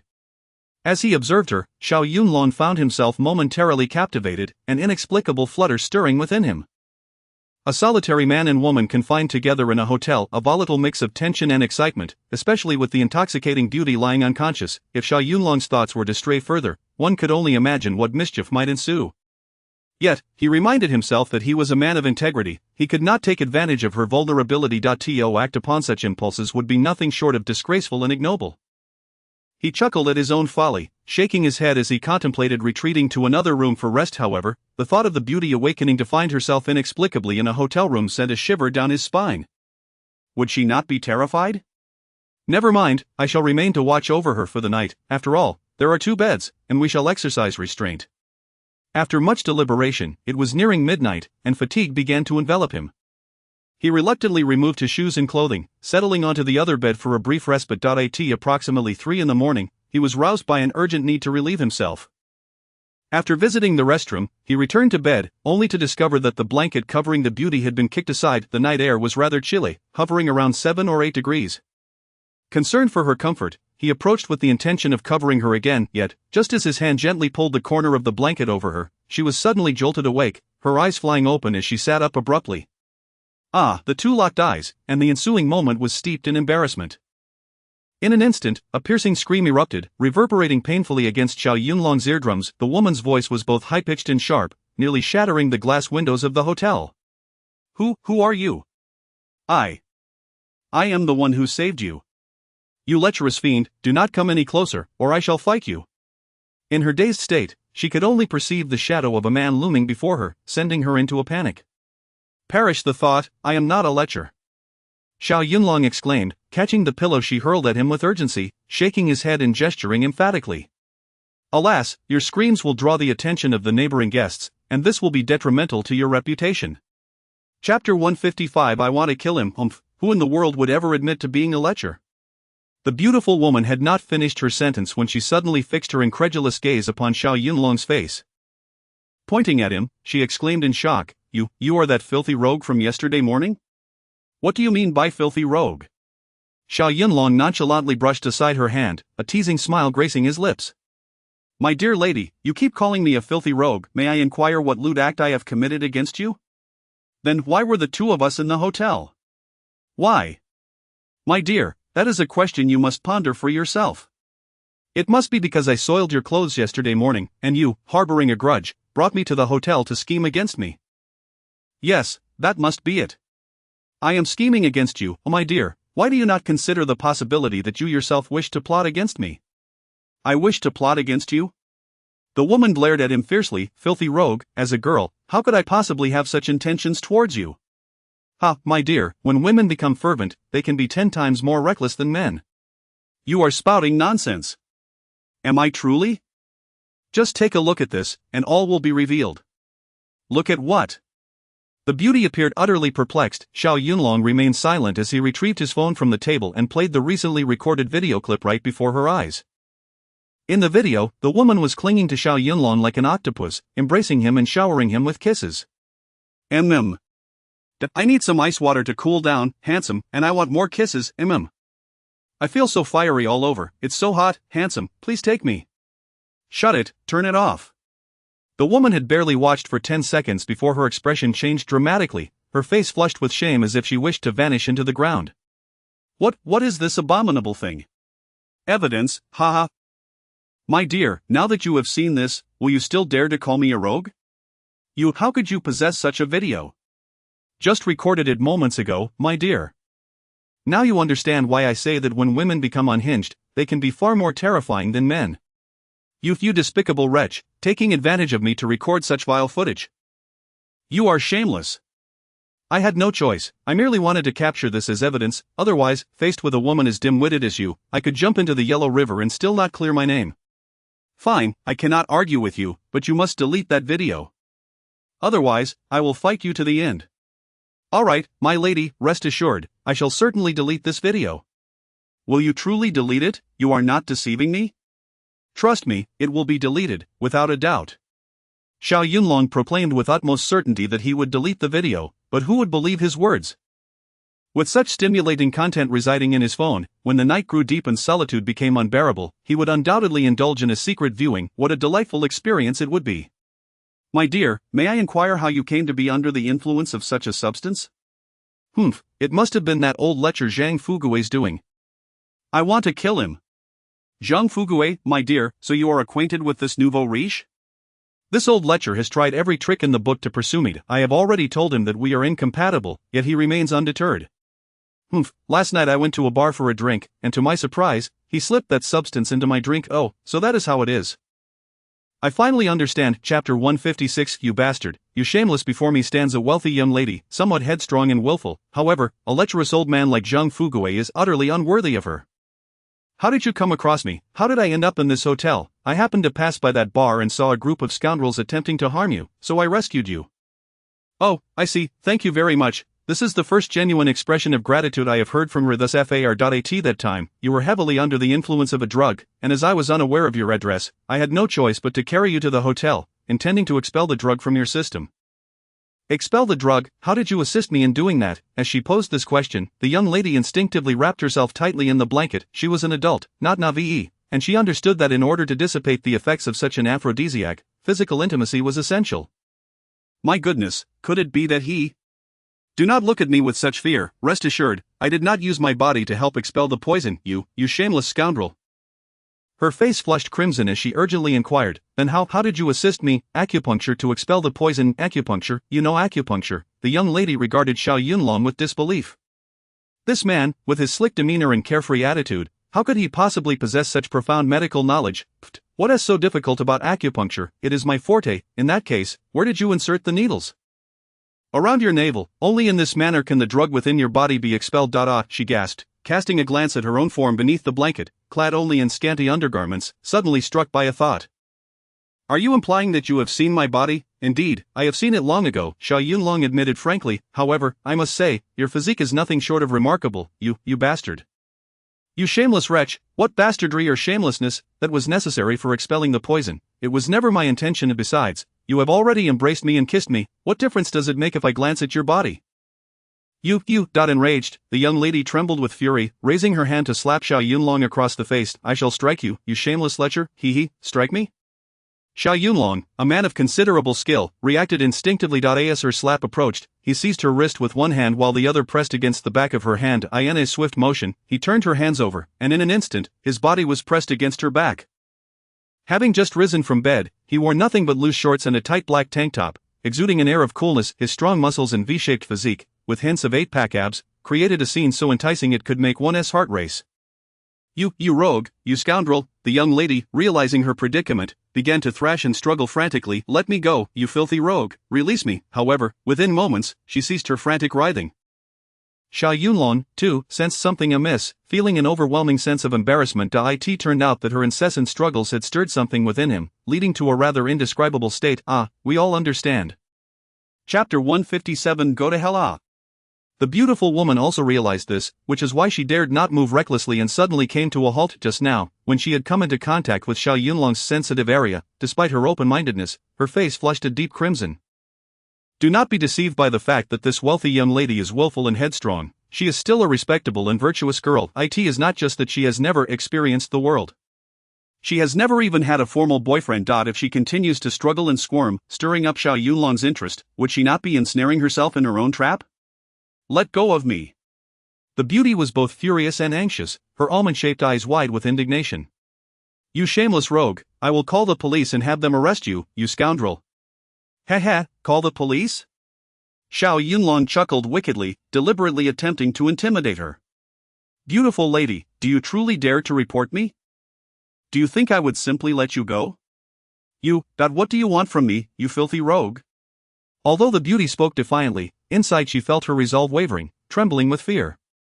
In a confined space with a man, what could he possibly do to her? He could easily take advantage of her in a heartbeat. Xiao Yunlong released her, a mischievous smile playing on his lips. My dear, I would first take advantage of you and then eliminate you to cover my tracks. That would be the most effective way to destroy evidence. Hey, don't you dare. The beauty shrank back, clutching the blanket, appearing somewhat pitiful. Come now, beautiful, stop the theatrics. Don't come any closer, I will fight you to the death. To the death. Xiao Yunlong released her and wrinkled his nose. Last night, I didn't do anything to you, so why the dramatics? The beauty rolled her eyes in frustration, quickly checking her body. Xiao Yunlong leaned in with a playful grin. Tell me, do you sense anything amiss with your body? Perverse man, get away from me. The beauty poked his forehead with her finger, her beautiful eyes glaring at him, her playful demeanor quite alluring. Upon realizing that she felt no discomfort below, she began to relax slightly. However, she still found it hard to believe Xiao Yunlong's words. It was well known that she was exceptionally beautiful, and her figure was beyond reproach. Faced with such a stunning beauty, especially in a state of unconsciousness, could this rogue possibly restrain himself, unless he was as virtuous as Lu Xiaohui or impotent? You really didn't do anything to me? Beautiful lady, from your tone, it seems you actually wish for me to do something to you, am I right? Go to hell. The beauty jabbed him with her finger, still simmering with anger. Xiao Yunlong felt a pang of embarrassment from her poke and naturally sought to retaliate. My dear, do not flatter yourself, I have no interest in corpses. A woman devoid of emotional connection, even if placed in my bed, would not pique my interest. You truly did not violate me? Indeed, I did not violate you. I merely glanced at your figure, which, being a 9-headed beauty, is truly beyond words. You scoundrel. The beauty's anger lessened somewhat upon hearing his compliment about her figure. Hey, do you remember everything that transpired last night? Xiao Yunlong asked while putting on a t-shirt he had grabbed from the bedside. The beauty strained to recall her fragmented memories from the previous night, feeling both anger and a hint of regret. Alas, it is all my fault for being foolish. I went to the bar and never expected that Zhang Fugue would drug my drink. Tomorrow, I will make him pay.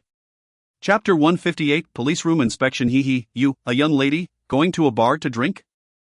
Isn't that just courting trouble? I'm feeling troubled and want to drown my sorrows in alcohol. Troubled? Xiao Yunlong displayed an exaggerated expression. Hey, you affluent elites have troubles too, what about us poor souls?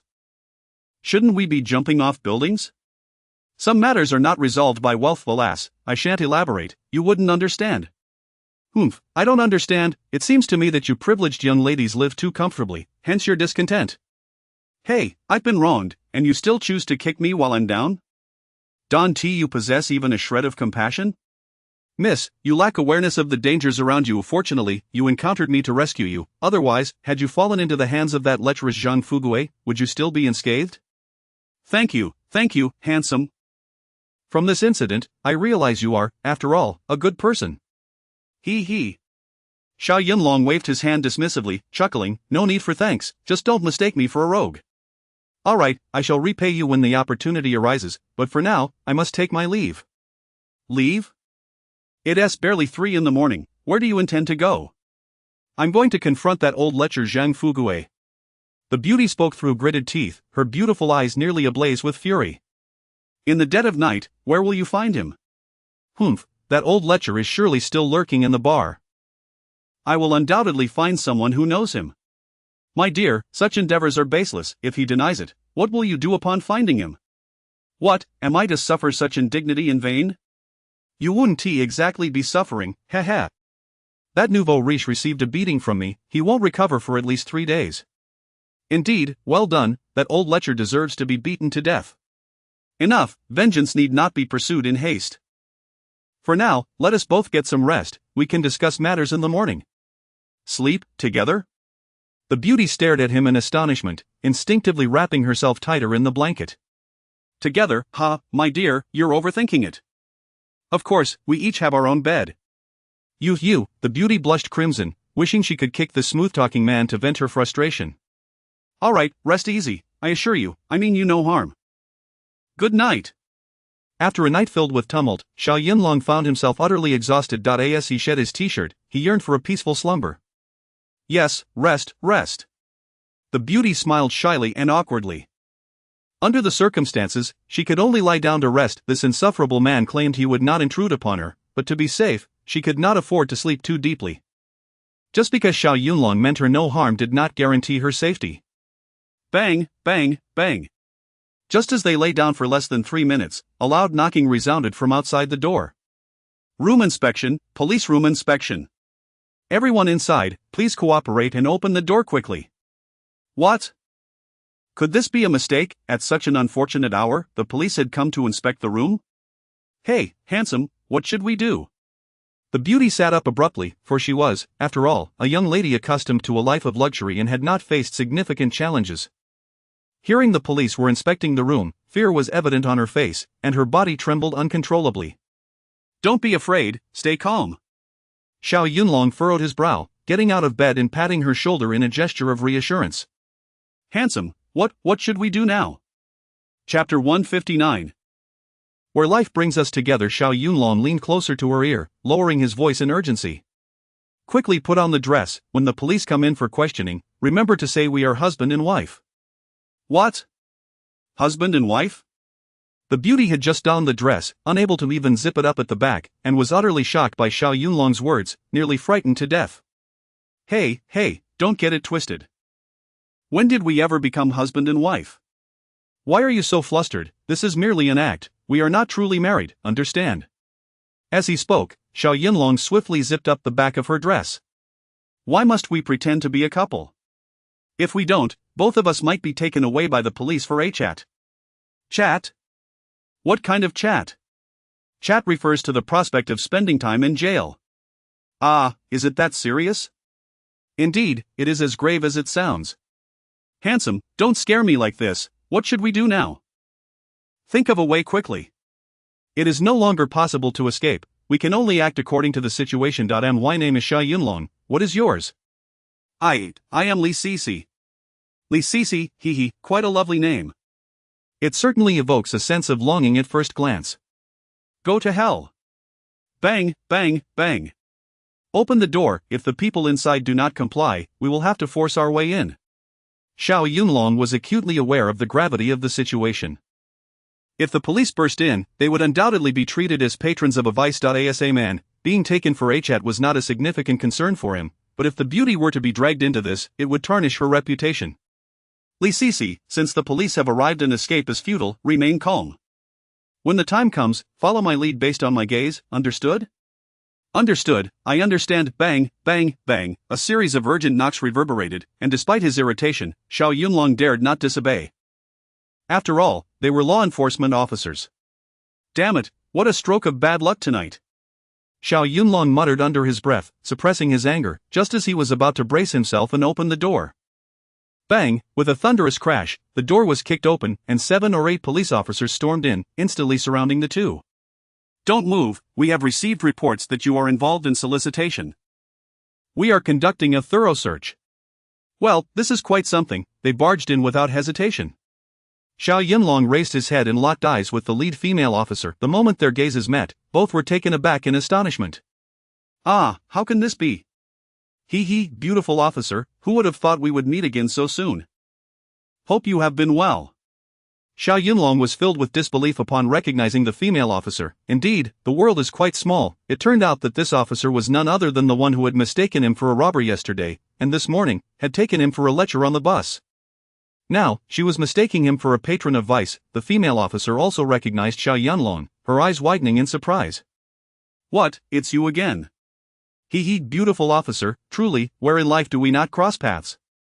We are currently investigating a case.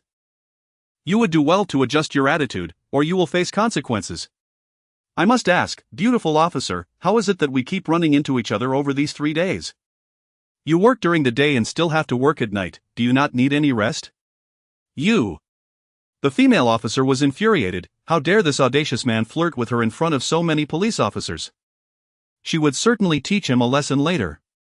Impudent, what I do or do not do in my personal time is none of your business, spare me your flippant remarks. Chapter 160. Young man, are you seeking death? Adjust your attitude. It turns out that this female officer is named Yao Bingbing, 25 years of age, and recently promoted to squad leader due to her exceptional skills. In her desire to prove her capabilities and to make a good impression on her superiors, she can be understood for taking on a heavier workload. Humph, what makes you think my attitude is improper? You dare to retort? Xiao Yunlong chuckled lightly, brushing his nose, deciding to tease her before continuing. Beauty, your work is of no concern to me. I am merely offering a kind reminder. As a woman, it's wise to avoid late night shifts and sleepless nights, or else age will catch up with you. You, young man, better behave, or I shall have you handcuffed immediately. A male officer beside Yao Bingbing, incensed by Xiao Yunlong's audacity in teasing their captain, glared furiously. With a stern expression, he produced a pair of handcuffs, ready to restrain Xiao Yunlong. Attempt to handcuff me, I'm afraid you lack the skill. With a swift motion, Xiao Yunlong evaded easily. What? You dare defy the law? Defy the law, I have committed no crime, what law is there to defy? Xiao Yunlong waved his hand dismissively, unafraid. Young man, you are courting death. The male officer, humiliated and enraged, aimed the handcuffs at Xiao Yunlong's wrist once more. Stand down. Yao Bingbing barked, signaling the male officer to retreat. Captain Yao, this insolent brat dares to disrespect you. Allow me to deal with him first. Stand down, I will handle this matter. Understood, Captain Yao. Yao Bingbing's delicate features darkened as she spoke sternly. We have received reports of your involvement in prostitution. We are here to enforce the law. What, prostitution? Xiao Yunlong was at once amused and exasperated. Beautiful officer, I believe you may have misunderstood. Misunderstood, ha, you two, alone together in a room, I would like to hear your explanation. Yao Bingbing's brows furrowed, arms crossed defiantly, her piercing gaze darting between the two, her lips curling into a sardonic smile.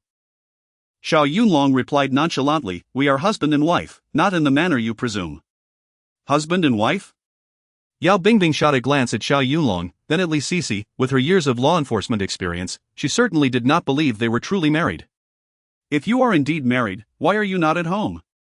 What business do you have here? Oh come now, beautiful officer, who says married couples cannot book a room? You. With a mischievous grin, Xiao Yunlong leaned closer to Yao Bingbing, lowering his voice deliberately. We, as husband and wife, went out for dinner and had a few drinks, and then decided to find a hotel room for a bit of romantic fun. This surely does not infringe upon your duties as officers, does it? You, shameless.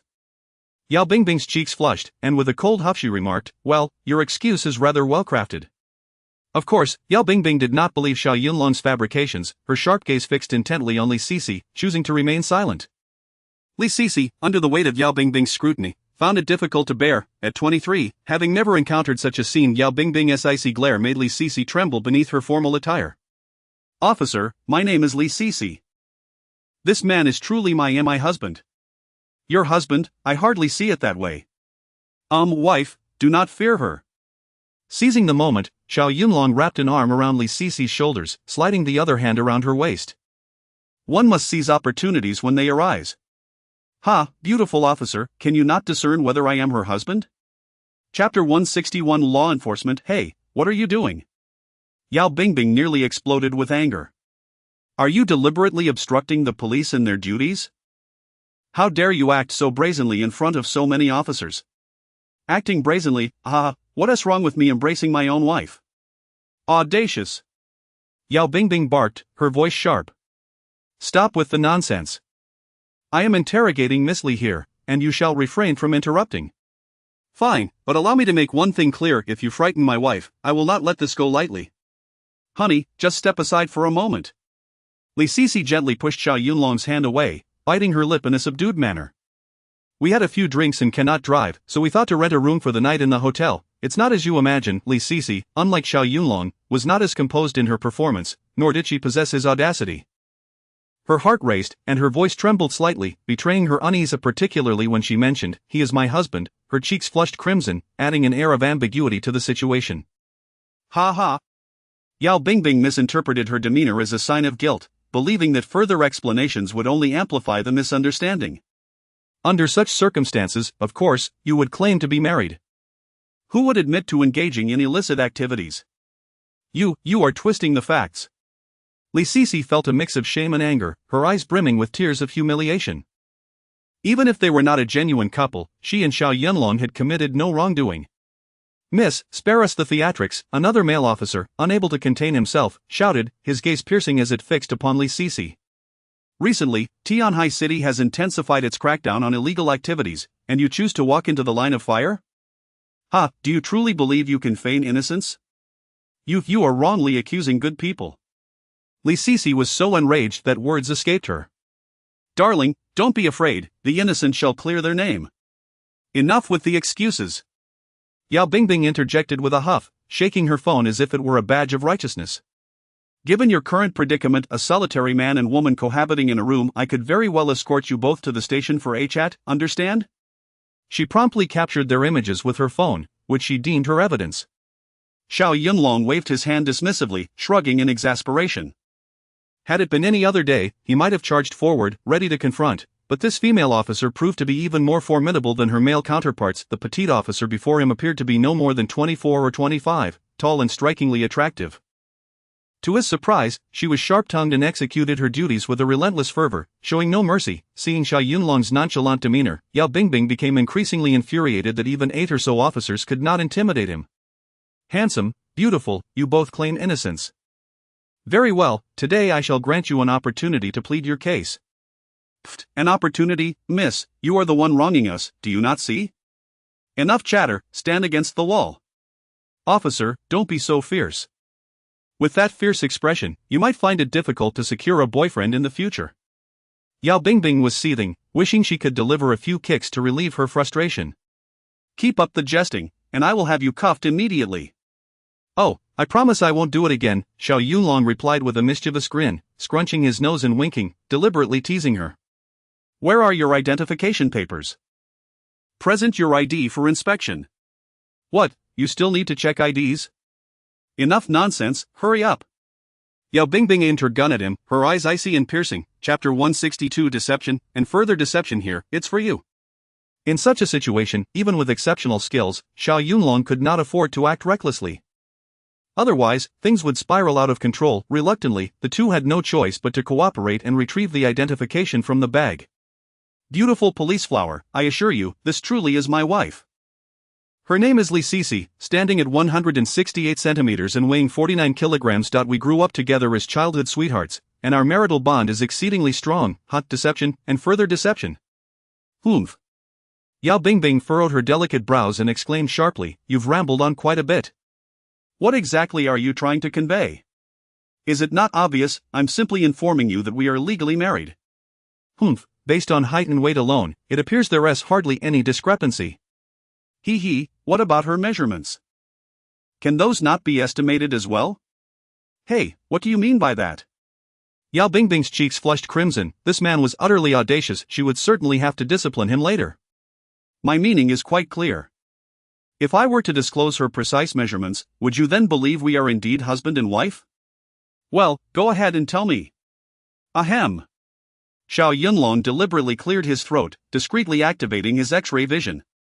His fiery gaze swept over Li Sisi, accompanied by an expression of appreciation and satisfaction. 94-60-96, and by the way, it seems there is a red mole the size of a grain of rice located just beneath her breast. Xiao Yunlong, what are you saying? This man spoke so casually, yet he had utterly mortified Li Sisi. She had expected him to devise a clever scheme to escape their predicament, only to find him divulging her private details without reservation. The crucial point was that he had gotten everything right. How was that possible? How could he be so acutely aware of her measurements? Moreover, how did he know about that tiny red mole? Was he endowed with some sort of X-ray vision? Or had he taken the liberty of measuring her while she was unconscious? The wretched man! If that were indeed the case, she would surely have to deal with him later.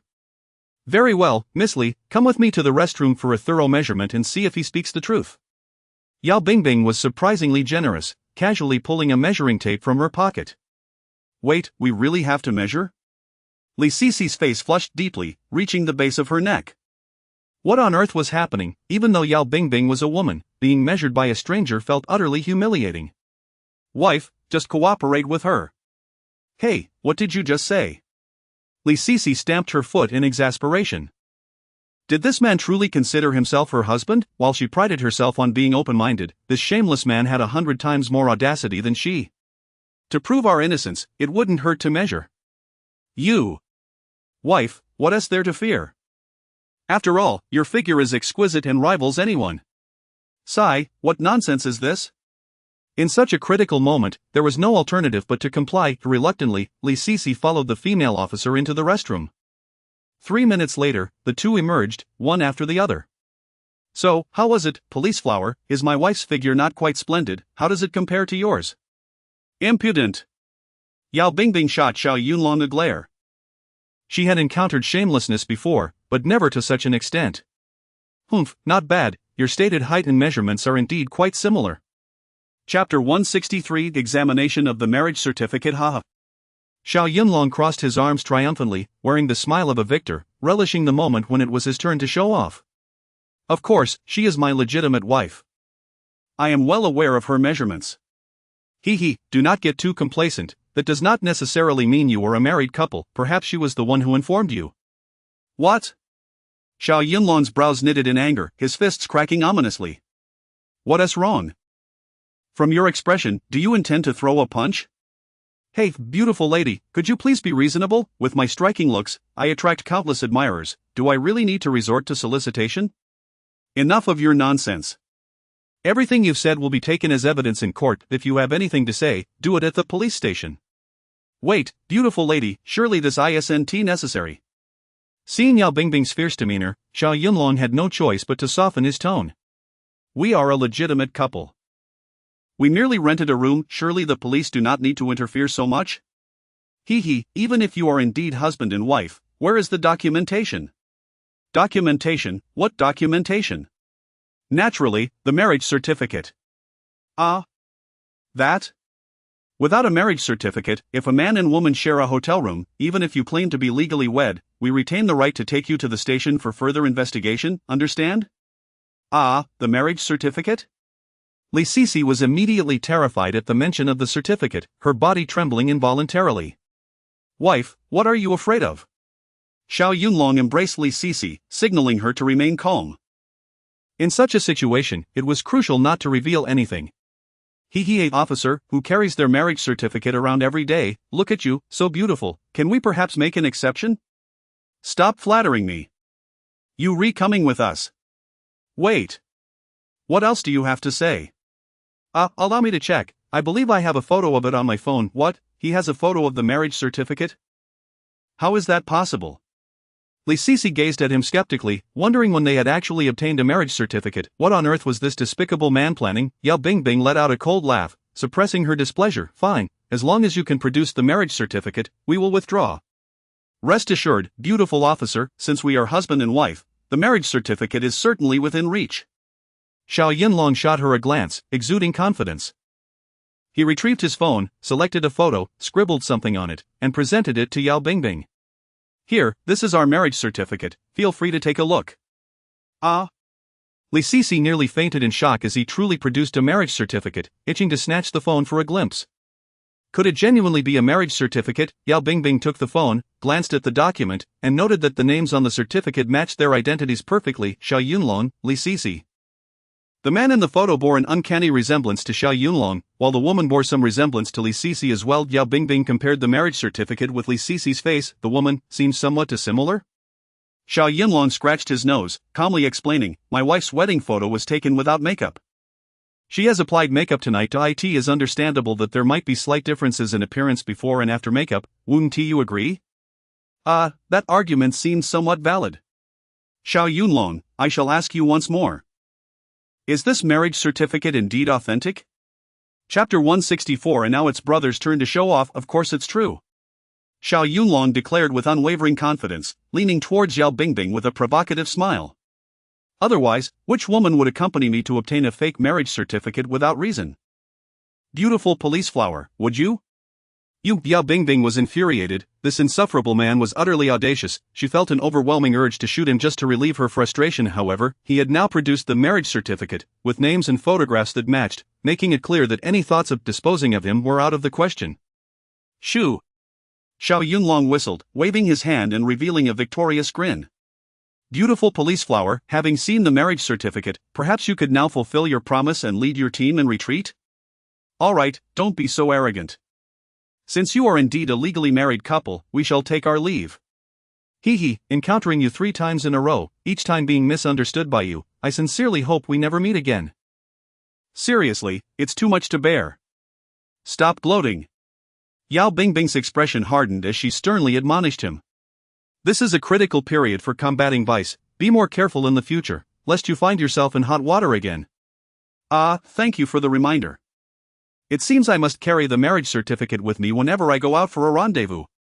Whether you carry it or not is your concern, just don't let us catch you in a bind. Now, retreat. Thank you, officer, for your hard work. Take care. As Xiao Yunlong followed them out, he couldn't resist calling back, everyone, I apologize for making you busy all night. Kid, don't get too cocky. A male officer gritted his teeth in anger. If we catch you next time, you'll be in for a thorough reckoning. Watching the police depart, Xiao Yunlong couldn't help but feel a sense of smug satisfaction. Damn, I almost got mistaken for a patron of vice tonight. But thinking back, it was quite exhilarating, and I even had the chance to take advantage of Li Sisi's tofu dot. What a thrill. He closed the door, turning to face Li Sisi. Beautiful, all is well now. Let us continue our slumber. Sleep, sleep my foot. Li Sisi sat on the edge of the bed, sulking. One couldn't entirely blame her. Not only had she been drugged tonight, but she had also faced a police raid, being mistaken for a lady of the night. At that moment, she felt utterly despondent. Xiao Yunlong glanced at his phone. It's only 5 in the morning, what else would you propose we do instead of sleeping?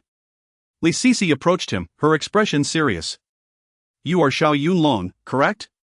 Indeed, I mentioned that earlier. Beautiful, I think my name is rather commendable, wouldn't you agree? What your name is has nothing to do with me. Li Sisi snapped, her voice filled with indignation. I ask you, when did this lady marry you? Xiao Yunlong shrugged. I never claimed to have married you. Don't flatter yourself. If we're not married, then how does your phone contain our marriage certificate? This is utterly ridiculous. Hey, beautiful, why the rush? Of course I'm anxious. This concerns my reputation. Don't fret, that marriage certificate is fake. Fake? Li Sisi was even more puzzled upon hearing this. How can it be fake if the photographs and names are all correct? Xiao Yunlong feigned an air of profound mystery. Well, that's just my talent. You need not concern yourself with the details, as long as the police believe it. Chapter 165 A Conversation About Life and Leisure Time. You insufferable man, cease your pretentious posturing, this matter pertains to my reputation and honor. Show me the marriage certificate on your phone. Hey, that marriage certificate is not something to be casually scrutinized, it is a state secret. Here, when Xiao Yunlong referred to it as a state secret, he was not exaggerating, for this certificate indeed concealed numerous secrets. During his time with the Shura team, he often had to forge various documents for the sake of missions, enabling him to infiltrate enemy lines more effectively. Tonight, the marriage certificate he was showing to Yao Bingbing was, in fact, a temporary certificate he had procured with a female agent. He had fortuitously taken a photo of it and saved it on his phone, never anticipating it would serve a purpose this evening. This female agent bore a striking resemblance to Li Sisi, an oval face and large, captivating eyes. Both were undeniably stunning beauties, albeit with different names. However, given the multitude of functions available on modern smartphones, altering the name on a marriage certificate is merely a trivial matter of copy and paste. TCH. Li Sisi shot him a glare. A counterfeit marriage certificate as a state secret? Who do you think you're fooling? Believe it or not, I will not show you this marriage certificate. Fine, if you won't show it, then so be it. Li Sisi retorted defiantly, as long as the woman in the photo is not me, that's all that matters. Of course it isn't you. I have already stated that this marriage certificate is fake. Enough, I can't be bothered to bicker with you. In any case, thank you for tonight. As she spoke, Li Sisi retrieved a handful of cash from her handbag. This is all I have left. Take it and enjoy a drink. Xiao Yunlong furrowed his brows. What the hell, do you think you can dismiss me with money? Handsome, I assure you, I mean no offense, I merely wish to express my gratitude. If you truly wish to thank me, please take back your cash. It is an affront to my dignity. This, a stack of bills was left suspended in the air, creating an undeniably awkward atmosphere. Listen, I am a respectable young woman. If you refuse my money, do not expect me to offer myself in return. Offer yourself? Ha, beautiful, you are overthinking this. Xiao Yunlong crossed his arms and gazed at her with a playful smile, deliberately teasing her. If I truly had such intentions, well, when you were unconscious just now, I would have already taken that step. You, Li Sisi was so incensed that she felt an urge to kick him to relieve her frustration. You are nothing but a despicable scoundrel. Calm down, beautiful. If you genuinely wish to express your gratitude, why don't we exchange WeChat or QQ? We can chat about life when we have the time. Alright, I owe you a favor, so I will add you on WeChat. After a moment's thought, Li Sisi added, but let it be clear, do not expect me to engage in any frivolous conversations. Good, let us add each other first. Xiao Yunlong secretly delighted in the thought, as long as you add me on WeChat, with my charm, you will soon be the one seeking to engage in discussions about life. Thus, the two exchanged WeChat contacts, and Li Sisi was eager to leave the hotel without delay. Hey, Xiao, I'm off. You rest. Beautiful, are you really leaving this early? Yes, I have matters to attend to and do not wish to linger unnecessarily. Very well, since you insist on leaving, allow me to accompany you. What, are you not going to sleep? How could I sleep when a beautiful woman is leaving? It would be rather lonely for a man like me to sleep alone. Chapter 166 Seizing the Opportunity. Spare me your smooth talk, Xiao, let us go. The two tidied up briefly before stepping out of the room. In the elevator, silence enveloped them, with Li Sisi stealing a glance at Xiao Yunlong. Though this man exuded a carefree and glib demeanor, he was evidently not the most reputable individual. Yet, beneath that facade, there lingered a sense of integrity. At the very least, while she lay unconscious, he refrained from taking advantage of her vulnerability and tarnishing her purity. Upon exiting the elevator, they proceeded to the front desk to check out, one following the other. The receptionist regarded Li Sisi with intrigue, having witnessed firsthand her being carried in by Xiao Yunlong. Now, as the two descended together, their demeanor suggested a certain ambiguity. A mere thought could surmise the nature of their activities upstairs. Good morning, handsome and beautiful. Checking out so early, don't you want to catch a few more hours of sleep? Yes, we have some matters to attend to, so we're leaving a bit early. The receptionist nodded, then timidly inquired, by the way, handsome, the police raid earlier, did it cause any trouble for you? Xiao Yunlong remained silent, his piercing gaze fixed on the young attendant as he countered her question. Tell me, did you call the police? And no, handsome, that's a misunderstanding. If I had called the police, I would be digging my own grave. Humph, so you really didn't call them? On my honor, I swear I did not. Stop your evasions, I clearly saw you dial 110 when I first checked in. That. I hung up right away. Your mere dialing and hanging up provided a lead for the police, bringing them to the hotel. Ah, is that truly the case? Ha, you nearly got me killed tonight. Well, are you both all right? Humph, would we be here if something were amiss? Indeed, you make a valid point. My apologies. Forget it, I can't be bothered to argue with you. Xiao Yunlong wrapped his arm around Li Sisi's slender waist, taking advantage of the moment to indulge in her tofu. We are legally married, with a marriage certificate. If the police come to check, what concern is it of ours? He leaned closer to her ear, feigning affection as he murmured, Wife, wouldn't you agree? Li Sisi shivered, leaning in to whisper fiercely into his ear, warning the audacious man seizing the moment. If your hand dares venture lower again, I swear I will end you. His hand, which was about to descend, abruptly halted. Xiao Yunlong chuckled inwardly, this woman is far too sensitive, a mere tease sends her into a frenzy. After checking out, Xiao Yunlong held Li Sisi close as they made their way towards the exit, resembling a loving couple. Hey, now that we've left the hotel, you can let go of my hand, you scoundrel. He. Xiao Yunlong flashed a harmless grin, if I don't seize the moment to hold you a bit longer, once the beauty departs, I won't have another chance. Li Sisi forcefully swatted away his wandering hand, exclaiming, You shameless fiend. Ha, the beauty is blushing. Outside, the warmth had dissipated. It was the early hours of late spring, and the temperature in Haishur City hovered around 7 or 8 degrees. Brr. It's so cold. Li Sisi, clad only in an evening gown, exposed her slender arms to the chill, puffing warm breath into her hands as she shivered. Beautiful lady, feeling the chill now? Who told you to leave the hotel so early? Humph, why do you care? Chapter 167 of The Essence of Manhood. It is not that I wish to meddle, but I cannot bear to witness a beauty suffering from the cold. Cut it out, smooth talker. Although Xiao Yunlong's words were somewhat teasing, he gallantly removed his leather jacket and draped it over her shoulders just in time. Li Sisi gazed at Xiao Yunlong, who was clad only in a short-sleeved t-shirt, somewhat astonished. You give me your jacket, and you're not cold yourself? Not a bit. Xiao Yunlong waved his hand dismissively. I am a man, robust and resilient. This slight chill is nothing. He was not exaggerating, with his physical constitution, he could endure the frigid temperatures of 30 degrees below zero for 3 days and nights, likewise, he could traverse the scorching deserts where temperatures soared to 60 degrees Celsius. In that moment, Li Sisi felt a twinge of gratitude. Once the jacket enveloped her, warmth immediately flooded her body. Xiao Yunlong, how will I return this jacket to you later? Don't worry about it. It's merely a piece of clothing. If you don't wish to return it, you can toss it into the trash. No. Now, Li Sisi felt a bit embarrassed. This jacket is of good quality, genuine leather. It would be a shame to throw it away. I shall return it to you. Very well, if you wish to return it, just message me on WeChat to arrange a time. Yes, I will contact you later. Alright, the timing is entirely up to you. I am at your service.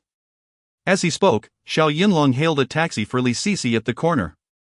Beautiful lady, the car has arrived, hop in. Thank you, Xiao Yunlong. This was the most sincere expression of gratitude Li Sisi had offered thus far, and she elegantly settled into the vehicle. Farewell, enchanting lady. Should you need anything, remember to message me.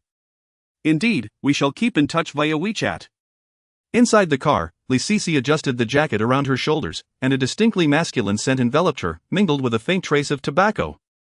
So, this is what the essence of manhood smells like.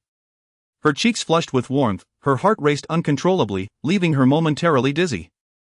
Despite her appearance as a pampered young lady, somewhat willful and headstrong, she had never truly had a boyfriend. It was not for lack of suitors. In fact, a line of admirers had formed, yet none captured her interest. Encountering Xiao Yunlong by chance that night, his actions had granted her a more profound understanding of what constituted a real man. Could it be that only men like Xiao Yunlong deserved the title of true manhood?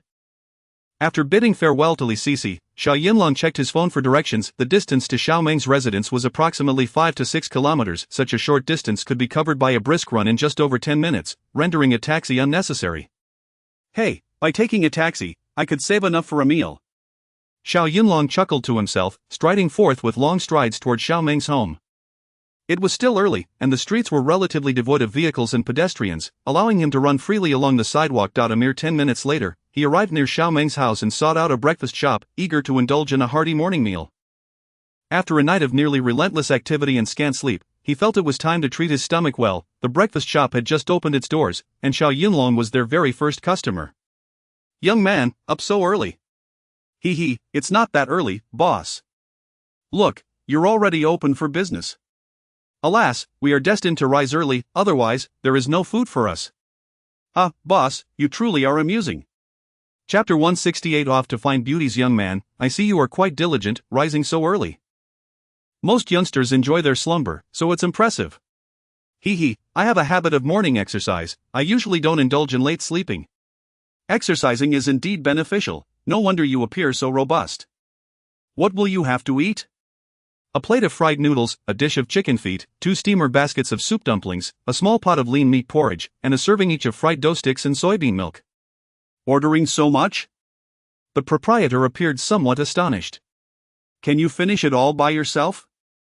Come on, boss, aren't you in the business of serving? Shouldn't you welcome a large order? Hee, that is not quite it. As long as it's enough to eat, it's a shame to waste what you can't finish. Rest assured, I will devour every morsel. All right then, young man, I shall prepare exactly what you've ordered. Given the early hour, the establishment had only Xiao Yunlong as a patron, with the proprietor, chef, and servers attending solely to him. Soon, a sumptuous breakfast was presented before Xiao Yunlong. Wow, it smells delightful. Gazing at the steaming, aromatic spread, Xiao Yunlong's appetite surged. Coupled with the previous night's exertions, he was indeed famished. In a matter of minutes, he devoured everything on the table with remarkable speed. Ah, delightful, boss, please pack one more portion of soup dumplings and a serving of lean meat porridge. Certainly. Encountering such a cheerful customer for his first order, the proprietor beamed, his spirits lifted as he worked. When Xiao Yunlong settled the bill, he realized that the total, including the takeout, was under 100 yuan, which he sincerely deemed a bargain. Carrying the breakfast back to Xiao Meng's home, he glanced at his phone. It was only 6:20. Xiao Meng stayed at the school and only returned home on weekends, leaving Han Yufei as the sole occupant at present. Miss Han is probably still asleep. At this hour, it would be unreasonable to rouse her for breakfast. He placed the meal on the table, leaving a small note beside it. "Beauty, I bought you breakfast, remember to heat it up before eating." Having eaten his fill, Xiao Yunlong simply desired a shower followed by a good sleep. To avoid waking Han Yufei, he ascended the stairs with utmost care. Just as he was about to open his door to retrieve a pair of shorts for his shower, Han Yufei's door unexpectedly swung open.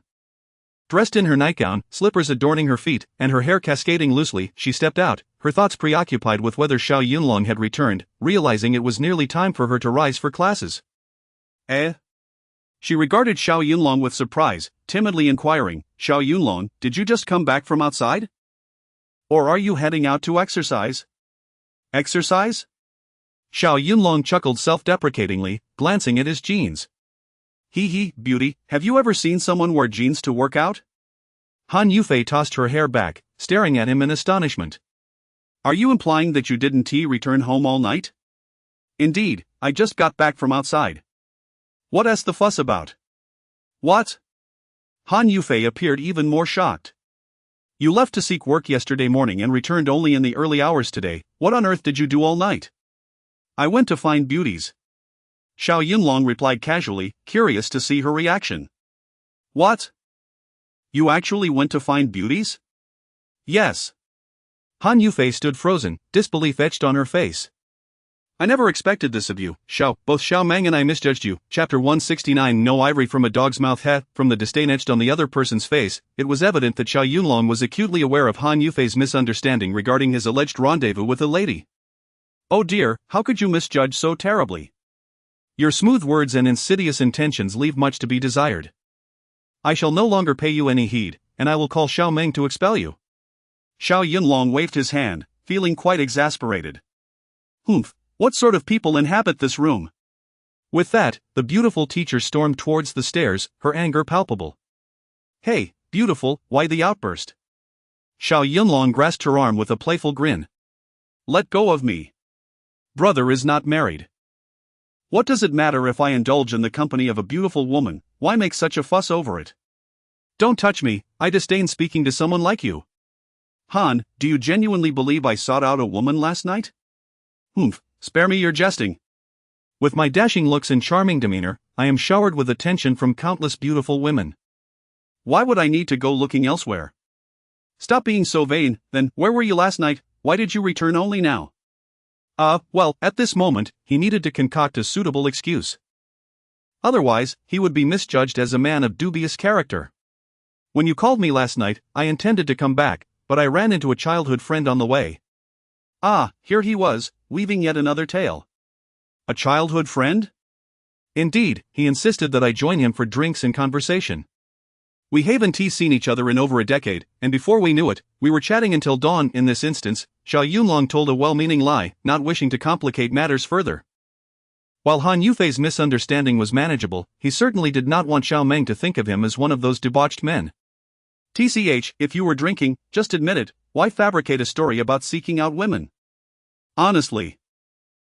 You just woke up, and your mind is still foggy. I merely wish to lighten the mood. Lighten your head. Han Yufei shot him a glare. Enough of this nonsense, I must return to school for my classes. Wait, beautiful, on a serious note, I conveniently bought you breakfast, still warm. Eat it before heading to school. I'm not eating. Why not? Are you still angry? I'm not so petty, I simply wish to lose weight. A cup of milk is sufficient for breakfast. Xiao Yunlong stole a glance at her, unable to suppress a soft murmur. 1 more pound makes you feel fat, 1 less makes you feel thin. With such an exquisite figure, why bother losing weight? Isn't that just seeking trouble?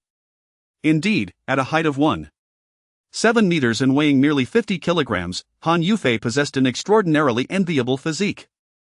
Yet, some male teachers at school had rather peculiar standards of beauty, often remarking on her supposed weight. It is well known that women are often obsessed with their appearance and prone to vanity, especially in an era that idolizes slenderness. Xiao Yunlong, do you truly believe I am not overweight? Han Yufei suddenly became intrigued. 1 more pound makes you feel fat, 1 less makes you feel thin. If you lose more, you'll lack a pleasing texture. You know ivory could emerge from a dog's mouth. Han Yufei felt an overwhelming urge to kick this insufferable man, who was perpetually seeking to take advantage of her. What was meant to be a compliment twisted into something else entirely in his mouth? What manner of man was he, truly? Chapter 170. How exciting! Shoo! Xiao Yunlong let out a whistle, gazing at the pouting Han Yufei, his face adorned with a triumphant expression. He suddenly felt that teasing a beautiful woman, whether for a reason or not, was indeed one of life's delightful pleasures. All right, go downstairs for breakfast. I'm off to sleep. I haven't had a wink all night and I'm utterly exhausted. With a yawn, he nonchalantly retreated to his room to bathe and rest. Han Yufei returned to her room, freshened up, applied a subtle layer of makeup, and descended with her handbag in hand. Upon seeing the packed breakfast on the table, she initially had no desire to eat, yet it seemed a disservice to disregard the thoughtful gesture. Opening the bowl of lean meat porridge, she was pleasantly surprised to find it still warm. She poured herself a small bowl, savoring the comforting warmth in her mouth, which also stirred a sense of gratitude within her. Despite this insufferable man's carefree demeanor and his penchant for self-deprecation, he at least remembered to bring her breakfast. After finishing her meal, Han Yufei drove her beloved car to school for her classes. Meanwhile, in the room, Xiao Yunlong was soundly asleep, having exhausted himself the previous night, and awoke to find it was nearly 4 in the afternoon. My heavens, I actually slept for so long? Xiao Yunlong lamented, pondering whether his return to the city had truly led him to abandon all principles. It was too late to seek employment now, he might as well treat himself to a day of leisure. After hastily preparing a bite to eat, he decided to tidy up his living space before heading to the market for some groceries, planning to whip up a grand meal for himself that evening. Us soldiers are simply different, he hummed a tune, bounding down from the 2nd floor to the living room.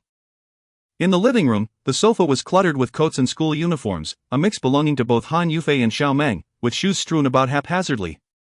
It seems these two lovely ladies aren't particularly fond of tidying up. Though Xiao Yunlong was a man, he had been well trained in the organization, managing tasks with precision. The disarray in the room unsettled him. Since I have some free time today, let me take it upon myself to tidy up. He began by clearing the empty snack wrappers from the coffee table and taking the collected trash outside. He placed the mismatched high-heeled shoes into the cabinet, straightened out the slouched sofa cover, swept the floor, and wiped the windowsill. Then he turned to the clothes on the sofa, organizing the long trench coat, the short leather jacket, and the school uniform jacket one by one. What is this? Xiao Yunlong inquired as he reached into the crevice of the sofa and pulled out a black lace-trimmed bra. Measuring it with his hands, he noted the size. A D cup was certainly not Xiao Meng's, without a doubt. It belonged to the beautiful teacher, Han Yufei. Goodness, this is quite the surprise, he exclaimed. Could it be that heaven has recognized the toil of my domestic chores and decided to reward me? Scratching his head, he recalled Han Yufei's alluring figure, envisioning her donning this delicate piece of lingerie. Gulps. He involuntarily swallowed, and in a moment of impulse, brought the lingerie to his nose for a sniff.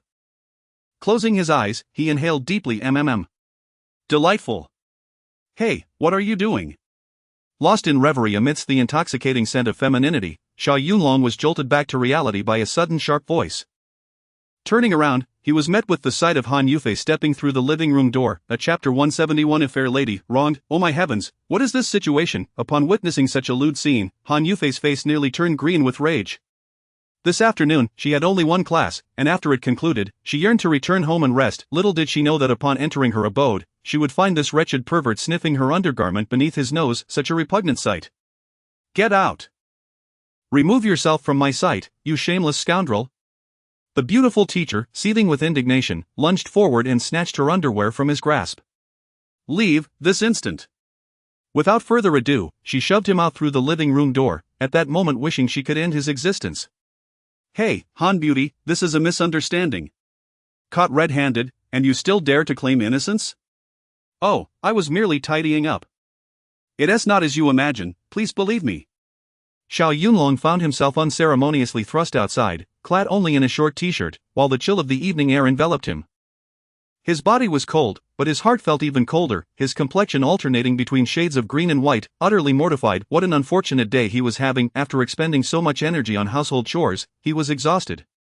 Why, of all moments, did she have to return while he was engaged in such an embarrassing act?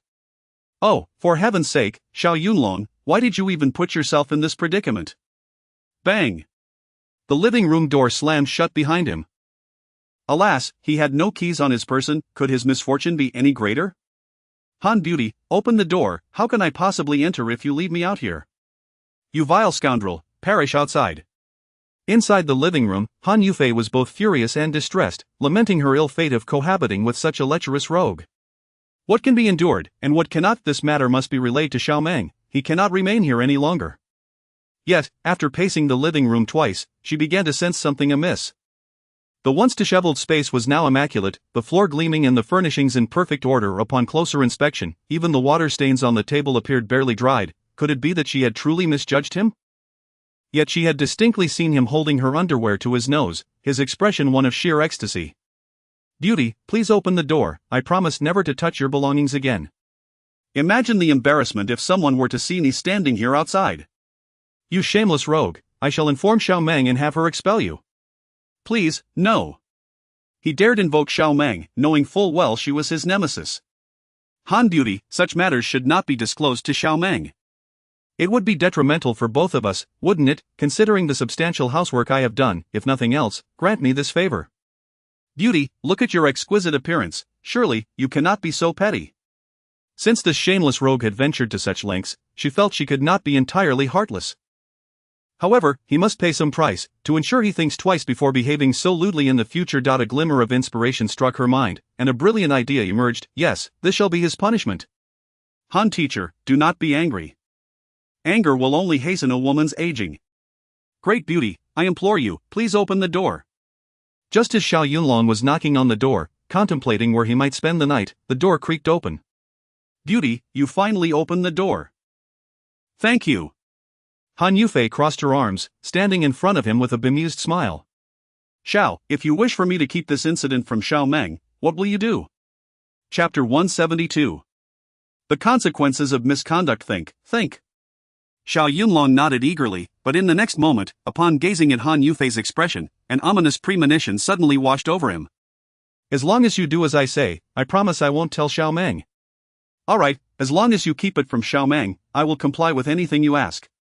Anything at all? Han Yufei's enchanting eyes sparkled, secretly relishing the moment. You insufferable rogue, just wait until I deal with you. Humph, those are your words. Come inside. Thank you, beautiful, thank you, beautiful. Xiao Yunlong followed her into the living room with an eager bounce, and it was only during the ensuing events that he realized he had fallen into a trap. I say, Han the Beauty, can we perhaps opt for a different method of punishment? Xiao Yunlong, pressed against the living room wall, wore a face full of distress, pleading for mercy. Absolutely not. We shall use this as punishment.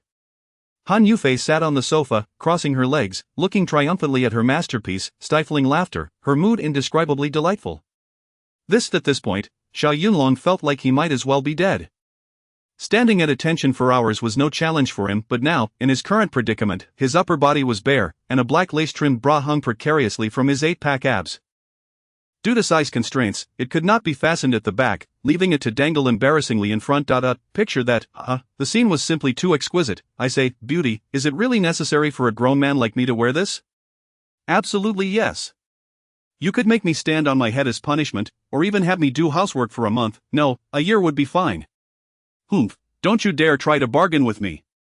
Han Yufei picked up a teacup from the table, took a sip, and then spoke leisurely. TCH, don't you love this thing? Since you do, why not wear it yourself and try it on? No, Beauty, it's a misunderstanding. I was genuinely cleaning the house just now, and you saw the results. Humph, how could cleaning lead to a bra appearing? That's a question for you to ponder. I truly found it wedged in the sofa cushions. Go tell that to someone else. Han Yufei shot him a disdainful glance, her eyes filled with contempt. Oh, so you find something pulled from the sofa cushions to be worthy of sniffing and reveling in? You have quite the peculiar penchant. Are you perhaps a dog? Damn it, I'm finished. It seems my image has been irrevocably set in this beautiful teacher's mind as that of a rogue. As the captain of the Shura Special Forces, I have encountered all manner of formidable characters, yet now, I find myself bested by this petite woman. Returning to the city truly feels like a failure. Humph, who told you to clean the house? I hired a cleaning service. They come weekly, so whether you clean or not, I still have to pay them. A classic case of ungrateful toil. After standing for half an hour, Han Yufei shot him another glance, her anger finally subsiding somewhat. Enough, no more standing. It is quite embarrassing to behold. Thank you. Xiao Yunlong cautiously inquired, so you won't tell Xiao Ming about this incident in the future, right? Rest assured, since you've been punished, I certainly won't say a word. Then, thank you. Don't get too complacent. Remember, if you dare to offend again, your fate will be 100 times worse than this. Chapter 173 The Prodigal Son. Goodness, there's going to be a next time. This ordeal has nearly cost me my life. Ha! Xiao Yunlong donned his clothing, finally exhaling a long sigh, his knuckles cracking as he clenched his fists, bowing silently within. From now on, I shall never engage in such domestic duties again. Anyone who does so must be a fool. Bang, bang, bang. Seething with frustration, Xiao Yunlong was about to ascend to the second floor when, quite suddenly, a knock echoed from outside. The knocker was unlikely to be Xiao Meng, as she possessed her own key and had no need to announce her presence. Moreover, the young lady seldom returned home before the weekend due to her rigorous studies in preparation for the impending college entrance examination. Who is it? Han Yufei was just about to peer through the peephole to discern the visitor's identity. Fei. At that moment, a soft, effeminate voice emanated from outside, rather reminiscent of an ancient eunuch, neither distinctly male nor female. I know you reside here. Your car is parked right outside. You must have returned from school. Fei, would you kindly open the door for me? Fei, oh my goodness, such a familiar address implies their relationship is anything but simple. Xiao Yunlong winked at her and waved his hand dismissively. Hey, beautiful Han, your boyfriend is here. Perhaps I should retreat upstairs for a while? Humph, retreat? Nonsense. Han Yufei retorted, exasperated. He is not my boyfriend, merely an annoying suitor. Oh, the suitor of the enchanting Han. I trust he possesses commendable qualities in every aspect. Spare me your flattery. Listen, Xiao Yunlong, I utterly detest this person. Would you assist me in fending him off? If you desire my help, you may call me Xiao Yunlong, but if you wish to discard me, do not hang your troubles upon me. Seeing his reluctance, Han Yufei resorted to a playful plea. Xiao Yunlong, I beg of you. That single plea sent shivers down Xiao Yunlong's spine. All right, enough with the coaxing. What do you propose I do to obstruct him? She shot him a disdainful glance. Humph, with your worldly wisdom, you ought to know how to handle this. Well, of course, I understand. Fine, it all hinges on your capabilities. He. Xiao Yunlong leaned closer, his audacity rivaling that of a fortress. The crux of the matter is, if I help you fend him off, what do I stand to gain? Get away from me. Han Yufei pushed him aside with a finger. If you assist me, I shall treat you to a lavish dinner tonight. Ah, a sumptuous feast? Then everything is negotiable. Bang, bang, bang.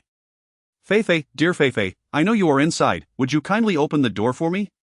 This insufferable eunuch has come knocking again, it's utterly maddening. Upon hearing that ambiguous voice, Han Yufei felt utterly exasperated. She was acutely aware that the individual outside was none other than the prodigal son, Chen Dazhuang. Despite his name suggesting strength, his voice was as delicate as a woman's. It was baffling how his parents bestowed such a name upon him. Chen Dazhuang, the scion of the Chen family, epitomized the archetype of a privileged second-generation official. Relying on his esteemed lineage, he was devoid of skills, spending his days indulging in debauchery and frivolity, living a life steeped in hedonism. Han Yufei found such a dandy utterly intolerable, squandering his parents' wealth, basking in the glory of his father's reputation, all while considering himself remarkably impressive. Yet, for all her disdain, as an English teacher, she could hardly afford to offend someone of his ilk, especially since his father was the director of the city's Bureau of Industry and Commerce, necessitating a veneer of civility. Sigh. With a resigned breath, she steeled herself and opened the door to the living room, allowing the intruder to enter without a hint of courtesy. Chapter 174. Who is this wild man, Chen Dazhuang, a name that starkly contrasts with his diminutive physique, standing at approximately 1.75 meters, even in high heels. Han Yufei appears taller than him. With a pointed chin and a gaunt frame, his pallid complexion bears a distinctly unhealthy hue, indicative of a life of excess and physical debilitation. Feifei, after a long day of classes, you must be exhausted. He clutched a lavish bouquet of roses, his gaze shamelessly wandering over Han Yufei's face and figure. I've reserved a table at a fine dining restaurant nearby. Shall we indulge in a Western meal together? Before Chen Dazhuang could finish his sentence, a towering man emerged from the kitchen, startling him. What the hell, Feifei, why is there a man in your apartment? As he uttered these words, his expression darkened, his glare fixed on Xiao Yunlong, brimming with animosity. This is, Han Yufei began to explain that he was merely a housemate, but Xiao Yunlong interjected. Teacher Han, I've just unclogged the kitchen sink. It's no longer blocked. What? Unclogging the kitchen? Han Yufei suppressed a laugh. When did this insufferable man become a handyman? Glancing at Chen Dazhuang, Xiao Yunlong noted the man's pointed features, which seemed utterly unworthy of Han Yufei. Whether he needed to play the role of her boyfriend would depend on how events unfolded. Everything seems fine below. I'll head upstairs to check the bathroom for any blockages. Hey, wait a moment. Just as Xiao Yunlong set foot on the stairs, Chen Dazhuang called out to him. Are you addressing me, young master? Xiao Yunlong halted, his demeanor unruffled. What, could there be other men in this house? None, I am the only man here. Humph. Chen Dazhuang regarded the shabby figure before him, tall and rugged, and with an appearance reminiscent of a laborer. Well, a solitary man and woman behind closed doors, how industrious.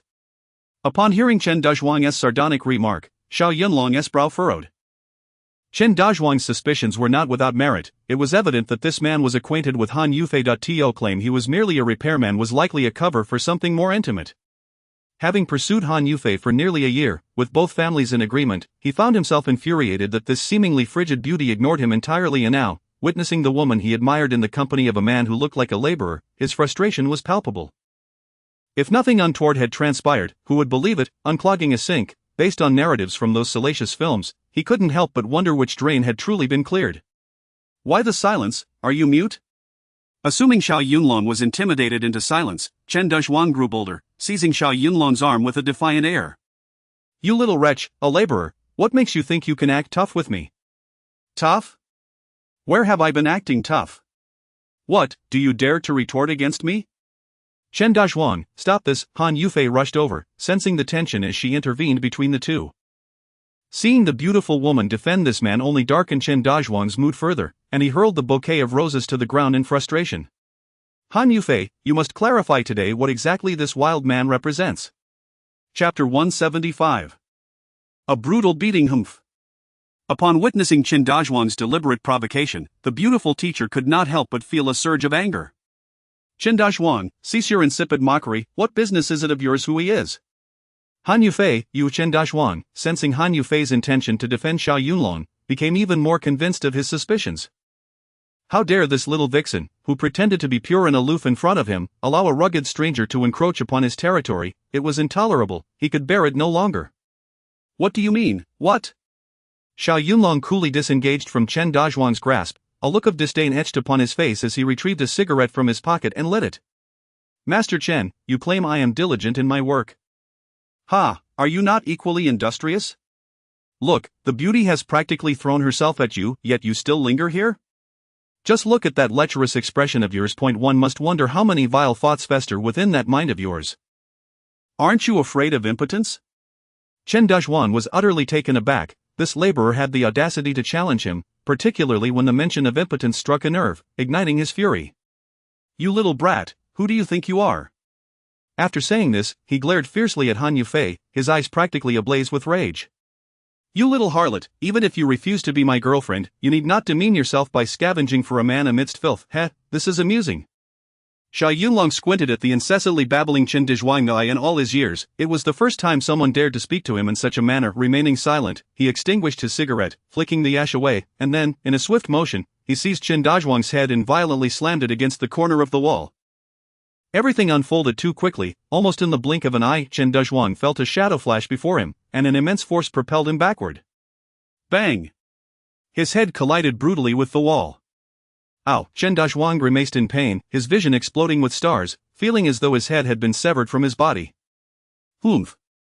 Xiao Yunlong remained silent, releasing his grip, causing Chen Dazhuang to collapse to the ground like a heap of refuse, gasping for breath. My heavens, he actually struck him. Han Yufei was left speechless. She was well aware of Xiao Yunlong's formidable skills, but did he dare to lay hands on the son of the bureau chief? Xiao Yunlong regarded Chen Dazhuang with contempt, deliberately stepping on a rose. In his mind, such a despicable individual, riddled with sordid thoughts, was unworthy of presenting flowers to Han Yufei. He flexed his hands, the joints cracking loudly as he prepared himself. I give you 3 seconds to vacate the premises. Humph, I came to find my girlfriend. Why should I be the one to leave? How bold of you to still speak defiantly after taking a beating. You little brat, do not be so arrogant. Chen Dazhuang, gazing up at Xiao Yunlong, who towered over him, fell silent, genuinely fearful of receiving another thrashing. Leave. Fine, I shall depart, country bumpkin. Just you wait, I will not let this pair of dog lovers escape my wrath. Chen Dazhuang's eyes burned with hatred, capable of killing, yet understanding the prowess of his opponent, he ultimately dared not provoke him further. In a desperate bid for survival, he scrambled to his feet and scurried out of the Su family's gate, rolling and crawling in haste. Chapter 176 of The Lonely Manhua, that wretched eunuch has finally departed. Xiao Yunlong remarked, casting a glance at the crushed roses strewn across the ground, deliberately displaying a feigned apologetic smile. My apologies, beautiful, your boyfriend's flowers were inadvertently trampled by me. TCH, Han Yufei shot him a disdainful look, retorting, Hey, Xiao, you did that on purpose, didn't you? Oh come now, I've sent your boyfriend fleeing and ruined his flowers, how about I compensate you with a bouquet of roses instead? Humph, Han Yufei delivered a swift kick to him, exclaiming in frustration, Who said that wretched eunuch is my boyfriend? You're driving me mad. Fine, if you say he isn't, then he isn't, he chuckled, but honestly, such a man hardly deserves you. Xiao Yunlong, do you even realize whom you've struck today? A foul-mouthed, morally depraved miscreant who deserved it. Alas, Han Yufei sighed, her tone turning serious. You've struck the son of the city's Bureau of Industry and Commerce Director. I fear this may cause you some trouble in the future. Fear not, Xiao Yunlong replied, undaunted, I wouldn't hesitate to confront even the son of a higher official if it displeases me. Xiao Yunlong, don't let your arrogance get the better of you. Han Yufei, being a woman and a teacher, contemplated matters more thoroughly than you ultimately need to navigate life in Tianhai City, so it would be wise to remain low-key and not offend too many people, understand? Understood, thank you for the advice, beautiful. I shall endeavor to refrain from violence in the future. TCH, still so cocky, Han Yufei shot him another look, feeling an inexplicable mix of affection and exasperation towards him. At times, she wished to kick him to the curb, yet at other moments, she found his presence indispensable. Hey, Xiao Yunlong, enough with the banter, let us discuss something of substance. What constitutes a serious topic? For instance, how's your job search coming along? Alas, Xiao Yunlong sighed, a hint of dejection in his voice, let us not even go there, the boss dismissed me for lacking an educational background. Lower your expectations a bit, beautiful, I have no expectations and nowadays, even a security job requires at least a college diploma. While Han Yufei inquired cautiously, what is your educational background? I possess no educational qualifications whatsoever. Han Yufei was taken aback. In her view, in this day and age, one should at least have an associate degree. Xiao Yunlong, what do you mean by having no education? Xiao Yunlong shrugged, a self-deprecating smile crossing his face. No education means I haven't attended school, I hold no diplomas or certificates. You've never been to school? Han Yufei was even more astonished. How could that be? Education is free for 9 years now. Why didn't your parents send you? I've never seen my parents since childhood, and I don't know why they didn't send me to school then. Where are your parents? Alas, if only I knew. Xiao Yunlong gazed out the window, a fleeting expression of melancholy crossing his face, mingled with feelings of solitude and helplessness. I grew up in an orphanage, attended only a few years of elementary school, and never set foot in a classroom again. Only elementary school? How is that possible? Han Yufei looked at him, lost in thought. This man seemed capable of anything. How could he have never been educated? Xiao Yunlong, how do you know so much? You can even treat ailments with acupuncture. This is utterly perplexing. Chapter 177. Xiao Yunlong, you seek death. There's nothing peculiar about it. All of these skills were taught to me by my master later on. As Xiao Yunlong spoke, memories surged unbidden in his mind, stirring a deep sense of nostalgia. Your master? Indeed, my master. When one witnesses and practices something repeatedly, proficiency naturally follows. Formal education is not the only pathway to understanding. It turned out that he had grown up as an orphan, bereft of parents, with a plethora of untold experiences. I understand. Han Yufei gazed quietly at the man before her, feeling a mixture of admiration and a twinge of sorrow. Xiao Yunlong, take it easy. Academic qualifications and diplomas are merely formalities. As long as you possess genuine skills and knowledge, there will inevitably come a time when they will be of use. You're absolutely right. Xiao Yunlong responded, somewhat moved. I've long since come to terms with it, but I still appreciate your guidance, Teacher Han. Since we share the same roof, we might as well consider ourselves friends. There's no need for such formality. Agreed, we are friends living together, like a family. Being overly polite would only make things cumbersome. Xiao Yunlong, how about this? I could ask my father to arrange a job for you at his company. What? Have your father arrange a job for me? Why the surprise? My father is the chairman, he owns the company. Arranging a job for you is merely a matter of a single word. No, absolutely not. Why, do you disagree? Xiao Yunlong replied sternly, I'm a man. Having you arrange a job for me makes it seem as though I am living off your kindness. Living off kindness? Han Yufei shot him a bemused glance, amusement dancing in her eyes. Look at you, here we go again.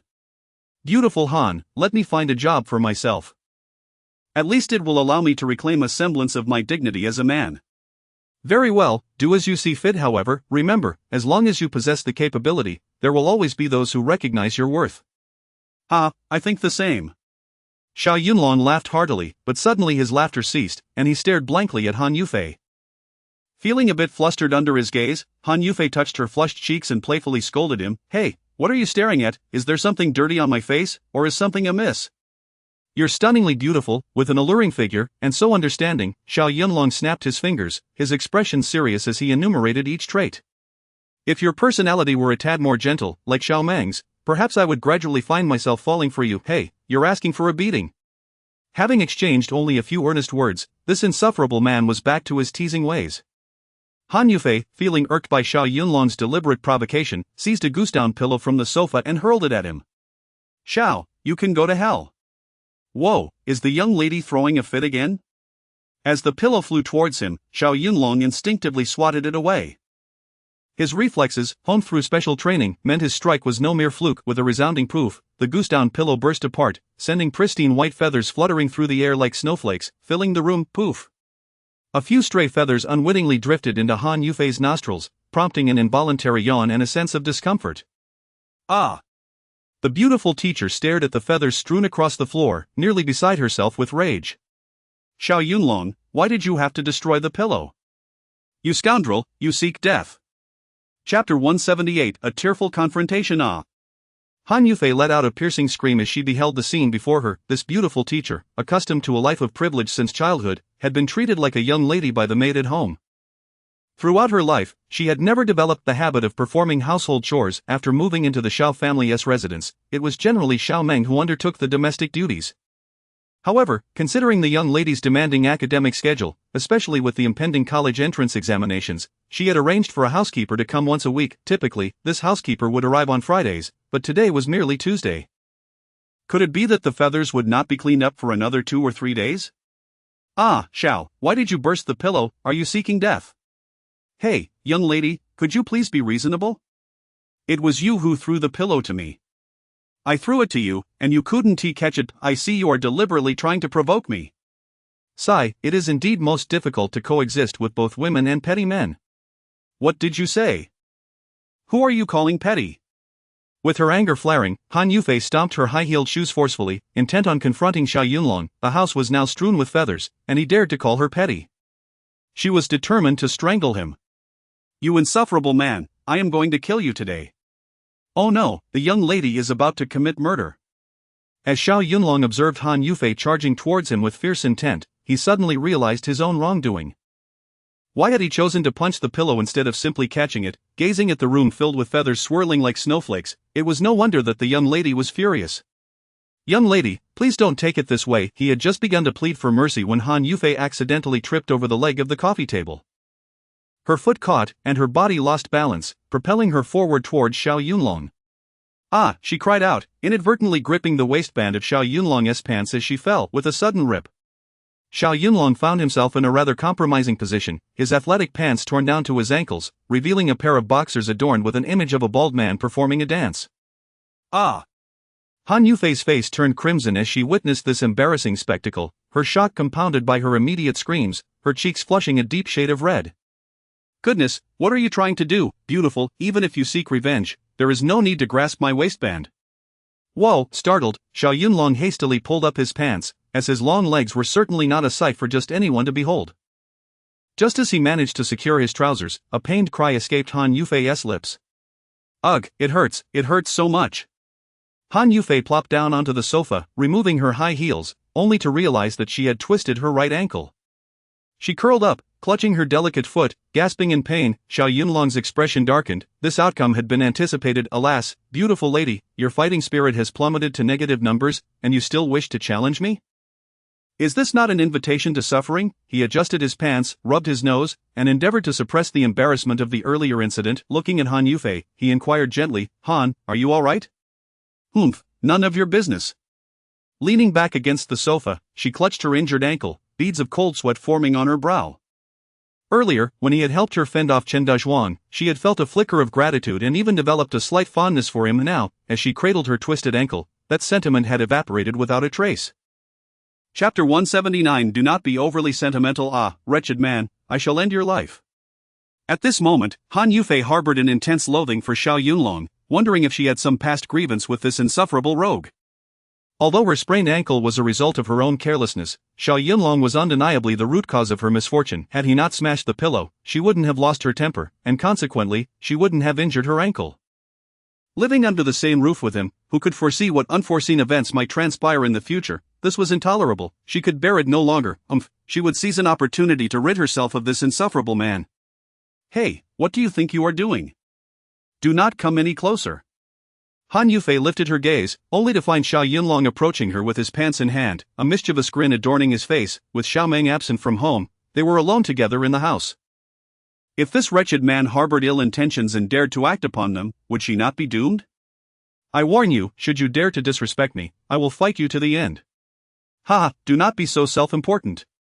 If you wish to avoid further pain, cease your shouting. I am here to assist you, he replied. Assist me? Oh, Han Yufei nearly forgot that this insufferable man was skilled in acupuncture. Would he dare to insert a few needles into her foot? Hey, Xiao, do not act recklessly. I do not want needles in my foot, or I shall surely be in agony. Needles? Xiao Yunlong chuckled, somewhat taken aback. My dear lady, what are you imagining? Do you think I can randomly insert needles for every ailment? You, do not overthink it. I will take a look and massage it for you. It should be fine shortly, trust me. As he spoke, Xiao Yunlong fastened his belt and then squatted down before her. Beautiful lady, extend your foot. I shall give you a massage. Hey, what are you doing? Did I not say I would help you with a massage? Why ask again? As he spoke, he grasped Han Yufei's silky foot and rolled up her black trousers, gently rotating it in a clockwise motion. Ah, do not be reckless, or I shall tell Xiao Meng. How audacious to use Xiao Meng as a shield.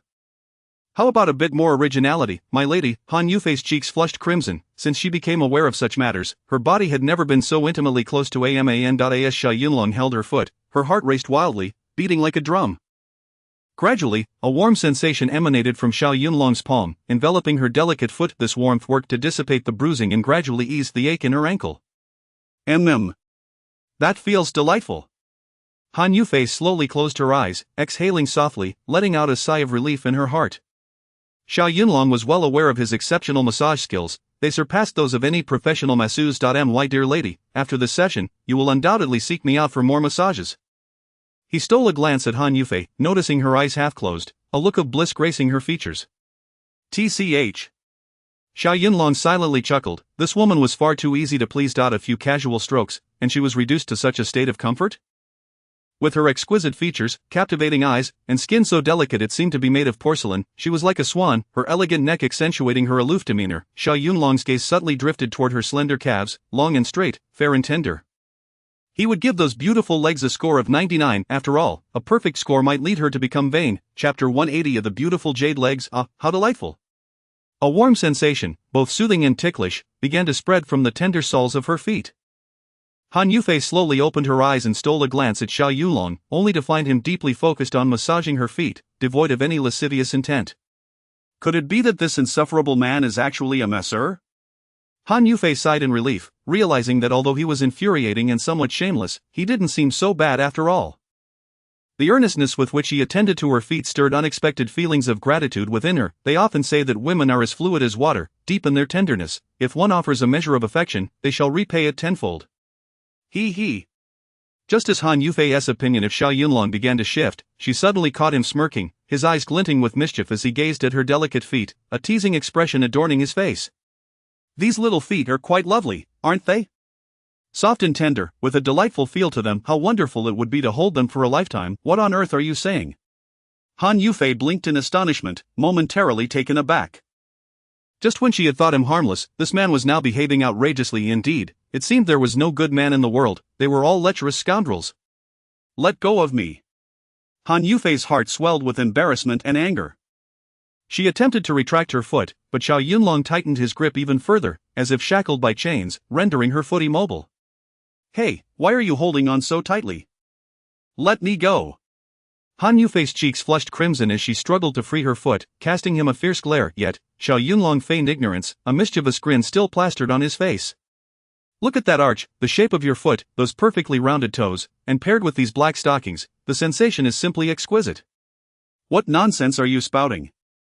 Dear Han, if you were to don a pair of long black stockings and step outside, wouldn't you attract quite a bit of attention? Shameless, utterly shameless. How could there exist such a brazen man in this world? You rogue!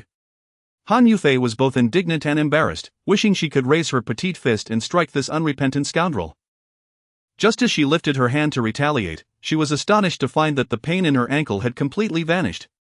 All right, try to avoid high heels for the next few days and soak your feet in warm water. You should be fine. Xiao Yunlong released her foot, dusted off his hands, and even wiped them on his trousers. Han Yufei felt as though she were merely a patient whose sprain he had miraculously healed, and he reveled in his sense of accomplishment. Is it really healed so quickly? Han Yufei was taken aback, suddenly grasping the truth. He had teased her earlier to distract her, allowing him to focus on mending her injury. Why not stand up and give it a try? She nodded and, with Xiao Yunlong's assistance, slowly rose to her feet. The pain in her ankle had entirely dissipated, as if she had never been injured. Surely even the finest Yunnan Baiyao could not be so effective. This man, lacking in formal education and facing constant setbacks in his job search, seemed to possess an innate understanding of many things. What sort of man was he? Truly, realizing she had misjudged Xiao Yunlong, Han Yufei felt a pang of guilt. Just as she was about to express her gratitude, she noticed him sitting in the chair across from her, grumbling once more. Even at home, you don't think to change into a pair of slippers? Wearing stockings and leather shoes like this, don't you realize how easily your feet can start to smell? Chapter 181 Encountering a rival. Judging by his tone, it is evident he is insinuating that my feet have athlete's foot. You! Han Yufei's anger flared up once more, her delicate face flushed with a mix of embarrassment and rage. This beautiful teacher took great pride not only in her alluring curves but also in her stunning legs, long and straight. Her skin was soft and taut. To maintain her graceful silhouette, this enchanting beauty devoted considerable time to working out at the gym, diligently practicing yoga and jogging. It is worth noting that a wealthy businessman once spent 50,000 yuan merely to acquire a pair of Han Yufei's worn stockings, driven by his peculiar fetish. This illustrates just how captivating her legs are to men. And now, Xiao Yunlong had the audacity to subtly suggest that her feet emitted an unpleasant odor, provoking Han Yufei's ire. You filthy man, it's you who has stinky feet, and your entire family too. Just wait for me. Xiao Yunlong was unfazed by her insults. For him, teasing a beautiful woman was an enjoyable pastime. Chuckling to himself, he replied, "My dear lady, while I have no objections to you claiming my feet are smelly, there is truly no need to extend that remark to my entire family." Humph. Han Yufei retorted, refusing to allow this obnoxious man to gain the upper hand. What of it, Xiao? I'll say your whole family has stinky feet, hee. If you disagree, come and fight me. Hee, my lovely lady, your insults are futile. I'm well fed while my family goes hungry. Huh? You are infuriating. At that moment, Han Yufei realized she had genuinely met her match in Xiao Yunlong. Observing the beauty's exasperation, Xiao Yunlong felt a twinge of sympathy. Calm down, let us speak seriously later. I'll head to the market to buy some ingredients and prepare a lavish dinner for you. I mentioned earlier that if you helped me get rid of that despicable eunuch, I would treat you to a meal. Dining out is quite expensive, and I assure you, my culinary skills rival those of any restaurant chef. I know your cooking is commendable, but it's no trouble. I can afford a meal. Fine, since you're a wealthy individual, I won't refuse a complimentary meal. Tonight, we shall dine out.